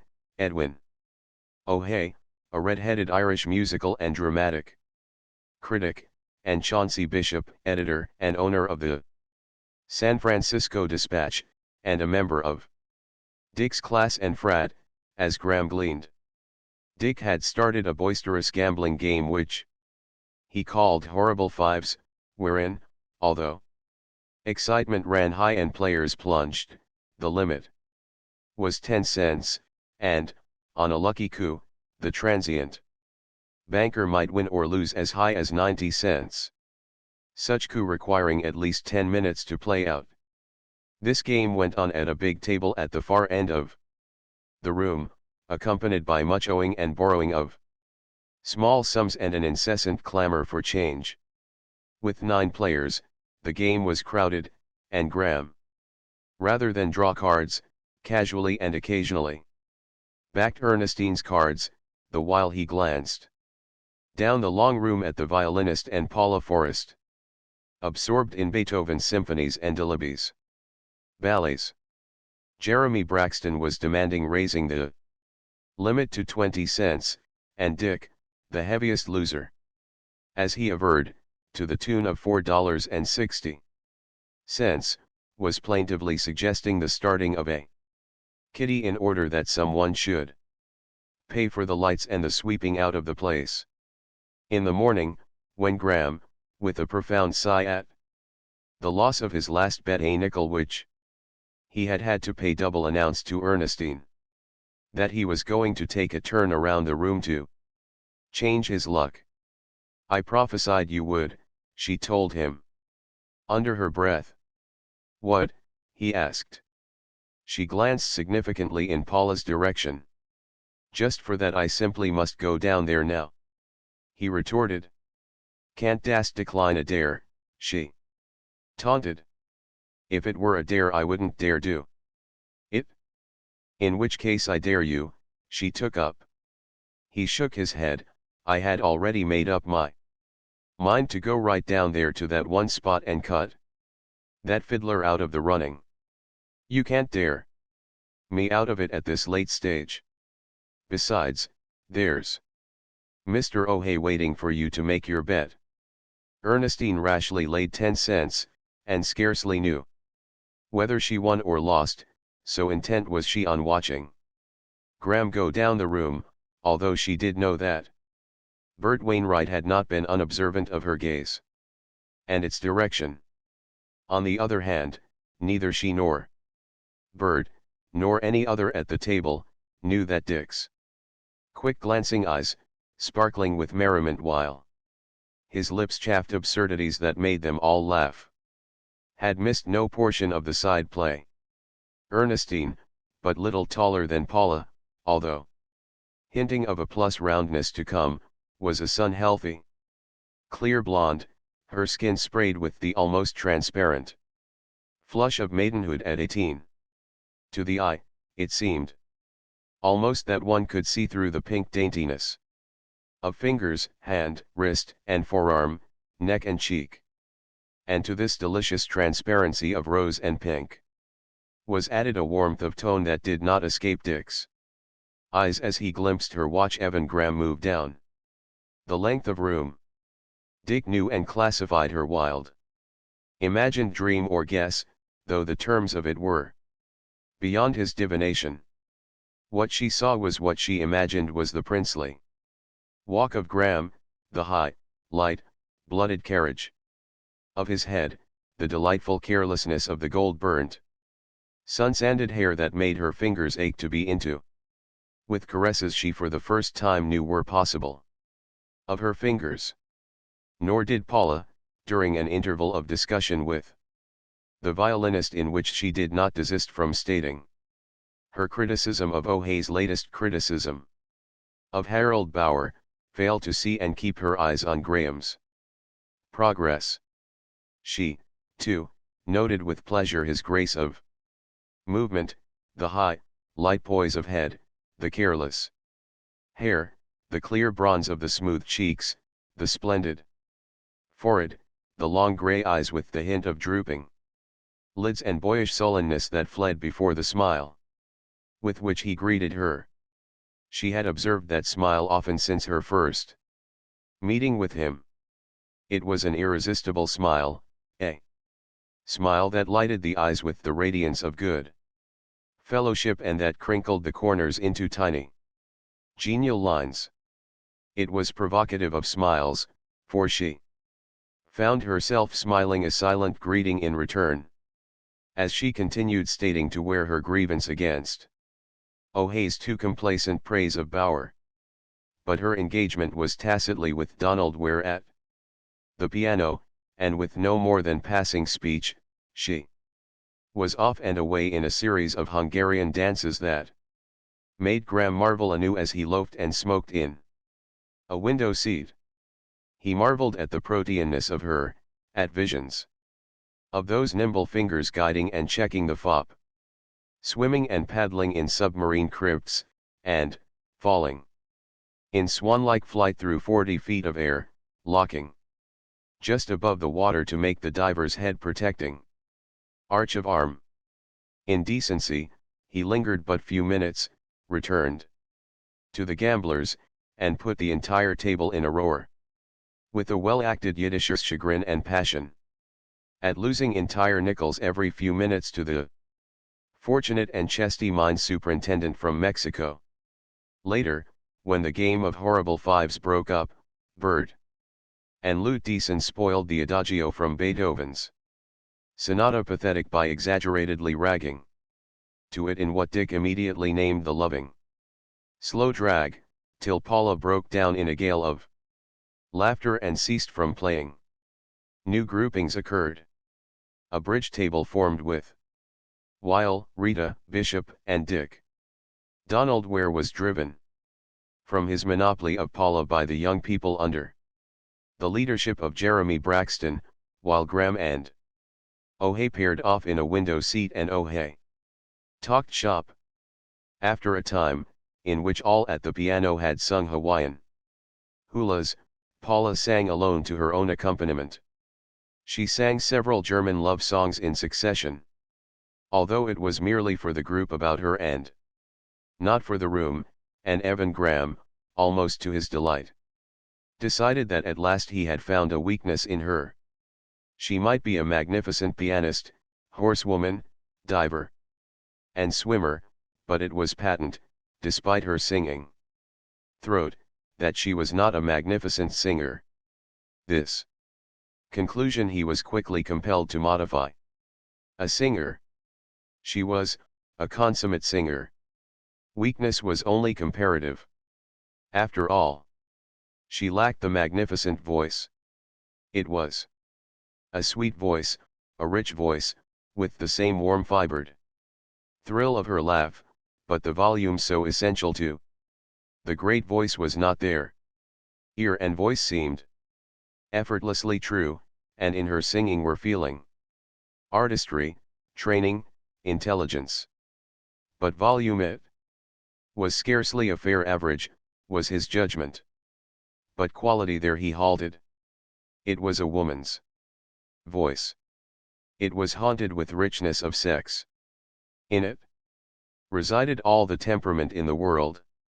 With all the restraint of discipline, was the next step of his analysis. He had to admire the way she refused to exceed the limitations of her voice. In this she achieved triumphs. And, while he nodded absently to O'Hay's lecturette on the state of the opera, Graham fell to wondering if Paula Forrest, thus so completely the mistress of her temperament, might not be equally mistress of her temperament in the deeper, passional ways. There was a challenge there based on curiosity, he conceded, but only partly so based. And, over and beyond, and, deeper and far beneath. A challenge to a man made in the immemorial image of man. It was a challenge that bade him pause, and even look up and down the great room and to the tree-trunked roof far above, and to the flying gallery hung with the spoils of the world, and to Dick Forrest, master of all this material achievement and husband of the woman, playing bridge, just as he worked, with all his heart, his laughter ringing loud as he caught Rita in renege. For Graham had the courage not to shun the ultimate connotations. Behind the challenge in his speculations lurked the woman.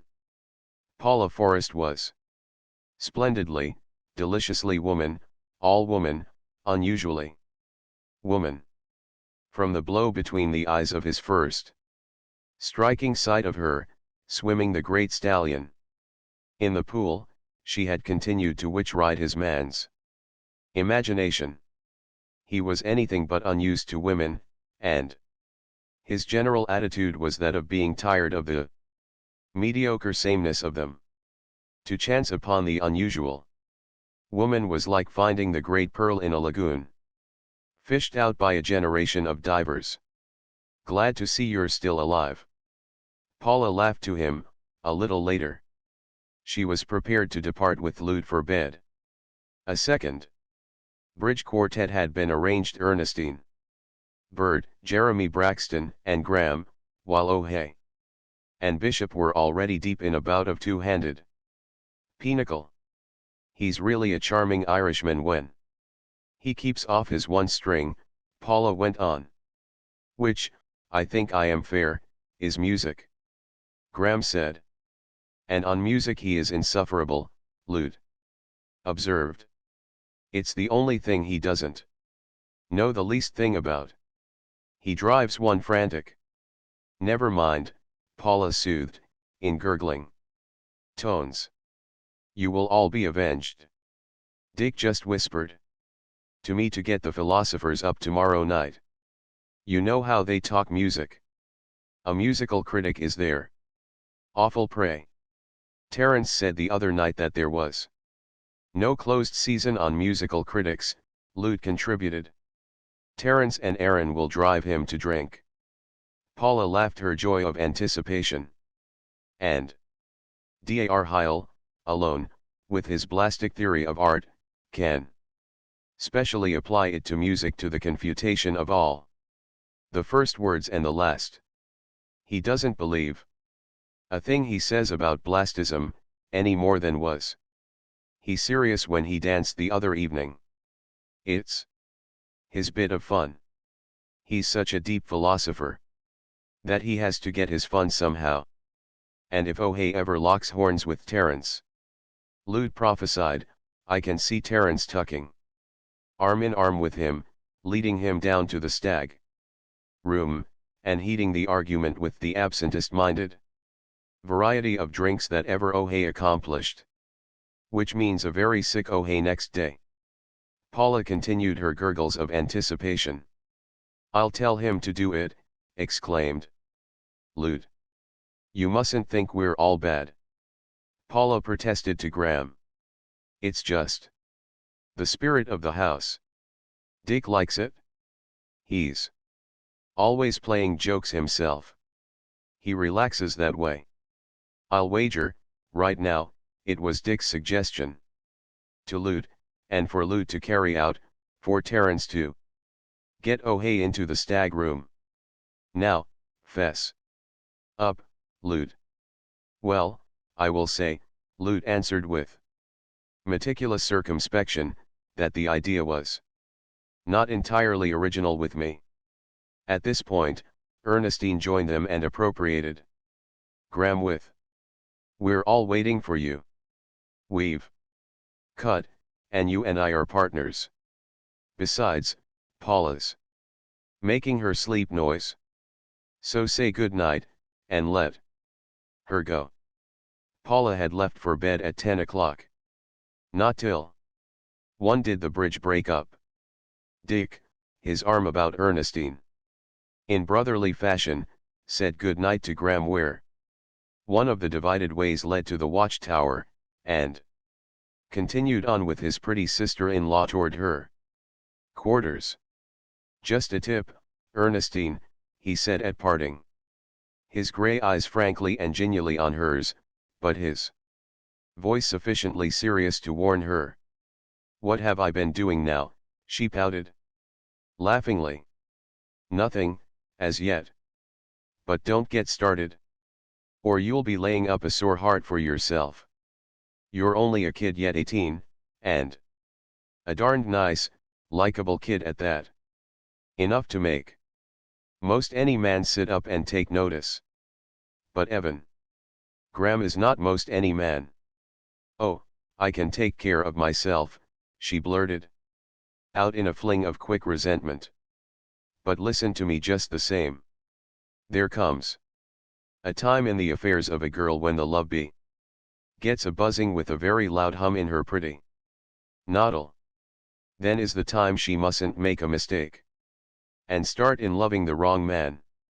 You haven't fallen in love with Evan Graham yet, and all you have to do is just not to fall in love with him. He's not for you, nor for any young thing. He's an oldster, an ancient, and possibly has forgotten more about love, romantic love, and young things, than you'll ever learn in a dozen lives. If he ever marries again. Again. Ernestine broke in. Why, he's been a widower, my dear, for over 15 years. Then what of it? She demanded defiantly. Just this, Dick continued quietly. He's lived the young thing romance, and lived it wonderfully. And, from the fact that in 15 years he has not married again, means that he's never recovered from his loss. Ernestine interpolated. But that's no proof. Means that he's got over his apprenticeship to wild young romance, Dick held unsteadily. All you have to do is look at him and realize that he has not lacked opportunities. And that, on occasion, some very fine women, real wise women, mature women, have given him foot races that tested his wind and endurance. But so far they've not succeeded in catching him. And as for young things, you know how filled the world is with them for a man like him. Think it over, and just keep your heart thoughts away from him.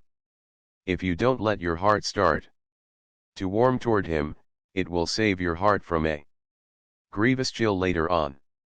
He took one of her hands in his, and drew her against him, an arm soothingly about her shoulder. For several minutes of silence Dick idly speculated on what her thoughts might be.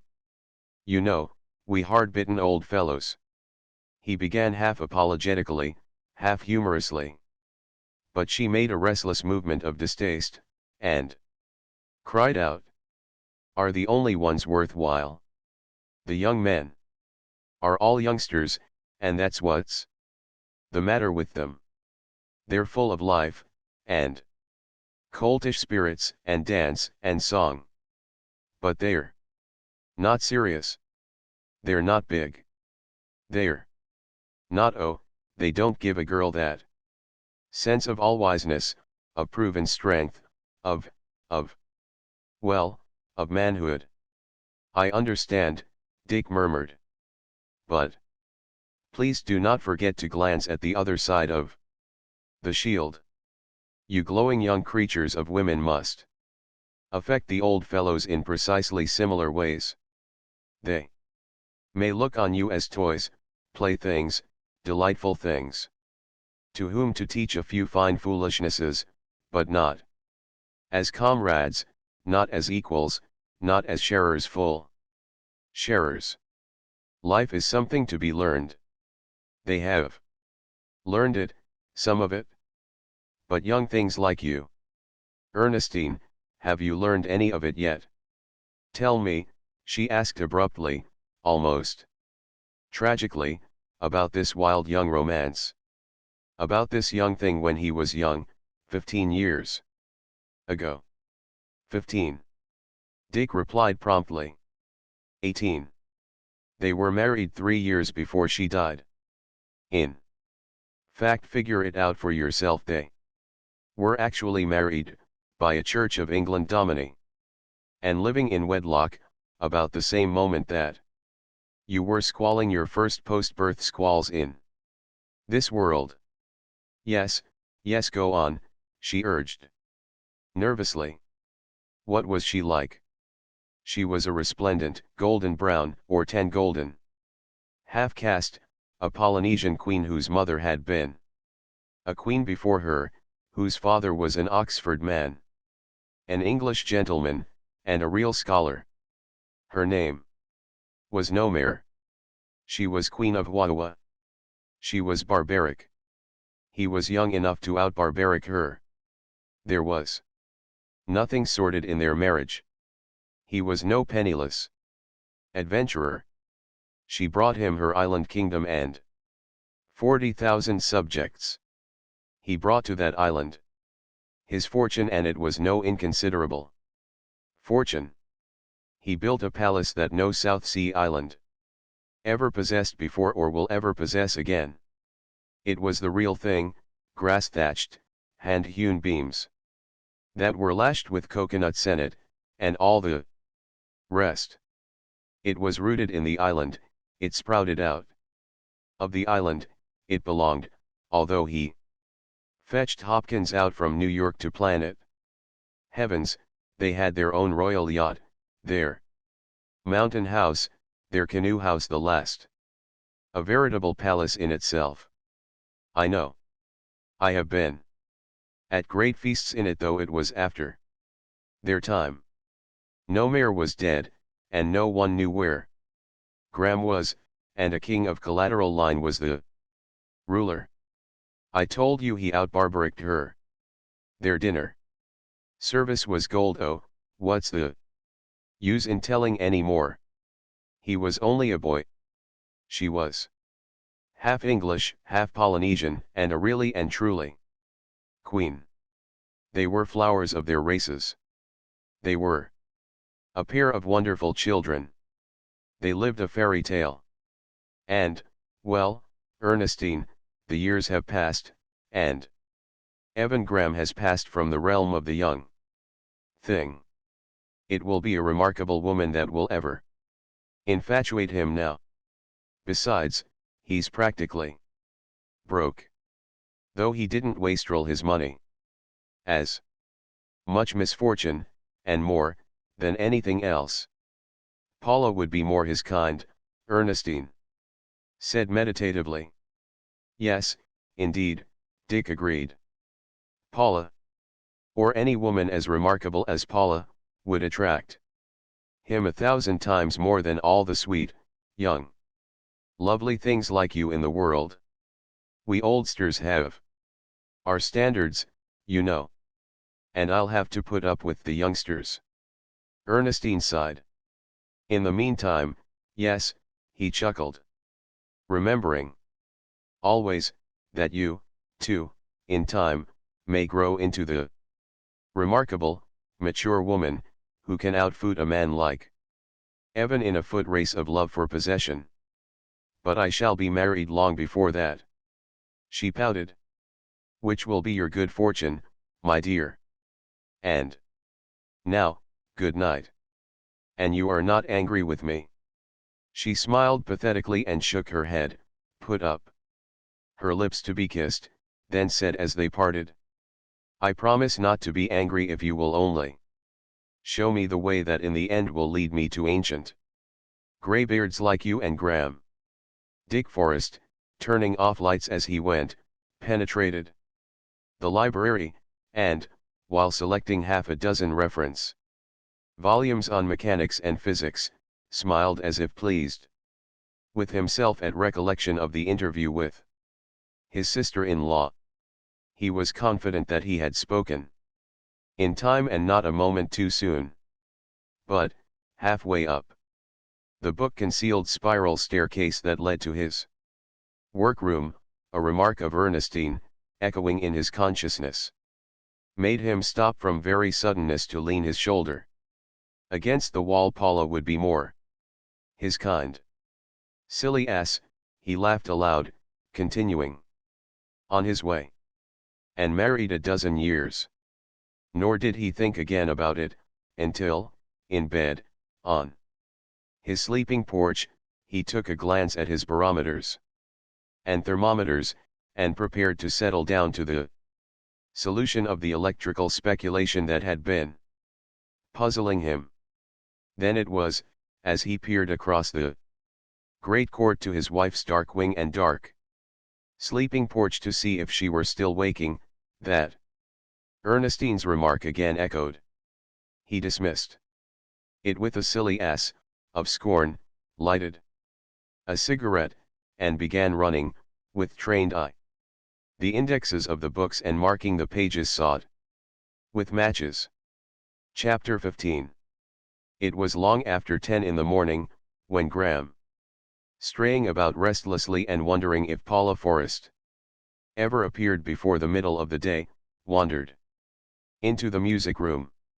Despite the fact that he was a several days guest in the big house, so big was it that the music room was new territory. It was an exquisite room, possibly 35 by 60 and rising to a lofty truss ceiling where a warm golden light was diffused from a skylight of yellow glass. Red tones entered largely into the walls and furnishing. And the place, to him, seemed to hold the hush of music. Graham was lazily contemplating a Keith with its inevitable triumph of sun-gloried atmosphere and twilight-shadowed sheep, when, from the tail of his eye, he saw his hostess come in from the far entrance. Again, the sight of her, that was a picture, gave him the little catch breath of gasp. She was clad entirely in white, and looked very young and quite tall in the sweeping folds of a holoku of elaborate simplicity and apparent shapelessness. He knew the holoku in the home of its origin, where, on the lanais of Hawaii, it gave charm to a plain woman and double-folded the charm of a charming woman. While they smiled greeting across the room, he was noting the set of her body, the poise of head and frankness of eyes, all of which seemed articulate with a friendly, comradely, "Hello, friends." At least such was the form Graham's fancy took as she came toward him. "You made a mistake with this room," he said gravely. "No, don't say that." "But how? It should have been longer, much longer, twice as long at least." "Why?" she demanded, with a disapproving shake of head, while he delighted in the girlish color in her cheeks that gave the lie to her 38 years. "Because, then," he answered, "you should have had to walk twice as far this morning. And my pleasure of watching you would have been correspondingly increased. I've always insisted that the holoku is the most charming garment ever invented for women." "Then it was my holoku and not I," she retorted. "I see you are like Dick always, with a string on your compliments, and lo, when we poor sillies start to nibble, back goes the compliment, dragging at the end of the string. Now I want to show you the room," she hurried on, closing his disclaimer. "Dick gave me a free hand with it. It's all mine, you see. Even to its proportions. And the pictures. I selected them," she nodded, "every one of them, and loved them onto the walls myself. Although Dick did quarrel with me over that Vereshchagin. He agreed on the 2 millets and the Koro over there. And on that Isabe, and even conceded that some Vereshchagins might do in a music room, but not that particular Vereshchagin. He's jealous for our local artists. You see. He wanted more of them, wanted to show his appreciation of home talent. I don't know your Pacific Coast men's work very well," Graham said. "Tell me about them. Show me that, of course. That's a Keith, there, but whose is that next one?" "It's beautiful." A McComas, she was answering.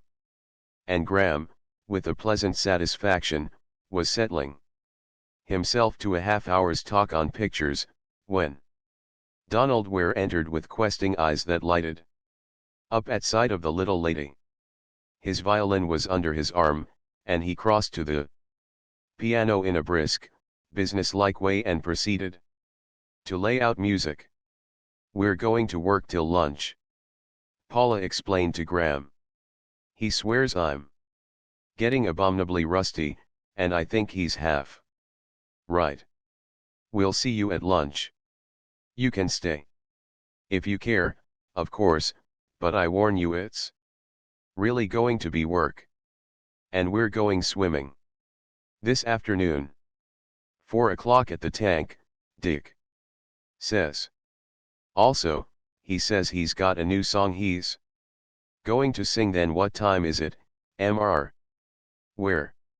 10 minutes to 11, the musician answered briefly, with a touch of sharpness. You're ahead of time. The engagement was for 11. Until 11 you'll have to wait, sir. I must run and see Dick, first. I haven't said good morning to him yet. Well, Paula knew her husband's hours. Scribbled secretly in the back of the notebook that lay always on the reading stand by her couch were hieroglyphic notes that reminded her that he had coffee at 6:30. Might possibly be caught in bed with proof sheets or books till 8:45, if not out riding, was inaccessible between 9 and 10, dictating correspondence to Blake, was inaccessible between 10 and 11. Conferring with managers and foremen, while Bonbright, the assistant secretary, took down, like any court reporter, every word uttered by all parties in the rapid-fire interviews. At 11, unless there were unexpected telegrams or business, she could usually count on finding Dick alone for a space, although invariably busy. Passing the secretary's room, the click of a typewriter informed her that one obstacle was removed. In the library, the sight of Mr. Bonbright hunting a book for Mr. Manson, the Shorthorn manager, told her that Dick's hour with his head men was over. She pressed the button that swung aside a section of filled bookshelves and revealed the tiny spiral of steel steps that led up to Dick's workroom. At the top, a similar pivoting section of shelves swung obediently to her press of button and led her noiselessly into his room. A shade of vexation passed across her face as she recognized Jeremy Braxton's voice. She paused in indecision, neither seeing nor being seen. If we flood, we flood, the mine superintendent was saying. It will cost a mint, yes. Half a dozen mints to pump out again. And it's a damned shame to drown the old harvest that way. But for this last year the books show that we've worked at a positive loss, Paula heard Dick take up. Every petty bandit from Werda down to the last peon who's stolen a horse has gouged us. It's getting too stiff. Taxes. Extraordinary bandits, revolutionists, and federals. We could survive it, if only the end were in sight, but we have no guarantee that this disorder may not last a dozen or 20 years. Just the same, the old harvest think of flooding her, the superintendent protested. And think of Villa, Dick replied, with a sharp laugh, the bitterness of which did not escape Paula. If he wins, he says he's going to divide all the land among the peons. The next logical step will be the mines. How much do you think we've coughed up to the constitutionalists in the past 12 months? Over 120,000. Braxton answered promptly. Not counting that 50,000 cold bullion to Tornes before he retreated. He jumped his army at Guaymas and headed for Europe. With it I wrote you all that. If we keep the workings afloat, Jeremy, they'll go on gouging, gouge without end, amen. I think we'd better flood. If we can make wealth more efficiently than those rapscallions, let us show them that we can destroy wealth with the same facility. That's what I tell them. And they smile and repeat that such and such a free will offering, under exigent circumstances, would be very acceptable to the revolutionary chiefs, meaning themselves. The big chiefs never finger 1 peso in 10 of it. Good Lord. I show them what we've done. Steady work for 5,000 peons. Wages raised from 10 Centavos a day to 110. I show them peons 10 centavo. Men when we took them, and 5 peso men when I showed them. And the same old smile and the same old itching palm, and the same old acceptability of a free will. Offering from us to the sacred cause of the revolution. By God. Old Diaz was a robber, but he was a decent robber. I said to Aranzo, if we shut down, here's 5,000 Mexicans out of a job, what'll you do with them? And Aranzo smiled and answered. Me Pat. Do with them, he said. Why? Put guns in their hands and march 'em down to take Mexico City. In imagination Paula could see Dick's disgusted shrug of shoulders as she heard him say. The curse of it is that the stuff is there, and that we're the only fellows that can get it out. The Mexicans can't do it. They haven't the brains. All they've got is the guns, and they're making us shell out more than we make. There's only one thing for us, Jeremy. We'll forget profits for a year or so. Lay off the men, and just keep the engineer force on and the pumping going. I threw that into Aranzo, Jeremy Braxton's voice boomed. And what was his comeback? That if we laid off the peons, he'd see to it that the engineers laid off, too, and the mine could flood. And be damned to us, no, he didn't say that last. He just smiled, but the smile meant the same thing. For 2 cents I'd wrung his yellow neck, except that there'd have been another patriot in his boots and in my office next day proposing a stiffer gouge.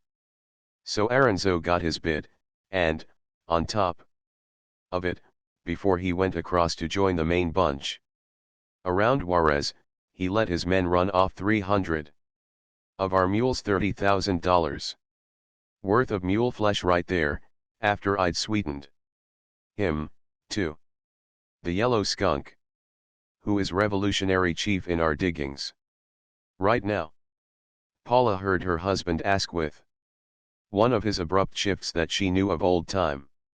Tokened his drawing together the many threads of a situation and proceeding to action.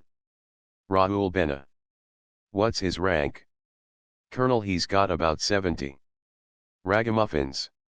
What did he do before he quit work? Sheep herder. Very well. Dick's utterance was quick and sharp. You've got to play act. Become a patriot. Hike back as fast as God will let you. Sweeten this Raul Bena.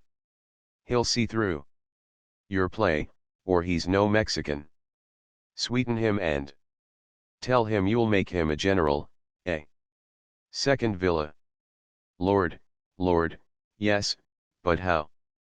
Jeremy Braxton demanded. By putting him at the head of an army of 5,000. Lay off the men. Make them volunteer. We're safe, because Huerta is doomed. Tell him you're a real patriot. Give each man a rifle. We'll stand that for a last gouge, and it will prove you a patriot. Promise every man his job back. When the war is over, let them and Raul Bena depart with your blessing. Keep on the pumping force only. And if we cut out profits for a year or so, at the same time we are cutting down losses. And perhaps we won't have to flood Old Harvest after all. Paula smiled to herself at Dick's solution as she stole back down the spiral on her way to the music room. She was depressed, but not by the Harvest Group situation. Ever since her marriage there had always been trouble in the working of the Mexican mines Dick had inherited. Her depression was due to her having missed her morning greeting to him.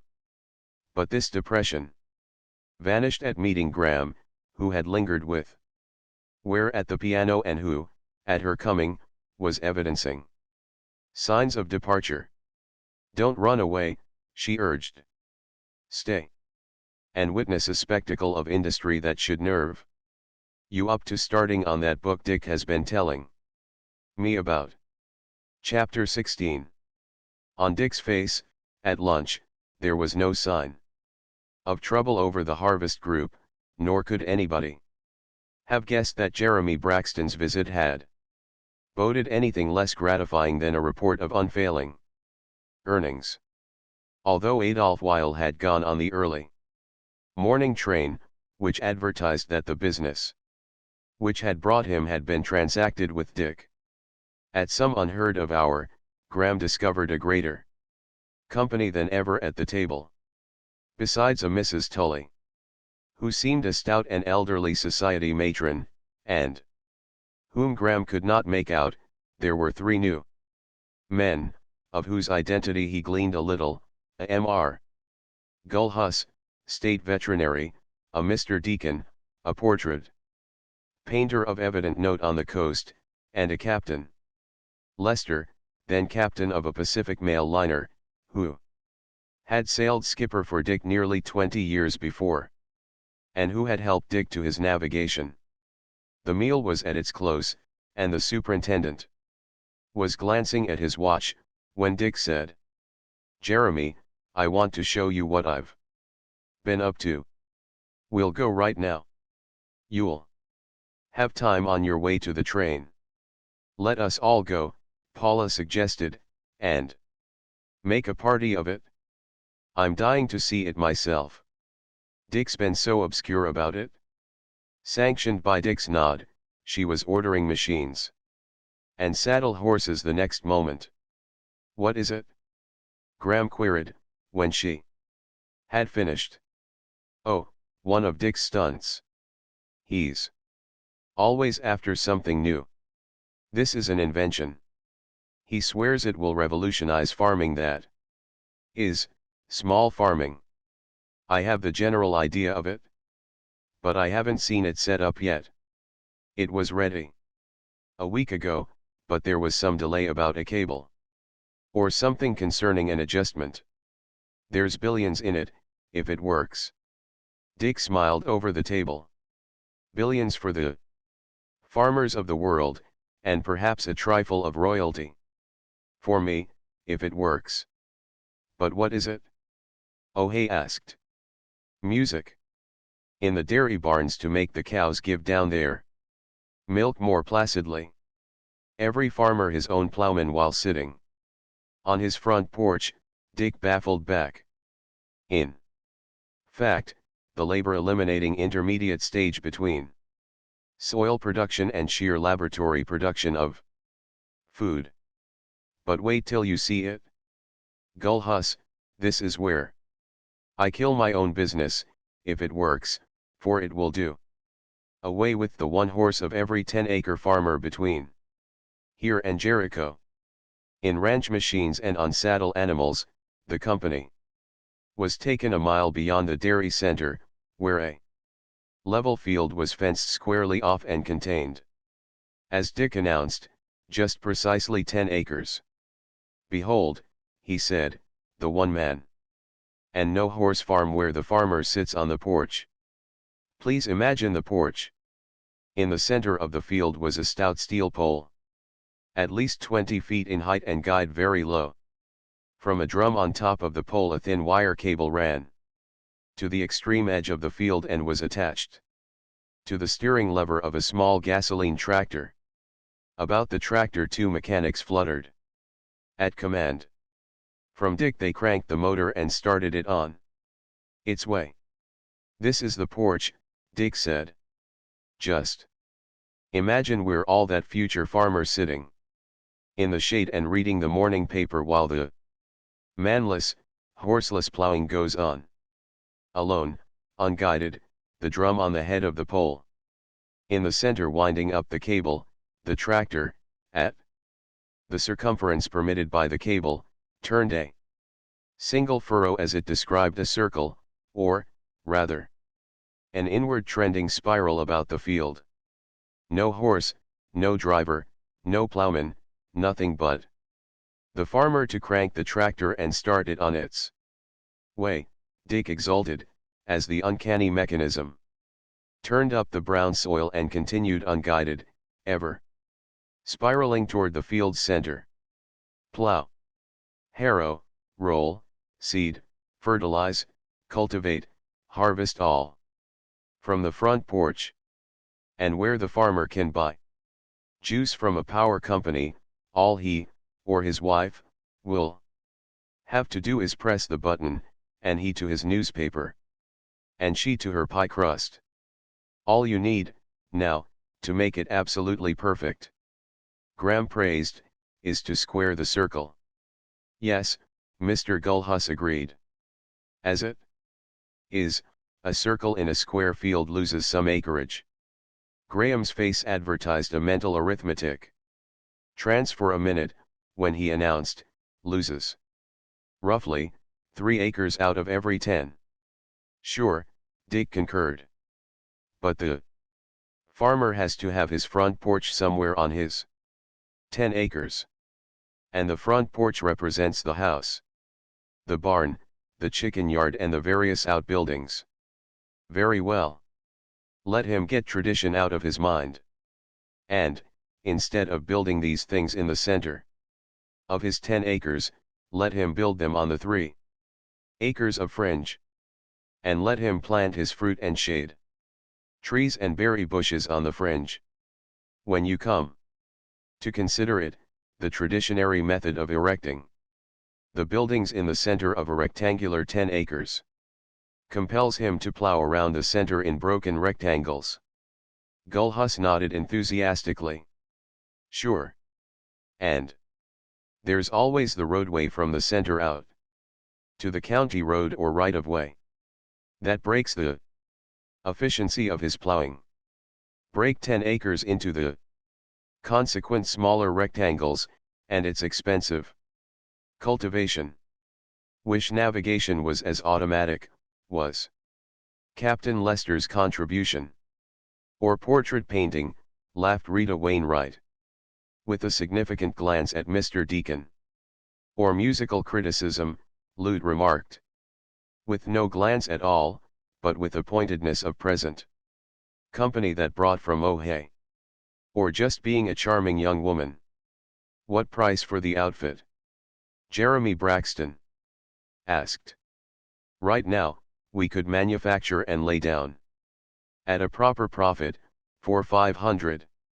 If the thing came into general use, with up-to-date, large-scale factory methods, $300. But say $500. And write off 15% for interest and constant. It would cost the farmer $70 a year. What? 10-acre farmer, on $200 land, who keeps books, can keep a horse for $70 a year?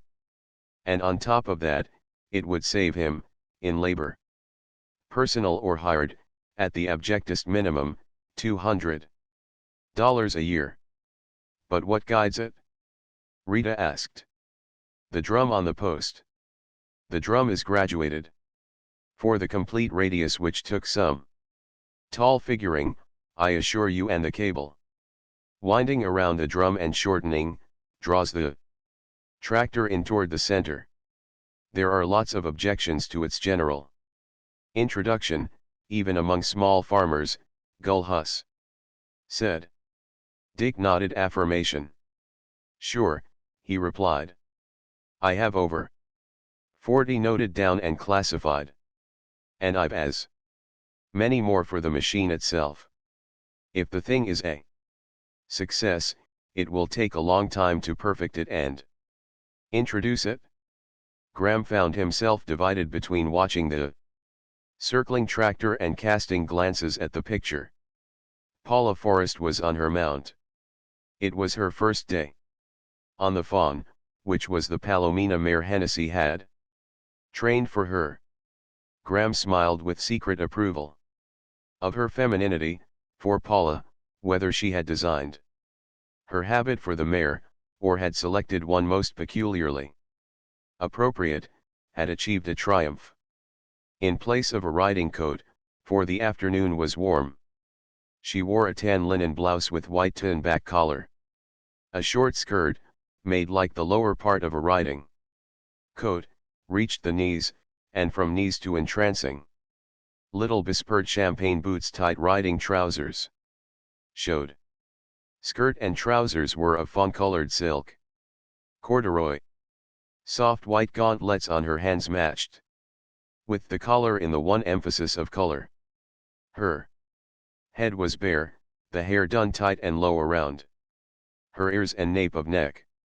I don't see how you can keep such a skin and expose yourself to the sun this way, Graham ventured, in mild criticism.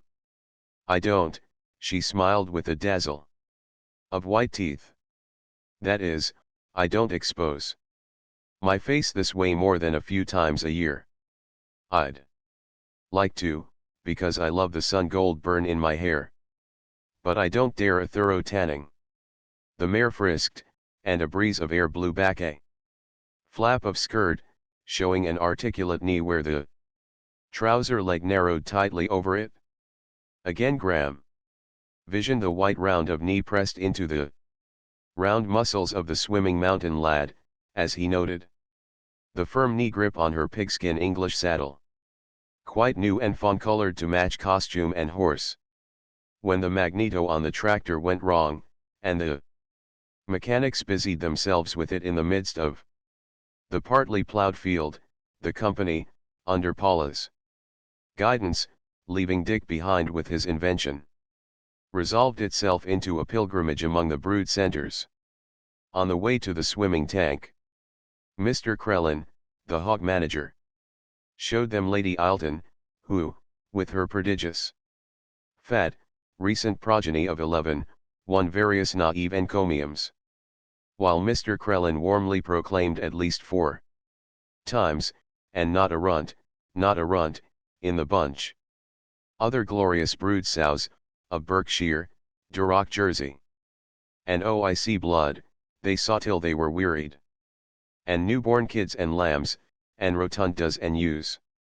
From center to center, Paula kept the telephones warning ahead of the party's coming, so that Mr. Manson waited to exhibit the great King Polo, and his broad-backed shorthorn harem, and the shorthorn harems of bulls that were only little less than King Polo in magnificence. And Record, and Parkman, the Jersey manager, was on hand, with staffed assistants, to parade sensational Drake, Golden Jolly, Fontaine Royal, Oxford Master, and Carnack's Ferry Boy Blue Ribbon. Bulls, all, and founders and scions of noble houses of Butterfat renown, and Rosaire Queen, standbys. Damn, Golden Jolly's lass, Olga's pride. And Gertie of Maitland's equally blue-ribboned and blue-blooded Jersey matrons in the royal realm of Butterfat, and Mr. Mendenhall, who had charge of the shires, proudly exhibited a string of mighty stallions, led by the mighty mountain lad, and a longer string of matrons, headed by the Fotherington princess of the Silver Whinny. Even old Alden Bessie, the princess's dam, retired to but part day's work, he sent for that they might render due honor to so notable a dam. As 4 o'clock approached, Donald Ware, not keen on swimming, returned in one of the machines to the big house, and Mr. Gullhuss remained to discuss shires with Mr. Mendenhall. Dick was at the tank when the party arrived, and the girls were immediately insistent for the new song. It isn't exactly a new song, Dick explained, his grey eyes twinkling roguery, and it's not my song. It was sung in Japan before I was born, and, I doubt not, before Columbus discovered America. Also, it is a duet, a competitive duet with forfeit penalties attached. Paula will have to sing it with me. I'll teach you. Sit down there, that's right now. All the rest of you gather around and sit down. Still in her riding habit, Paula sat down on the concrete, facing her husband, in the center of the sitting audience. Under his direction, timing her movements to his. She slapped her hands on her knees, slapped her palms together, and slapped her palms against his palms. Much in the fashion of the nursery game of bean porridge hot. Then he sang the song, which was short and which she quickly picked up, singing it with him and clapping the accent. While the air of it was orientally catchy, it was chanted slowly, almost monotonously, but it was quickly provocative of excitement to the spectators. Jonkina, Jonkina. Jong Jong, Kina Kina. Yokeo Hame, Nage Sakai. Kobe Maro Hoi. The last syllable, hoi, was uttered suddenly, explosively, and an octave and more higher than the pitch of the melody. At the same moment that it was uttered, Paula's and Dick's hands were abruptly shot toward each other's, either clenched or open. The point of the game was that Paula's hands, open or closed, at the instant of uttering hoi, should match Dick's. Thus, the first time she did match him, both his and her hands being closed. Whereupon he took off his hat and tossed it into Lute's lap. My forfeit, he explained. Come on, Paul, again. And again they sang and clapped. Jonkina, Jonkina. Jong Jong, Kina Kina. Yokeo Hame, Nage Sakai. Kobe Maro Hoi. This time, with the hoi, her hands were closed and his were open. Forfeit, forfeit, the girls cried. She looked her costume over with alarm, asking, what can I give? A hairpin, Dick advised, and one of her turtle shell hairpins joined his hat in Lute's lap. Bother it, she exclaimed, when the last of her hairpins had gone the same way, she having failed 7 times to Dick's once. I can't see why I should be so slow and stupid. Besides, Dick, you're too clever. I never could outguess you. Or out-anticipate you. Again they sang the song. She lost, and, to Mrs. Tully's shocked Paula, she forfeited a spur. And threatened a boot when the remaining spur should be gone. A winning streak of 3 compelled Dick to give up his wristwatch and both spurs. Then she lost her wristwatch and the remaining spur. Jonkina, Jonkina, they began again. While Mrs. Tully remonstrated, now, Paula. You simply must stop this, Dick, you ought to be ashamed of yourself. But Dick, emitting a triumphant hoi, won, and joined in the laughter as Paula took off one of her little champagne boots and added it to the heap in Lute's lap. It's all right, Aunt Martha, Paula assured Mrs. Tully. Mr. Ware's not here. And he's the only one who would be shocked. Come on, Dick. You can't win every time. Jonkina, Jonkina, she chanted. On with her husband. The repetition, at first slow, had accelerated steadily, so that now they fairly rippled through with it, while their slapping, striking palms made a continuous patter. The exercise and excitement had added to the sun's action on her skin, so that her laughing face was all a rosy glow. Evan Graham, a silent spectator, was aware of hurt and indignity. He knew the Jonkina of old time from the geishas of the tea houses of Nippon, and, despite the unconventionality that ruled the forests and the big house, he experienced shock in that Paula should take part in such a game. It did not enter his head at the moment that he would have been merely curious to see how far the madness Would go had the player been Lute, or Ernestine, or Rita. Not till afterward did he realize that his concern and sense of outrage were due to the fact that the player was Paula, and that, therefore, she was bulking bigger in his imagination than he was conscious of. What he was conscious of at the moment was that he was growing angry and that he had deliberately to check himself from protesting. By this time Dick's cigarette case and matches, and Paula's second boot, belt, skirt pin, and wedding ring had joined the mound of forfeits. Mrs. Tully, her face set in stoic resignation, was silent. Jonkina, Jonkina, Paula laughed. And sang on, and Graham heard Ernestine laugh to Bert. I don't see what she can spare next. Well, you know her, he heard Bert answer. She's game once she gets started, and it certainly looks like she's started. Hoy! Paula and Dick cried simultaneously, as they thrust out their hands. But Dick's were closed, and hers were open. Graham watched her vainly quest her person for the consequent forfeit. Come on, Lady Godiva, Dick commanded.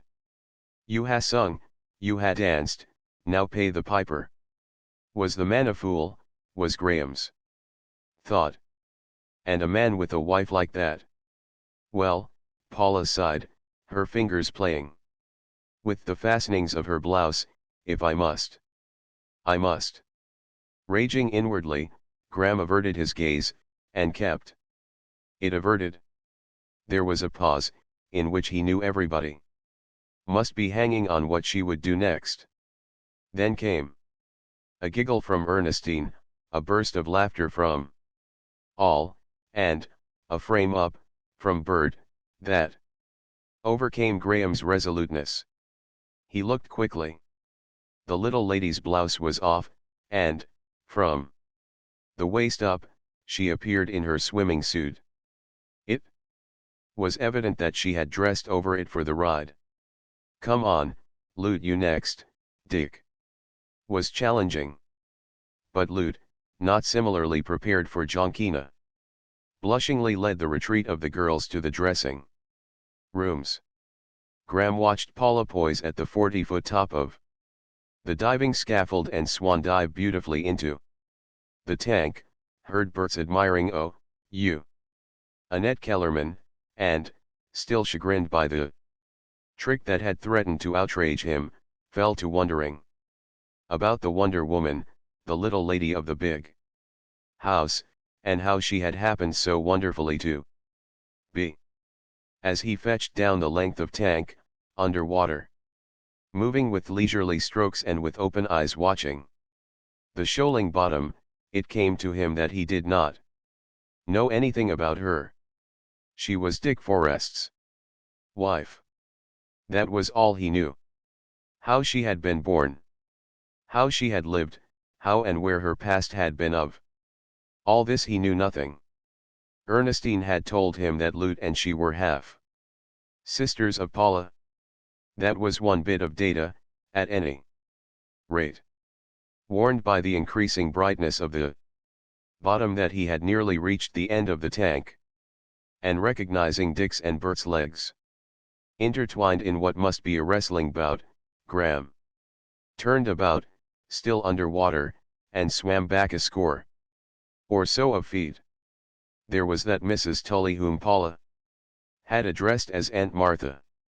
Was she truly an aunt? Or was she a courtesy aunt through sisterhood with the mother of Lute and Ernestine? He broke surface, was hailed by the others to join in Bull in the Ring, in which strenuous sport, for the next half hour, he was compelled more than once to marvel at the litheness and agility, as well as strategy, of Paula in her successful efforts at escaping through the ring. Concluding the game through weariness. Breathing hard, the entire party raced the length of the tank and crawled out to rest in the sunshine, in a circle about Mrs. Tully. Soon there was more fun afoot, and Paula was contending Impossible things with Mrs. Tully.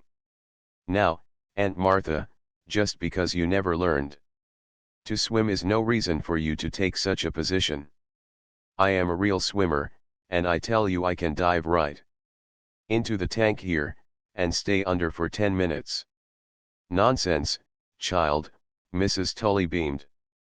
Your father, when he was young, a great deal younger than you, my dear, could stay underwater longer than any other man, and his record, as I know, was 3 minutes and 40 seconds, as I very well know.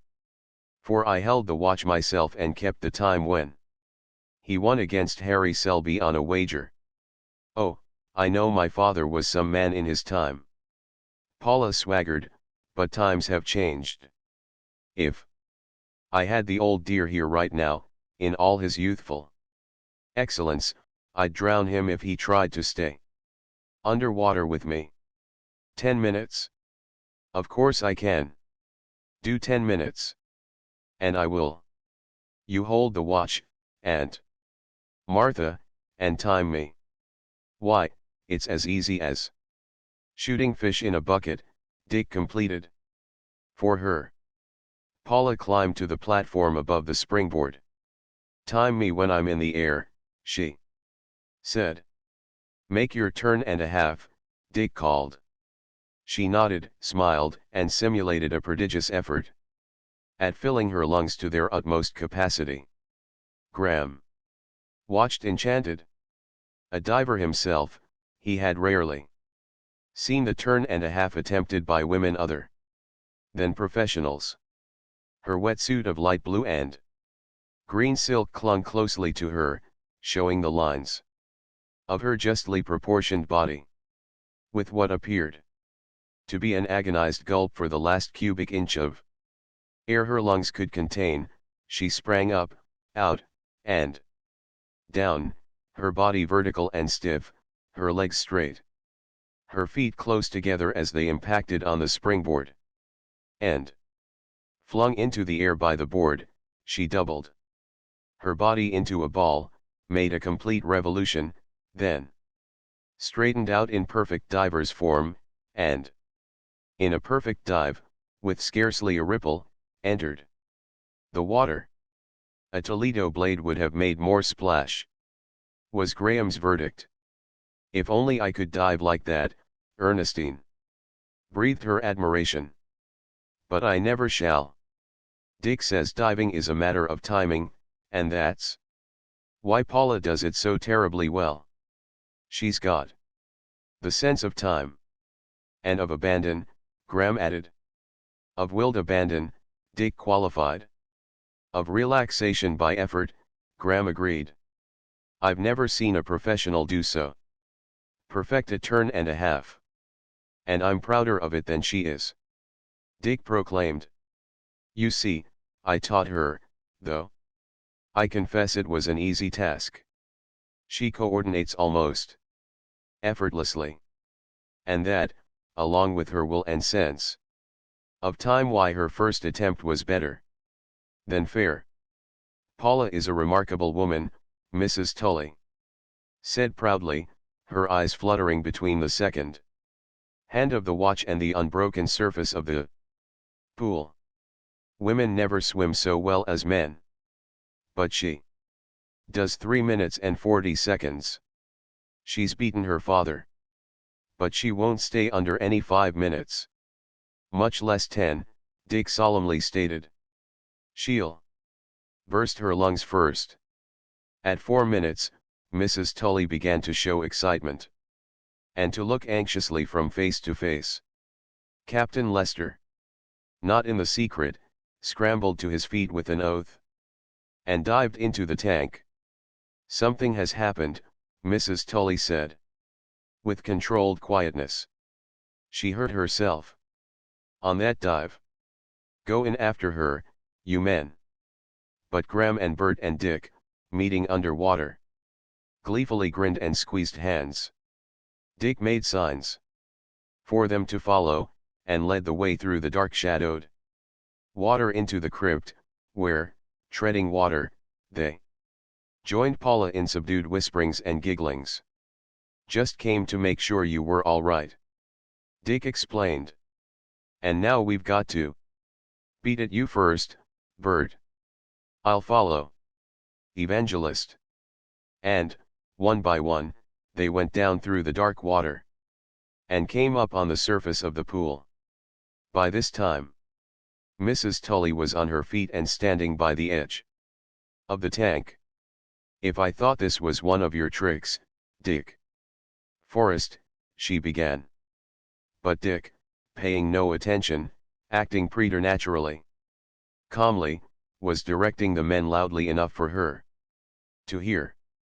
We've got to make this systematic, fellows. You, Bert, and you, Evan, join with me. We start at this end, 5 feet apart, and search the bottom across. Then move along and repeat it back. Don't exert yourselves, gentlemen. Mrs. Tully called, beginning to laugh.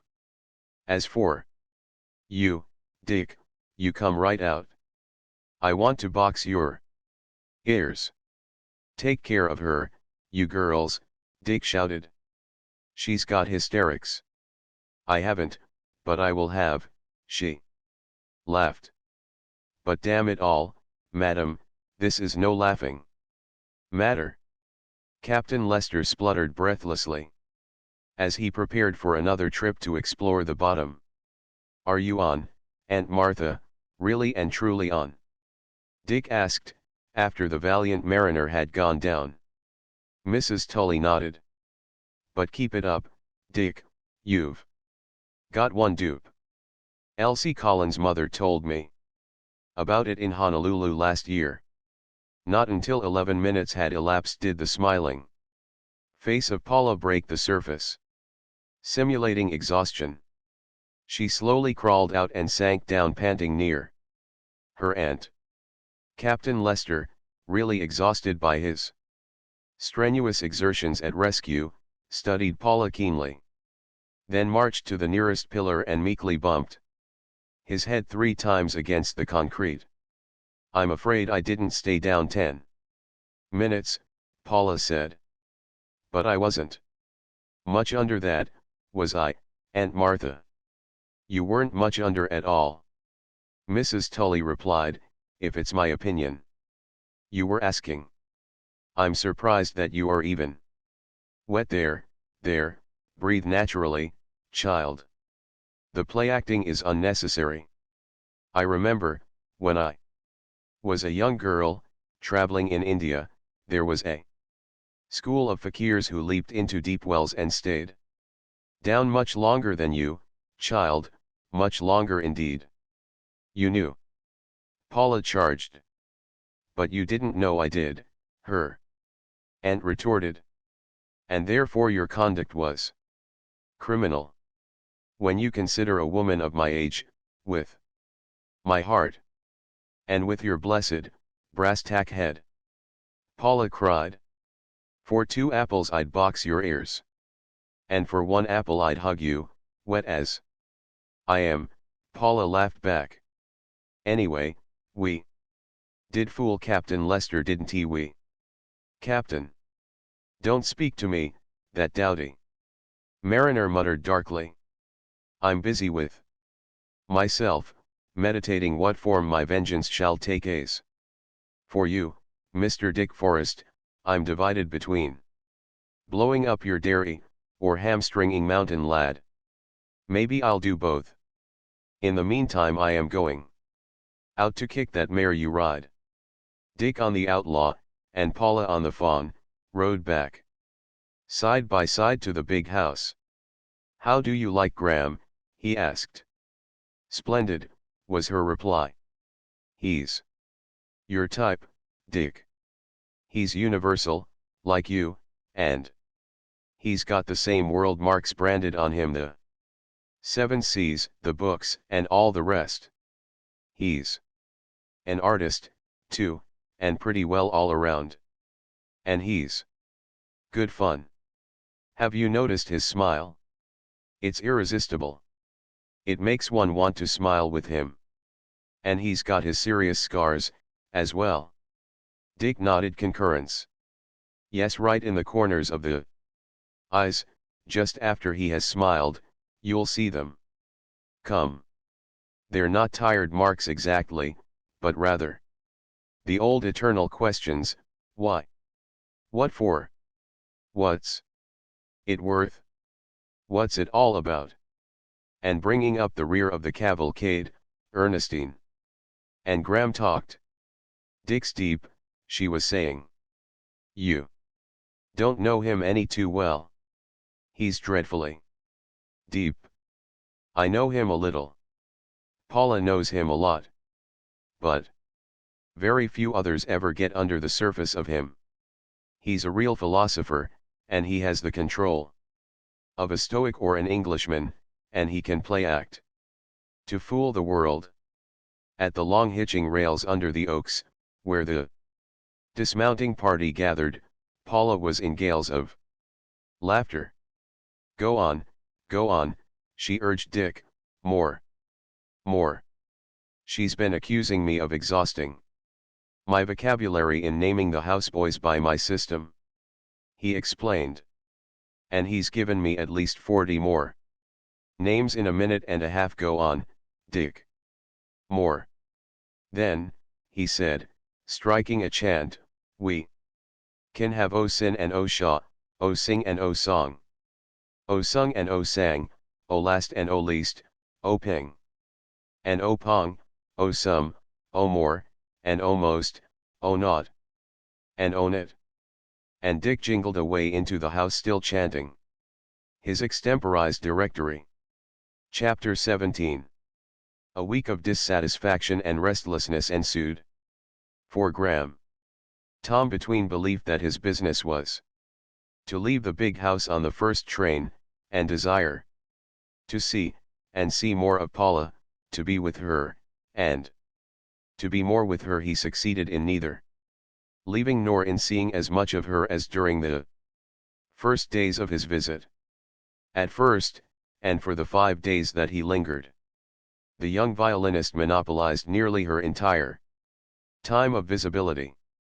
Often Graham strayed into the music room, and, quite neglected by the pair, sat for moody half hours listening to their work.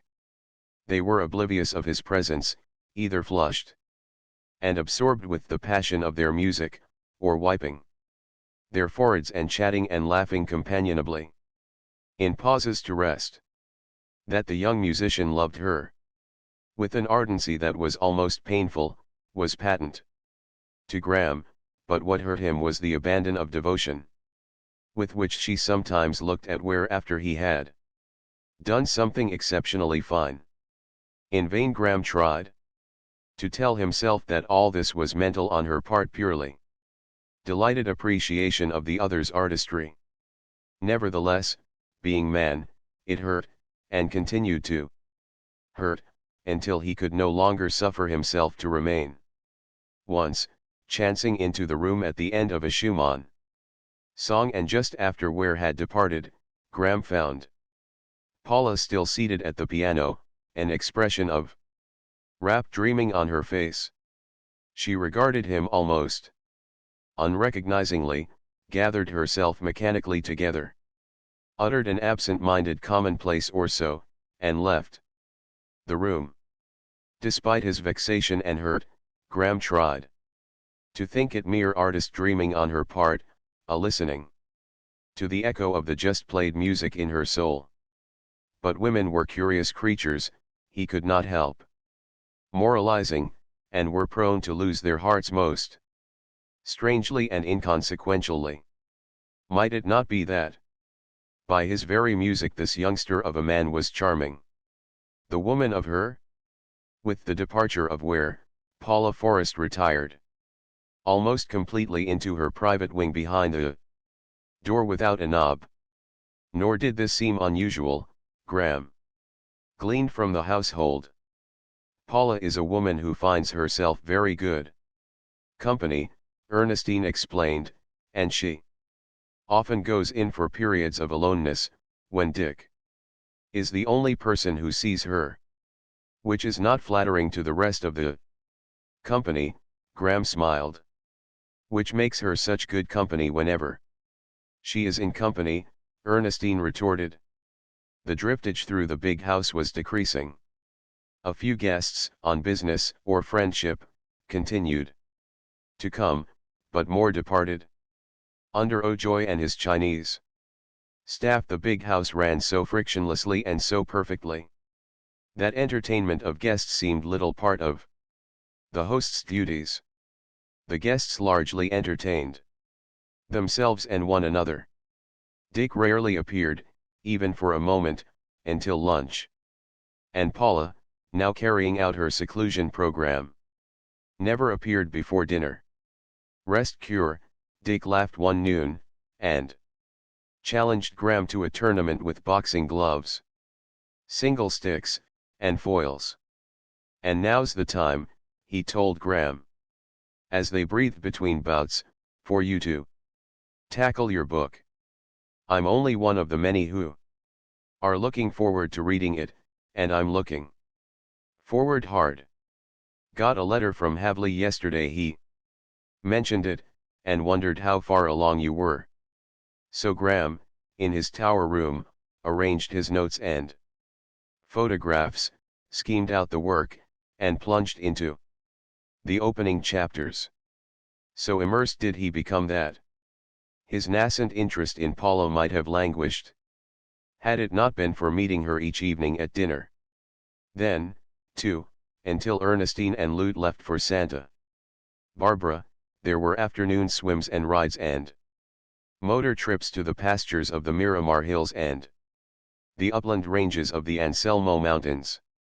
Other trips they made, sometimes accompanied by Dick, to his great dredgers working in the Sacramento Basin, or his dam building on the Little Coyote and Los Cuetos creeks, or to his 5,000-acre colony of 20-acre farmers, where he was trying to enable 250 heads of families, along with their families, to make good on the soil.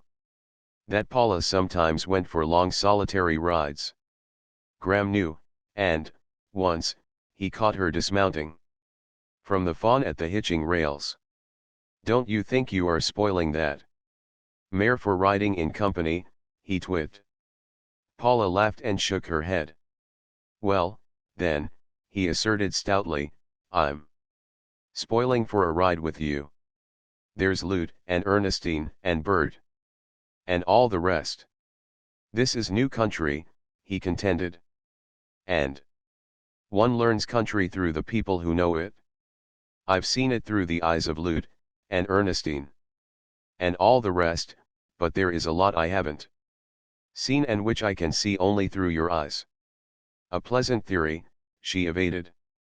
A sort of landscape vampirism. But without the ill effects of vampirism, he urged quickly. Her answer was slow in coming. Her look into his eyes was frank and straight, and he could guess her words were weighed and gauged.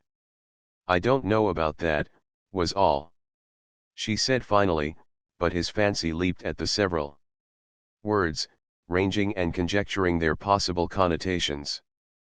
But we have so much we might be saying to each other, he tried again.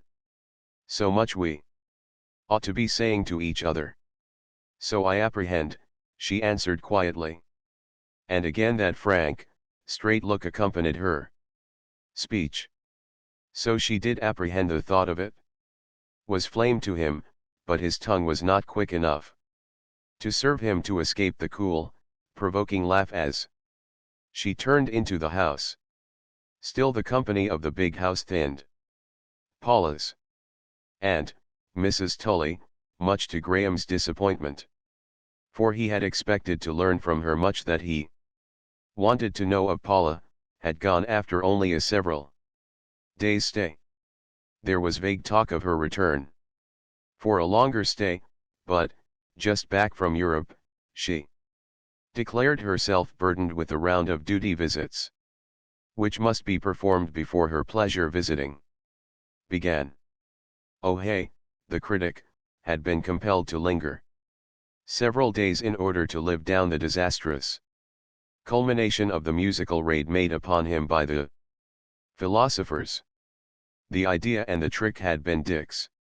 Combat had joined early in the evening, when a seeming chance remark of Ernestine had enabled Aaron Hancock to fling the first bomb into the thick of O'Hay's deepest convictions. Dar Heil, a willing and eager ally, had charged around the flank with his blastic theory of music and taken O'Hay in reverse. And the battle had raged until the hot-headed Irishman, beside himself with the grueling the pair of skilled logomicists were giving him, accepted with huge relief the kindly invitation of Terence McFane to retire with him to the tranquility and repose of the stag room, where, over a soothing highball and far from the barbarians, the two of them could have a heart-to-heart talk on real music. At 2 in the morning, wild-eyed and befuddled, O'Hay had been led to bed by the upright walking and unshakably steady Terence. Never mind, Ernestine had told O'Hay. Later, with a twinkle in her eye that made him guess the plot. It was only to be expected. Those rattle-brained philosophers would drive even a saint to drink. "I thought you were safe in Terence's hands," had been Dick's mock apology. "A pair of Irishmen, you know. I'd forgot." Terence was case-hardened. "Do you know, after he said good night to you, he came up to me for a yarn. And he was steady as a rock. He mentioned casually of having had several sips, so I never dreamed that he had indisposed you." When Lute and Ernestine departed for Santa Barbara, Bert Wainwright and his sister remembered their long-neglected home in Sacramento. A pair of painters, protégés of Paula, arrived the same day. But they were little in evidence, spending long days in the hills with a trap and driver and smoking long pipes in the stag room. The free and easy life of the big house went on in its frictionless way. Dick worked. Graham worked. Paula maintained her seclusion. The sages from the Madrono Grove strayed in for wordy dinners and wordy evenings, except when Paula played for them. Automobile parties, from Sacramento, Wickenburg, and other valley towns, continued to drop in unexpectedly. But never to the confusion of O'Joy and the house boys, whom Graham saw, on occasion, with 20 minutes warning, seat a score of unexpected guests to a perfect dinner. And there were even nights rare ones when only Dick and Graham and Paula sat at dinner, and when, afterward, the two men yarned for an hour before an early bed, while she played soft things to herself or disappeared earlier than they. But one moonlight evening, when the Watsons and Masons and Womolds arrived in force, Graham found himself out, when every bridge table was made up. Paula was at the piano.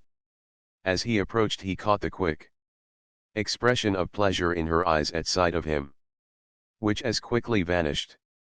She made a slight movement, as if to rise, which did not escape his notice any more than did her quiet mastery of the impulse that left her seated. She was immediately herself as he had always seen her, although it was little enough he had seen of her, he thought, as he talked whatever came into his head, and rummaged among her songs with her. Now one and now another song he tried with her, subduing his high baritone to her light soprano with such success as to win cries of more from the bridge players. "Yes, I am positively aching to be out again over the world with Dick," she told him in a pause. "If we could only start tomorrow. But Dick can't start yet. He's in too deep, with too many experiments and adventures on the ranch. Here Why, what do you think he's up to now? As if he did not have enough on his hands, he's going to revolutionize the sales end, or, at least, the California and Pacific Coast portion of it, by making the buyers come to the ranch. But they do that, Graham said. The first man I met here was a buyer from Idaho. Oh, but Dick means as an institution, you know, to make them come en masse at a stated time. Not simple auction sales, either, though he says he will bait them with a bit of that to excite interest. It will be an annual fair, to last 3 days, in which he will be the only exhibitor. He's spending half his mornings now in conference with Mr. Agar and Mr. Pitts. Mr. Agar is his sales manager, and Mr. Pitts his showman. She sighed and rippled her fingers along the keyboard. But, oh, if only we could get away Timbuktu, Mokpo, or Jericho. Don't tell me you've ever been to Mokpo, Graham laughed. She nodded. Cross my heart, solemnly, hope to die. It was with Dick in the all away. And in the long ago. It might almost be said we honeymooned in Mokpo. And while Graham exchanged reminiscences of Mokpo with her, he cudgeled his brain to try and decide whether her continual reference to her husband was deliberate.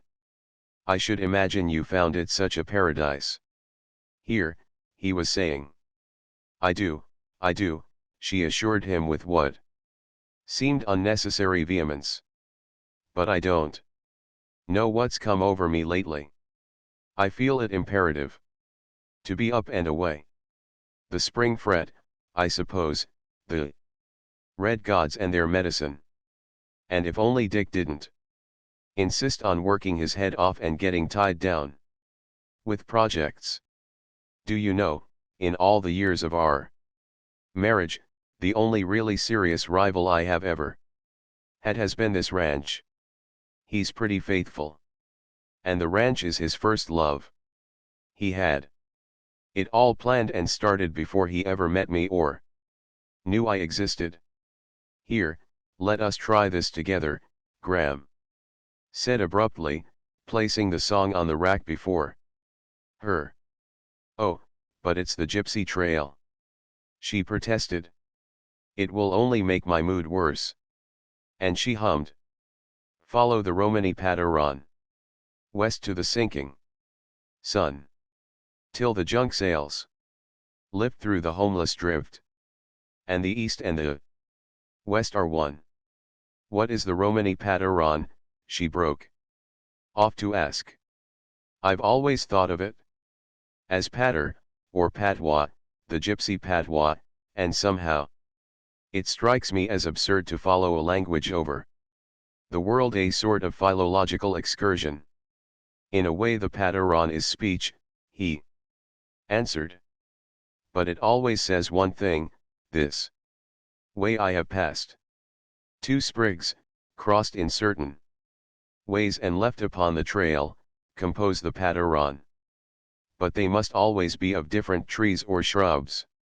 Thus, on the ranch here, a Padaron could be made of manzanita and madrono, of oak and spruce, of buckeye and alder, of redwood and laurel, of huckleberry and lilac.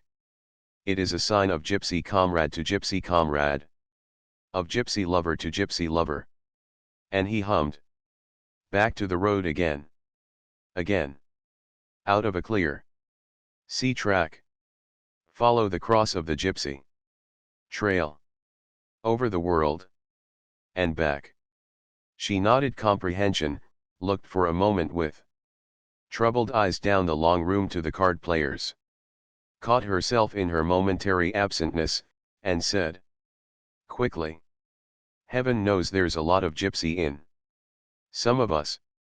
I have more than full share. In spite of his bucolic proclivities, Dick is a born gypsy. And from what he has told of you, you are hopelessly one. After all, the white man is the real gypsy. The king gypsy, Graham propounded. He has wandered wider, wilder, and with less equipment than any gypsy. The gypsy has followed in his trails, but never made trail for him. Come, let us try it. And as they sang the reckless words to their merry, careless lilt, he looked down at her and wondered at her, at himself. This was no place for him by this woman's side, under her husband's roof tree. Yet here he was, and he should have gone days before. After the years he was just getting acquainted with himself. This was enchantment, madness. He should tear himself away at once. He had known enchantments and madnesses before, and had torn himself away. Had he softened with the years? He questioned himself. Or was this a profounder madness than he had experienced? This meant the violation of dear things, so dear, so jealously cherished and guarded in his secret life, that never yet had they suffered violation. And still he did not tear himself away. He stood there, beside her, looking down on her brown crown of hair, glinting gold and bronze and bewitchingly curling into tendrils above her ears, singing a song that was fire to him, that must be fire to her. She being what she was and feeling what she had already, in flashes, half unwittingly, hinted to him. She is a witch, and her voice is not the least of her witchery, he thought, as her voice, so richly a woman's voice, so essentially her voice in contradistinction to all women's voices in the world, sang and throbbed in his ear. And he knew, beyond shade of doubt, that she felt some touch of this madness that afflicted him, that she sensed, as he sensed, that the man and the woman were met. They thrilled together as they sang, and the thought and the sure knowledge of it added fuel to his own madness, till his voice warmed unconsciously to the daring of the last lines, as, voices and thrills blending, they sang. The wild hawk to the wind-swept sky, the deer to the wholesome wold, and the heart of a man to the heart of a maid, as it was in the days of old. The heart of a man to the heart of a maid. Light of my tents be fleet. Morning waits at the end of the world, and the world is all at our feet. He looked for her to look up as the last notes died away, but she remained quiet a moment, her eyes bent on the keys. And then the face that was turned to his was the face of the little lady of the big house. The mouth smiling mischievously, the eyes filled with roguery, as she said, "Let us go and devil Dick, he's losing. I've never seen him lose his temper at cards, but he gets ridiculously blue after a long siege of losing. And he does love gambling," she continued, as she led the way to the tables. "It's one of his modes of relaxing. It does him good. About once or twice a year, if it's a good poker game, he'll sit in all night to it and play to the blue sky if they take off the limit." Chapter 18. Almost immediately after the singing of the gypsy trail, Paula emerged from her seclusion, and Graham found himself hard put, in the tower room, to keep resolutely to his work when all the morning he could hear snatches of song and opera from her wing, or laughter and scolding of dogs from the great patio, or the continuous pulse for hours of the piano from the distant music room. But Graham, patterning after Dick, devoted his mornings to work, so that he rarely encountered Paula before lunch. She made announcement that her spell of insomnia was over and that she was ripe for all gaieties and excursions Dick had to offer her. Further, she threatened, in K-Stick grudged these personal diversions, to fill the house with guests and teach him what liveliness was. It was at this time that her Aunt Martha Mrs. Tully returned for a several days' visit, and that Paula resumed the driving of Duddy and Fuddy in the high, one-seated Studebaker trap. Duddy and Fuddy were spirited trotters, but Mrs. Tully, despite her elderliness and avoirdupois, was without timidity when Paula held the reins. As Mrs. Tully told Graham, and that is a concession I make to no woman save Paula. She is the only woman I can trust myself to with horses. She has the horse way about her. When she was a child she was wild over horses. It's a wonder she didn't become a circus rider. Much more, Graham learned about Paula in various chats with her aunt. Of Philip Deason, Paula's father, Mrs. Tully could never say enough. Her eldest brother, and older by many years, he had been her childhood prince. His ways had been big ways, princely ways that to commoner folk had betokend a streak of madness. He was continually guilty of the wildest things and the most chivalrous things. It was this streak that had enabled him to win various fortunes, and with equal facility to lose them, in the great gold adventure of '49.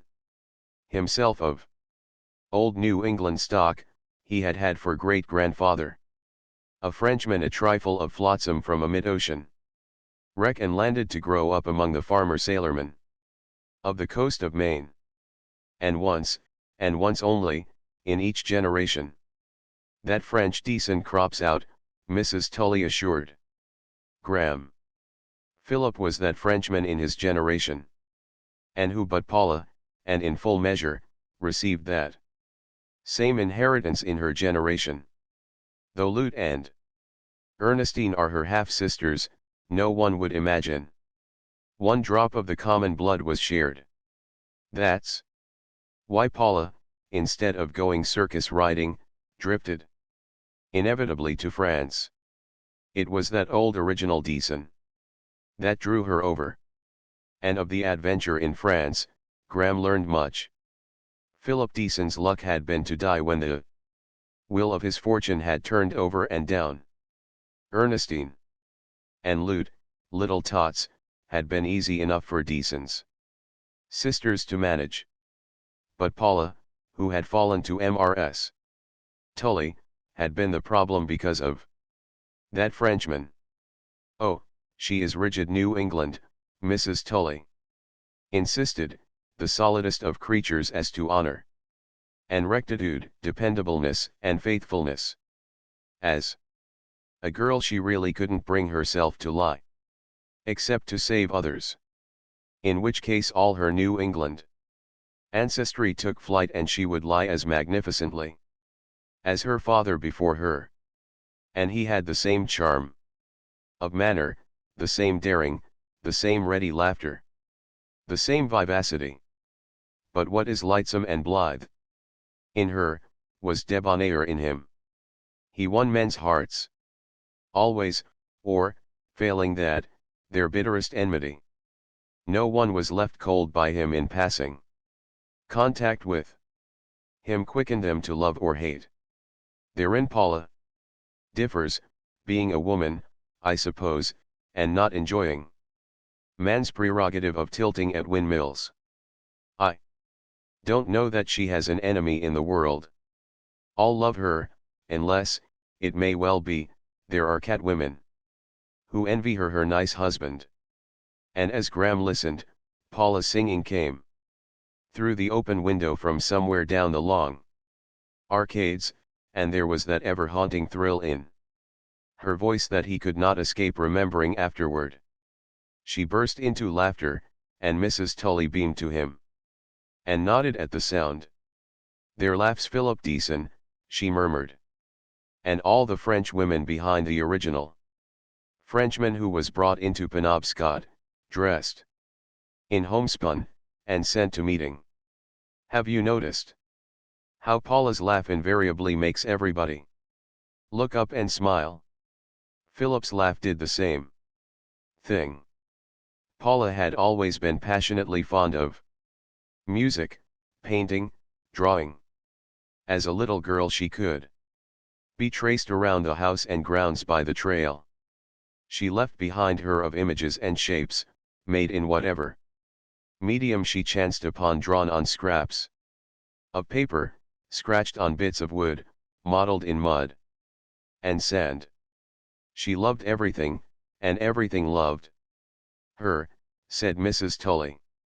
She was never timid of animals, and yet she always stood in awe of them, but she was born sense-struck, and her awe was beauty awe. Yes, she was an incorrigible hero worshipper. Whether the person was merely beautiful or did things. And she never will outgrow that beauty awe of anything she loves, whether it is a grand piano, a great painting, a beautiful mare, or a bit of landscape. And Paula had wanted to make beauty herself. But she was sorely puzzled whether she should devote herself to music or painting. In the full swing of work under the best masters in Boston, she could not refrain from straying back to her drawing. From her easel she was lured to modeling. And so, with her love of the best, her soul and heart full of beauty, she grew quite puzzled and worried over herself, as to which talent was the greater. And if she had genius at all. I suggested a complete rest from work and took her abroad for a year. And, of all things, she developed a talent for dancing. But always she harked back to her music and painting. No, she was not flighty. Her trouble was that she was too talented. Too diversely talented, Graham amplified. Yes, that is better, Mrs. Tully nodded. But from talent to genius is a far cry, and to save my life, at this late day, I don't know whether the child ever had a trace of genius in her. She has certainly not done anything big in any of her chosen things. Except to be herself, Graham added. Which is the big thing. Mrs. Tully accepted with a smile of enthusiasm. She is a splendid, unusual woman, very unspoiled, very natural. And after all, what does doing things amount to? I'd give more for one of Paula's madcap escapades. Oh, I heard all about swimming the big stallion than for all her pictures. If every one was a masterpiece. But she was hard for me to understand at first. Dick often calls her the girl that never grew up. But gracious, she can put on the grand air when she needs to. I call her the most mature child I have ever seen. Dick was the finest thing that ever happened to her. It was then that she really seemed for the first time to find herself. It was this way. And Mrs. Tully went on to sketch the year of travel. In Europe, the resumption of Paula's painting. In Paris, and the conviction she finally reached that success could be achieved only by struggle and that her aunt's money was a handicap. And she had her way, Mrs. Tully sighed. She dismissed me, sent me home. She would accept no more than the meagerest allowance, and went down into the Latin Quarter on her own, batching with 2 other American girls. And she met Dick. Dick was a rare one. You couldn't guess what he was doing then. Running a cabaret. Not these modern cabarets, but a real student's cabaret of sorts. It was very select. They were a lot of madmen. You see, he was just back from some of his wild adventuring at the ends of the earth, and, as he stated it, he wanted to stop living life for a while and to talk about life instead. Paula took me there once. Oh, they were engaged the day before, and he had called on me and all that. I had known Lucky Richard Forrest, and I knew all about his son. From a worldly standpoint, Paula couldn't have made a finer marriage. It was quite a romance. Paula had seen him captain the University of California 11 to victory over Stanford. And the next time she saw him was in the studio she shared with the two girls. She didn't know whether Dick was worth millions or whether he was running a cabaret because he was hard up, and she cared less. She always followed her heart. Fancy the situation. Dick the uncatchable, and Paula who never flirted. They must have sprung forthright into each other's arms, for inside the week it was all arranged, and Dick made his call on me, as if my decision meant anything one way or the other. But Dick's cabaret. It was the cabaret of the philosophers, a small poky place down in a cellar, in the heart of the quarter, and it had only one table. Fancy that for a cabaret. But such a table. A big round one, of plain boards, without even an oilcloth, the wood stained with the countless drinks spilled by the table pounding of the philosophers. And it could seat 30. Women were not permitted. An exception was made for Paula and me. You've met Aaron Hancock here. He was one of the philosophers, and to this day he swaggers that he owed Dick a bigger bill that never was paid than any of his customers. And there they used to meet, all those wild young thinkers, and pound the table and talk philosophy in all the tongues of Europe. Dick always had a penchant for philosophers. But Paula spoiled that little adventure. No. Sooner were they married than Dick fitted out his schooner, the All Away, and away the blessed pair of them went, honeymooning from Bordeaux to Hong Kong. And the cabaret was closed, and the philosophers left homeless and discussionless, Graham remarked. Mrs. Tully laughed heartily and shook her head. He endowed it for them, she gasped, her hand to her side. Or partially endowed. It, or something. I don't know what the arrangement was. And within the month it was raided by the police for an anarchist club. After having learned the wide scope of her interests and talents, Graham was nevertheless surprised one day at finding Paula all by herself in a corner of a window seat, completely absorbed in her work on a piece of fine embroidery. I love it, she explained. All the costly needlework of the shops means nothing to me alongside of my own work on my own designs. Dick used to fret at my sewing. He's all for efficiency. You know, elimination of waste energy and such things. He thought sewing was a wasting of time. Peasants could be hired for a song to do what I was doing. But I succeeded in making my viewpoint clear to him. It's like the music one makes oneself. Of course I can buy better music than I make, but to sit down at an instrument and evoke the music oneself, with one's own fingers and brain, is an entirely different and dearer satisfaction. Whether one tries to emulate another's performance, or infuses the performance with one's own personality and interpretation, it's all the same. It is soul joy and fulfillment. Take this little embroidered crust of lilies. On the edge of this flounce there is nothing like it in the world. Mine the idea, all mine, and mine the delight of giving form and being to the idea. There are better ideas and better workmanship in the shops, but this is different. It is mine. I visioned it, and I made it. And who is to say that embroidery is not art? She ceased speaking and with her eyes laughed the insistence of her question.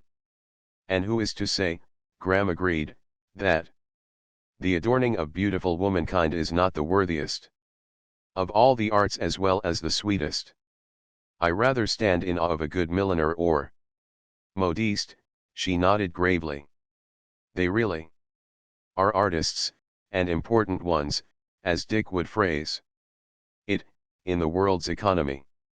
Another time, seeking the library for Andean reference, Graham came upon Paula, sprawled gracefully over a sheet of paper on a big table and flanked by ponderous architectural portfolios, engaged in drawing plans of a log bungalow or camp for the sages of the Madrono Grove.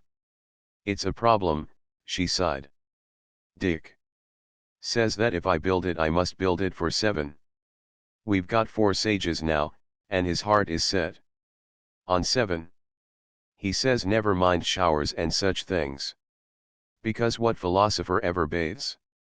And he has suggested seriously 7 stoves and 7 kitchens, because it is just over such mundane things that philosophers always quarrel. Wasn't it Voltaire who quarreled with a king over candle ends? Graham queried, pleasuring in the sight of her graceful abandon. 38. It was impossible. She seemed almost a girl, petulant, and flushed over some school task. Then he remembered Mrs. Tully's remark that Paula was the most mature child she had ever known. It made him wonder. Was she the one, who, under the oaks at the hitching rails, with 2 brief sentences, had cut to the heart of an impending situation? So I apprehend, she had said. What had she apprehended? Had she used the phrase glibly, without meaning? Yet she it was who had thrilled and fluttered to him and with him when they had sung the Gypsy Trail. That he knew. But again, had he not seen her warm and glow to the playing of Donald Ware? But here Graham's ego had its will of him, for he told himself that with Donald Ware it was different. And he smiled to himself and at himself at the thought. What amuses you? Paula was asking. Heaven knows I am no architect. And I challenge you to house 7 philosophers according to all the absurd stipulations laid down by Dick. Back in his tower room with his Andean books unopened before him, Graham gnawed his lip and meditated. The woman was no woman. She was the veriest child. Or an. He hesitated at the thought. Was this naturalness that was overdone? Did she in truth apprehend? It must be. It had to be. She was of the world. She knew the world. She was very wise. No remembered look of her grey eyes but gave the impression of poise and power. That was its strength. He recalled her that first night when she had seemed at times to glint. An impression of steel, of thin and jewel-like steel. In his fancy, at the time, he remembered likening her strength to ivory, to carven pearl shell, to senet twisted of maiden's hair. And he knew, now, ever since the brief words at the hitching rails and the singing of the Gypsy Trail, that whenever their eyes looked into each other's it was with a mutual knowledge of unsaid things. In vain he turned the pages of the books for the information he sought. He tried to continue his chapter without the information, but no words flowed from his pen. A maddening restlessness was upon him. He seized a timetable and pondered the departure of trains, changed his mind, switched the room telephone to the house barn, and asked to have Altadena saddled. It was a perfect morning of California early summer. No breath of wind stirred over the drowsing fields, from which arose the calls of quail and the notes of meadowlarks. The air was heavy with lilac fragrance. And from the distance, as he rode between the lilac hedges, Graham heard the throaty nicker of mountain lad and the silvery answering whinny of the Fotherington. Princess. Why was he here astride Dick Forrest's horse? Graham asked himself. Why was he not even then on the way to the station to catch that first train he had noted on the timetable? This unaccustomed weakness of decision and action was a new role for him, he considered bitterly. And he was on fire with the thought of it. This was his one life, and this was the one woman in the world. He reined aside to let a herd of Angora goats go by. Each was a doe, and there were several hundred of them, and they were moved slowly by the Basque herdsman, with frequent pauses, for each doe was accompanied by a young kid.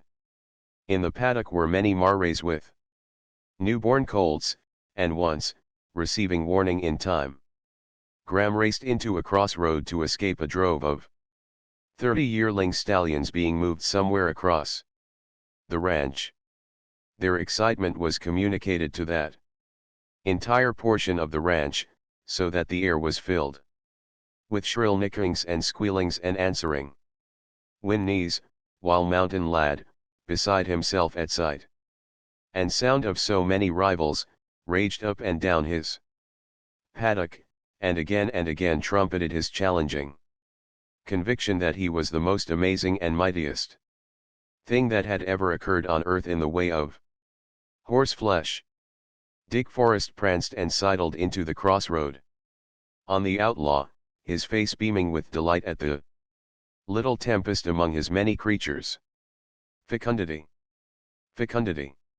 He chanted in greeting, as he reined into a halt, if halt it might be called, with his 10 golden sorrel mare Afret and Afroth, wickedly reaching with her teeth now for his leg and next for Graham's, one moment pawing the roadway, the next moment, in sheer impotence of resentfulness, kicking the empty air with one hind leg and kicking the air repeatedly, a dozen times.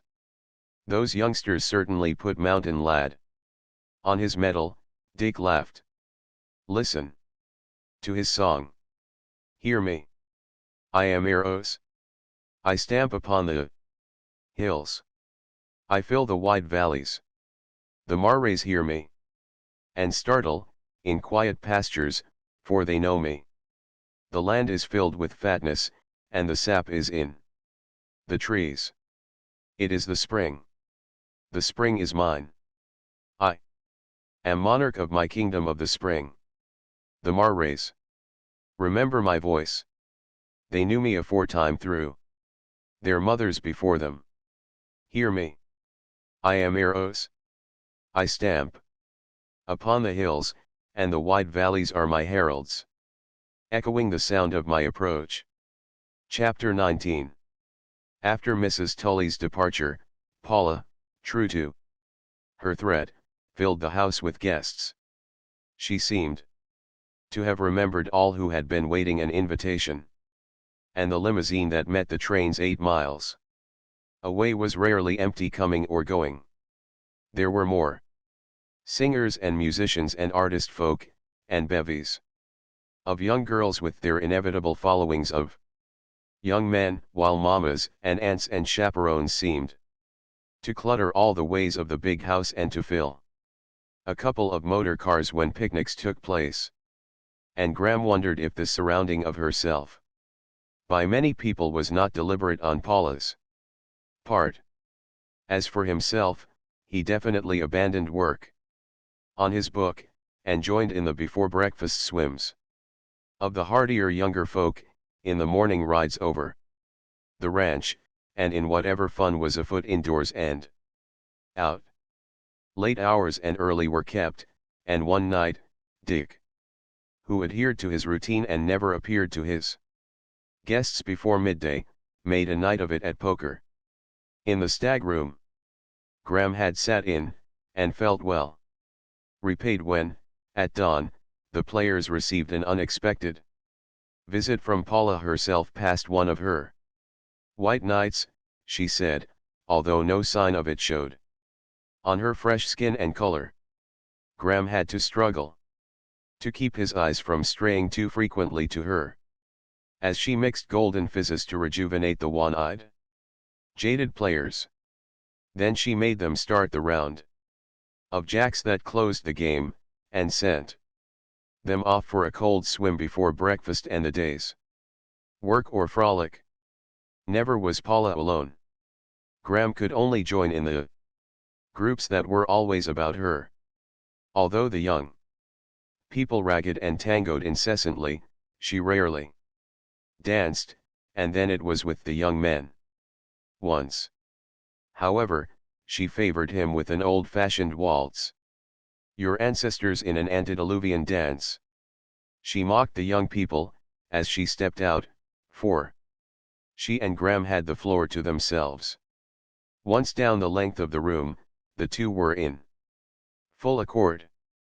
Paula, with the sympathy Graham recognized, that made her the exceptional accompanist or writer, subdued herself to the masterful art of the man, until the two were as parts of a sentient machine that operated without jar or friction. After several minutes, finding their perfect mutual step and pace, and Graham feeling the absolute giving of Paula to the dance, they essayed rhythmical pauses and dips, their feet never leaving the floor, yet affecting the onlookers in the way Dick voiced it when he cried out, "They float! They float!" The music was the waltz of Salome. And with its slow fading end they postured slower and slower to a perfect close. There was no need to speak. In silence, without a glance at each other, they returned to the company, where Dick was proclaiming, "Well, younglings, codlings, and other fry. That's the way we old folks used to dance. I'm not saying anything against the new dances, mind you. They're all right and dandy fine. But just the same, it wouldn't injure you much to learn to waltz properly. The way you waltz, when you do attempt it, is a scream.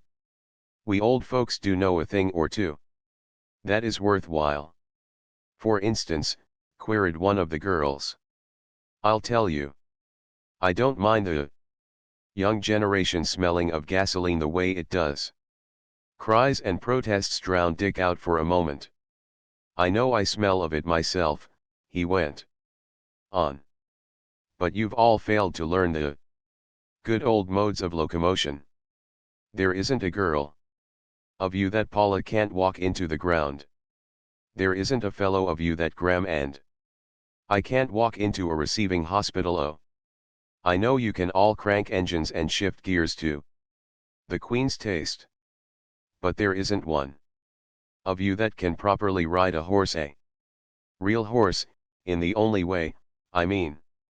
As for driving a smart pair of roadsters, it's a screech. And how many of you husky lads, hell scooting on the bay in your speedboats, can take the wheel of an old-time sloop or schooner, without an auxiliary, and get out of your own way in her?" "But we get there just the same," the same girl retorted. "And I don't deny it," Dick answered. "But you are not always pretty. I'll tell you a pretty sight that no one of you can ever present. Paula, there, with the reins of 4 slashing horses in her hands, her foot on the brake, swinging tally-ho along a mountain road. On a warm morning, in the cool arcade of the great patio, a chance group of 4 or 5, among whom was Paula, formed about Graham, who had been reading alone. After a time he returned to his magazine with such absorption that he forgot those about him until an awareness of silence penetrated to his consciousness. He looked up. All the others save Paula had strayed off. He could hear their distant laughter from across the patio. But Paula, he surprised the look on her face, in her eyes. It was a look bent on him, concerning him. Doubt, speculation, almost fear, were in her eyes, and yet, in that swift instant, he had time to note that it was a look deep and searching almost. His quick fancy prompted, the look of one peering into the just opened book of fate. Her eyes fluttered and fell, and the color increased in her cheeks in an unmistakable blush. Twice her lips moved to the verge of speech, yet, caught so errantly in the act, she was unable to phrase any passing thought. Graham saved the painful situation by saying casually, "Do you know, I've just been reading de Vries' eulogy of Luther Burbank's work. And it seems to me that Dick is to the domestic animal world what Burbank is to the domestic vegetable world. You are life makers here, thumbing the stuff into new forms of utility and beauty."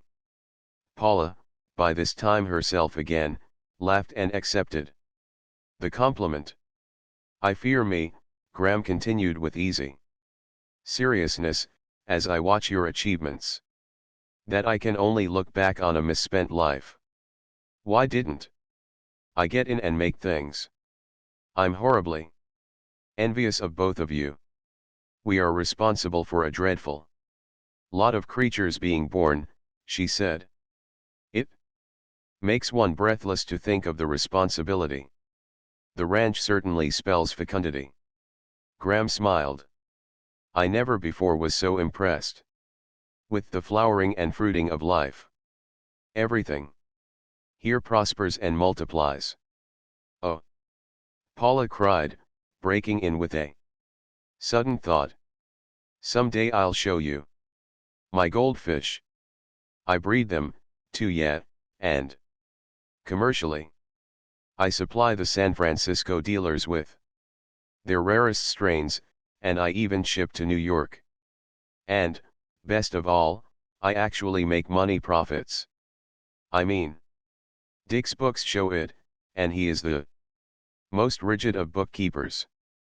There isn't a tack hammer on the place that isn't inventoried, nor a horseshoe nail unaccounted for. That's why he has such a staff of bookkeepers. Why, do you know, calculating every last least item of expense, including average loss of time for colic and lameness, out of fearfully endless columns of figures he has worked the cost of an hour's labor for a draft horse to the third decimal place." "But your goldfish," Graham suggested, irritated by her constant dwelling on her husband. "Well, Dick makes his bookkeepers keep track of my goldfish in the same way. I'm charged every hour of any of the ranch or house labor I use on the fish, postage stamps and stationery. Too, if you please. I have to pay interest on the plant. He even charges me for the water, just as if he were a city water company and I a householder.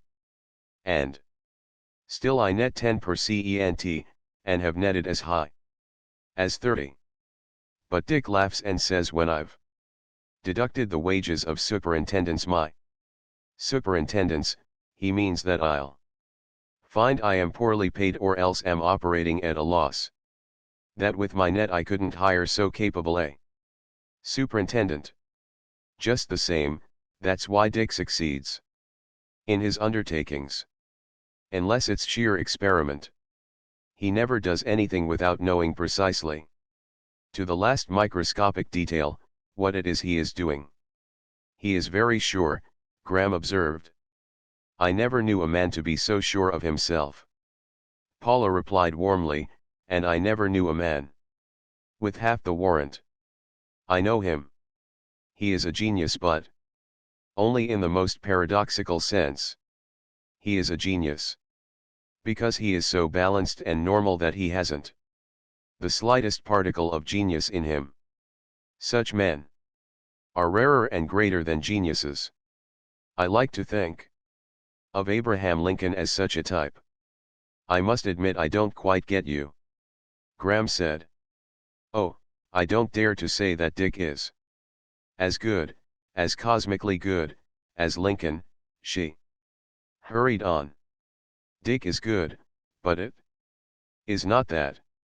It is in their excessive balance, normality, lack of flair, that they are of the same type.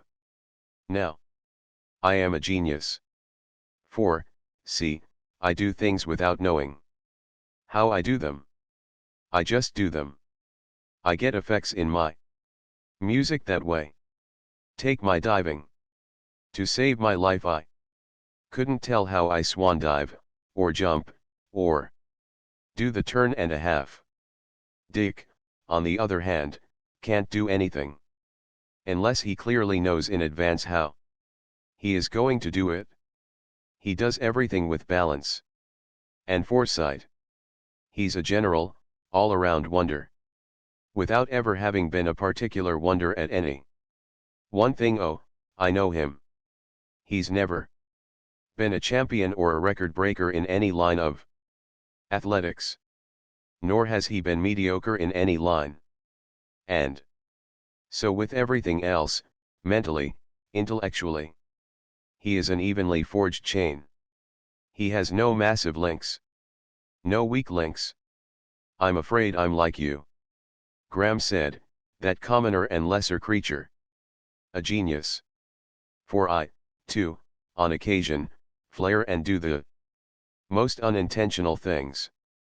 And I am not above falling on my knees before mystery. And Dick hates mystery, or it would seem he does. Not content with knowing how, he is eternally seeking the why of the how. Mystery is a challenge to him. It excites him like a red rag does a bull.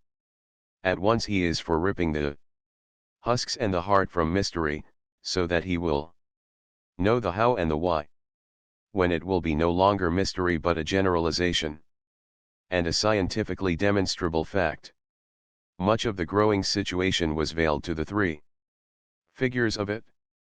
Graham did not know of Paula's desperate efforts to cling close to her husband, who, himself desperately busy with his 1,000 plans and projects, was seeing less and less of his company. He always appeared at lunch, but it was a rare afternoon when he could go out with his guests.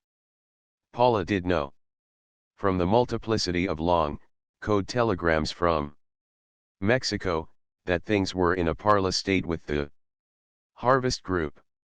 Also, she saw the agents and emissaries of foreign investors in Mexico, always in haste and often inopportune, arriving at the ranch to confer with Dick. Beyond his complaint that they ate the heart out of his time, he gave her no clue to the matters discussed. I wish you weren't so busy. She sighed in his arms, on his knees, one fortunate morning, when, at 11 o'clock, she had caught him alone. It was true, she had interrupted the dictation of a letter into the phonograph, and the sigh had been evoked by the warning cough of Bonbright, whom she saw entering with more telegrams in his hand. Won't you let me drive you this afternoon? Behind Duddy and Fuddy, just you and me, and cut the crowd, she begged. He shook his head and smiled. You'll meet at lunch, a weird combination, he explained. Nobody else needs to know, but I'll tell you. He lowered his voice, while Bonbright discreetly occupied himself at the filing cabinets. They're Tampico oil folk. Samuels himself, president of the Nacisco, and Wishar, the big inside man of the Pearson Brooks crowd, the chap that engineered the purchase of the East Coast Railroad and the Tijuana Central when they tried to put the Nacisco out of business, and Mathewson, he's the Hyuskookum big chief this side the Atlantic of the Palmerston. Interests you? No, the English crowd that fought the Nacisco and the Pearson Brooks bunch so hard, and, oh, there'll be several others. It shows you that things are rickety down Mexico way when such a bunch stops scrapping and gets together. You see, they are oil, and I'm important. in my way down there, and they want me to swing the mining interests in with the oil. Truly, big things are in the air, and we've got to hang together and do something or get out of Mexico. And I'll admit, after they gave me the turn down in the Trouble 3 years ago, that I've sulked in my tent and made them come to see me. He caressed her and called her his armful of dearest woman, although she detected his eye roving impatiently to the phonograph with its unfinished letter. And so, he concluded, with a pressure of his arms about her that seemed to hint that her moment with him was over and she must go, that means the afternoon. None will stop over. And they'll be off and away before dinner. She slipped off his knees and out of his arms with unusual abruptness, and stood straight up before him. Her eyes flashing, her cheeks white, her face set with determination, as if about to say something of grave importance. But a bell tinkled softly, and he reached for the desk telephone. Paula drooped, and sighed inaudibly, and, as she went down the room and out the door, and as Bonbright stepped eagerly forward with the telegrams, she could hear the beginning of her husband's conversation. No. It is impossible. He's got to come through, or I'll put him out of business. That gentleman's agreement is all poppycock. If it were only that, of course he could break it. But I've got some mighty interesting correspondence that he's forgotten about. Yes, yes, it will clinch it in any court of law. I'll have the file in your office by 5 this afternoon. And tell him, for me, that if he tries to put through this trick, I'll break him. I'll put a competing line on, and his steamboats will be in the receiver's hands inside a year. And, hello, are you there? And just look up that point I suggested. I am rather convinced you'll find the interstate commerce has got him on 2 counts.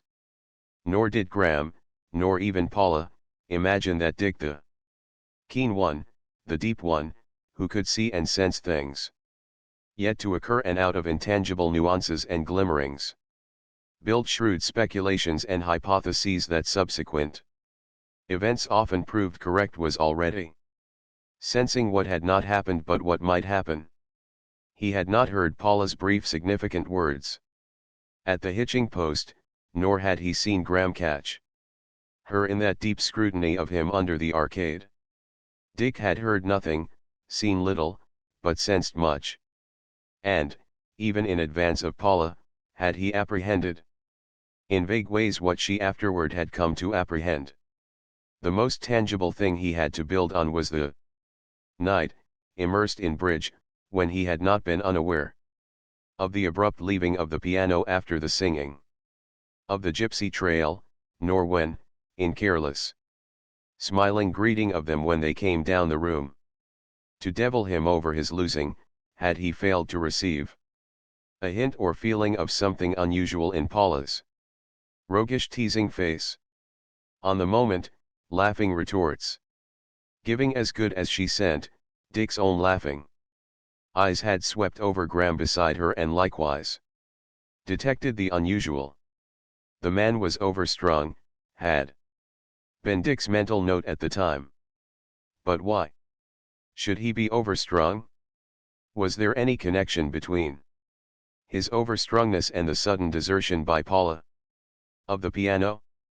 And all the while these questions were slipping through his thoughts, he had laughed at their sallies, dealt, sorted his hand, and won the bid on no trumps. Yet to himself he had continued to discount as absurd and preposterous the possibility of his vague apprehension ever being realized. It was a chance guess, a silly speculation, based upon the most trivial data, he sagely concluded. It merely connoted the attractiveness of his wife and of his friend. But on occasional moments he could not will the thought from coming uppermost in his mind. Why had they broken off from singing that evening? Why had he received the feeling that there was something unusual about it? Why had Graham been overstrung? Nor did Bonbright, one morning, taking dictation of a telegram in the last hour before noon, know that Dick's casual sauntering to the window, still dictating, had been caused by the faint sound of hoofs on the driveway. It was not the first of recent mornings that Dick had so sauntered to the window, to glance out with apparent absentness at the rush of the morning riding party in the last dash home to the hitching rails. But he knew, on this morning, before the first figures came in sight, whose those figures would be.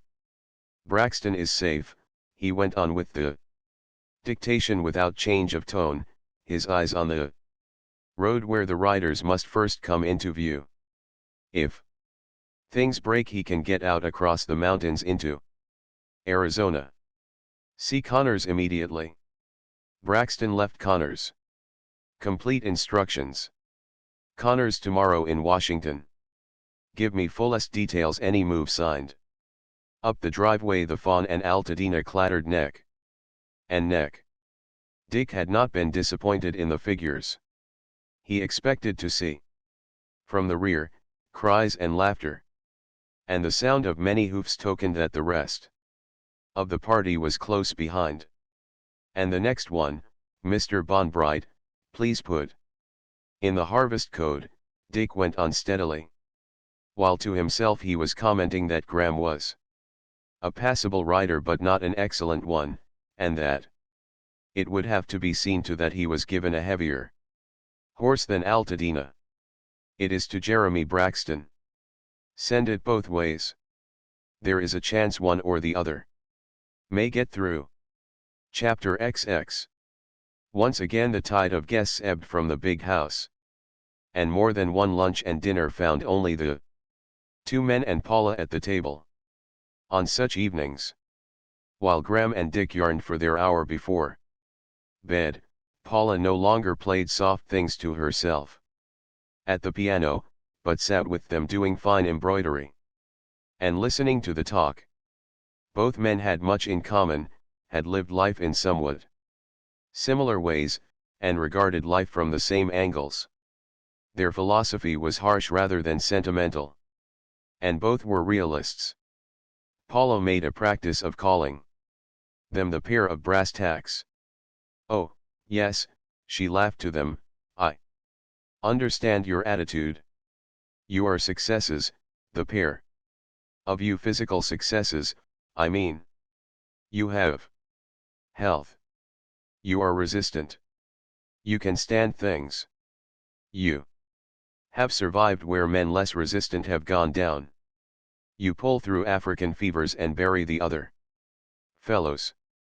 This poor chap gets pneumonia in Cripple Creek and cashes in before you can get him to sea level. Now why didn't you get pneumonia? Because you were more deserving? Because you had lived more virtuously? Because you were more careful of risks and took more precautions? She shook her head. No. Because you were luckier, I mean. By birth, by possession of constitution and stamina. Why, Dick buried his 3 mates and 2 engineers at Guayaquil. Yellow fever. Why didn't the yellow fever germ, or whatever it is, kill Dick? And the same with you, Mr. Broad-shouldered, deep-chested Graham. In this last trip of yours, why didn't you die in the swamps instead of your photographer? Come. Confess. How heavy was he? How broad were his shoulders? How deep his chest, wide his nostrils, tough his resistance? He weighed 135. Graham admitted ruefully. But he looked all right and fit at the start. I think I was more surprised Then when he turned up his toes. Graham shook his head. It wasn't because he was a lightweight and small. The small men are usually the toughest, other things being equal. But you've put your finger on the reason just the same.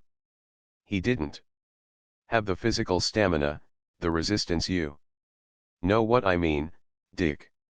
In a way it's like the quality of muscle and heart that enables some prize fighters to go the distance 20, 30, 40 rounds, say.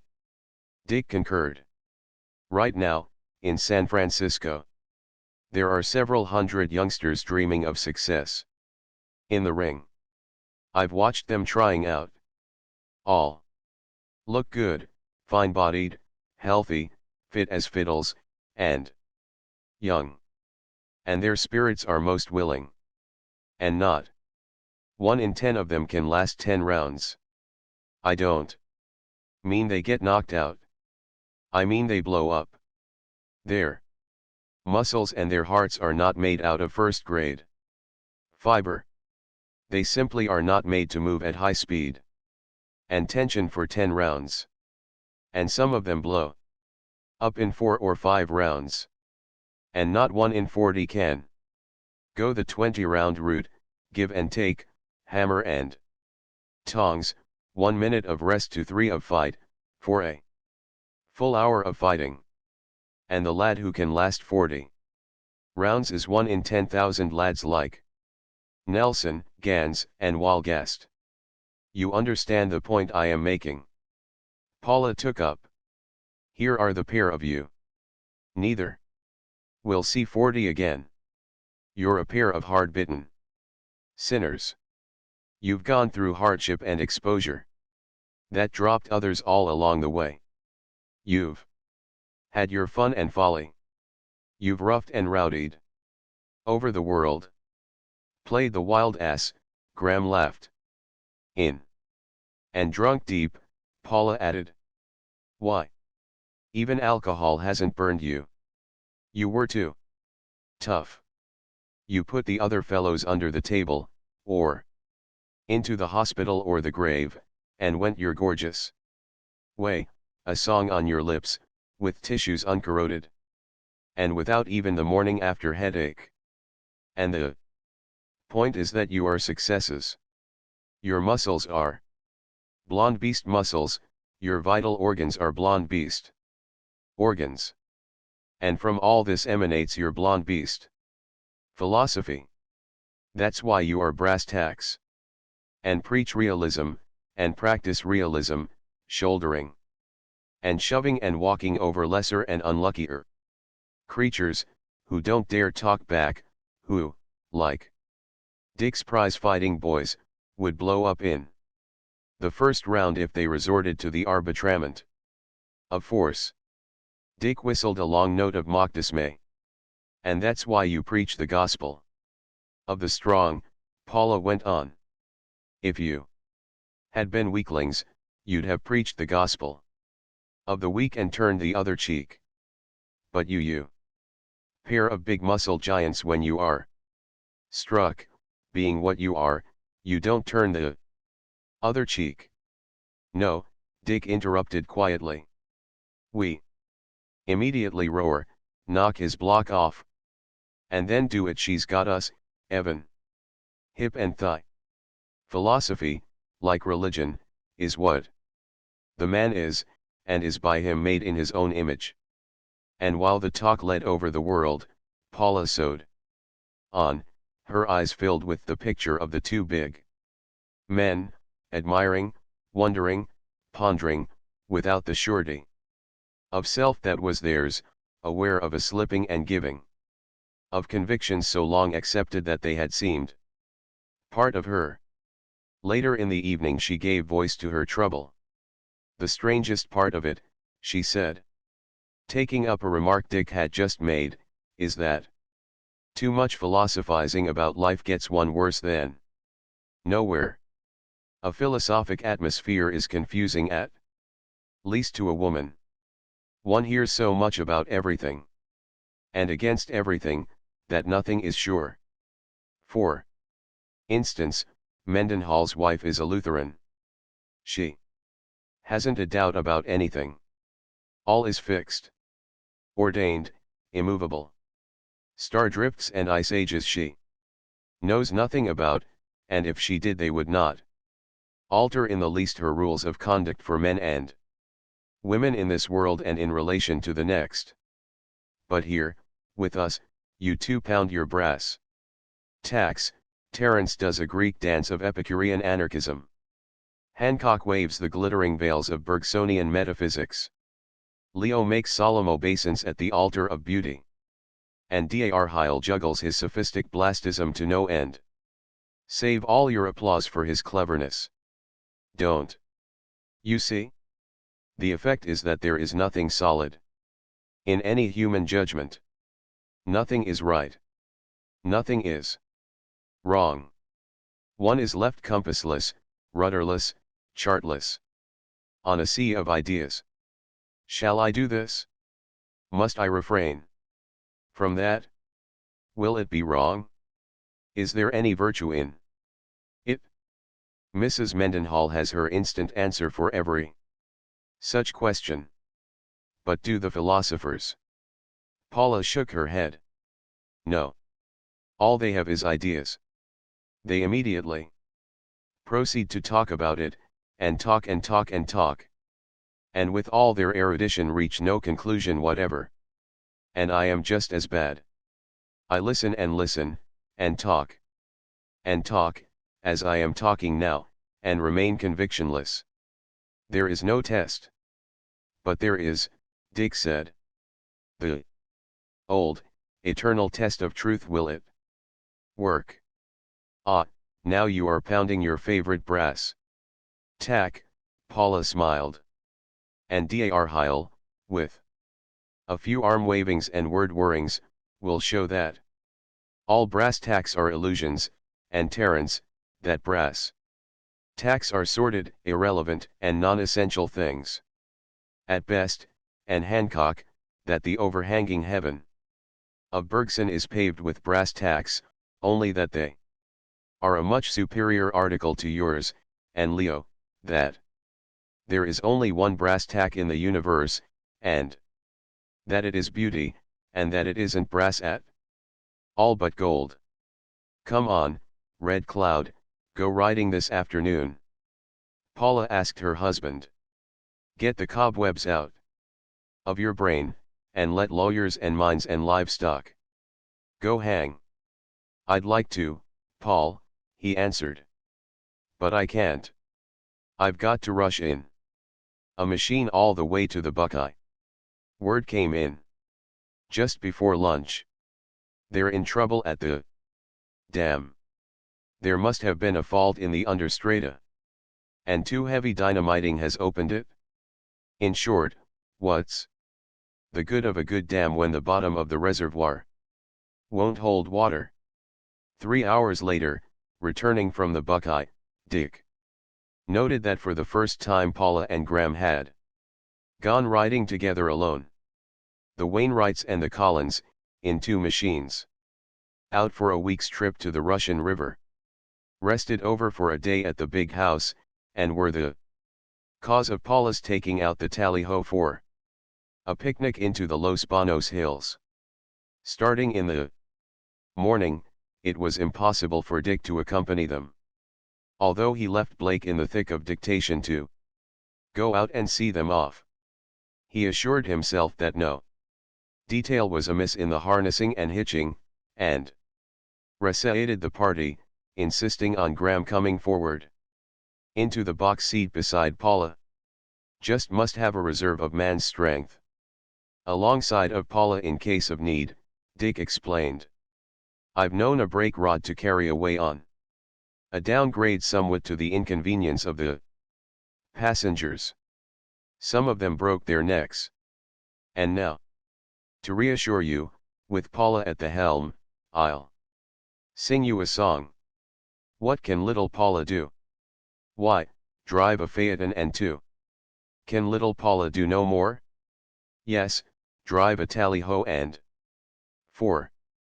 All were in laughter as Paula nodded to the grooms to release the horses' heads, took the feel of the foremouths on her hands, and shortened and slipped the reins to adjustment of 4 horses into the collars and taut on the traces. In the babble of parting jibes to Dick, none of the guests was aware of aught else than a bright morning, the promise of a happy day, and a genial host bidding them a merry going. But Paula, despite the keen exhilaration that should have arisen with the handling of 4 such horses, was oppressed by a vague sadness in which, somehow, Dick's being left behind figured. Through Graham's mind Dick's merry face had flashed a regret of conscience that, instead of being seated there beside this one woman, he should be on train and steamer fleeing to the other side of the world. But the merriness died on Dick's face the moment he turned on his heel to enter the house. It was a few minutes later than 10 when he finished his dictation, and Mr. Blake rose to go. He hesitated, then said, a trifle apologetically, "You told me, Mr. Forrest, to remind you of the proofs of your Shorthorn book. They wired their second hurry up yesterday. I won't be able to tackle it myself." Dick replied. "Will you please correct the typographical? Submit the proofs to Mr. Manson for correction of fact. Tell him be sure to verify that pedigree of King of Devon and ship them off." Until 11 Dick received his managers and foremen.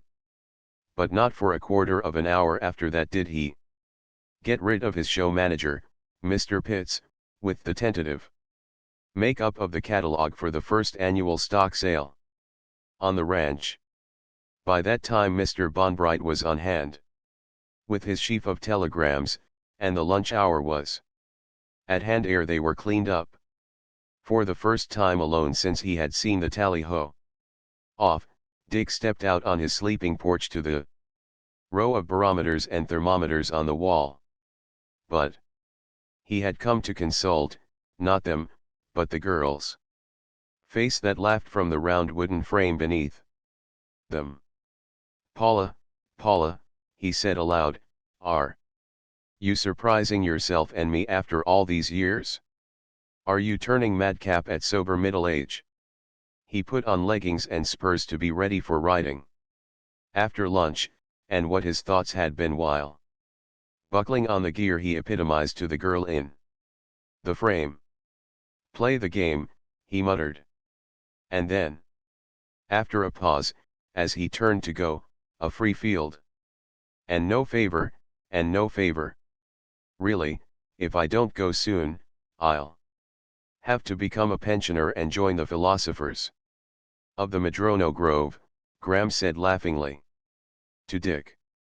It was the time of cocktail assembling, and Paula, in addition to Graham, was the only one of the driving party as yet to put in an appearance.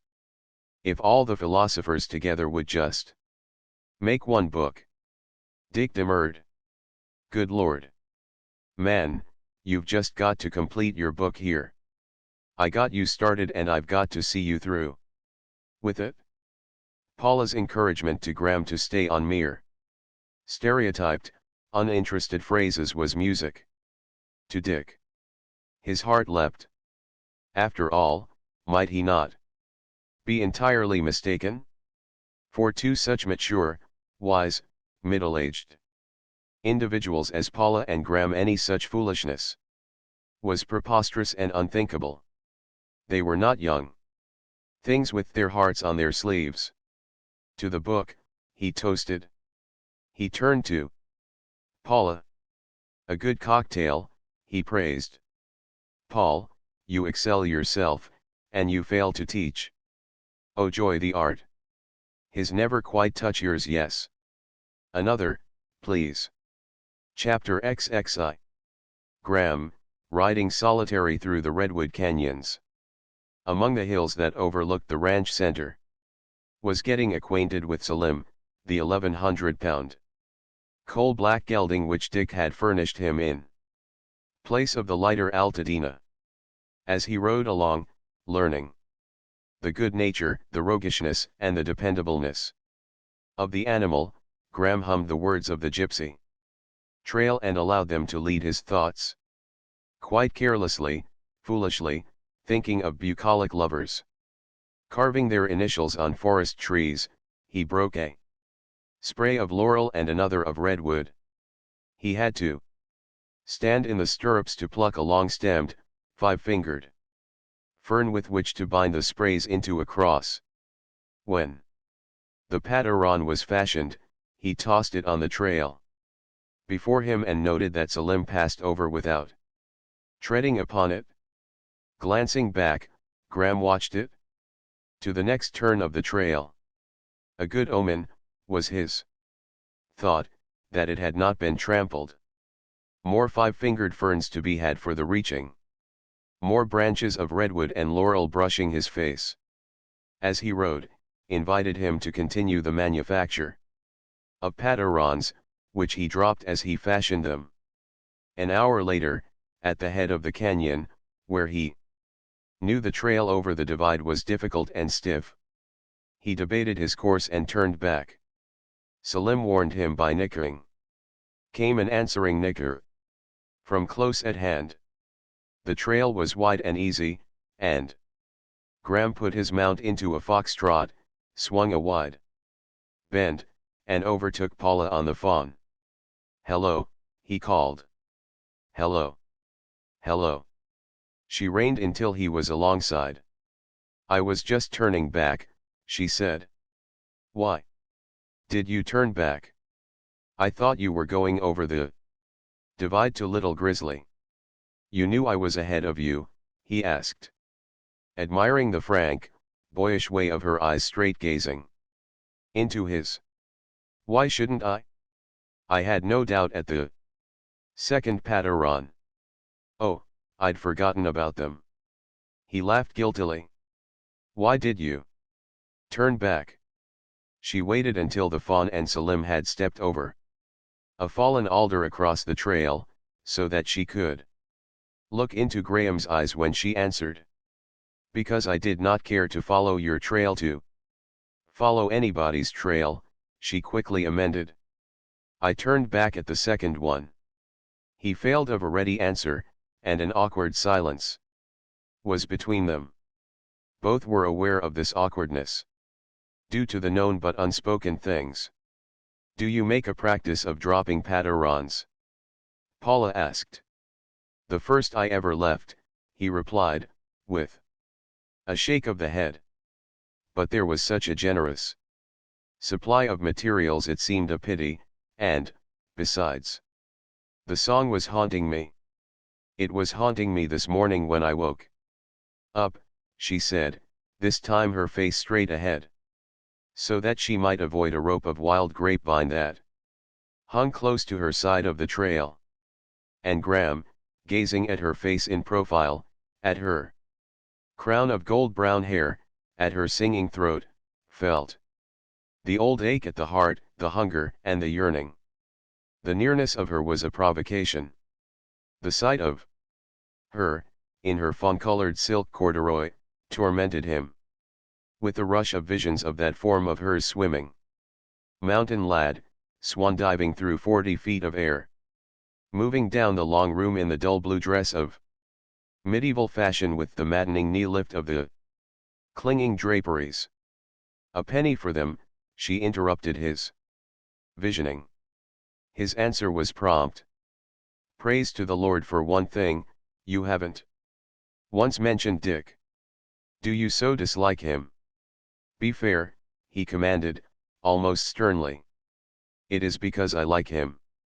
Otherwise." "What?" she queried. Her voice was brave, although she looked straight before her at the fawn's pricking ears. "I can't understand why I remain. I should have been gone long ago." "Why?" she asked, her gaze still on the pricking ears. Be fair," he warned. "You and I scarcely need speech for understanding." She turned full upon him, her cheeks warming with color, and, without speech, looked at him. Her whip hand rose quickly, halfway, as if to press her breast. And halfway paused irresolutely, then dropped down to her side. But her eyes, he saw, were glad and startled. There was no mistake. The startle lay in them, and also the gladness. And he, knowing as it is given some men to know, changed the bridle rein to his other hand, reined close to her, put his arm around her, drew her till the horses rocked, and, knee to knee, and lips on lips, kissed his desire to hers. There was no mistake, pressure to pressure, warmth to warmth, and with an elate thrill he felt her breathe against him. The next moment she had torn herself loose. The blood had left her face. Her eyes were blazing. Her riding whip rose as if to strike him, then fell on the startled fawn. Simultaneously she drove in both spurs with such suddenness and force as to fetch a groan and a leap from the mare. He listened to the soft thuds of hoofs die away along the forest path, himself dizzy in the saddle from the pounding of his blood. When the last hoofbeat had ceased, he half slipped, half sank from his saddle to the ground, and sat on a mossy boulder. He was hard hit, harder than he had deemed possible. Until that one great moment when he had held her in his arms. Well, the die was cast. He straightened up so abruptly as to alarm Selim, who sprang back the length of his bridle rein and snorted.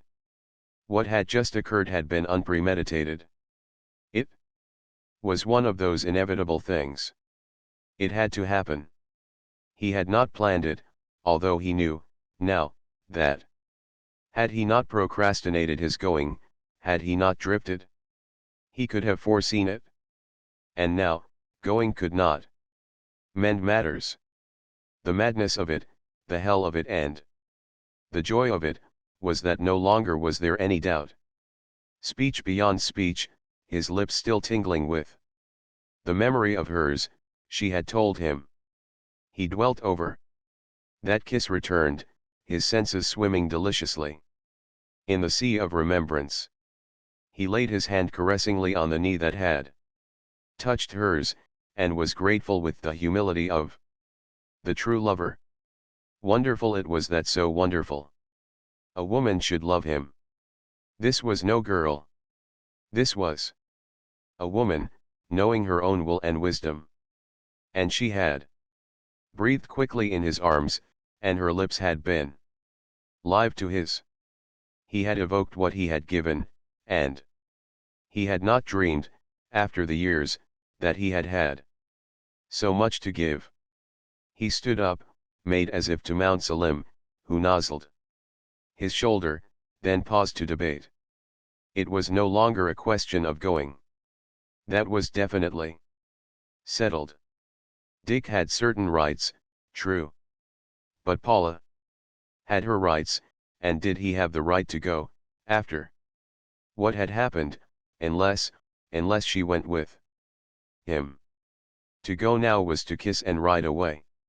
Surely, since the world of sex decreed that often the same men should love the one woman, and therefore that perfidy should immediately enter into such a triangle, surely it was the lesser evil to be perfidious to the man than to the woman. It was a real world, he pondered as he rode slowly along, and Paula and Dick and he were real persons. In it, were themselves conscious realists who looked the facts of life squarely in the face. This was no affair of priest and code, of other wisdoms and decisions. Of themselves must it be settled. Someone would be hurt. But life was hurt. Success in living was the minimizing of pain. Dick believed that himself, thanks be. The three of them believed it. And it was nothing new under the sun. The countless triangles of the countless Generations had all been somehow solved. This, then, would be solved. All human affairs reached some solution. He shook sober thought from his brain and returned to the bliss of memory, reaching his hand to another caress of his knee, his lips breathing again to the breathing of hers against them. He even reined Salim to a halt in order to gaze at the hollow resting place of his bent arm which she had filled. Not until dinner did Graham see Paula again, and he found her the very usual Paula. Not even his eye, keen with knowledge, could detect any sign of the day's great happening, nor of the anger that had whitened her face and blazed in her eyes when she half lifted her whip to strike him. In everything, she was the same little lady of the big house. Even when it chanced that her eyes met his, they were serene, untroubled, with no hint of any secret in them. What made the situation easier was the presence of several new guests, women, friends of Dick and her, come for a couple of days. Next morning, in the music room, he encountered them. And Paula at the piano. "Don't you sing, Mr. Graham, eh?" Miss Hoffman asked. She was the editor of a woman's magazine published in San Francisco. Graham had learned. "Oh, adorably," he assured her. "Don't." "I, Mrs. Forrest," he appealed. "It is quite true," Paula smiled, "if for no other reason that he is kind enough not to drown me quite. And nothing remains but to prove our words." He volunteered. "There's a duet we sang the other evening." He glanced at Paula for a sign. "Which is particularly good for my kind of singing." Again he gave her a passing glance and received no cue to her will or wish. "The music is in the living room. I'll go and get it. It's the Gypsy Trail, eh?" Bright, catchy thing, he heard her saying to the others as he passed out. They did not sing it so recklessly as on that first occasion, and much of the thrill and some of the fire they kept out of their voices, but they sang it more richly, more as the composer had intended it and with less of their own particular interpretation. But Graham was thinking as he sang, and he knew, too, that Paula was thinking, that in their hearts another duet was pulsing, all unguised by the several women who applauded the song's close. "You never sang it better, I'll wager," he told Paula. For he had heard a new note in her voice. It had been fuller, rounder, with a generousness of volume that had vindicated that singing throat. "And now, because I know you don't know, I'll tell you what a patteran is," she was saying. Chapter XXII. "Dick, boy, your position is distinctly Carly Lean," Terence McFain said in fatherly tones. The sages of the Madrono Grove were at table, and, with Paula, Dick, and Graham, made up the dinner party of 7. "Mere naming of one's position does not settle it, Terence," Dick replied. "I know my point is Carly Lean, but that does not invalidate it. Hero worship is a very good thing. I am talking not as a mere scholastic, but as a practical breeder, with whom the application of Mendelian methods is an everyday commonplace.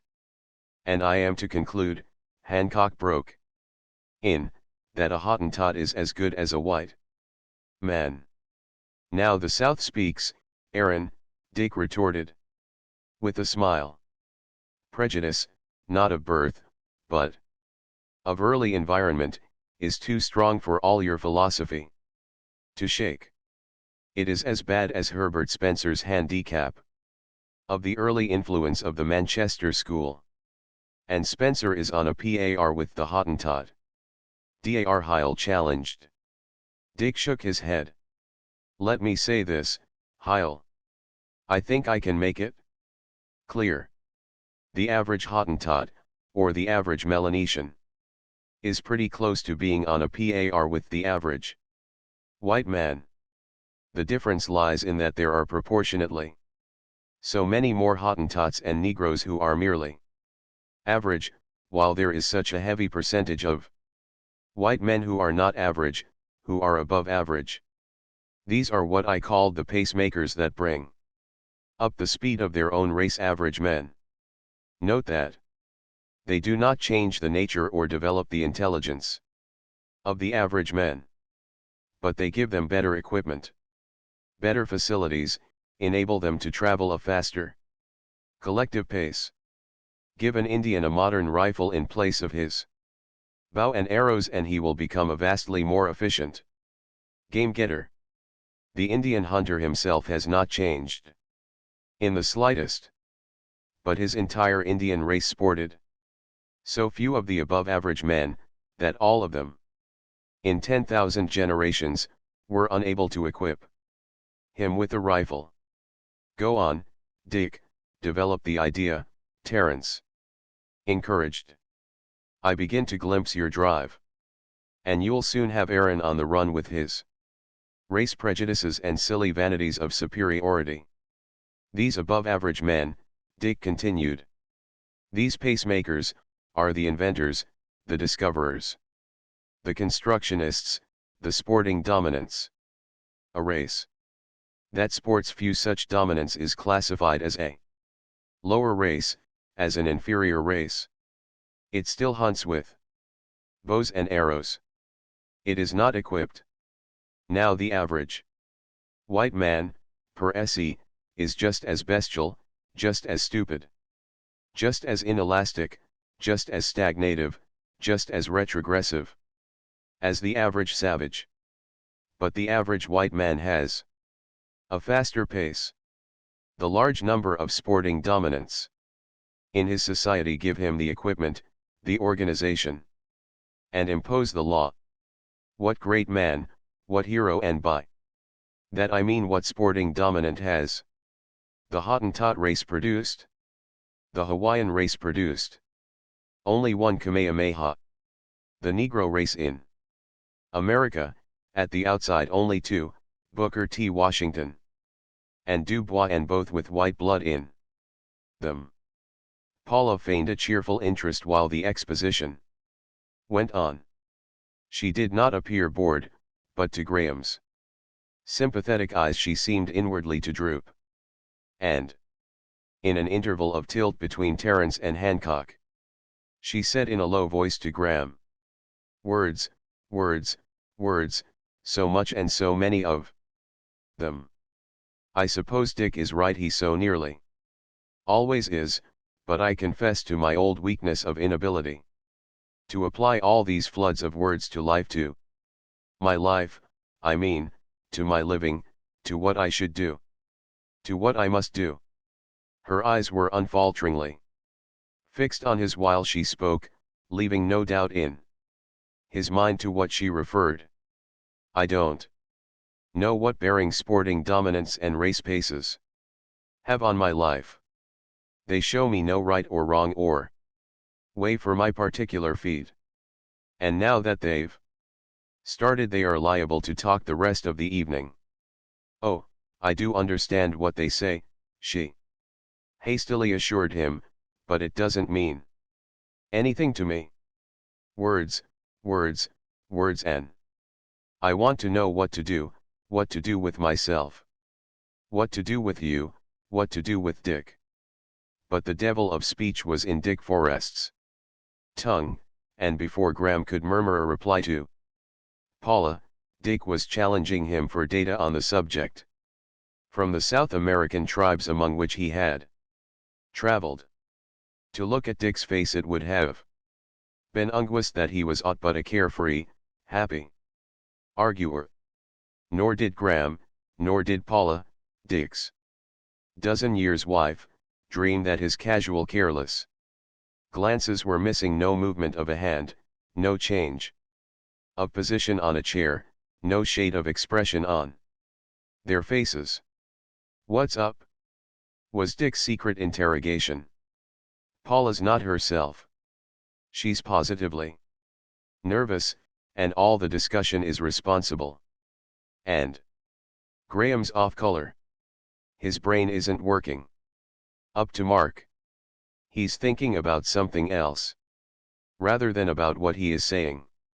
What is that? Something else? And the devil of speech behind which Dick hid his secret thoughts impelled him to urge the talk wider and wilder. For once I could almost hate the four sages. Paula broke out in an undertone to Graham, who had finished furnishing the required data. Dick, himself talking, in cool sentences amplifying his thesis, apparently engrossed in his subject, saw Paula make the aside, although no word of it reached his ears, saw her increasing nervousness, saw the silent sympathy of Graham, and wondered what had been the few words she uttered, while to the listening table he was saying. Fisher and Spieser are both agreed on the paucity of unit characters that circulate in the heredity of the lesser races as compared with the immense variety of unit characters in, say, the French, or German, or English. No one at the table suspected that Dick deliberately dangled the bait of a new trend to the conversation. Nor did Leo dream afterward that it was the mastercraft and deviltry of Dick rather than his own question that changed the subject when he demanded to know what part the female sporting dominance played in the race. Females don't sport, Leo, my lad. Terence, with a wink to the others, answered him. Females are conservative. They keep the type. True. They fix it and hold it, and are the everlasting clog on the chariot of progress. If it wasn't for the females, every blessed mother's son of us would be a sporting dominant. I refer to our distinguished breeder and practical Mendelian whom we have with us this evening to verify my random statements. Let us get down first of all to bedrock and find out what we are talking about. Dick was prompt on the uptake. What is woman? He demanded with an air of earnestness. The ancient Greeks said woman was nature's failure to make a man, Dar Heil answered, while the imp of mockery laughed in the corners of his mouth and curled his thin cynical lips derisively. Leo was shocked. His face flushed. There was pain in his eyes and his lips were trembling as he looked wistful appeal to Dick. The half-sex, Hancock jibed. As if the hand of God had been withdrawn midway in the making, leaving her but a half-soul, a groping soul. At best. No, I know, the boy cried out. You must not say such things, Dick, you know. Tell them, tell them. I wish I could, Dick replied. But this soul discussion is vague as souls themselves. We all know, of ourselves, that we often grope, are often lost, and are never so much lost as when we think we know where we are and all about ourselves.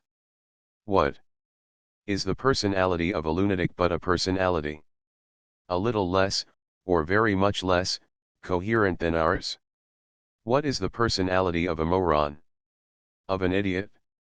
Of a feeble-minded child? Of a horse? A dog? A mosquito? A bullfrog? A woodtick? A garden snail? And, Leo, what is your own personality when you sleep and dream? When you are seasick? When you are in love? When you have colic? When you have a cramp in the leg? When you are smitten abruptly with the fear of death?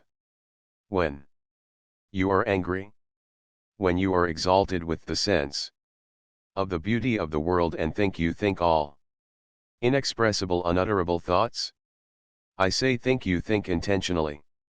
Did you really think, then your sense of the beauty of the world would not be inexpressible, unutterable? It would be clear, sharp, definite. You could put it into words. Your personality would be clear, sharp, and definite as your thoughts and words. Ergo, Leo. When you deem, in exalted moods, that you are at the summit of existence, in truth you are thrilling, vibrating, dancing a mad orgy of the senses and not knowing a step of the dance or the meaning of the orgy. You don't know yourself. Your soul, your personality, at that moment, is a vague and groping thing. Possibly the bullfrog, inflating himself on the edge of a pond, and uttering hoarse croaks through the darkness to a warty mate, possesses also, at that moment, a vague and groping personality. No, Leo, personality is too vague for any of our vague personalities to grasp.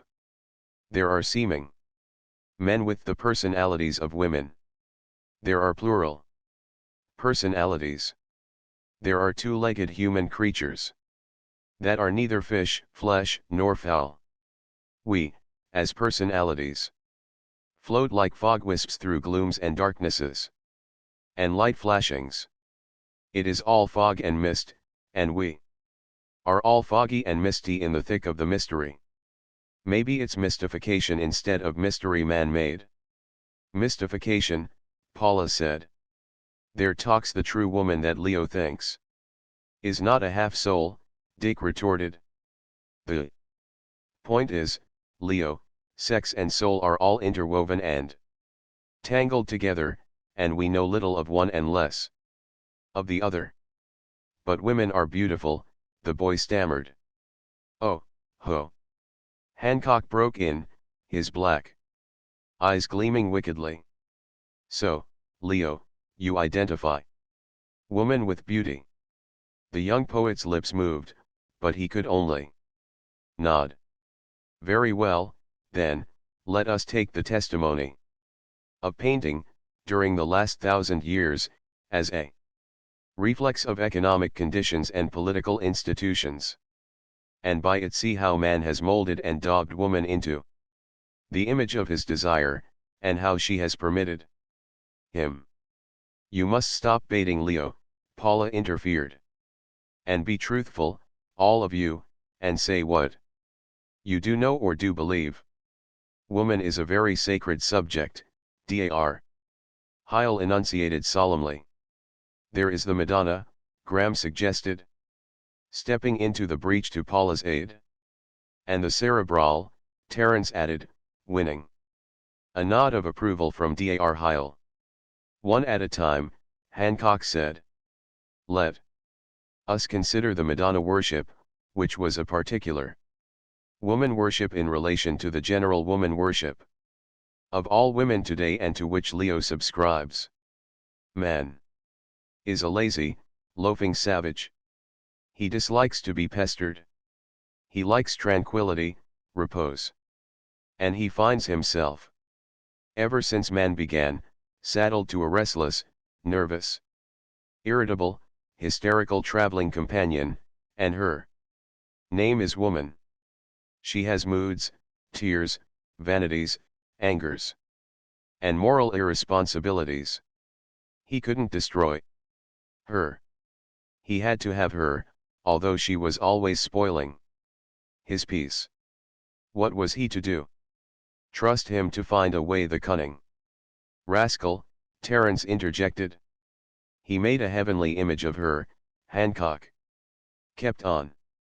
He idealized her good qualities, and put her so far away that her bad qualities couldn't get on his nerves and prevent him from smoking his quiet lazy pipe of peace and meditating upon the stars. And when the ordinary everyday woman tried to pester, he brushed her aside from his thoughts and remembered his heaven woman, the perfect woman, the bearer of life and custodian of immortality. Then came the Reformation. Down went the worship of the mother. And there was man still saddled to his repose destroyer. What did he do then? Ah, the rascal, Terence grinned. He said, I will make of you a dream. And an illusion. And he did. The Madonna was his heavenly woman, his highest conception of woman. He transferred all his idealized qualities of her to the earthly woman, to every woman, and he has fooled himself into believing in them and in her ever since. Like Leo does.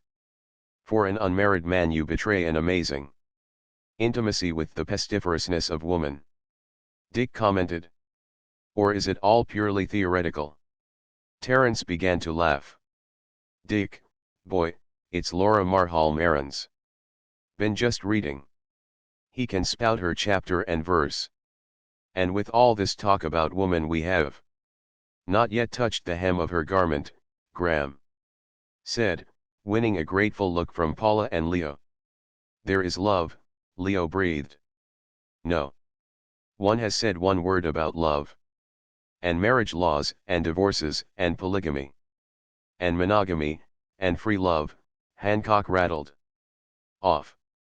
And why, Leo, Dar Heil queried, is woman, in the game of love, always the pursuer, the huntress?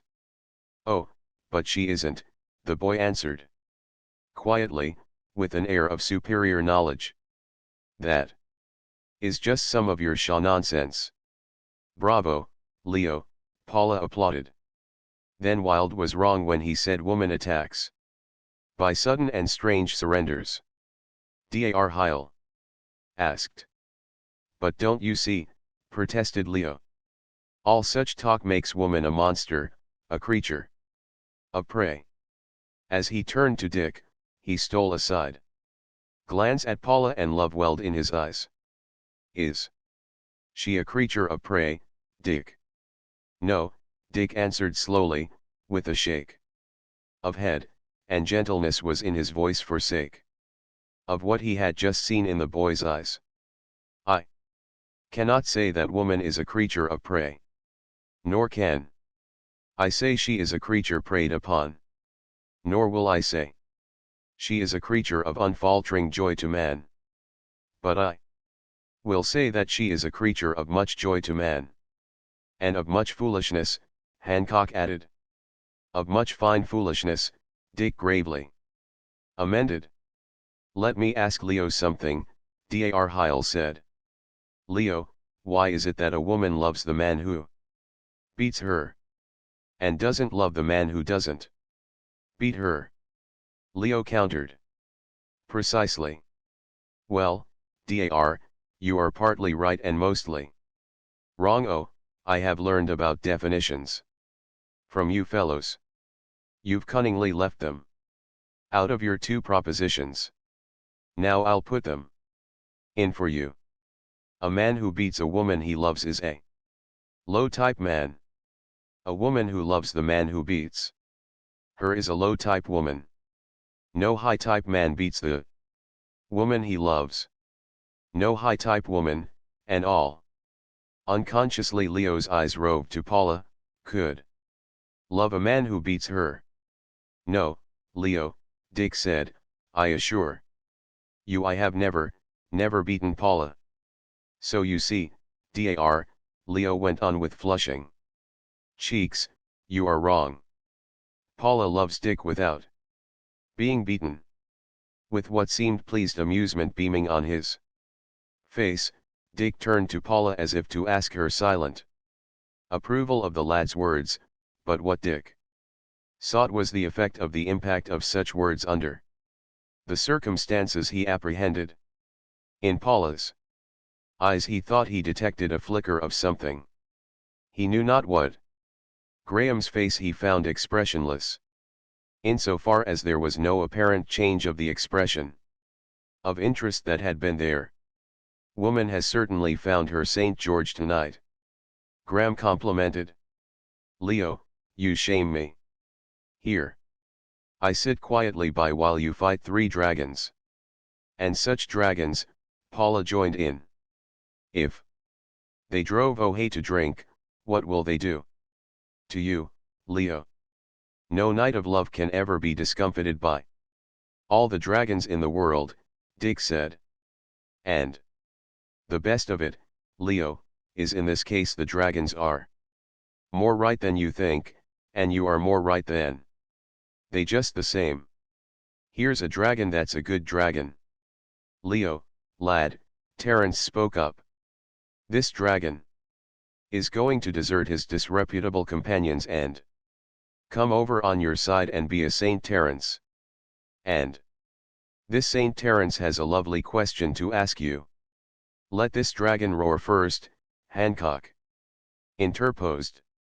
Leo, by all in love that is sweet and lovely, I ask you, why do lovers, out of jealousy, so often kill the woman they love?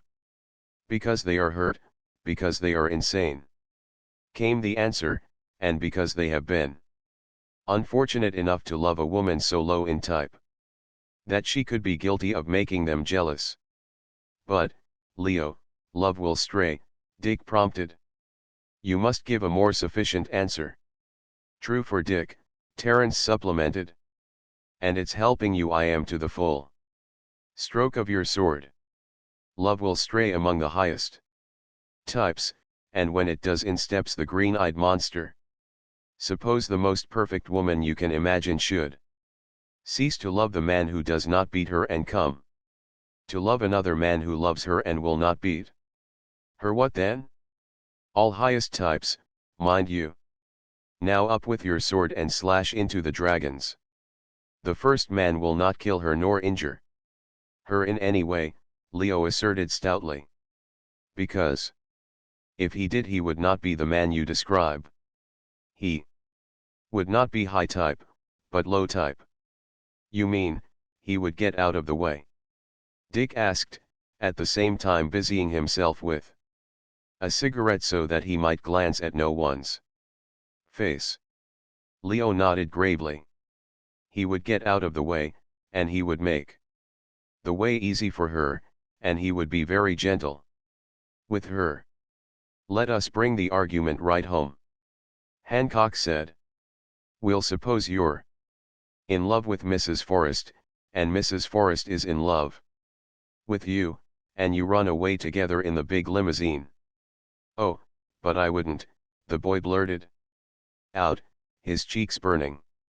Leo, you are not complimentary, Paula encouraged.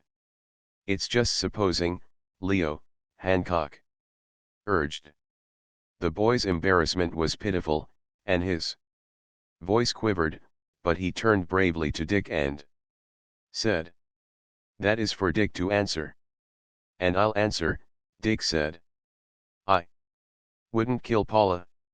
Nor would I kill you, Leo. That wouldn't be playing the game. No matter what I felt at heart, I'd say, bless you, my children. But just the same.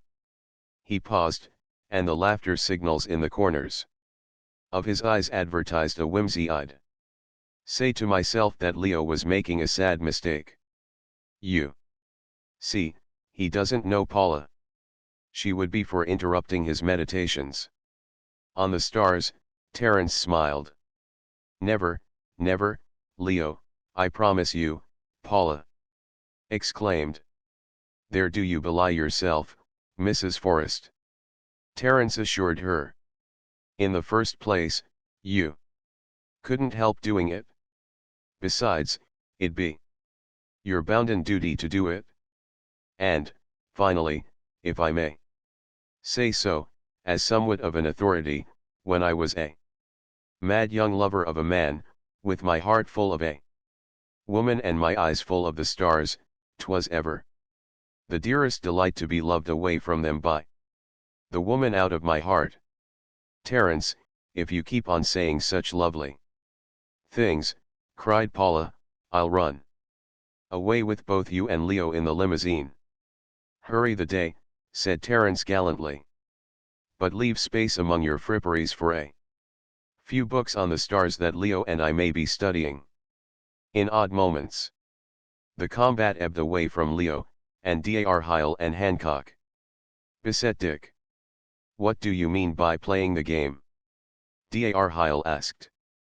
Just what I said, Just what Leo said. Dick answered, and he knew that Paula's boredom and nervousness had been banished for some time and that she was listening with an interest almost eager. In my way of thinking, and in accord with my temperament, the most horrible spiritual suffering I can imagine would be to kiss a woman who endured my kiss. Suppose she fooled you, say for old sake's sake, or through desire not to hurt you, or pity for you. Hancock propounded. It would be, to me, the unforgivable sin. Came Dick's reply. It would not be playing the game for her. I cannot conceive the fairness, nor the satisfaction, of holding the woman one loves a moment longer than she loves to be held. Leo is very right. The drunken artisan, with his fists, may arouse and keep love alive in the breast of his stupid maid. But the higher human males, the males with some shadow of rationality, some glimmer of spirituality, cannot lay rough hands on love. With Leo, I would make the way easy for the woman, and I would be very gentle with her. Then what becomes of your boasted monogamic marriage institution of Western civilization? Dar Heil asked. And Hancock, you argue for free love, then? I can only answer with a hackneyed truism. Dick said. There can be no love that is not free. Always, please, remember the point of view is that of the higher types. And the point of view answers you, Dar. The vast majority of individuals must be held to law and labor by the monogamic institution, or by a stern, rigid marriage institution of some sort. They are unfit for marriage freedom or love freedom. Freedom of love, for them, would be merely license of promiscuity. Only such nations have risen and endured, where God and the state have kept the people's instincts in discipline and order. Then you don't believe in the marriage laws for, say, yourself, Dar Heil inquired, while you do believe in them for other men. I believe in them for all men. Children, family, career, society, the state, all these things make marriage, legal marriage, imperative. And by the same token, that is why I believe in divorce. Men, all men, and women, all women, are capable of loving more than once, of having the old love die and of finding a new love born. The state cannot control love any more than can a man or a woman. When one falls in love, one falls in love, and that's all he knows about it. There it is, throbbing, sighing, singing, thrilling love. But the state can control license. It is a complicated free love that you stand for, Hancock criticized. True, and for the reason that man, living in society, is a most complicated animal. But there are men, lovers, who would die at the loss of their loved one. Leo surprised the table by his initiative. They would die. If she died, they would die oh so more quickly if she lived and loved another. Well, they'll have to keep on dying as they have always died in the past, Dick answered grimly. And no blame attaches anywhere for their deaths. We are so made that our hearts sometimes stray. My heart would never stray, Leo asserted proudly, unaware that all at the table knew his secret. I could never love twice, I know. True for you, lad, Terence approved.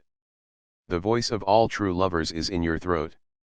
'Tis the absoluteness of love that is its joy. How did Shelley put it, or was it Keats? All a wonder and a wild delight. Sure, a miserable skinflint of a half-baked lover would it be that could dream there was aught in woman form 1,000th part as sweet, as ravishing and enticing, as glorious. and wonderful as his own woman that he could ever love again. And as they passed out from the dining room, Dick, continuing the conversation with Dar Heil, was wondering whether Paula would kiss him good night or slip off to bed from the piano.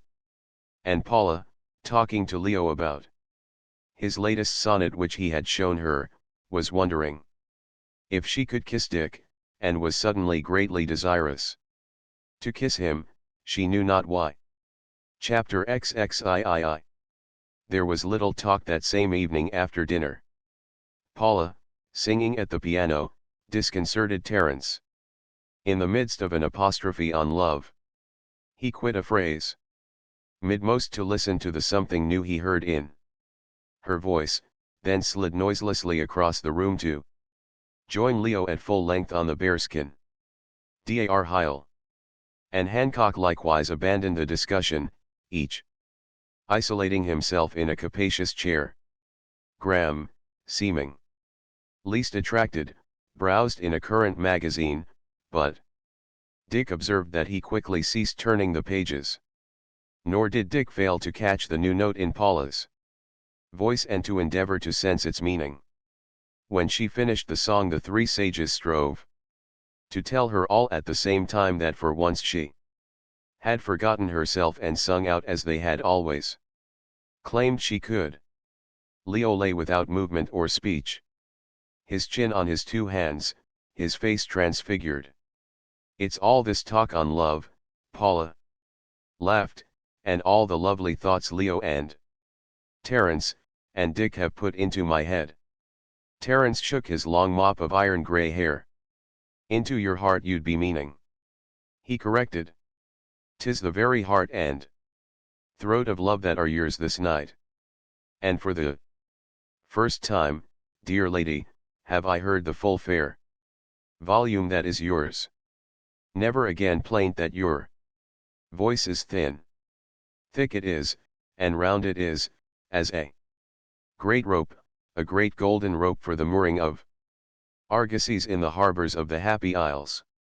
And for that I shall sing you the Gloria," she answered, "to celebrate the slaying of the dragons by Saint Leo, by Saint Terence, and, of course, by Saint Richard."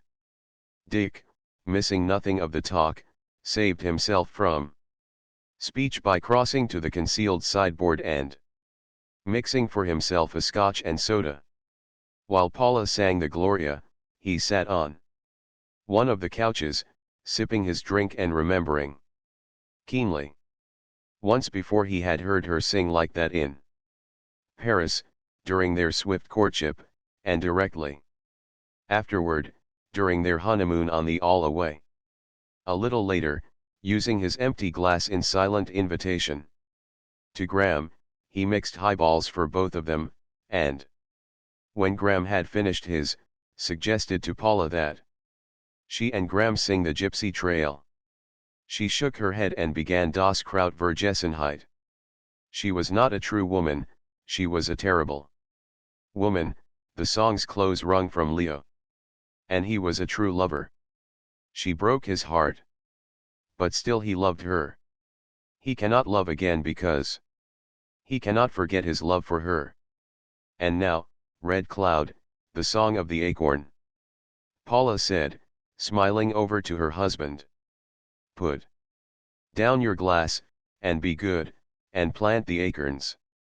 Dick lazily hauled himself off the couch and stood up, shaking his head mutinously, as if tossing a mane, and stamping ponderously with his feet in simulation of mountain lad. I'll have Leo know that he is not the only poet and love knight on the ranch.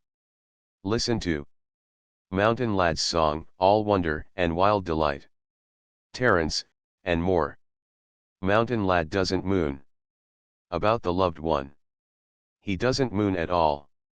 He incarnates love, and rears right up in meeting, and tells them so. Listen to him. Dick filled the room and shook the air with wild, glad, stallion nickering, and then, with mane tossing and foot pawing, chanted. Hear me.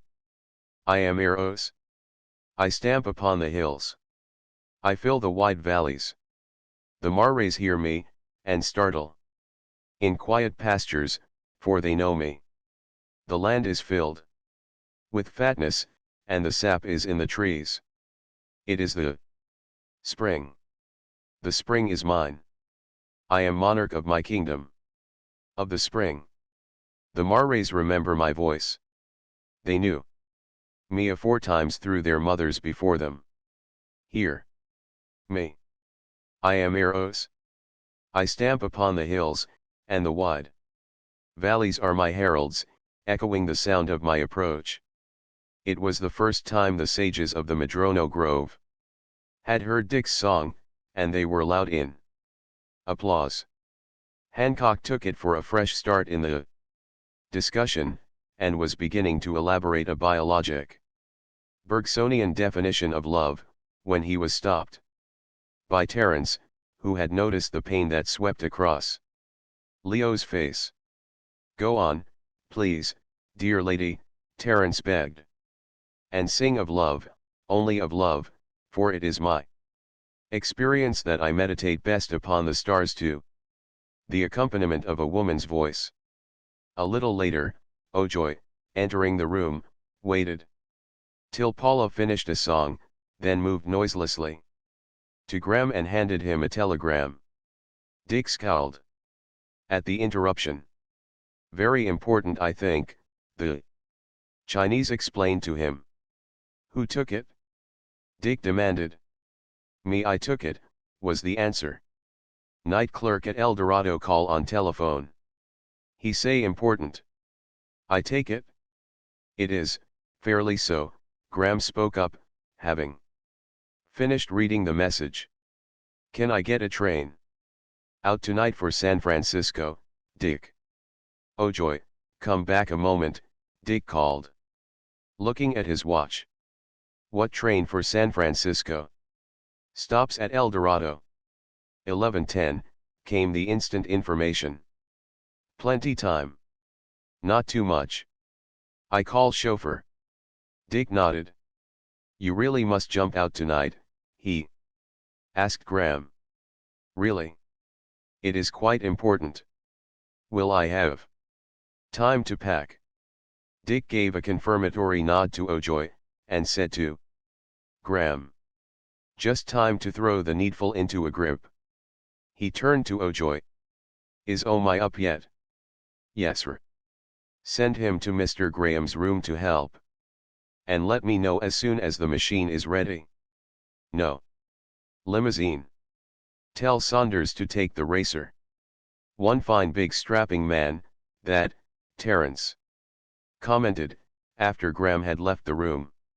They had gathered about Dick, with the exception of Paula, who remained at the piano, listening. "One of the few men I'd care to go along with, hell for leather, on a forlorn hope or anything of that sort," Dick said. He was on the Nethermere when she went ashore at Pango. In the '97 hurricane.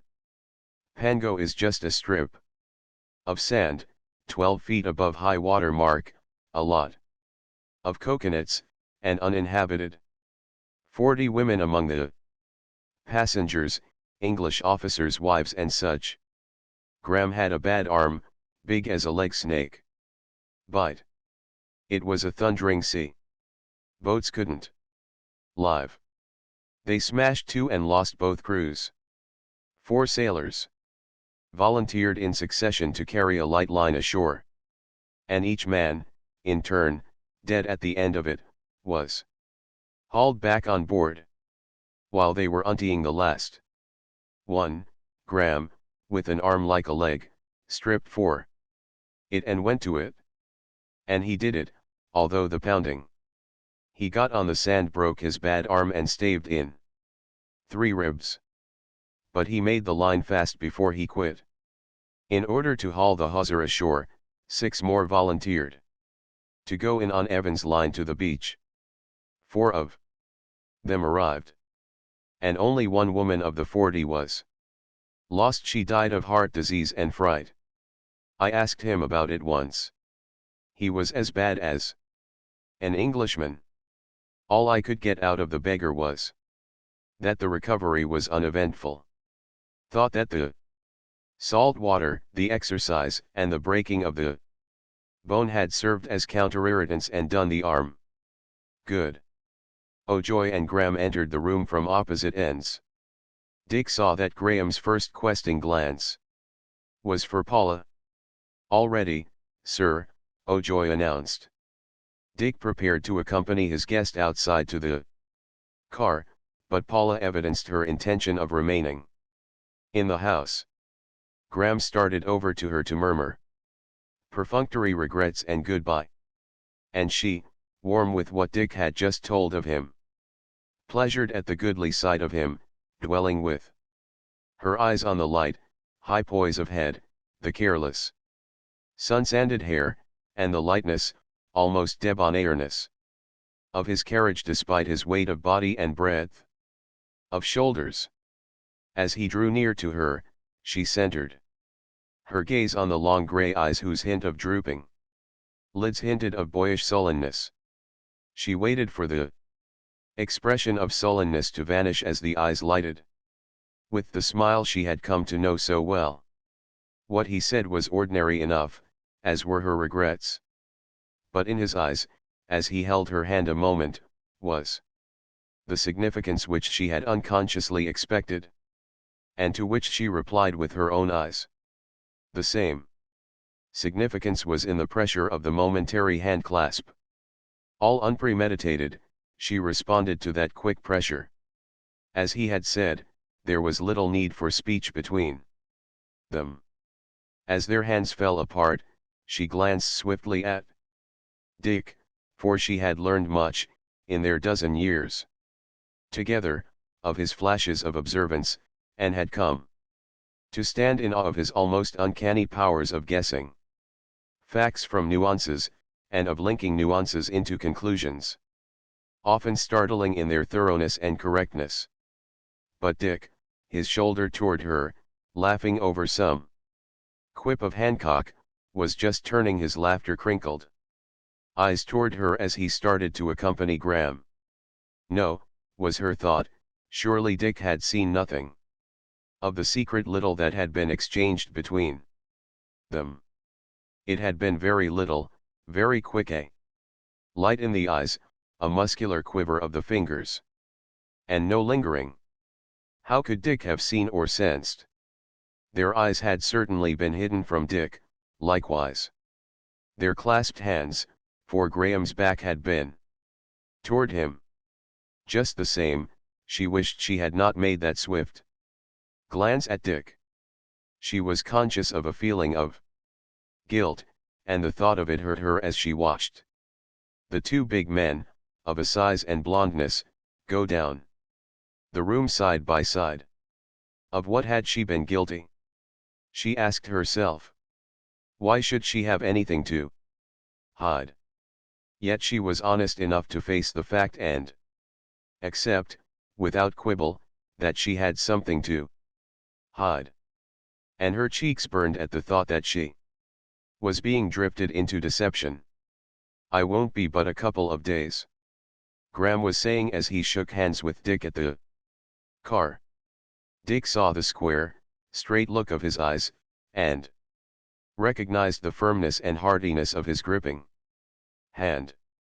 Graham half began to say something, then did not, and Dick knew he had changed his mind when he said, "I think, when I get back, that I'll have to pack."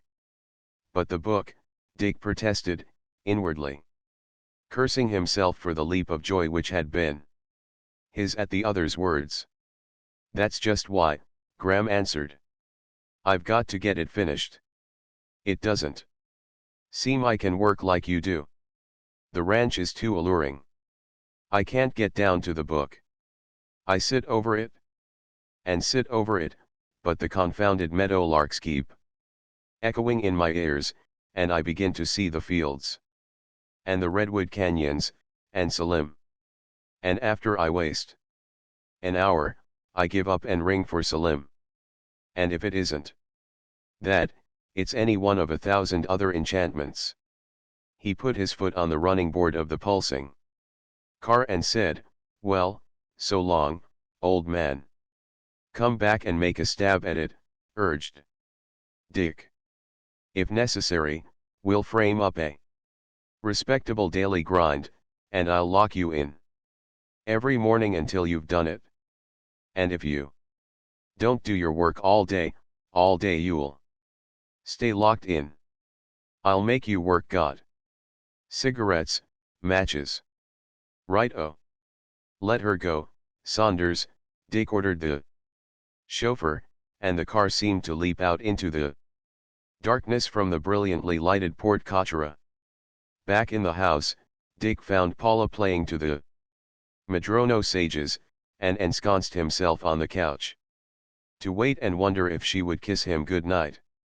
When bedtime came, it was not, he recognized, as if they made a regular schedule of kissing.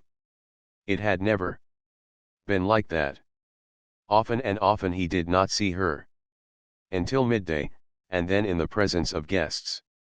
And often, she slipped away to bed early, disturbing no one with a good night kiss to her husband, which might well hint to them that their bedtime had come.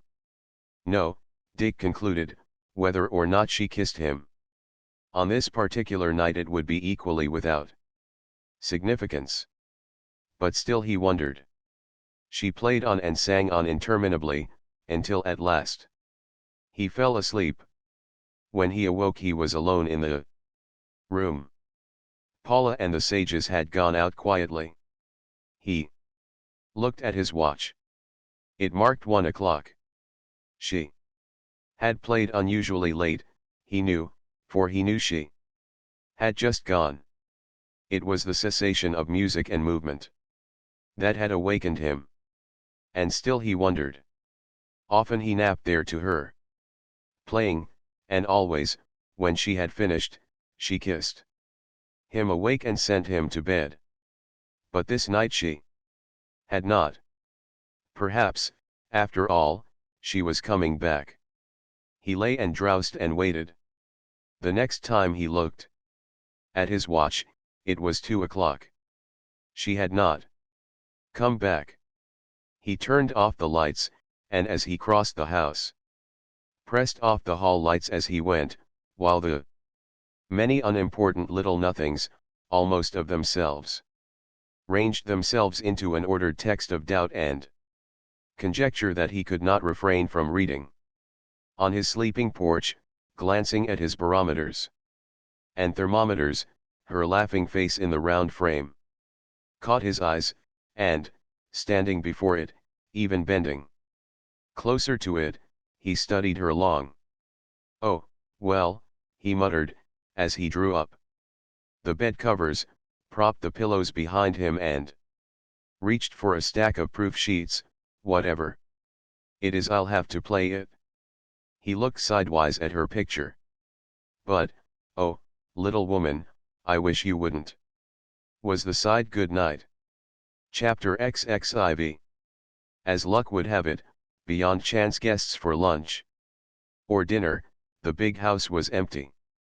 In vain, on the first and second days, did Dick lay out his work, or defer it, so as to be ready for any suggestion from Paula to go for an afternoon swim or drive.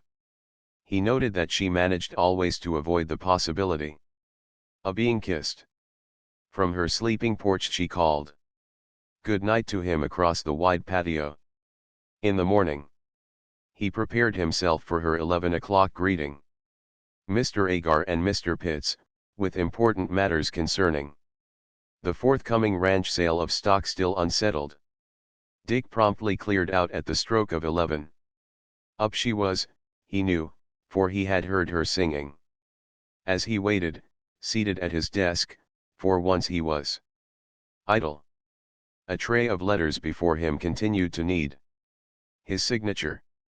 He remembered this morning pilgrimage of hers had been originated by her, and by her, somewhat persistently, had been kept up. And an adorable thing It was, he decided, that soft call of good morning, merry gentlemen, and the folding of her kimono-clad figure in his arms. He remembered, further, that he had often cut that little visit short, conveying the impression to her, even while he clasped her, of how busy he was. And he remembered, more than once, the certain little wistful shadow on her face as she slipped away. 11:15, and she had not come. He took down the receiver to telephone the dairy, and in the swift rush of women's conversation, ere he hung up, he caught Paula's voice. "Bother Mr. Wade. Bring all the little Wades and come, if only for a couple of days." Which was very strange of Paula. She had invariably welcomed the intervals of no guests, when she and he were left alone with each other for a day or for several days. And now she was trying to persuade Mrs. Wade to come down from Sacramento. It would seem that Paula did not wish to be alone with him, and was seeking to protect herself with company. He smiled as he realized that that morning embrace, now that it was not tendered him, had become suddenly desirable.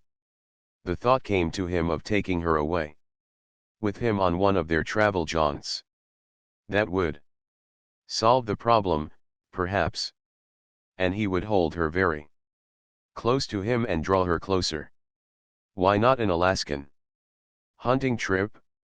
She had always wanted to go. Or back to their old sailing grounds in the days of the all-away the South Seas. Steamers ran direct between San Francisco and Tahiti. In 12 days they could be ashore in Papeete. He wondered if Lavina still ran her boarding house, and his quick vision caught a picture of Paula and himself at breakfast on Lavina's porch in the shade of the mango trees. He brought his fist down on the desk. No, by God. He was no coward to run away with his wife for fear of any man.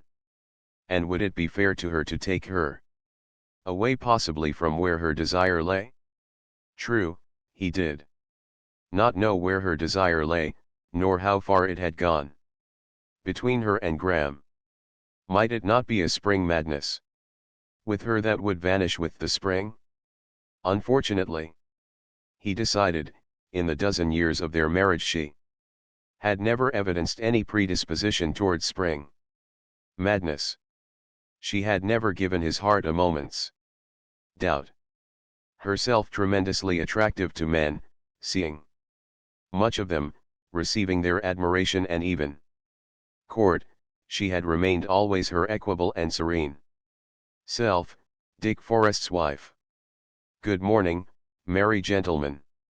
She was peeping in on him, quite naturally from the hall, her eyes and lips smiling to him, blowing him a kiss from her fingertips.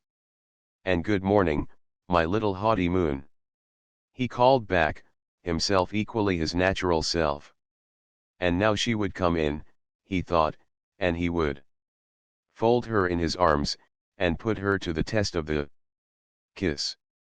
He opened his arms in invitation. But she did not enter.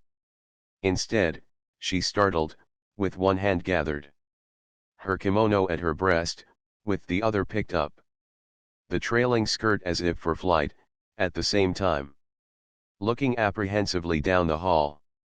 Yet his keen ears had caught no sound. She smiled back at him, blew him another kiss, and was gone. 10 minutes later he had no ears for Bonbright, who, telegrams in hand, startled him as he sat motionless at his desk, as he had sat, without movement, for 10 minutes. And yet she was happy. Dick knew her too long in all the expressions of her moods not to realize the significance of her singing over the house, in the arcades, and out in the patio. He did not leave his workroom till the stroke of lunch, nor did she, as she sometimes did, come to gather him up on the way. At the lunch gong, from across the patio, he heard her trilling, die away into the house in the direction of the dining room. A Colonel Harrison Stoddard, colonel from younger service in the National Guard, himself a retired merchant prince whose hobby was industrial relations and social unrest, held the table most of the meal upon the extension of the Employers' Liability Act so as to include agricultural laborers. But Paula found a space in which casually to give the news to Dick that she was running away for the afternoon on a jaunt up to Wickenburg to the Masons. Of course I don't know when I'll be back, you know what the Masons are. And I don't dare ask you to come, though I'd like you along. Dick shook his head. And so, she continued, if you're not using Saunders. Dick nodded acquiescence. I'm using Callahan this afternoon, he explained, on the instant planning his own time. Now that Paula was out of the question. I never can make out, Paul, why you prefer Saunders. Callahan is the better driver, and of course the safest. Perhaps that's why, she said with a smile. Safety first means slowest most. Just the same, I'd back Callahan against Saunders on a speed track, Dick championed. Where are you bound? She asked.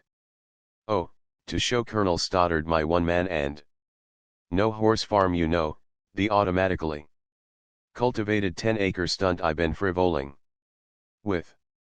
A lot of changes have been made that have been waiting a week for me to see tried out.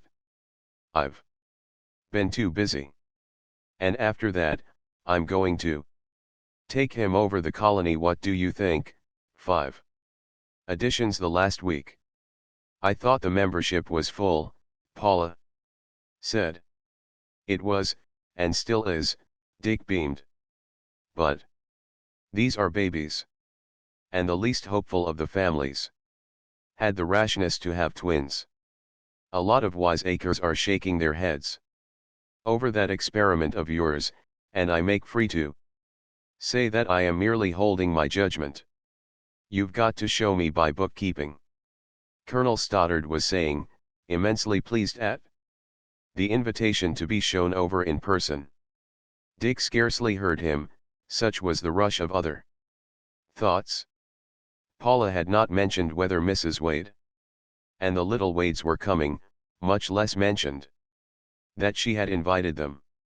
Yet this Dick tried to consider no lapse on her part, for often and often, like himself, she had guests whose arrival was the first he knew of their coming. It was, however, evident that Mrs. Wade was not coming that day, else Paula would not be running away 30 miles up the valley. That was it, and there was no blinking it. She was running away, and from him. She could not face being alone with him, with the consequent perils of intimacy, and perilous, in such circumstances, could have but the significance he feared. And further, she was making the evening sure. She would not be back for dinner, or till long after dinner, it was a safe wager, unless she brought the whole Wickenburg crowd with her. She would be back late enough to expect him to be in bed. Well, he would not disappoint her, he decided grimly, as he replied to Colonel Stoddard. The experiment works out splendidly on paper, with decently wide margins for human nature. And there, I admit, is the doubt and the danger, the human nature. But the only way to test it is to test it, which is what I am doing. It won't be the first Dick has charged to profit and loss, Paula said. But 5,000 acres, all the working capital, for 250 farmers, and a cash salary of $1,000 each a year. Colonel Stoddard protested. A few such failures, if it fails, would put a heavy drain on the harvest. That's what the harvest needs. Dick answered lightly. Colonel Stoddard looked blank. Precisely, Dick confirmed. Drainage. You know. The mines are flooded. The Mexican situation. It was during the morning of the second day, the day of Graham's expected return, that Dick, who, by being on horseback at 11, had avoided a repetition of the hurt of the previous days. Good morning, merry gentlemen. Across the distance of his workroom, encountered Aha in a hall with an armful of fresh-cut lilacs. The houseboys' way led toward the tower room, but Dick made sure. Where are you taking them, Aha? He asked. Mr. Graham's room. He come today. Now whose thought was that?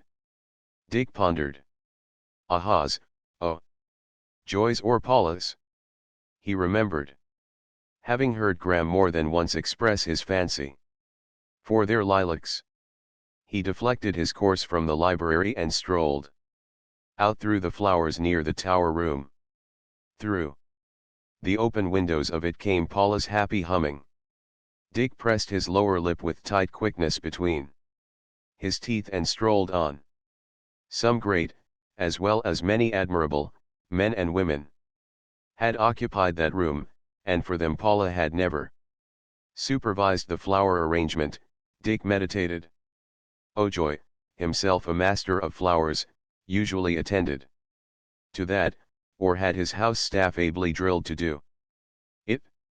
Among the telegrams Bonbright handed him, was one from Graham, which Dick read twice, although it was simple and unmomentous, being merely a postponement of his return.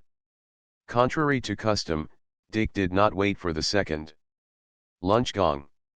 At the sound of the first he started, for he felt the desire for one of Ojoy's cocktails, the need of a prod of courage, after the lilacs, to meet Paula. But she was ahead of him. He found her, who rarely drank, and never alone, just placing an empty cocktail glass back on the tray. So she, too, had needed courage for the meal, was his deduction, as he nodded to Ojoy and held up one finger. Caught you at it, he reproved gaily. Secret tippling. The gravest of symptoms. Little I thought, the day I stood up with you, that the wife I was marrying was doomed to fill an alcoholic's grave. Before she could retort, a young man strolled in whom she and Dick greeted as Mr. Winters, and who also must have a cocktail. Dick tried to believe that it was not relief he sensed in Paula's manner as she greeted the newcomer. He had never seen her quite so cordial to him before, although often enough she had met him. At any rate, there would be three at lunch. Mr. Winters, an agricultural college graduate and special writer for the Pacific Rural Press, as well as a sort of protege of Dick, had come for data for an article on California fish ponds, and Dick mentally arranged his afternoon's program for him. Got a telegram from Evan, he told Paula. Won't be back till the 4 o'clock. Day after tomorrow. And after all my trouble, she exclaimed. Now the lilacs will be wilted and spoiled. Dick felt a warm glow of pleasure. There spoke his frank, straightforward Paula. No matter what the game was, or its outcome, at least she would play it without the petty deceptions. She had always been that way too. Transparent to make a success of deceit. Nevertheless, he played his own part by a glance of scarcely interested interrogation. Why, in Graham's room, she explained. I had the boys bring a big armful and I arranged them all myself. He's so fond of them, you know. Up to the end of lunch, she had made no mention of Mrs. Wade's coming, and Dick knew definitely. She was not coming when Paula queried casually. Expecting anybody? He shook his head, and asked, "Are you doing anything this afternoon?" "Haven't thought about anything," she answered. "And now I suppose I can't plan upon you with Mr. Winters to be told all about fish." "But you can," Dick assured her. "I'm turning him over to Mr. Hanley, who's got the trout counted down to the last egg hatched and who knows all the grandfather base by name. I'll tell you what." He paused and considered. Then his face lighted as with a sudden idea. "It's a loafing afternoon. Let's take the rifles and go potting squirrels. I noticed the other day they've become populous on that hill above the little meadow." But he had not failed to observe the flutter of alarm that shadowed her eyes so swiftly, and that so swiftly was gone as she clapped her hands and was herself. "But don't take a rifle for me," she said. "If you'd rather not," he began gently. "Oh, I want to go, but I don't feel up to shooting. I'll take Le Gallienne's last book along. It just came in and read to you in between whiles. Remember, the last time I did that when we went squirreling, it was his quest of the Golden Girl I read to you. Chapter XXV. Paula on the fawn, and Dick on the outlaw, rode out from the big house as nearly side by side as the outlaw's wicked perversity permitted. The conversation she permitted was fragmentary.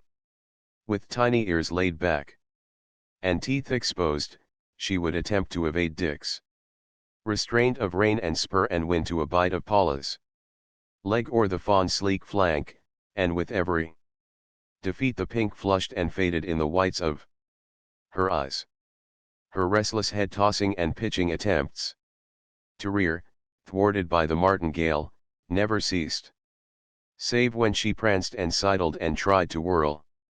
"This is the last year of her," Dick announced. "She's indomitable. I've worked 2 years on her without the slightest improvement. She knows me, knows my ways, knows I am her master. Knows when she has to give in, but is never satisfied.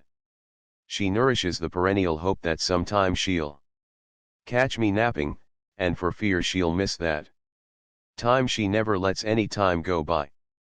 And sometime she may catch you," Paula said. "That's why I'm giving her up. It isn't exactly a strain on me, but soon or late she's bound to get me if there's anything in the law of probability. It may be 1,000,000 to 1 shot, but heaven alone knows where in the series of the million that fatal one is going to pop up." "You're a wonder, Red Cloud," Paula smiled. "Why? You think in statistics and percentages, averages and exceptions.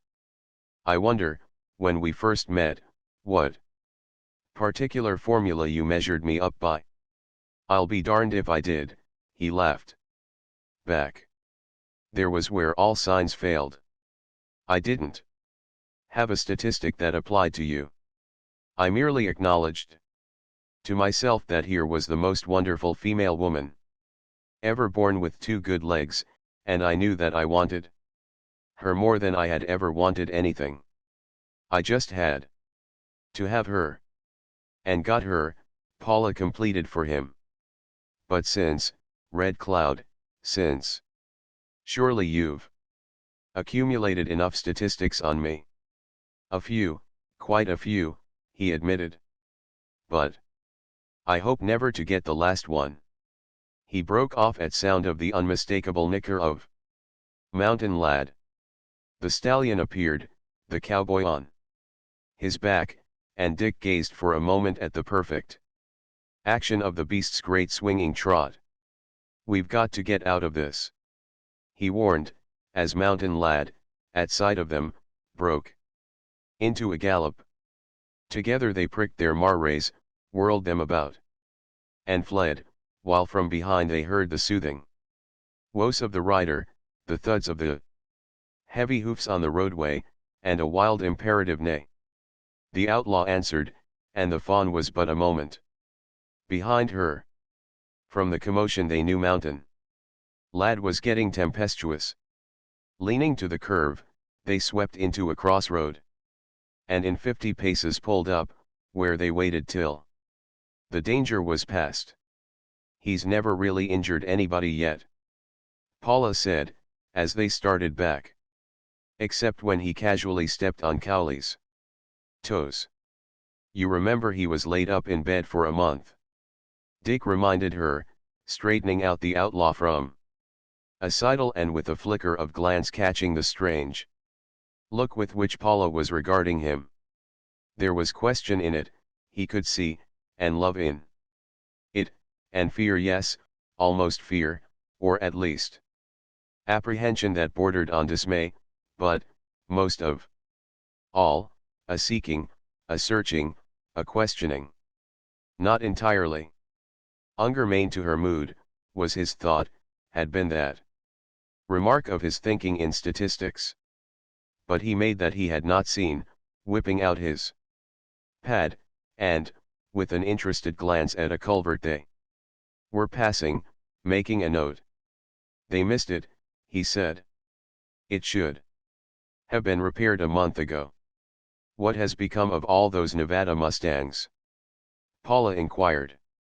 This was a flyer Dick had taken, when a bad season for Nevada pasture had caused Mustangs to sell for a song with the alternative of starving to death. He had shipped a trainload down and ranged them in his wilder mountain pastures to the west. It's time to break them, he answered. And I'm thinking of a real old-fashioned rodeo next week. What do you say? Have a barbecue and all the rest, and invite the countryside? And then you won't be there, Paula objected. I'll take a day off. Is it a go? They reined to one side of the road, as she agreed to pass 3 farm tractors, all with their trailage of gang discs and harrows, moving them across to the rolling meadows. He explained. They pay over horses on the right ground. Rising from the home valley, passing through cultivated fields and wooded knolls, they took a road busy with many wagons hauling road dressing from the rock crusher. They could hear growling and crunching higher up. Needs more exercise than I've been giving her, Dick remarked, jerking the outlaw's bared teeth away from dangerous proximity to the fawn's flank. And it's disgraceful the way I've neglected Duddy and Fuddy, Paula said. I've kept their feed down like a miser, but they're a lively handful just the same. Dick heard her idly, but within 48 hours. He was to remember with her what she had said. They continued on till the crunch of the rock crusher died away, penetrated a belt of woodland, crossed a tiny divide where the afternoon sunshine was wine-colored by the manzanita and rose-colored by madronos, and dipped down through a young planting of eucalyptus to the little meadow. But before they reached it, they dismounted and tied their horses. Dick took the .22 automatic rifle from his saddle holster, and, with Paula, advanced softly to a clump of redwoods on the edge of the meadow. They disposed themselves in the shade and gazed out across the meadow to the steep slope of hill that came down to it 150 yards away. There they are, 3-4 of them, Paula whispered, as her keen eyes picked the squirrels out amongst the young grain. These were the wary ones, the sports in the direction of infinite caution who had shunned the poisoned grain and steel traps of Dick's vermin catchers. They were the survivors, each of a score of their fellows. Not so cautious, themselves fit to repopulate the hillside. Dick filled the chamber and magazine with tiny cartridges, examined the silencer, and, lying at full length, leaning on his elbow, sighted across the meadow.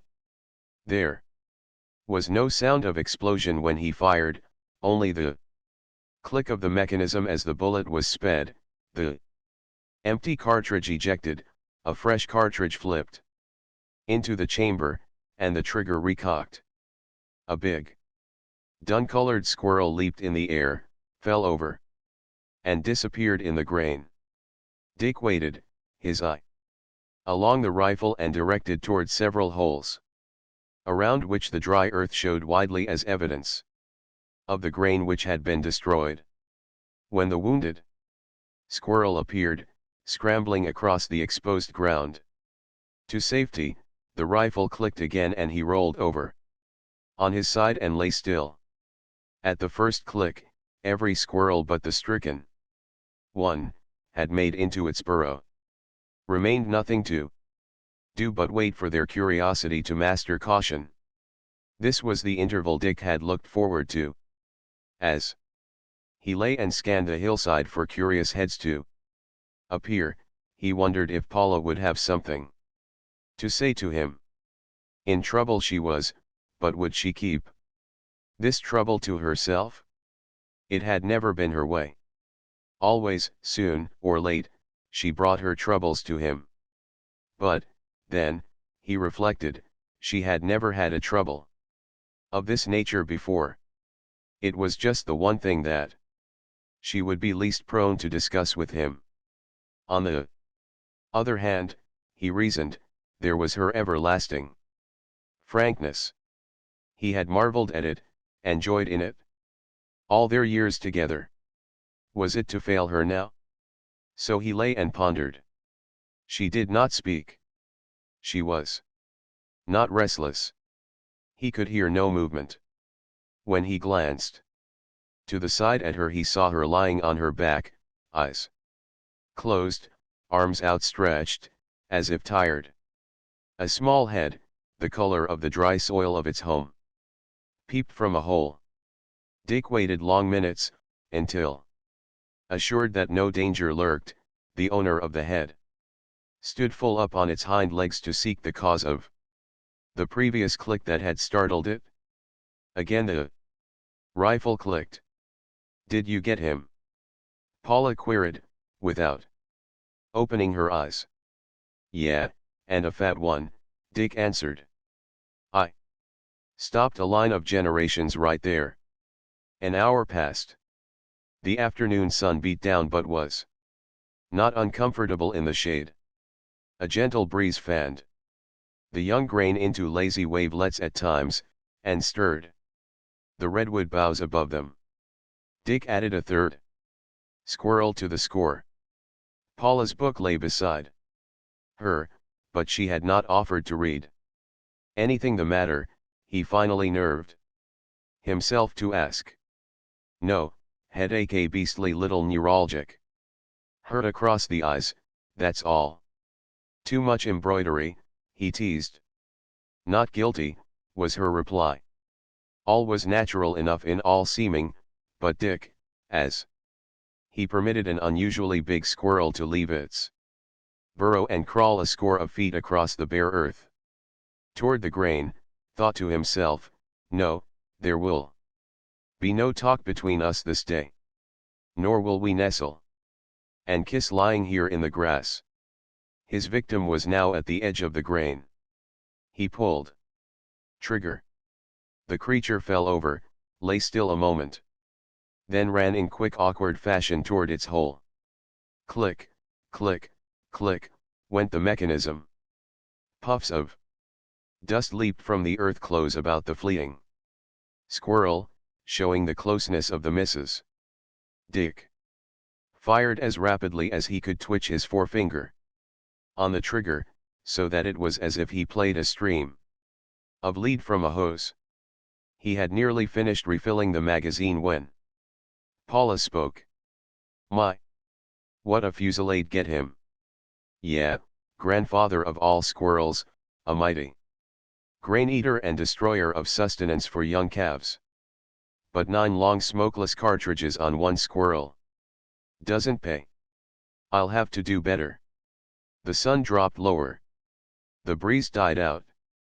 Dick managed another squirrel and sadly watched the hillside for more. He had arranged the time and made his bid for confidence. The situation was as grave as he had feared. Graver it might be, for all he knew, for his world was crumbling about him. Old landmarks were shifting their places. He was bewildered, shaken. Had it been any other woman than Paula? He had been so sure. There had been their dozen years to vindicate his surety. 5 o'clock, son, he get low, he announced, rising to his feet and preparing to help her up. It did me so much good just resting, she said, as they started for the horses. My eyes feel much better. It's just as well I didn't try to read to you. And don't be piggy, Dick warned, as lightly as if nothing were amiss with him. Don't dare steal the tiniest peek into Le Gallienne. You've got to share him with me later on. Hold up your hand now. Honest to God, Paul. Honest to God, she obeyed. And may jackasses dance on your grandmother's grave. And may jackasses dance on my grandmother's grave, she solemnly repeated. The third morning of Graham's absence, Dick saw to it that he was occupied with his dairy manager. When Paula made her 11 o'clock pilgrimage, peeped in upon him, and called her good morning, merry gentlemen, from the door. The Masons, arriving in several machines with their boisterous crowd of young people, saved Paula for lunch and the afternoon, and, on her urging, Dick noted, she made the evening safe by holding them over for bridge and dancing. But the fourth morning, the day of Graham's expected return, Dick was alone in his workroom at 11. Bending over his desk, signing letters, he heard Paula tiptoe into the room. He did not look up. But while he continued writing his signature, he listened with all his soul to the faint, silken swish of her kimono. He knew when she was bending over him, and all but held his breath. But when she had softly kissed his hair and called her good morning, Mary gentleman, she evaded the hungry sweep of his arm and laughed her way out. What affected him as strongly as the disappointment was the happiness he had seen in her face. She, who so poorly masked her moods, was bright-eyed and eager as a child. And it was on this afternoon that Graham was expected. Dick could not escape making the connection. He did not care to ascertain if she had replenished the lilacs in the tower room, and, at lunch, which was shared with 3 farm college students from Davis, he found himself forced to extemporize a busy afternoon for himself when Paula tentatively suggested that she would drive Graham up from El Dorado. Drive? Dick asked. Duddy and Fuddy, she explained. They're all on edge, and I just feel like exercising them. And myself. Of course, if you'll share the exercise. We'll drive anywhere you say, and let him come up in the machine. Dick strove not to think there was anxiety in her manner while she waited for him to accept or decline her invitation. Poor Duddy and Fuddy would be in the happy hunting grounds if they had to cover my ground this afternoon, he laughed, at the same time mapping his program. Between now and dinner I've got to do 120 miles. I'm taking the racer, and it's going to be some dust and bump and only an occasional low place. I haven't the heart to ask you along. You go on and take it? Out of Duddy and Fuddy. Paula sighed, but so poor an actress was she that, in the sigh, intended for him as a customary reluctant yielding of his company, he could not fail to detect the relief at his decision. "Whither away?"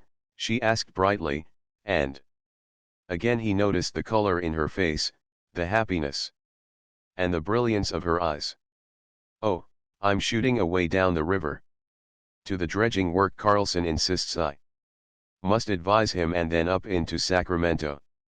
Running over the Teal Slough land on the way, to see Wing F.O. Wong. And in heaven's name, who is this Wing F.O. Wong?" she laughingly queried. "That you must trot and see him. A very important personage, my dear. Worth all of 2 millions made in potatoes and asparagus down in the Delta country. I'm leasing 300 acres of the Teal Slough land to him." Dick addressed himself to the farm students. "That land lies just out of Sacramento on the west side of the river. It's a good example of the land famine that is surely coming. It was Tule Swamp when I bought it, and I was well laughed at by the old-timers. I even had to buy out a dozen hunting preserves.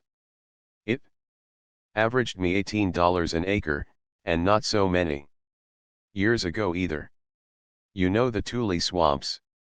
Worthless, save for ducks and low-water pasturage.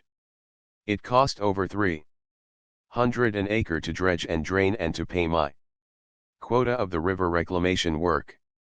And on what basis of value do you think I am making a 10 years lease to old Wing F.O. Wong? $2,000 an acre. I couldn't net more than that if I truck farmed it myself. Those Chinese are wizards with vegetables. And gluttons for work. No 8 hours for them. It's 18 hours. The last coolie is a partner with a microscopic share. That's the way Wing F.O. Wong gets around the 8-hour law. Twice warned and once arrested, was Dick through the long afternoon. He drove alone, and though he drove with speed, he drove with safety. Accidents, for which he personally might be responsible, were things he did not tolerate. And they never occurred. That same sureness and definiteness of adjustment with which, without fumbling or approximating, he picked up a pencil or reached for a doorknob, was his in the more complicated adjustments, with which, as instance, he drove a high-powered machine at high speed over busy country roads. But drive as he would, transact business as he would, at high pressure with Carlson and Wing F.O. Wong, continually in the middle ground of his consciousness, persisted the thought that Paula had gone out of her way and done the most unusual in driving Graham the long 8 miles from El Dorado to the ranch. Phew, he started to mutter a thought aloud, then suspended utterance and thought as he jumped the racer from 45 to 70 miles an hour, swept past to the left of a horse and buggy going in the same direction, and slanted back to the right side of the road with margin to spare, but seemingly under the nose of a runabout coming from the opposite direction. He reduced his speed to 50 and took up his thought. Phew. Imagine little Paul's thoughts. If I dared that drive with some charming girl. He laughed at the fancy as he pictured it, for, most early in their marriage, he had gauged Paula's capacity for quiet jealousy. Never had she made a scene, or dropped a direct remark, or raised a question. But from the first, quietly but unmistakably, she had conveyed the impression of her that was hers if he at all unduly attended upon any woman. He grinned with remembrance of Mrs. D'Homini, the pretty little brunette widow Paula's friend, not his, who had visited in the long ago in the big house. Paula had announced that she was not riding that afternoon and, at lunch, had heard him and Mrs. D'Homini arrange to ride into the redwood canyons beyond the Grove of the Philosophers. And Who but Paula, not long after their start, should overtake them and make the party three? He had smiled to himself at the time, and felt immensely tickled with Paula. For neither Mrs. D'Hominy nor the ride with her had meant anything to him. So it was, from the beginning, that he had restricted his attentions to other women. Ever since he had been far more circumspect than Paula. He had even encouraged her, given her a free hand always, had been proud that his wife did attract fine fellows, had been glad that she was glad to be amused or entertained by them. And with reason, he mused. He had been so safe, so sure of her, more so, he acknowledged, then had she any right to be of him? And the dozen years had vindicated his attitude, so that he was as sure of her as he was of the diurnal rotation of the earth. And now, was the form his fancy took, the rotation of the earth was a shaky proposition, and old Paul's flat world might be worth considering. He lifted the gauntlet from his left wrist to snatch a glimpse at his watch. In 5 minutes Graham would be getting off the train at El Dorado. Dick, himself, homeward bound west from Sacramento, was eating up the miles. In a quarter of an hour the train that he identified as having brought Graham went by. Not until he was well past El Dorado did he overtake Duddy and Fuddy and the trap. Graham sat beside Paula, who was driving. Dick slowed down as he passed, waved a hello to Graham, and, as he jumped into speed again, called cheerily, "Sorry I've got to give you my dust. I'll beat you a game of billiards before dinner, Evan. If you ever get in." Chapter XXVI. This can't go on. We must do something at once. They were in the music room, Paula at the piano, her face turned up to Graham, who stood close to her, almost over her. "You must decide," Graham continued. Neither face showed happiness in the great thing that had come upon them, now that they considered what they must do. "But I don't want you to go," Paula urged. "I don't know what I want. You must bear with me. I am not considering myself. I am past considering myself. But I must consider Dick. I must consider you. I am so unused to such a situation," she concluded with a wan smile. "But it must be settled, dear love. Dick is not blind. What has there been for him to see?" she demanded. "Nothing, except that one kiss in the canyon, and he couldn't have seen that. Do you think of anything else, I challenge you, sir?" Would that there were. He met the lighter touch in her mood, then immediately relapsed. "I am mad over you, mad for you. And there I stop. I do not know if you are equally mad. I do not know if you are mad at all." As he spoke, he dropped his hand to hers on the keys. And she gently withdrew it. "Don't you see," he complained. "Yet you wanted me to come back." "I wanted you to come back," she acknowledged, with her straight look into his eyes. "I wanted you to come back," she repeated, more softly, as if musing. "And I'm all at sea," he exclaimed impatiently. "You do love me." "I do love you, Evan, you know that." "But," she paused and seemed to be weighing the matter judicially. "But what?" he commanded. "Go on." "But I love Dick, too. Isn't it ridiculous?" He did not respond to her smile, and her eyes delightedly warmed to the boyish sullenness that vexed his own eyes. A thought was hot on his tongue, but he restrained the utterance of it while she wondered what it was. disappointed not to have had it.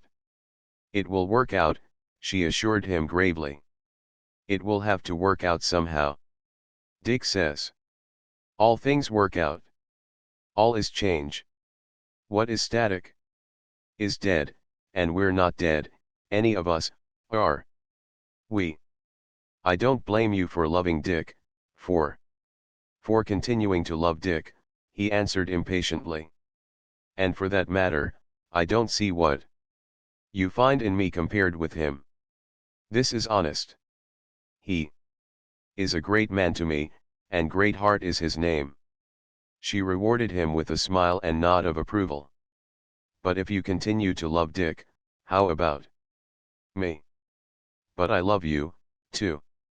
It can't be, he cried, tearing himself from the piano to make a hasty march across the room and stand contemplating the Keith on the opposite wall as if he had never seen it before.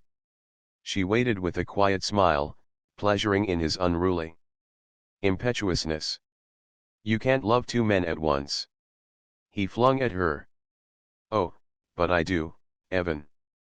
That's what I am trying to work out. Only I don't know which I love more. Dick I have known a long time. You are a recent acquaintance, he broke in, returning to her with the same angry stride. Not that, no, not that, Evan. You have made a revelation to me of myself. I love you as much as Dick. I love you more. I don't know. She broke down and buried her face in her hands, permitting his hand to rest tenderly on her shoulder. You see, it is not easy for me, she went on. There is so much involved, so much that I cannot understand. You say you are all at sea. Then think of me all at sea and worse confounded. Why talk about it? You are a man with a man's experiences, with a man's nature. It is all very simple to you. She loves me. She loves me not. But I am tangled, confused. I wasn't born yesterday, have had no experience in loving variously. I have never had affairs. I loved only one man, and now you, and this love for you, have broken into a perfect marriage, Evan. I know, he said. I don't know, she went on. I must have time, either to work it out myself or to let it work itself out. If it only weren't for Dick, her voice trailed off pathetically. Unconsciously, Graham's hand went farther about her shoulder. No, no, not yet, she said. Softly, as softly she removed it, her own lingering caressingly on his a moment ere she released it. When you touch me, I can't think, she begged. I can't think. Then I must go, he threatened, without any sense of threatening. She made a gesture of protest. The present situation is impossible, unbearable. I feel like a cur, and all the time I know I am not a cur. I hate deception. Oh, I can lie with the Pathan, to the Pathan, but I can't deceive a man like Greatheart. I'd prefer going right up to him and saying, Dick, I love your wife. She loves me. What are you going to do about it? Do so, Paula said, fired for the moment.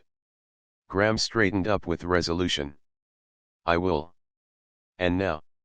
No, no, she cried in sudden panic. You must go away. Again her voice trailed off. As she said, but I can't let you go.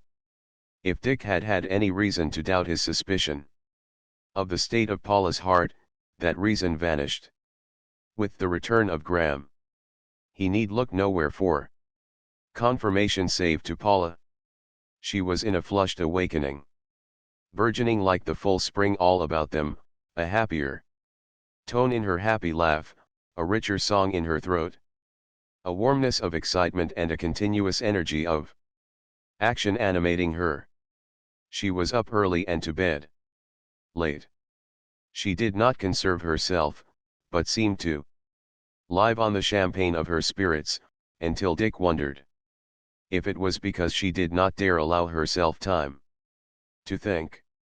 He watched her lose flesh, and acknowledged to himself that the one result was to make her look lovelier than ever, to take on an almost spiritual delicacy under her natural vividness of color and charm. And the big house ran on in its frictionless, happy, and remorseless way. Dick sometimes speculated how long it would continue so to run on, and recoiled from contemplation of a future in which it might not so run on. As yet, he was confident, no one knew, no one guessed, but himself. But how long could that continue? Not long, he was certain. Paula was not sufficiently the actress. And were she a master at concealment of trivial, sordid detail, yet the new note and flush of her would be beyond the power of any woman to hide. He knew his Asiatic servants were marvels of discernment and discretion, he had to add. But there were the women. Women were cats. To the best of them it would be great joy to catch the radiant, unimpeachable Paula as clay. As any daughter of Eve. And any chance woman in the house, for a day, or an evening, might glimpse the situation, Paula's situation, at least. For he could not make out Graham's attitude yet. Trust a woman to catch a woman. But Paula, different in other ways, was different. In this. He had never seen her display cattishness. Never known her to be on the lookout for other women, on the chance of catching them tripping. Except in relation to him. And he grinned again at the deliciousness of the affair with Mrs. D'Hominy, which had been an affair only in Paula's apprehension. Among other things of wonderment, Dick speculated. If Paula wondered if he knew. And Paula did wonder, and for a time without avail. She could detect no change in his customary ways and moods or treatment of her. He turned off his prodigious amount of work as usual, played as usual, chanted his songs, and was the happy good fellow. She tried to imagine an added sweetness toward her, but vexed herself with the fear that it was imagined. But it was not for long that she was in doubt. Sometimes, in a crowd, at table, in the living room in the evening, or at cards, she would gaze at him through half-veiled lashes when he was unaware, until she was certain she saw the knowledge in his eyes and face. But no hint of this did she give to Graham. His knowing would not help matters. It might even send him away, which she frankly admitted to herself was the last thing she should want to happen. But when she came to a realization that she was almost certain Dick knew or guessed, she hardened, deliberately dared to play with the fire. If Dick knew since he knew, she framed it to herself, why did he not speak? He was ever a straight talker. She both desired and feared that he might, until the fear faded. And her earnest hope was that he would. He was the one who acted, did things, no matter what they were. She had always depended upon him as the doer. Graham had called the situation a triangle. Well, Dick could solve it. He could solve anything. Then why didn't he? In the meantime, she persisted in her ardent recklessness, trying not to feel the conscience pricks of her divided allegiance, refusing to think too deeply, riding the top of the wave of her life as she assured herself, living, living, living. At times she scarcely knew what she thought, save that she was very proud. in having two such men at heel. Pride had always been one of her dominant keynotes, pride of accomplishment, achievement, mastery, as with her music, her appearance, her swimming. It was all one to dance, as she well knew, beautifully, to dress with distinction and beauty, to swan dive, all grace and courage, as few women dared, or, all fragility, to avalanche down the spillway on the back of mountain lad and by the wool and steel of her swim the huge beast across the tank. She was proud, a woman of their own race and type. To watch these two gray-eyed blonde men together. She was excited, feverish, but not nervous. Quite coldly. Sometimes, she compared the two when they were together. And puzzled to know for which of them she made herself more beautiful, more enticing. Graham she held, and she had held Dick and strove still to hold him. There was almost a touch of cruelty in the tingles of pride that were hers at thought of these two royal men suffering for her and because of her, for she did not hide from herself the conviction that if Dick knew, or, rather, since he did know, he, too, must be suffering. She assured herself that she was a woman of imagination and purpose in sex matters, and that no part of her attraction toward Graham lay merely in his freshness, newness, difference. And she denied to herself that passion played more than the most minor part. Deep down she was conscious of her own recklessness and madness, and of an end to it all that could not but be dreadful to some one of them, or all of them. But she was content wilfully to flutter far above such deeps and to refuse to consider their existence. Alone, looking at herself in her mirror, she would shake her head in mock reproof and cry out, "Oh, you huntress! You huntress!" And when she did permit herself to think a little gravely, it was to admit that Shaw and the sages of the Madrono Grove might be right in their diatribes on the hunting proclivities of women. She denied Dar Hyle's statement that woman was nature's failure to make a man, but again and again came to her wilds, woman attacks by sudden and strange surrenders. Had she so attacked Graham? She asked herself. Sudden and strange, to her, were the surrenders she had already made. Were there to be more? He wanted to go with her, or without her, he wanted to go. But she held him how? Was there a tacit promise of surrenders to come? And she would laugh away further consideration, confine herself to the fleeting present, and make her body more beautiful, and mood herself to be more fascinating, and glow with happiness in that she was living, thrilling, as she had never dreamed to live and thrill. Chapter XXVII. But it is not the way for a man and a woman, in propinquity, to maintain a definite, unwavering distance asunder. Imperceptibly Paula and Graham drew closer. From lingering eye-gazings and hand-touchings the way led to permitted caresses, until there was a second clasping in the arms and a second kiss long on the lips. Nor this time did Paula flame in anger. Instead, she commanded, "You must not go." "I must not stay," Graham reiterated for the 1000th time. "Oh, I have kissed behind doors, and been guilty of all the rest of the silly rubbish," he complained. "But this is you. And this is Dick. It will work out, I tell you, evangelist. Come with me then and of ourselves work it out." "Come now."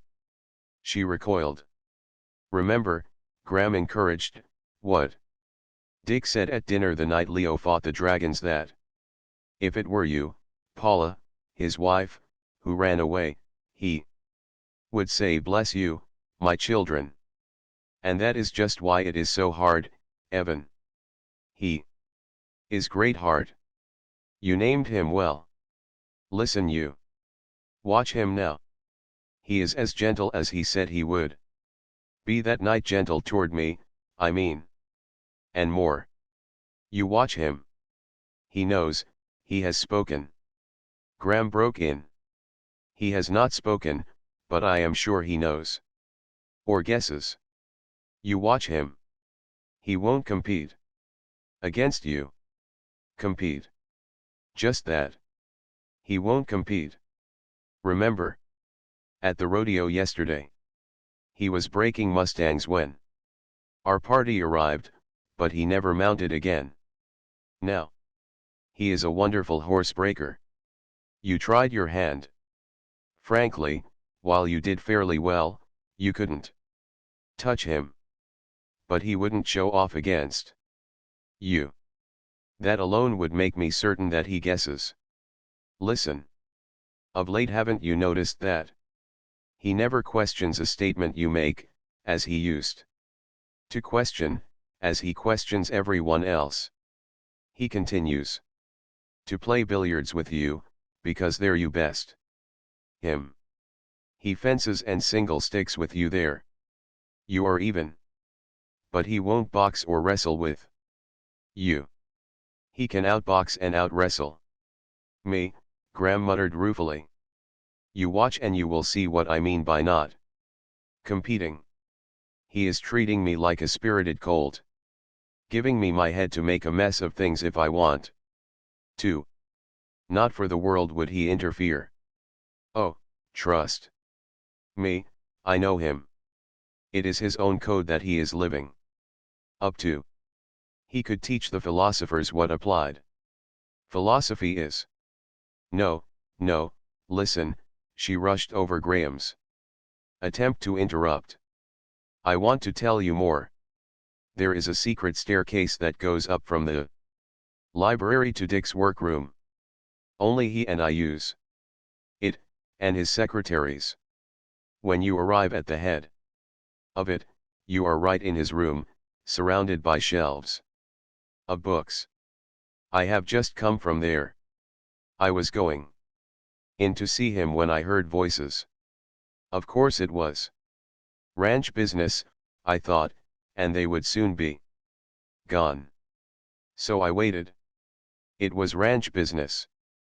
But it was so interesting, so, what Hancock would call illuminating, that I remained and eavesdropped. It was illuminating of Dick, I mean. It was the wife of one of the workmen Dick had on the carpet. Such things do arise on a large place like this. I wouldn't know the woman if I saw her, and I didn't recognize her name. She was whimpering out her trouble when Dick stopped her. Never mind all that, he said. What I want to know is, did you give Smith any encouragement? Smith isn't his name, but he is one of our foremen and has worked 8 years for Dick. Oh, no, sir, I could hear her answer. He went out of his way from the first to bother me. I've tried to keep out of his way. Always. Besides, my husband's a violent-tempered man, and I did so want him to hold his job here. He's worked nearly a year for you now, and there aren't any complaints, are there? Before that it was irregular work for a long time, and we had real hard times. It wasn't his fault. He ain't a drinking man. He always. That's all right, Dick stopped her. His work and habits have nothing to do with the matter.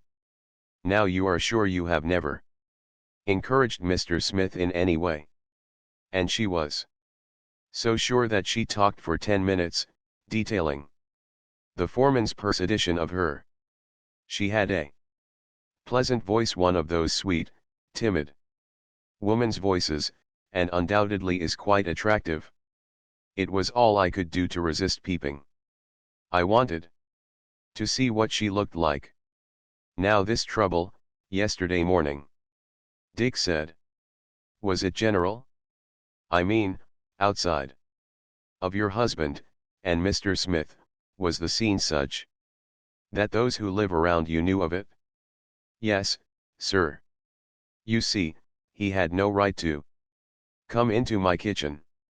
My husband doesn't work under him anyway. And he had his arm around me and was trying to kiss me when my husband came in.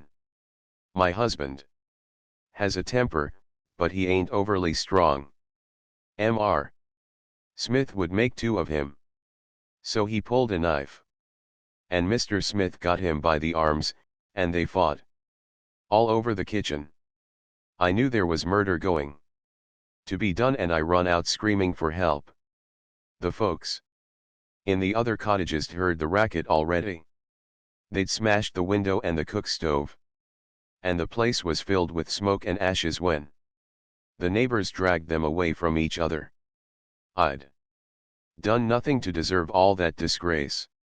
You know, sir, the way the women will talk. And Dick hushed her up there, and took all of 5 minutes more in getting rid of her. Her great fear was that her husband would lose his place. From what Dick told her, I waited. He had made no decision. And I knew the foreman was next on the carpet. In he came. I'd have given the world to see him. But I could only listen. Dick jumped right into the thick of it. He described the scene and uproar, and Smith acknowledged that it had been riotous for a while. She says. She gave you no encouragement, Dick said next. Then she lies, said Smith. She has that way of looking with her eyes that's an invitation. She looked at me that way from the first. But it was by word of mouth invitation that I was in her kitchen yesterday morning. We didn't expect the husband. But she began to struggle when he hove in sight. When she says she gave me no encouragement. Never mind all that, Dick stopped him. It's not essential. But it is, Mr. Forrest, if I am to clear myself. Smith insisted. No, it is not essential to the thing. You can't clear yourself of, Dick answered. And I could hear that cold, hard, judicial note come into his voice. Smith could not understand. Dick told him. The thing you have been guilty of, Mr. Smith, is the scene, the disturbance, the scandal. The wagging of the women's tongues now going on 40 to the minute, the impairment of the discipline and order of the ranch, all of which is boiled down to the one grave thing, the hurt to the ranch efficiency. And still Smith couldn't see. He thought the charge was of violating social morality by pursuing a married woman, and tried to mitigate the offense by showing the woman encouraged him and by pleading. And after all, Mr. Forrest, a man is only a man, and I admit she made a fool of me and I made a fool of myself. Mr. Smith. Dick said. You've worked for me 8 years. You've been a foreman 6 years of that time. I have no complaint against your work. You certainly do know how to handle labor. About your personal morality, I don't care a damn. You can be a Mormon or a Turk for all it matters to me. Your private acts are your private acts, and are no concern of mine as long as they do not interfere with your work or my ranch. Any one of my drivers can drink his head off Saturday night, and every Saturday night. That's his business. But the minute he shows a holdover on Monday morning that is taken out on my horses, that excites them, or injures them, or threatens to injure them, or that decreases in the slightest the work they should perform on Monday, that moment it is my business and the driver goes down the hill. You You mean, Mr. Forrest, Smith stuttered, that I'm to go down the hill. That is just what I mean, Mr. Smith. You are to go down the hill, not because you climbed over another man's fence. That's your business and his, but because you were guilty of causing a disturbance that is an impairment of ranch efficiency. Do you know, Evan, Paula broke in on her recital, Dick knows more human tragedy out of columns of ranch statistics than can the average fiction writer out of the whirl of a great city. Take the milk reports, the individual reports of the milker, so many pounds of milk morning and night, from cow so and so, so many pounds from cow so and so. He doesn't have to know the man, but there is a decrease in the weight of milk. Mr. Parkman, he'll say to the head dairyman, is Barkeparada married? Yes, sir. Is he having trouble with his wife? Yes, sir. Or it will be, Mr. Parkman, Simpkins has the best long-time record of any of our milkers. Now he slumped. What's up? Mr. Parkman doesn't know. Investigate, says Dick. There's something on his chest. Talk to him like an uncle and find out. We've got to get it off his chest. And Mr. Parkman finds out. Simpkins' boy, working his way through Stanford University, has elected the joyride path and is in jail waiting trial for forgery. Dick put his own lawyers on the case, smoothed it over, got the boy out on probation, and Simpkins' milk reports came back to PAR. And the best of it is, the boy made good. Dick kept an eye on him, saw him through the College of Engineering, and he's now working for Dick on the dredging end, earning $150 a month, married, with a future before him, and his father still milks. You are right, Graham murmured sympathetically. I well named him when I named him Great Heart. I call him my Rock of Ages, Paula said gratefully. He is so solid. He stands in any storm. Oh, you don't really know him. He is so sure. He stands right up. He's never taken a cropper in his life. God smiles on him. God has always smiled on him. He's never been beaten down to his knees, yet. I should not care to see that sight. It would be heartbreaking. And, Evan. Her hand went out to his in a pleading gesture that merged into a half caress. I am afraid for him now. That is why I don't know what to do. It is not for myself that I back and fill and hesitate. If he were ignoble, if he were narrow, if he were weak or had one tiniest shred of meanness, if he had ever been beaten to his knees before, why, my dear, I should have been gone with you long ago. Her eyes filled with sudden moisture. She stilled him with a pressure of her hand, and, to regain herself, she went back to her recital. Your little finger, Mr. Smith, I consider worth more to me and to the world, Dick told him, than the whole body of this woman's husband. Here's the report on him, willing, eager to please, not bright, not strong, an indifferent workman at best. Yet you have to go down the hill. And I am very, very sorry. Oh, yes, there was more. But I've given you the main of it. You see Dick's code there. And he lives his code. He accords latitude to the individual. Whatever the individual may do, so long as it does not hurt the group of individuals in which he lives, is his own affair. He believed Smith had A perfect right to love the woman, and to be loved by her if it came to that. I have heard him always say that love could not be held nor enforced. Truly. Did I go with you, he would say, bless you, my children. Though it broke his heart he would say it. Past love, he believes, gives no hold over the present. And every hour of love, I have heard him say, pays for itself, on both sides, quittance in full. He claims there can be no such thing as a love debt, laughs at the absurdity of love claims. And I agree with him, Graham said. You promised to love me always, says the jilted one, and then strives to collect as if it were a promissory note for so many dollars. Dollars are dollars, but love lives or dies.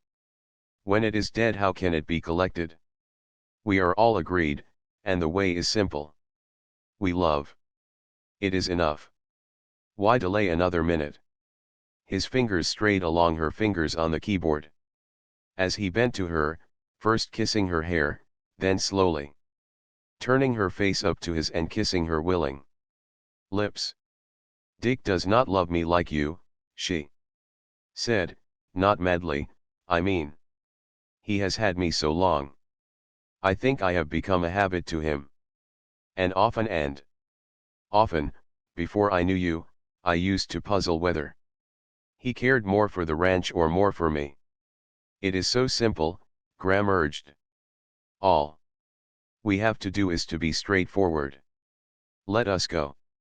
He drew her to her feet and made as if to start. But she drew away from him suddenly, sat down, and buried her flushed face in her hands. You do not understand, Evan. I love Dick. I shall always love him. And me? Graham demanded sharply. Oh, without saying, she smiled. You are the only man, besides Dick, that has ever kissed me this way, and that I have kissed this way. But I can't make up my mind. The triangle, as you call it, must be solved for me. I can't solve it myself. I compare the two of you, weigh you, measure you. I remember Dick and all our past years. And I consult my heart for you. And I don't know. I don't know.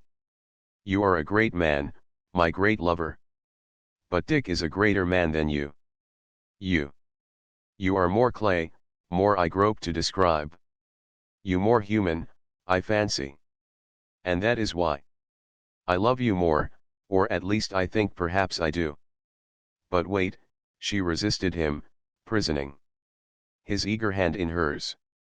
There is more I want to say. I remember Dick and all our past years. But I remember him today, as well, and tomorrow. I cannot bear the thought that any man should pity my husband. That you should pity him, and pity him you must when I confess that I love you more. That is why I am not sure. That is why I so quickly take it back and do not know. I'd die of shame if through act of mine any man pitied Dick. Truly, I would. Of all things ghastly, I can think of none so ghastly as Dick being pitied. He has never been pitied in his life. He has always been top dog, bright, light, strong, unassailable. And more, he doesn't deserve pity. And it's my fault, and yours, Evangelist. She abruptly thrust Evan's hand away. And every act, every permitted touch of you does make him pitiable. Don't you see how tangled it is for me? And then there is my own pride. That you should see me disloyal to him in little things such as this. She caught his hand again and caressed it with soft fingertips. Hurts me in my love for you, diminishes me, must diminish Me in your eyes.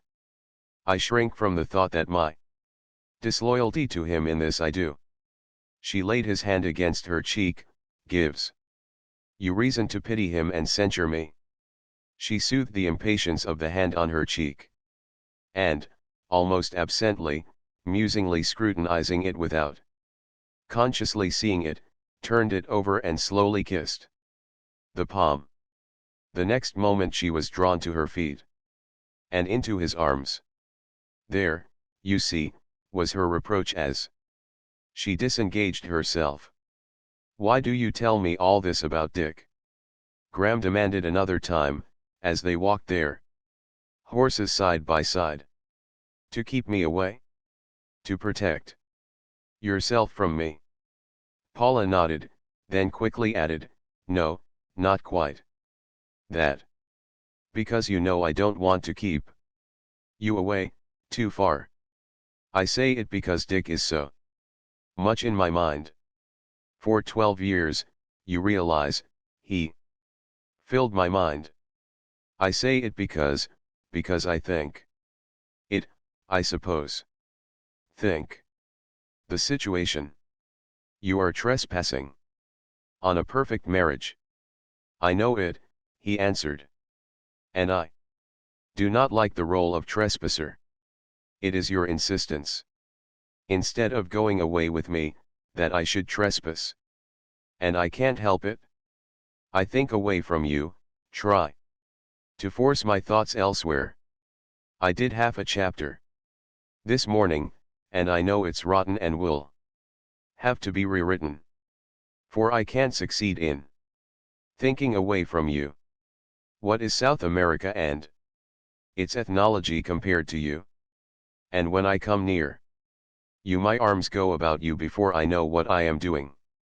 And, by God, you want them there, you want them there. You know it? Paula gathered her reins in signal for a gallop, but first, with a roguish smile, she acknowledged. I do want them there, dear trespasser. Paula yielded and fought at the same time. I love my husband, never forget that. She would warn Graham, and within the minute be in his arms. There are only the three of us for once, thank goodness, Paula cried, seizing Dick and Graham by the hands and leading them toward Dick's favorite lounging couch in the big room. Come. Let us sit upon the ground and tell sad stories of the deaths of kings. Come, milords, and lordly perishers. And we will talk of Armageddon when the last sun goes down. She was in a merry mood, and with surprise Dick observed her light a cigarette. He could count on his fingers the cigarettes she had smoked in a dozen years, and then, only under a hostess's provocation to give countenance to some smoking woman guest. Later, when he mixed a highball for himself and Graham, she again surprised him by asking him to mix her a wee one. This is Scotch, he warned. Oh, a very wee one, she insisted, and then we'll be three good fellows together, winding up the world. And when you've got it all wound up and ready, I'll sing you the song of the Valkyries. She took more part in the talk than usual, and strove to draw her husband out. Nor was Dick unaware of this. Although he yielded and permitted himself to let go full tilt on the theme of the blonde sun perishers, she is trying to make him compete, was Graham's thought. But Paula scarcely thought of that phase of it, her pleasure consisting in the spectacle of two such splendid men who were hers. They talk of big game hunting, she mused once to herself, but did ever one small woman capture bigger game than this? She sat cross-legged on the couch, where, by a turn of the head, she could view Graham lounging comfortably in the big chair, or Dick, on his elbow, sprawled among the cushions. And ever, as they talked, her eyes roved from one to the other, and, as they spoke, Of struggle and battle, always in the cold iron terms. Of realists, her own thoughts became so colored, until she could look coolly at Dick with no further urge. Of the pity that had intermittently ached her heart. For days.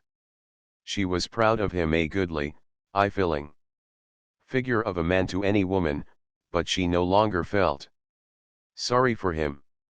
They were right. It was a game. The race was to the swift, the battle to the strong. They had run such races, fought such battles. Then why not she? And as she continued to look, that self-query became reiterant. They were not anchorites, these two men. Liberal lived. They must have been in that past out of which, like mysteries, they had come to her. They had had the days and nights that women were denied women. Such as she. As for Dick, beyond all doubt even. Had she heard whispers there had been other women in that wild career of his over the world. Men were men, and they were two such men. She felt a burn of jealousy against those unknown women who must have been, and her heart hardened.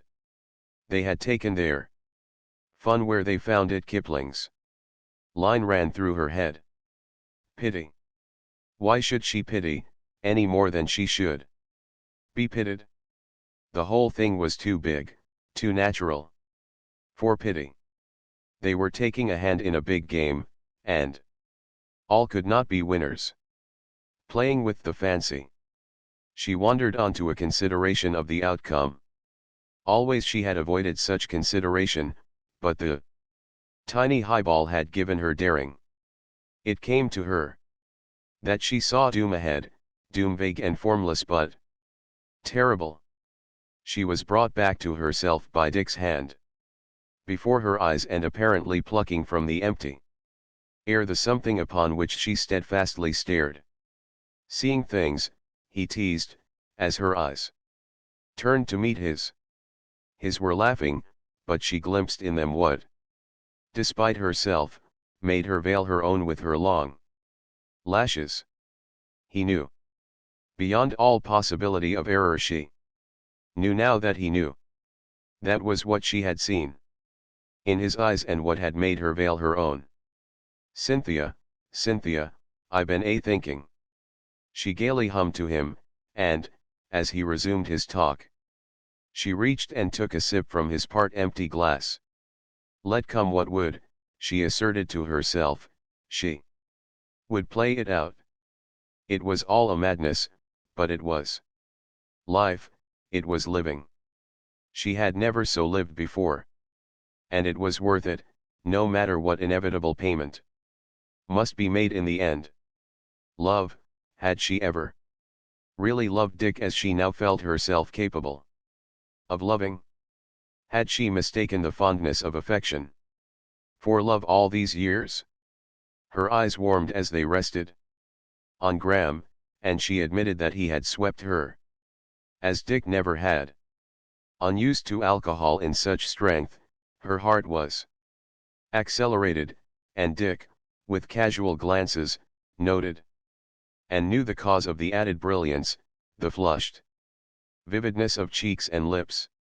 He talked less and less, and the discussion of the sun perishers died of mutual agreement as to its facts.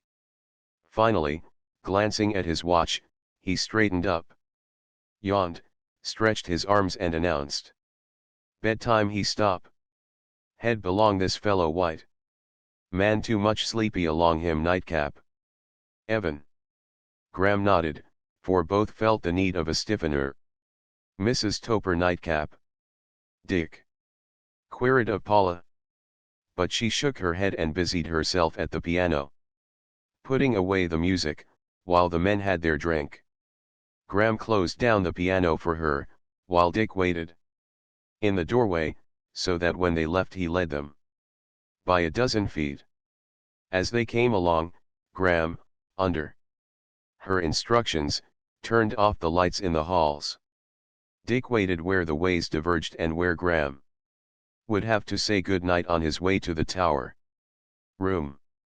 The one remaining light was turned off. Oh, not that one, silly, Dick heard Paula cry out. We keep it on all night. Dick heard nothing, but the dark was fervent to him. He cursed himself for his own past embraces in the dark, for so the wisdom was given him to know the quick embrace that had occurred, ere, the next moment, the light flashed on again.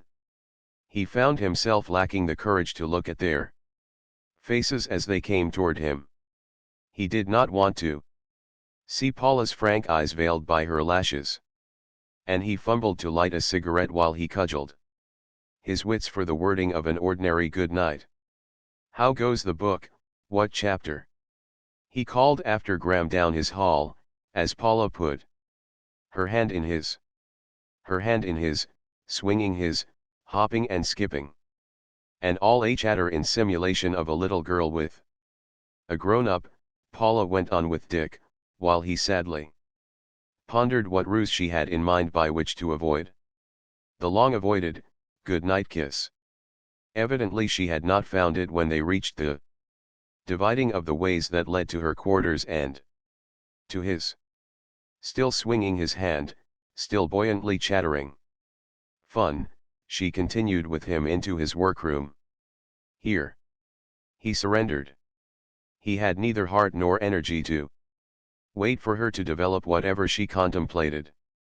He feigned sudden recollection, deflected her by the hand to his desk, and picked up a letter.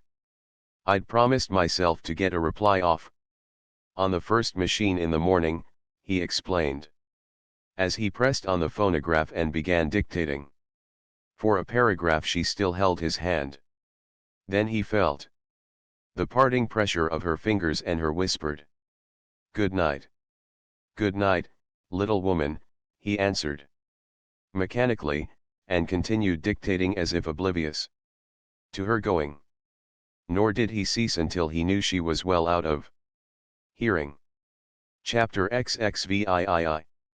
A dozen times that morning, dictating to Blake or indicating answers, Dick had been on the verge of saying to let the rest of the correspondence go. Call up Hennessy and Mendenhall, he told Blake, when, at 10, the latter gathered up his notes and rose to go. You ought to catch them at the Stallion Barn. Tell them not to come this morning, but tomorrow morning. Von Bright entered, prepared to shorthand Dick's conversations with his managers for the next hour. And oh, Mr. Blake, Dick called. Ask Hennessy about Alden Bessie. The old mare was pretty bad last night, he explained to Von Bright. Mr. Hanley must see you right away, Mr. Forrest. Von Bright said, and added, at sight of the irritated drawing up of his employer's brows, it's the piping from Buckeye Dam. Something's wrong with the plans, a serious mistake, he says. Dick surrendered, and for an hour discussed ranch business with his foreman and managers. Once, in the middle of a hot discussion over sheep dips with Wardman, he left his desk and paced over to the window. The sound of voices and horses, and of Paula's laugh, had attracted him.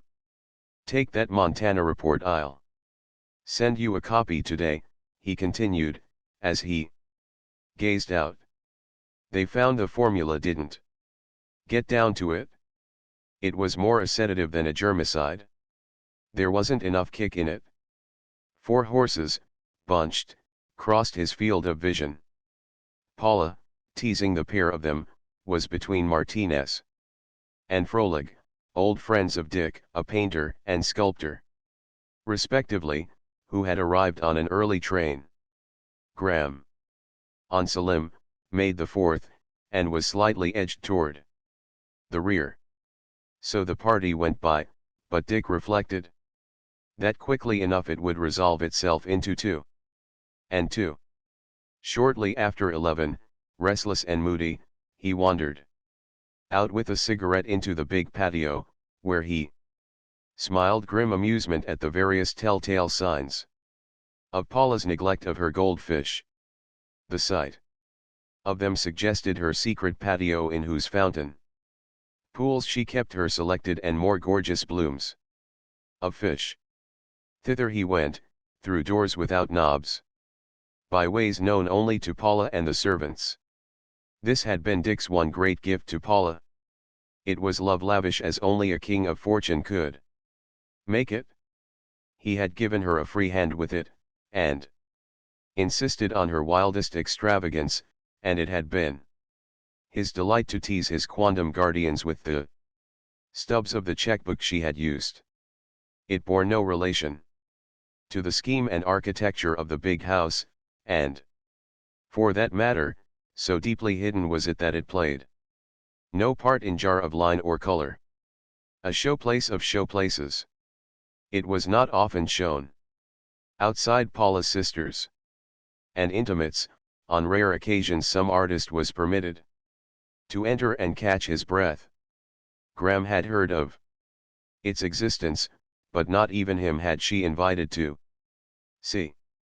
It was round, and small enough to escape giving any cold hint of spaciousness. The big house was of sturdy concrete, but here was marble in exquisite delicacy. The arches of the encircling arcade were of fretted white marble that had taken on just enough tender green to prevent any glare of reflected light. Palest of pink roses bloomed up the pillars and over the low flat roof they upheld, where puck-like, humorous, and happy faces took the place of grinning gargoyles. Dick strolled the rosy marble pavement of the arcade, and let the beauty of the place slowly steal in upon him and gentle his mood. The heart and key of the fairy patio was the fountain, consisting of 3 related shallow basins at different levels, of white marble and delicate as shell. Over these basins rollicked and frolicked life-sized babies, wrought from pink marble by no mean hand. Some peered over the edges into lower basins, one reached arms covetously toward the goldfish, one, on his back, laughed at the sky, another stood with dimpled legs apart stretching himself, others waited, others were on the ground amongst the roses white and blush, but all were of the fountain and touched it at some point. So good was the color of the marble, so true had been the sculptor, that the illusion was of life. No cherubs these, but live warm human babies. Dick regarded the rosy fellowship pleasantly and long, finishing his cigarette and retaining it dead in his hand. That was what she had needed, he mused. Babies. Children. It had been her passion. Had she realized it? He sighed, and, struck by a fresh thought, looked to her favorite seat with certitude that he would not see the customary sewing lying on it in a pretty heap. She did not sew these days. He did not enter the tiny gallery behind the arcade, which contained her chosen paintings and etchings, and copies in marble and bronze of her favorites of the European galleries. Instead he went up the stairway, past the glorious winged Victory on the landing where the staircase divided, and on and up into her quarters, that occupied the entire upper wing. But first, pausing by the Victory, he turned and gazed down into the fairy patio. The thing was a cut jewel in its perfectness and color, and he acknowledged, although he had made it possible for her, that it was entirely her own creation, her one masterpiece. It had long been her dream, and he had realized it for her. And yet now, he meditated, it meant nothing to her. She was not mercenary, that he knew, and if he could not hold her, mere baubles such as that would weigh nothing in the balance against her heart. He wandered idly through her rooms, scarcely noting at what he gazed, but gazing with fondness at it all. Like everything else of hers, it was distinctive. Different, eloquent of her. But when he glanced into the bathroom with its sunken Roman bath, for the life of him he was unable to avoid seeing a tiny drip and making a mental note for the ranch plumber. As a matter of course, he looked to her easel with the expectation of finding no new work, but was disappointed. For a portrait of himself confronted him. He knew her trick of copying the pose and lines from a photograph and filling in from memory. The particular photograph she was using had been a fortunate snapshot of him on horseback. The outlaw, for once and for a moment, had been at peace, and Dick, hat in hand, hair just nicely rumpled, face in repose, unaware of the impending snap, had at the instant looked squarely into the camera. No portrait photographer could have caught a better likeness. The head and shoulders Paula had enlarged. And it was from this that she was working. But the portrait had already gone beyond the photograph, for Dick could see her own touches. With a start he looked more closely. Was that expression of the eyes, of the whole face, his? He glanced at the photograph. It was not there. He walked over to one of the mirrors, relaxed his face, and led his thoughts to Paula and Graham. Slowly the expression came into his eyes and face. Not content, he returned to the easel and verified it. Paula knew. Paula knew that he knew. She had learned it from him, stolen it from him sometime when it was unwittingly on his face, and carried it in her memory to the canvas. Paula's Chinese maid, oh dear, entered from the wardrobe room, and Dick watched her unobserved. As she came down the room toward him, her eyes were down, and she seemed deep in thought. Dick remarked the sadness of her face, and that the little, solicitous contraction of the brows that had led to her naming was gone. She was not solicitous, that was patent. But cast down, she was, in heavy depression. It would seem that all our faces are beginning to say things, he commented to himself. Good morning, oh dear, he startled her. And as she returned the greeting, he saw compassion in her eyes as they dwelt on him. She knew the first outside themselves. Trust her, a woman, so much in Paula's company when Paula was alone, to divine Paula's secret. Oh dear's lips trembled, and she wrung her trembling hands, nerving herself, as he could see, to speech. Mr. Forrest, she began haltingly. Maybe you think me fool, but I like say something. You very kind man. You very kind my old mother.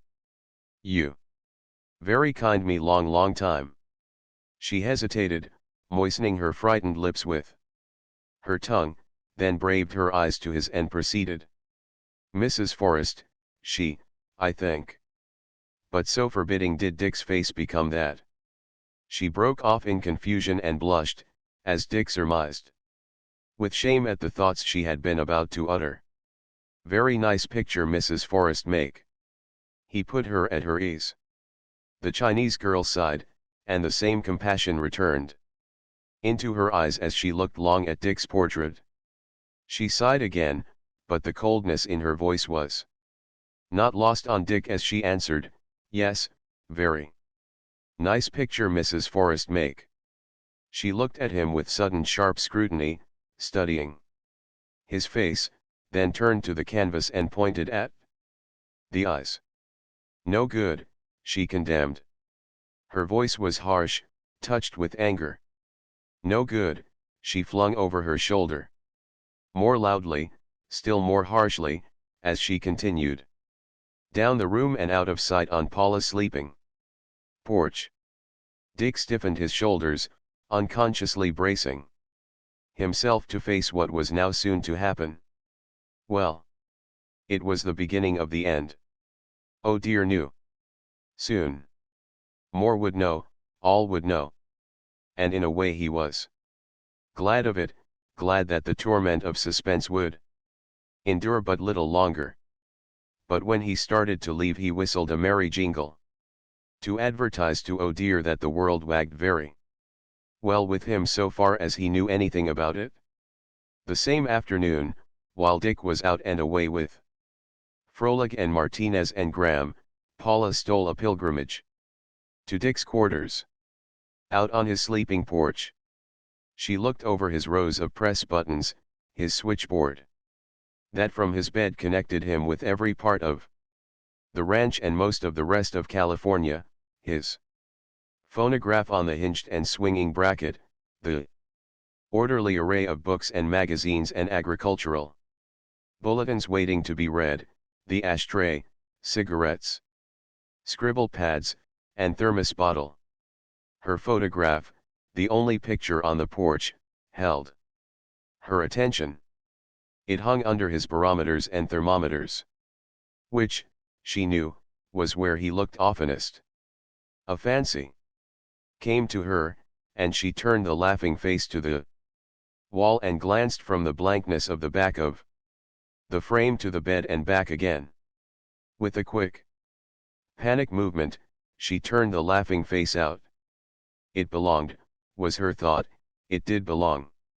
The big automatic pistol in the holster on the wall, handy to one's hand from the bed, caught her eye. She reached to it and lifted gently at the butt. It was as she had expected loose Dick's way. Trust him, no matter how long unused, never to let a pistol freeze in its holster. Back in the workroom she wandered solemnly about, glancing now at the prodigious filing system, at the chart and blueprint cabinets, at the revolving shelves of reference books, and at the long rows of stoutly bound herd registers. At last she came to his books, a goodly row of pamphlets, bound magazine articles, and an even dozen ambitious tomes.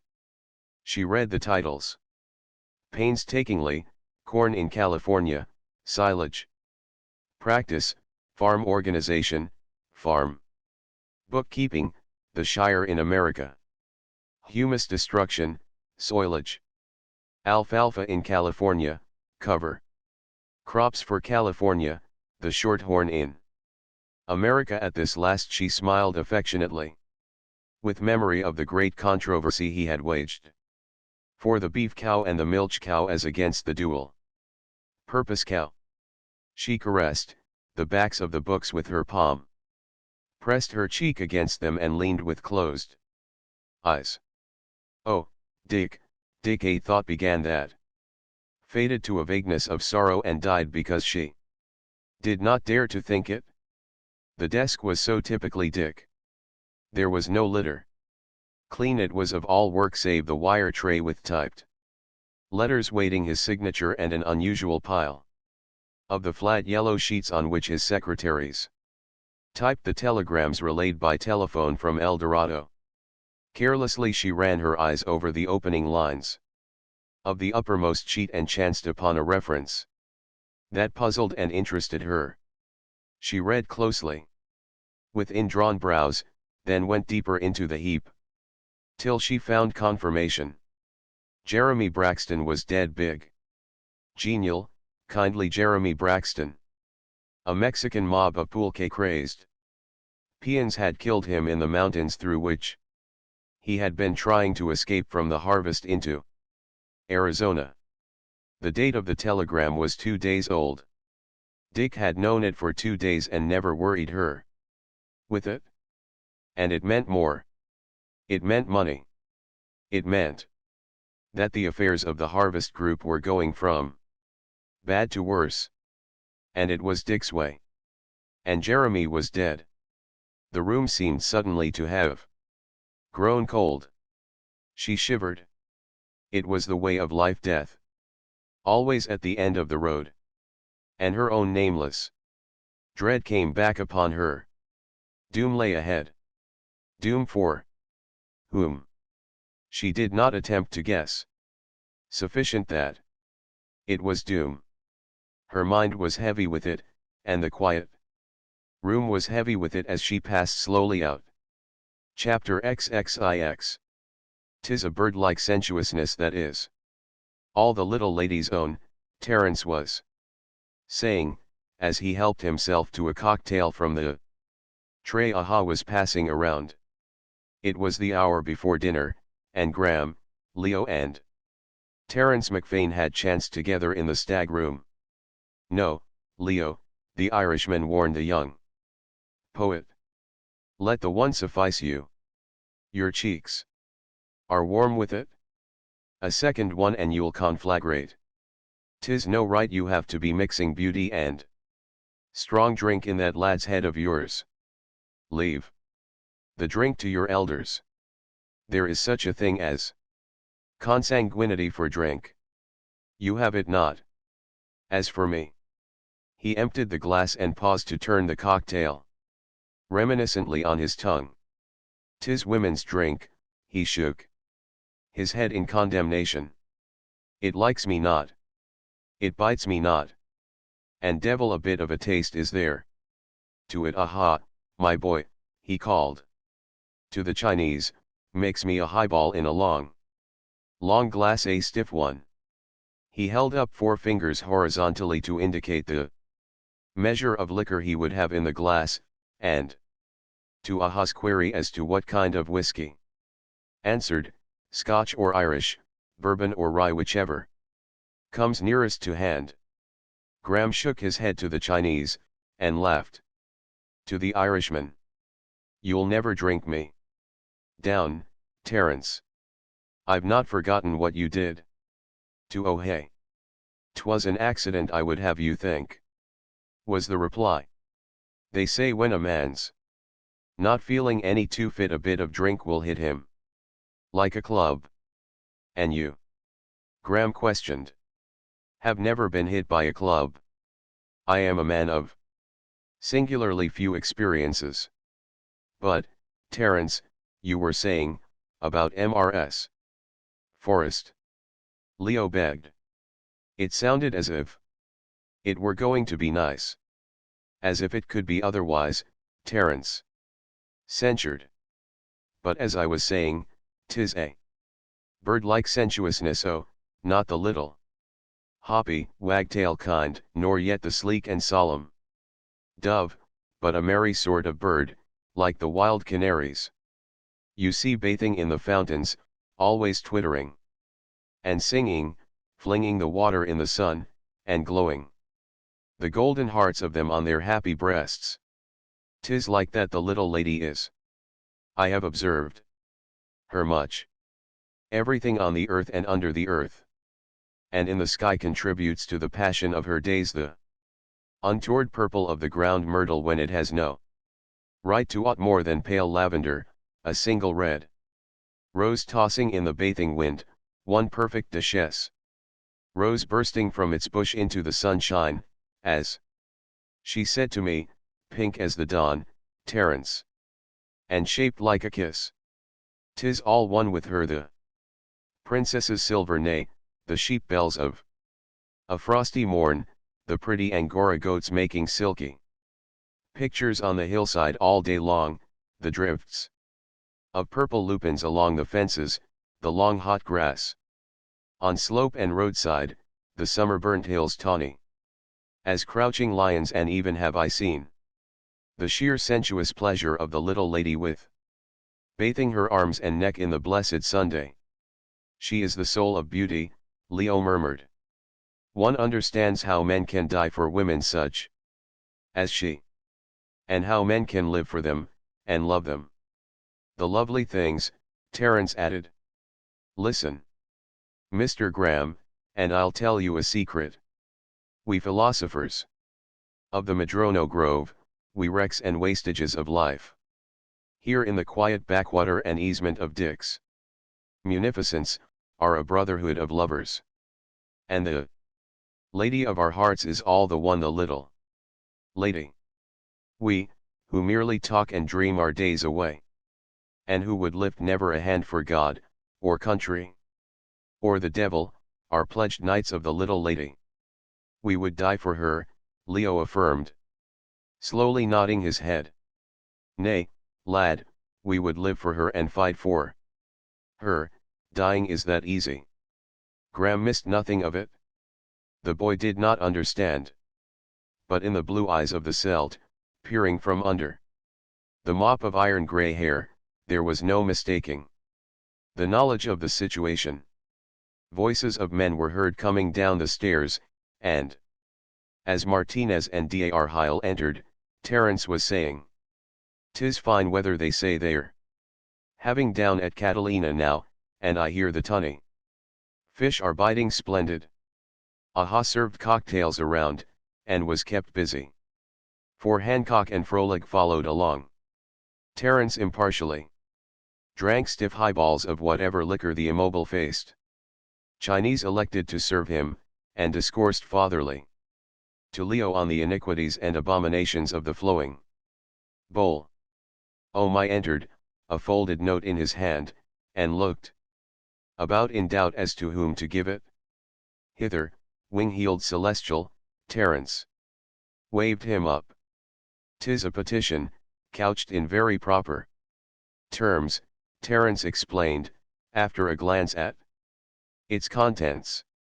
"And Ernestine and Lude have arrived. For 'tis they that petition. Listen." And he read, "Oh, noble and glorious stags, too poor and lowly meek-eyed does, wandering lonely in the forest, do humbly entreat admission for the brief time before dinner to the stamping ground of the herd." "The metaphor is mixed," said Terence. "Yet have they acted well. 'Tis the rule, Dix. Rule, and a good rule it is, no petticoats. In the stag room save by the stags unanimous consent eyes the herd ready for the question. All those in favor will say aye. Contrary minded, the ayes have it. Oh my, fleet with thy heels and bring in the ladies with sandals beaten from the crowns of kings," Leo added, murmuring the words reverently, loving them with his lips as his lips formed them and uttered them. "Shall he tread down the altars of their night?" Terence completed the passage. "The man who wrote that is a great man. He is Leo's friend, and Dick's friend, and proud am I that he is my friend."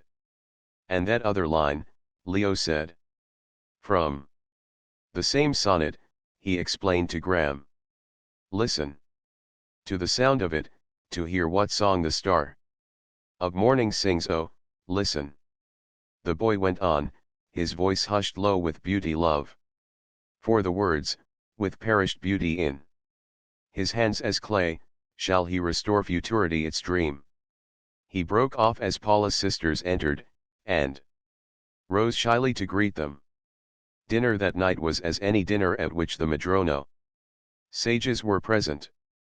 Dick was as robustly controversial as usual, locking horns with Aaron Hancock on Bergson, attacking the latter's metaphysics in sharp, realistic fashion.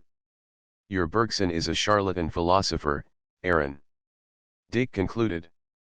"He has the same old medicine man's bag of metaphysical tricks, all decked out and frilled with the latest ascertained facts of science." "'Tis true," Terence agreed. "Bergson is a charlatan thinker. 'Tis why he is so popular." "I deny," Hancock broke in. "Wait a wee, Aaron. 'Tis a thought I have glimmered. Let me catch it before it flutters away into the azure." Dix caught Bergson with the goods on him, filched straight from the treasure house of science. His very cocksureness is filched from Darwin's morality of strength based on the survival of the fittest. And what did Bergson do with it? Touched it up with a bit of James pragmatism, rosied it over with the eternal hope in man's breast that he will live again, and made it all a shine with Nietzsche's nothing succeeds like excess. Wilde's, you mean, corrected Ernestine. Heaven knows I should have filched it for myself. Had you not been present, Terence sighed. With a bow to her. Some day the antiquarians will decide the authorship. Personally I would say. It smacked of Methuselah, but as I was saying before, I was delightfully interrupted. Who more cocksure than Dick? Aaron was challenging a little later, while Paula glanced significantly to Graham. I was looking at the herd of yearling stallions. But yesterday, Terence replied, and with the picture of the splendid beasties still in my eyes, I'll ask, and who more delivers the goods? But Hancock's objection is solid. Martinez ventured. It would be a mean and profitless world without mystery. Dick sees no mystery. There you wrong him, Terence defended. I know him well. Dick recognizes mystery, but not of the nursery child variety. No cock and bull stories for him, such as you romanticists luxuriate in. Terence gets me, Dick nodded. The world will always be mystery. To me, man's consciousness is no greater mystery than the reaction of the gases that make a simple drop of water. Grant that mystery, and all the more complicated phenomena cease to be mysteries. That simple chemical reaction is like one of the axioms on which the edifice of geometry is reared. Matter and force are the everlasting mysteries, manifesting themselves in the twin mysteries of space and time. The manifestations are not mysteries only. The stuff of the manifestations, matter and force, and the theater of the manifestations, space and time. Dick ceased and idly watched the expressionless Ha and Ami who chanced at the moment to be serving opposite him. Their faces did not talk, was his thought. Although 10-1 was a fair bet that they were informed with the same knowledge that had perturbed. Oh dear. And there you are, Terence was triumphing. 'Tis the perfect joy of him never up in the air with dizzy heels. Flat on the good ground. He stands, foursquare to fact and law, set against all airy fancies and bubbly speculations. And as at table, so afterward that evening no one could have guessed from Dick that all was not well with him. He seemed bent on celebrating Lutz and Ernestine's return, refused to tolerate the heavy talk of the philosophers, and bubbled over with pranks and tricks. Paula yielded to the contagion, and aided and abetted him in his practical jokes, which none escaped. Choicest among these was the kiss of welcome. No man escaped it.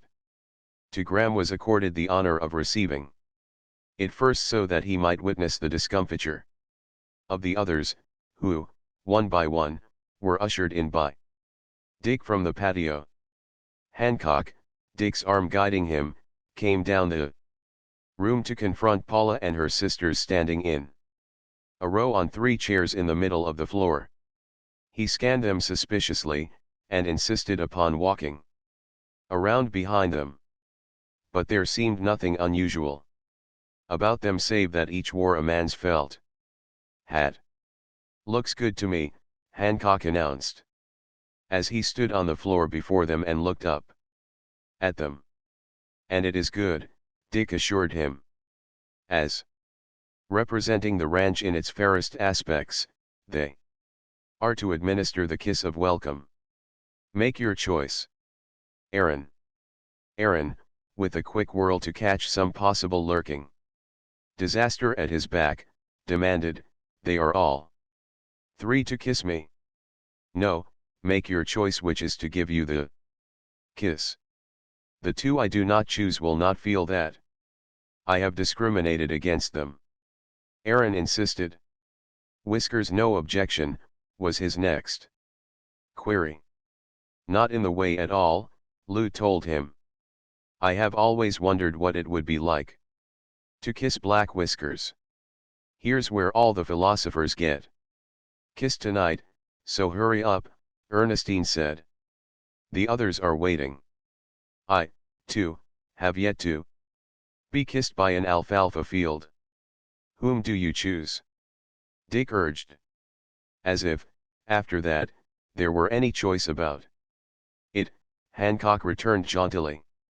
I kiss my lady, the little lady. As he put up his lips, Paula bent her head forward. And, nicely directed, from the indented crown of her hat canted a glassful of water into his face. When Leo's turn came, he bravely made his choice of Paula and nearly spoiled the show by reverently bending and kissing the hem of her gown. It will never do, Ernestine told him. It must be a real kiss. Put up your lips to be kissed. Let the last be first and kiss me, Leo. Lute begged, to save him from his embarrassment. He looked his gratitude, put up his lips, but without enough tilt of his head, so that he received the water from Lute's hat down the back of his neck. All three shall kiss me and thus shall paradise be thrice multiplied, was Terence's way out of the difficulty, and simultaneously he received 3 crowns of water for his gallantry. Dick's boisterousness waxed apace. His was the most carefree seeming in the world as he measured Froelich and Martinez against the door to settle the dispute that had arisen as to whether Froelich or Martinez was the taller. Knees straight and together, heads back, Dick commanded. And as their heads touched the wood, from the other side came a rousing thump that jarred them. The door swung open, revealing Ernestine with a padded gong stick in either hand. Dick, a high-heeled satin slipper in his hand, was under a sheet with Terence, teaching him brother Bob I'm Bob to the uproarious joy of the others, when the Masons and Watsons and all their Wickenburg following entered upon the scene. Whereupon Dick insisted that the young men of their party receive the kiss of welcome. Nor did he miss, in the hubbub of a dozen persons meeting as many more Lottie Masons. Oh, good evening, M.R. Graham. I thought you had gone. And Dick, in the midst of the confusion of settling such an influx of guests, still maintaining his exuberant jolly pose, waited for that sharp scrutiny that women have only for women. Not many moments later he saw Lottie Mason steal such a look, keen with speculation, at Paula as she chanced face to face with Graham, saying something to him. Not yet, was Dick's conclusion. Lottie did not know. But suspicion was rife, and nothing, he was certain, under the circumstances, would gladden her woman's heart more than to discover the unimpeachable Paula as womanly weak as herself. Lottie Mason was a tall, striking brunette of 25. Undeniably beautiful, and, as Dick had learned, undeniably daring. In the not remote past, attracted by her.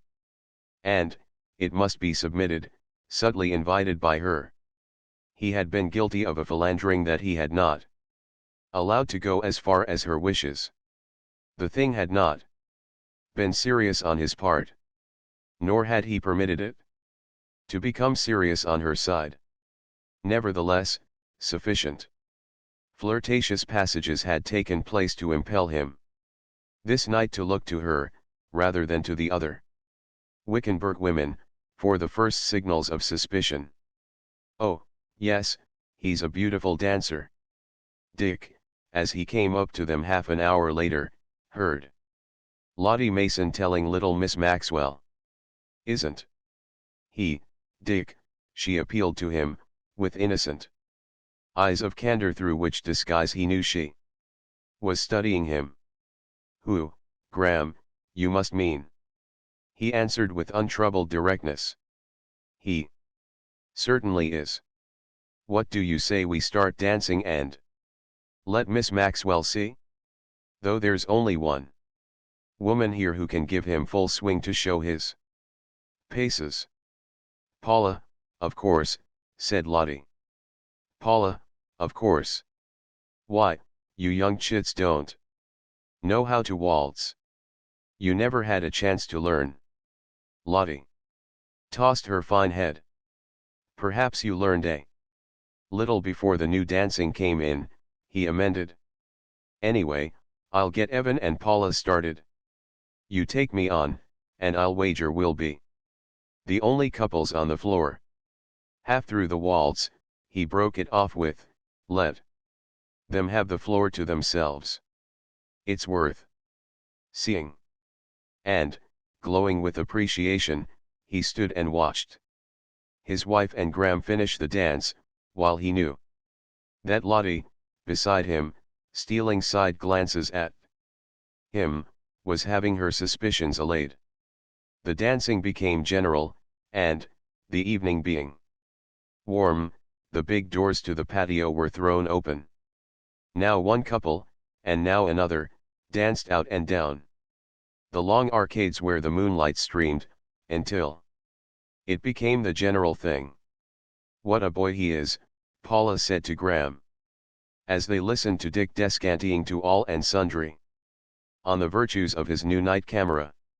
You heard Aaron complaining at table, and Terence explaining his sureness. Nothing terrible has ever happened to him in his life. He has never been overthrown. His sureness has always been vindicated. As Terence said, it has always delivered the goods. He does know,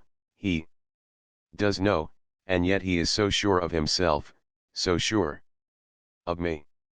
Graham, taken away to dance with Miss Maxwell, Paula continued her train of thought to herself. Dick was not suffering so much after all. And she might have expected it. He was the cool head, the philosopher. He would take her loss with the same equanimity as he would take the loss of Mountain Lad, as he had taken the death of Jeremy Braxton and the flooding of the harvest mines. It was difficult, she smiled to herself, aflame as she was toward Graham, to be married to a philosopher who would not lift a hand to hold her. And it came to her afresh that one phase of Graham's charm for her was his humanness, his flamingness. They met on common ground. At any rate, even in the heyday of their coming together in Paris, Dick had not so inflamed her. A wonderful lover he had been, too, with his gift of speech and lover's phrases, with his love chants that had so delighted her, but somehow it was different from this what she felt for Graham and what Graham must feel for her. Besides, she had been most young in experience of love and lovers in that long ago when Dick had burst so magnificently upon her. And so thinking, she hardened toward him and recklessly permitted herself to flame toward Graham.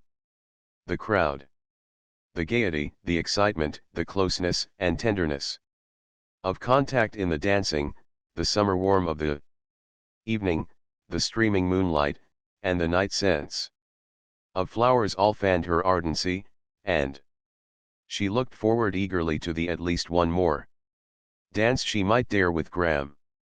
No flashlight is necessary, Dick was explaining. It's a German invention. Half a minute exposure under the ordinary lighting is sufficient. And the best of it is that the plate can be immediately developed just like an ordinary blueprint. Of course, the drawback is one cannot print from the plate. But if it's good, an ordinary plate can be copied from it, from which prints can be made. Ernestine amplified. She knew the huge, 20-foot, spring snake coiled inside the camera and ready to leap out like a jack in the box when Dick squeezed the bulb. And there were others who knew and who urged Dick to get the camera and make an exposure. He was gone longer than he expected, for Bonbright had left on his desk several telegrams concerning the Mexican situation that needed immediate replies. Trick camera in hand, Dick returned by a shortcut across the house and patio. The dancing couples were ebbing down the arcade and disappearing into the hall. And he leaned against a pillar and watched them go by. Last of all came Paula and Evan, passing so close that he could have reached out and touched them. But though the moon shone full on him, they did not see him. They saw only each other in the tender sport of gazing. The last preceding couple was already inside when the music ceased. Graham and Paula paused, and he was for giving her his arm and leading her inside. But she clung to him in sudden impulse. Man-like. Cautious, he slightly resisted for a moment, but with one arm around his neck she drew his head willingly down to the kiss. It was a flash of quick passion. The next instant, Paula on his arm, they were passing in, and Paula's laugh was ringing merrily and naturally. Dick clutched at the pillar and eased himself down abruptly until he sat flat on the pavement. Accompanying violent suffocation, or causing it, his heart seemed rising in his chest. He panted for air. The cursed thing rose and choked and stifled him until, in the grim turn his fancy took, it seemed to him that he chewed it between his teeth and gulped it back and down his throat along with the reviving air. He felt chilled, and was aware that he was wet with sudden sweat. And who ever heard of heart disease in the forests, he muttered, as, still sitting, leaning against the pillar for support, he mopped his face dry. His hand was shaking, and he felt a slight nausea from an internal quivering that still persisted. It was not as if Graham had kissed her, he pondered. It was Paula who had kissed Graham. That was love and passion. He had seen it, and as it burned again before his eyes, he felt his heart surge, and the premonitory sensation of suffocation seized him. With a sharp effort of will he controlled himself and got to his feet. By God, it came up in my mouth and I chewed it, he muttered. I chewed it. Returning across the patio by the roundabout way, he entered the lighted room jauntily enough, camera in hand, and unprepared for the reception he received. Seen a ghost? Lute greeted. Are you sick? What's the matter? Were other questions. What is the matter? He countered. Your face, the look of it? Ernestine said. Something has happened. What is it? And while he oriented himself, he did not fail to note Lottie Mason's quick glance at the faces of Graham and Paula, nor to note that Ernestine had observed Lottie's glance and followed it up for herself. Yes, he lied. Bad news. Just got the word. Jeremy Braxton is dead. Murdered. The Mexicans got him while he was trying to escape into Arizona. Old Jeremy, God love him for the fine man he was, Terence said, tucking his arm in Dick's. Come on, old man, 'tis a stiffener you're wanting and I'm the lad to lead you to it. Oh, I'm all right, Dick smiled, shaking his shoulders and squaring himself as if gathering himself together. It did hit me hard for the moment. I hadn't a doubt in the world but Jeremy would make it out all right. But they got him, and 2 engineers with him. They put up a devil of a fight. First, they got under a cliff and stood off a mob of 1,000 for a day and night. And then the Mexicans tossed dynamite down from above. Oh, well, all flesh is grass, and there is no grass of yesteryear. Terence. Your suggestion is a good one. Lead on. After a few steps he turned his head over his shoulder. And called back, now this isn't to stop the fun. I'll be right back to take that photograph. You arrange the group, Ernestine, and be sure to have them under the strongest light.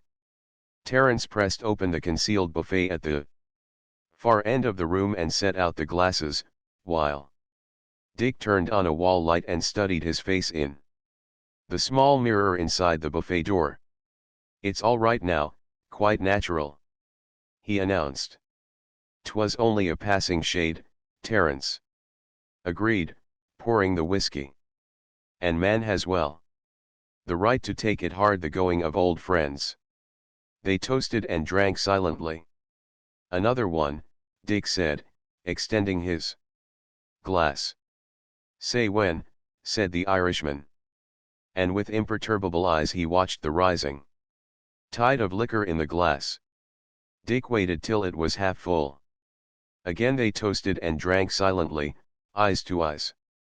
And Dick was grateful for the offer of all his heart that he read in Terence's eyes.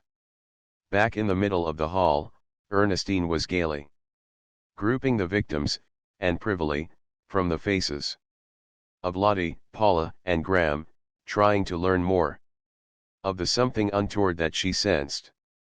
Why had Lottie looked so immediately and searchingly at Graham? And Paula, she asked herself. And something was wrong with Paula now. She was worried, disturbed.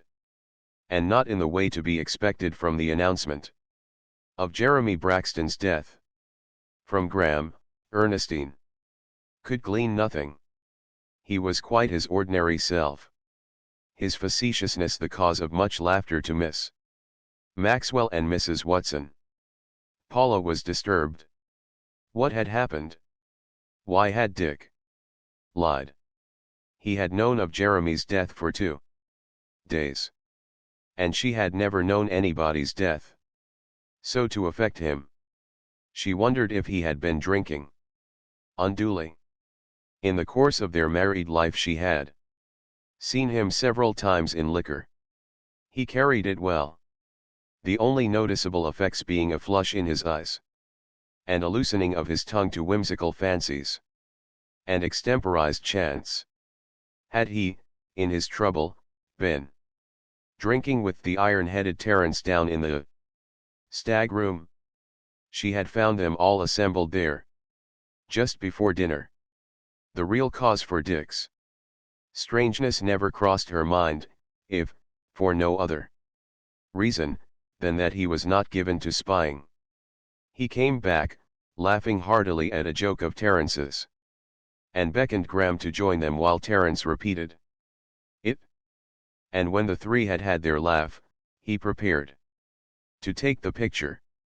The burst of the huge snake from the camera and the genuine screams of the startled women served to dispel the gloom that threatened, and next Dick was arranging a tournament of peanut carrying. From chair to chair, placed a dozen yards apart, the feat was with a table knife to carry the most peanuts. In 5 minutes. After the preliminary tryout, Dick chose Paula for his partner, and challenged the world. Wickenburg and the Madrono Grove included. Many boxes of candy were wagered, and in the end he and Paula won out against Graham and Ernestine, who had proved the next best couple.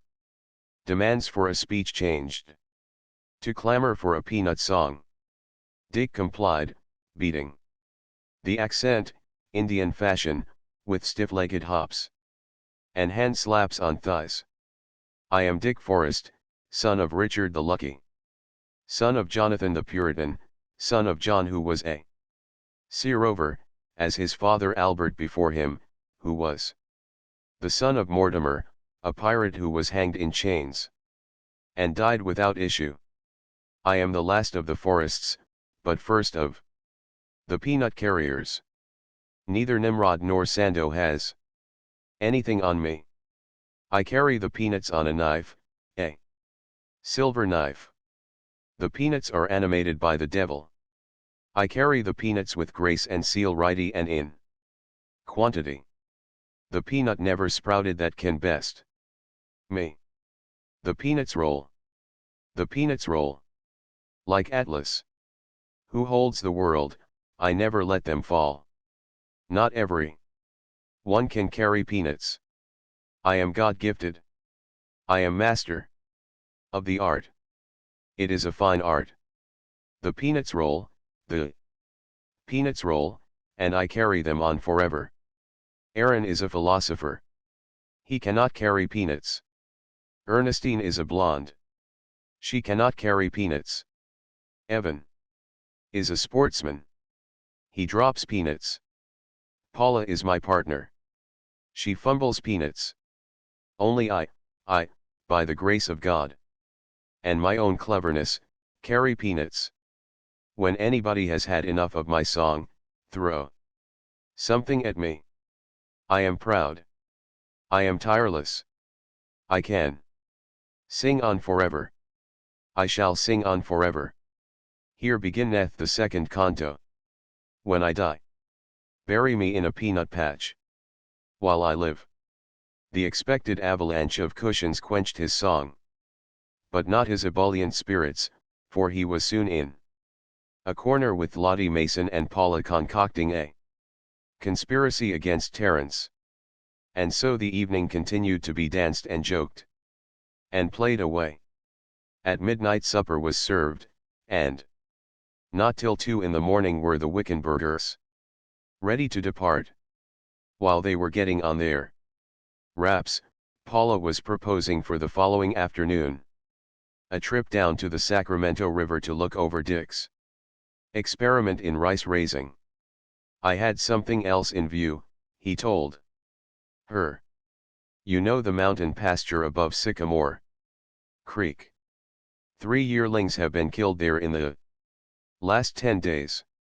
Mountain lions. Paula cried. 2 at least strayed in from the north, he explained to Graham. They sometimes do that. We got 3 5 years ago, Moss. And Hartley will be there with the dogs waiting. They've located 2 of the beasts. What do you say, all of you join me? We can leave right after lunch. Let me have Molly, Lute asked.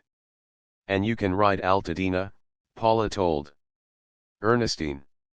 Quickly the mounts were decided upon, Froelich and Martinez agreeing to go, but promising neither to shoot well nor ride well. All went out to see the Wickenburgers off, and, after the machines were gone, lingered to make arrangements for the hunting. Good night, everybody, Dick said, as they started to move inside. I'm going to take a look at Alden Bessie before I turn in. Hennessy is sitting up with her. Remember, you girls, come to lunch in your riding togs, and curses on the head of whoever's late. The ancient dam of the Fotherington Princess was in a serious way, but Dick would not have made the visit at such an hour, save that he wanted to be by himself. And that he could not nerve himself for a chance moment alone with Paula so soon after what he had overseen in the patio. Light steps in the gravel made him turn his head. Ernestine caught up with him and took his arm. Poor old Alden Bessie, she explained. I thought I'd go along. Dick, still acting up to his knight's role, recalled to her various funny incidents of the evening, and laughed and chuckled with reminiscent glee. Dick, she said in the first pause, you are in trouble. She could feel him stiffen. And hurried on, what can I do? You know you can depend on me. Tell me. Yes, I'll tell you, he answered. Just one thing. She pressed his arm gratefully. I'll have a telegram sent you tomorrow. It will be urgent enough, though not Too serious. You will just bundle up and depart with loot. Is that all? She faltered. It will be a great favor. You won't talk with me, she protested, quivering under the rebuff. I'll have the telegram come so as to rout you out of bed. And now never mind Alden Bessie. You run along in. Good night. He kissed her, gently thrust her toward the house, and went on his way. Chapter XXX. On the way back from the sick mare, Dick paused once to listen to the restless stamp of Mountain Lad and his fellows in the stallion barn. In the quiet air, from somewhere up the hills, came the ringing of a single bell from some grazing animal. A catspaw. A breeze fanned him with sudden balmy warmth. All the night was balmy with the faint and almost aromatic scent of ripening grain and drying grass. The stallion stamped again, and Dick, with a deep breath and realization that never had he more loved it all, looked up and circled the skyline where the crests of the mountains blotted the field of stars. No, Cato, he mused aloud. One cannot agree with you. Man does not depart from life as from an inn. He departs as from a dwelling, the one dwelling he will ever know. He departs, nowhere. It is good night. For him the noiseless one, and the dark. He made as if to start, but once again the stamp of the stallions held him, and the hillside bell rang out. He drew a deep inhalation through his nostrils of the air of balm, and loved it, and loved the fair land of his devising. I looked into time and saw none of me there, he quoted, then capped it, smiling with a second quotation, she gat me 9 great sons. The other 9 were daughters. Back at the house, he did not immediately go in, but stood a space gazing at the far-flung lines of it. Nor, inside, did he immediately go to his own quarters. Instead, he wandered through the silent rooms, across the patios, and along the dim-lit halls. His frame of mind was as of one about to depart on a journey. He pressed on the lights in Paula's fairy patio, and, sitting in an austere Roman seat of marble, smoked a cigarette quite through while he made his plans. Oh, he would do it nicely enough. He could pull off a hunting accident that would fool the world. Trust him not to bungle it. Next day would be the day, in the woods above Sycamore Creek. Grandfather Jonathan Forrest, the straight-laced Puritan, had died of a hunting accident. For the first time Dick doubted that accident. Well, if it hadn't been an accident. The old fellow had done it well. It had never been hinted in the family that it was aught but an accident. His hand on the button to turn off the lights, Dick delayed a moment for a last look at the marble babies that played in the fountain and among the roses. So long, younglings, he called softly to them. You're the nearest I ever came to it. From his sleeping porch he looked across the big patio to Paula's porch. There was no light. The chance was she slept. On the edge of the bed, he found himself with one shoe unlaced, and, smiling at his absentness, relaced it. What need was there for him to sleep? It was already 4 in the morning. He would at least watch his last sunrise. Last things were coming fast. Already had he not dressed for the last time? And the bath of the previous morning would be his last. Mere water could not stay the corruption of death. He would have to shave, however, a last vanity, for the hair did continue to grow for a time on dead men's faces. He brought a copy of his will from the wall safe to his desk and read it carefully. Several minor codicils suggested themselves, and he wrote them out in longhand, predating them 6 months as a precaution. The last was the endowment of the sages of the Madrono Grove. With a fellowship of 7, he ran through his life insurance policies, verifying the permitted suicide clause in each one, signed the tray of letters that had waited his signature since the previous morning, and dictated a letter into the phonograph to the publisher of his books. His desk cleaned, he scrawled a quick summary of income and expense, with all earnings from the harvest mines deducted. He transposed the summary into a second summary, increasing the expense margins, and cutting down the income items to an absurdist least possible. Still the result was satisfactory. He tore up the sheets of figures and wrote out a program for the future handling of the harvest situation. He did it sketchily, with casual tentativeness, so that when it was found among the papers there would be no suspicions.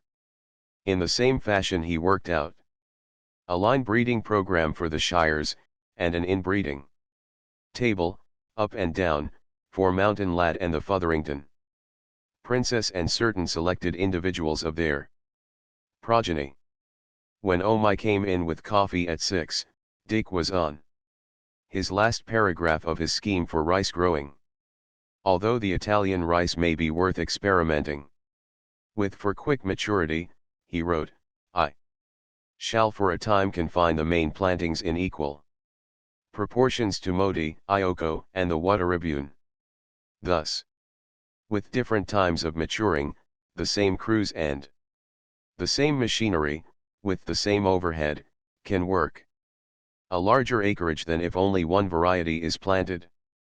Oh My served the coffee at his desk, and made no sign. Even after a glance to the porch at the bed which had not been slept in, all of which control Dick permitted himself privily to admire. At 6:30 the telephone rang and he heard Hennessy's tired voice, I knew you'd be up and glad to know Alden Bessie's pulled through. It was a squeak, though. And now it's me for the hay.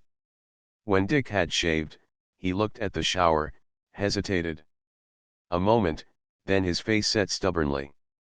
I'm darned if I will, was his thought, a sheer waste of time. He did, however, change his shoes to a pair of heavy, high-laced ones fit for the roughness of hunting. He was at his desk again, looking over the notes in his scribble pads for the morning's work, when Paula entered. She did not call her good morning, merry gentleman, but came quite close to him before she greeted him softly with the acorn planter. Ever tireless, never weary. Red Cloud. He noted the violet-blue shadows under her eyes, as he arose, without offering to touch her. Nor did she offer invitation. A white knight, he asked, as he placed a chair. A white knight, she answered wearily. Not a second's sleep, though I tried so hard. Both were reluctant of speech, and they labored under a mutual inability to draw their eyes away from each other. You don't look any too fit yourself, she said. Yes, my face, he nodded. I was looking at it while I shaved. The expression won't come off. Something happened to you last night, she probed, and he could not fail to see the same compassion in her eyes that he had seen in Oh Dear's. Everybody remarked your expression. What was it? He shrugged his shoulders. It has been coming on for some time, he evaded, remembering that the first hint of it had been given him by Paula's portrait of him. You've noticed it? He inquired casually. She nodded, then was struck by a sudden thought. He saw the idea leap to life ere her words uttered it. Dick, you haven't an affair. It was a way out. It would straighten all the tangle. And hope was in her voice and in her face. He smiled, shook his head slowly, and watched her. Disappointment.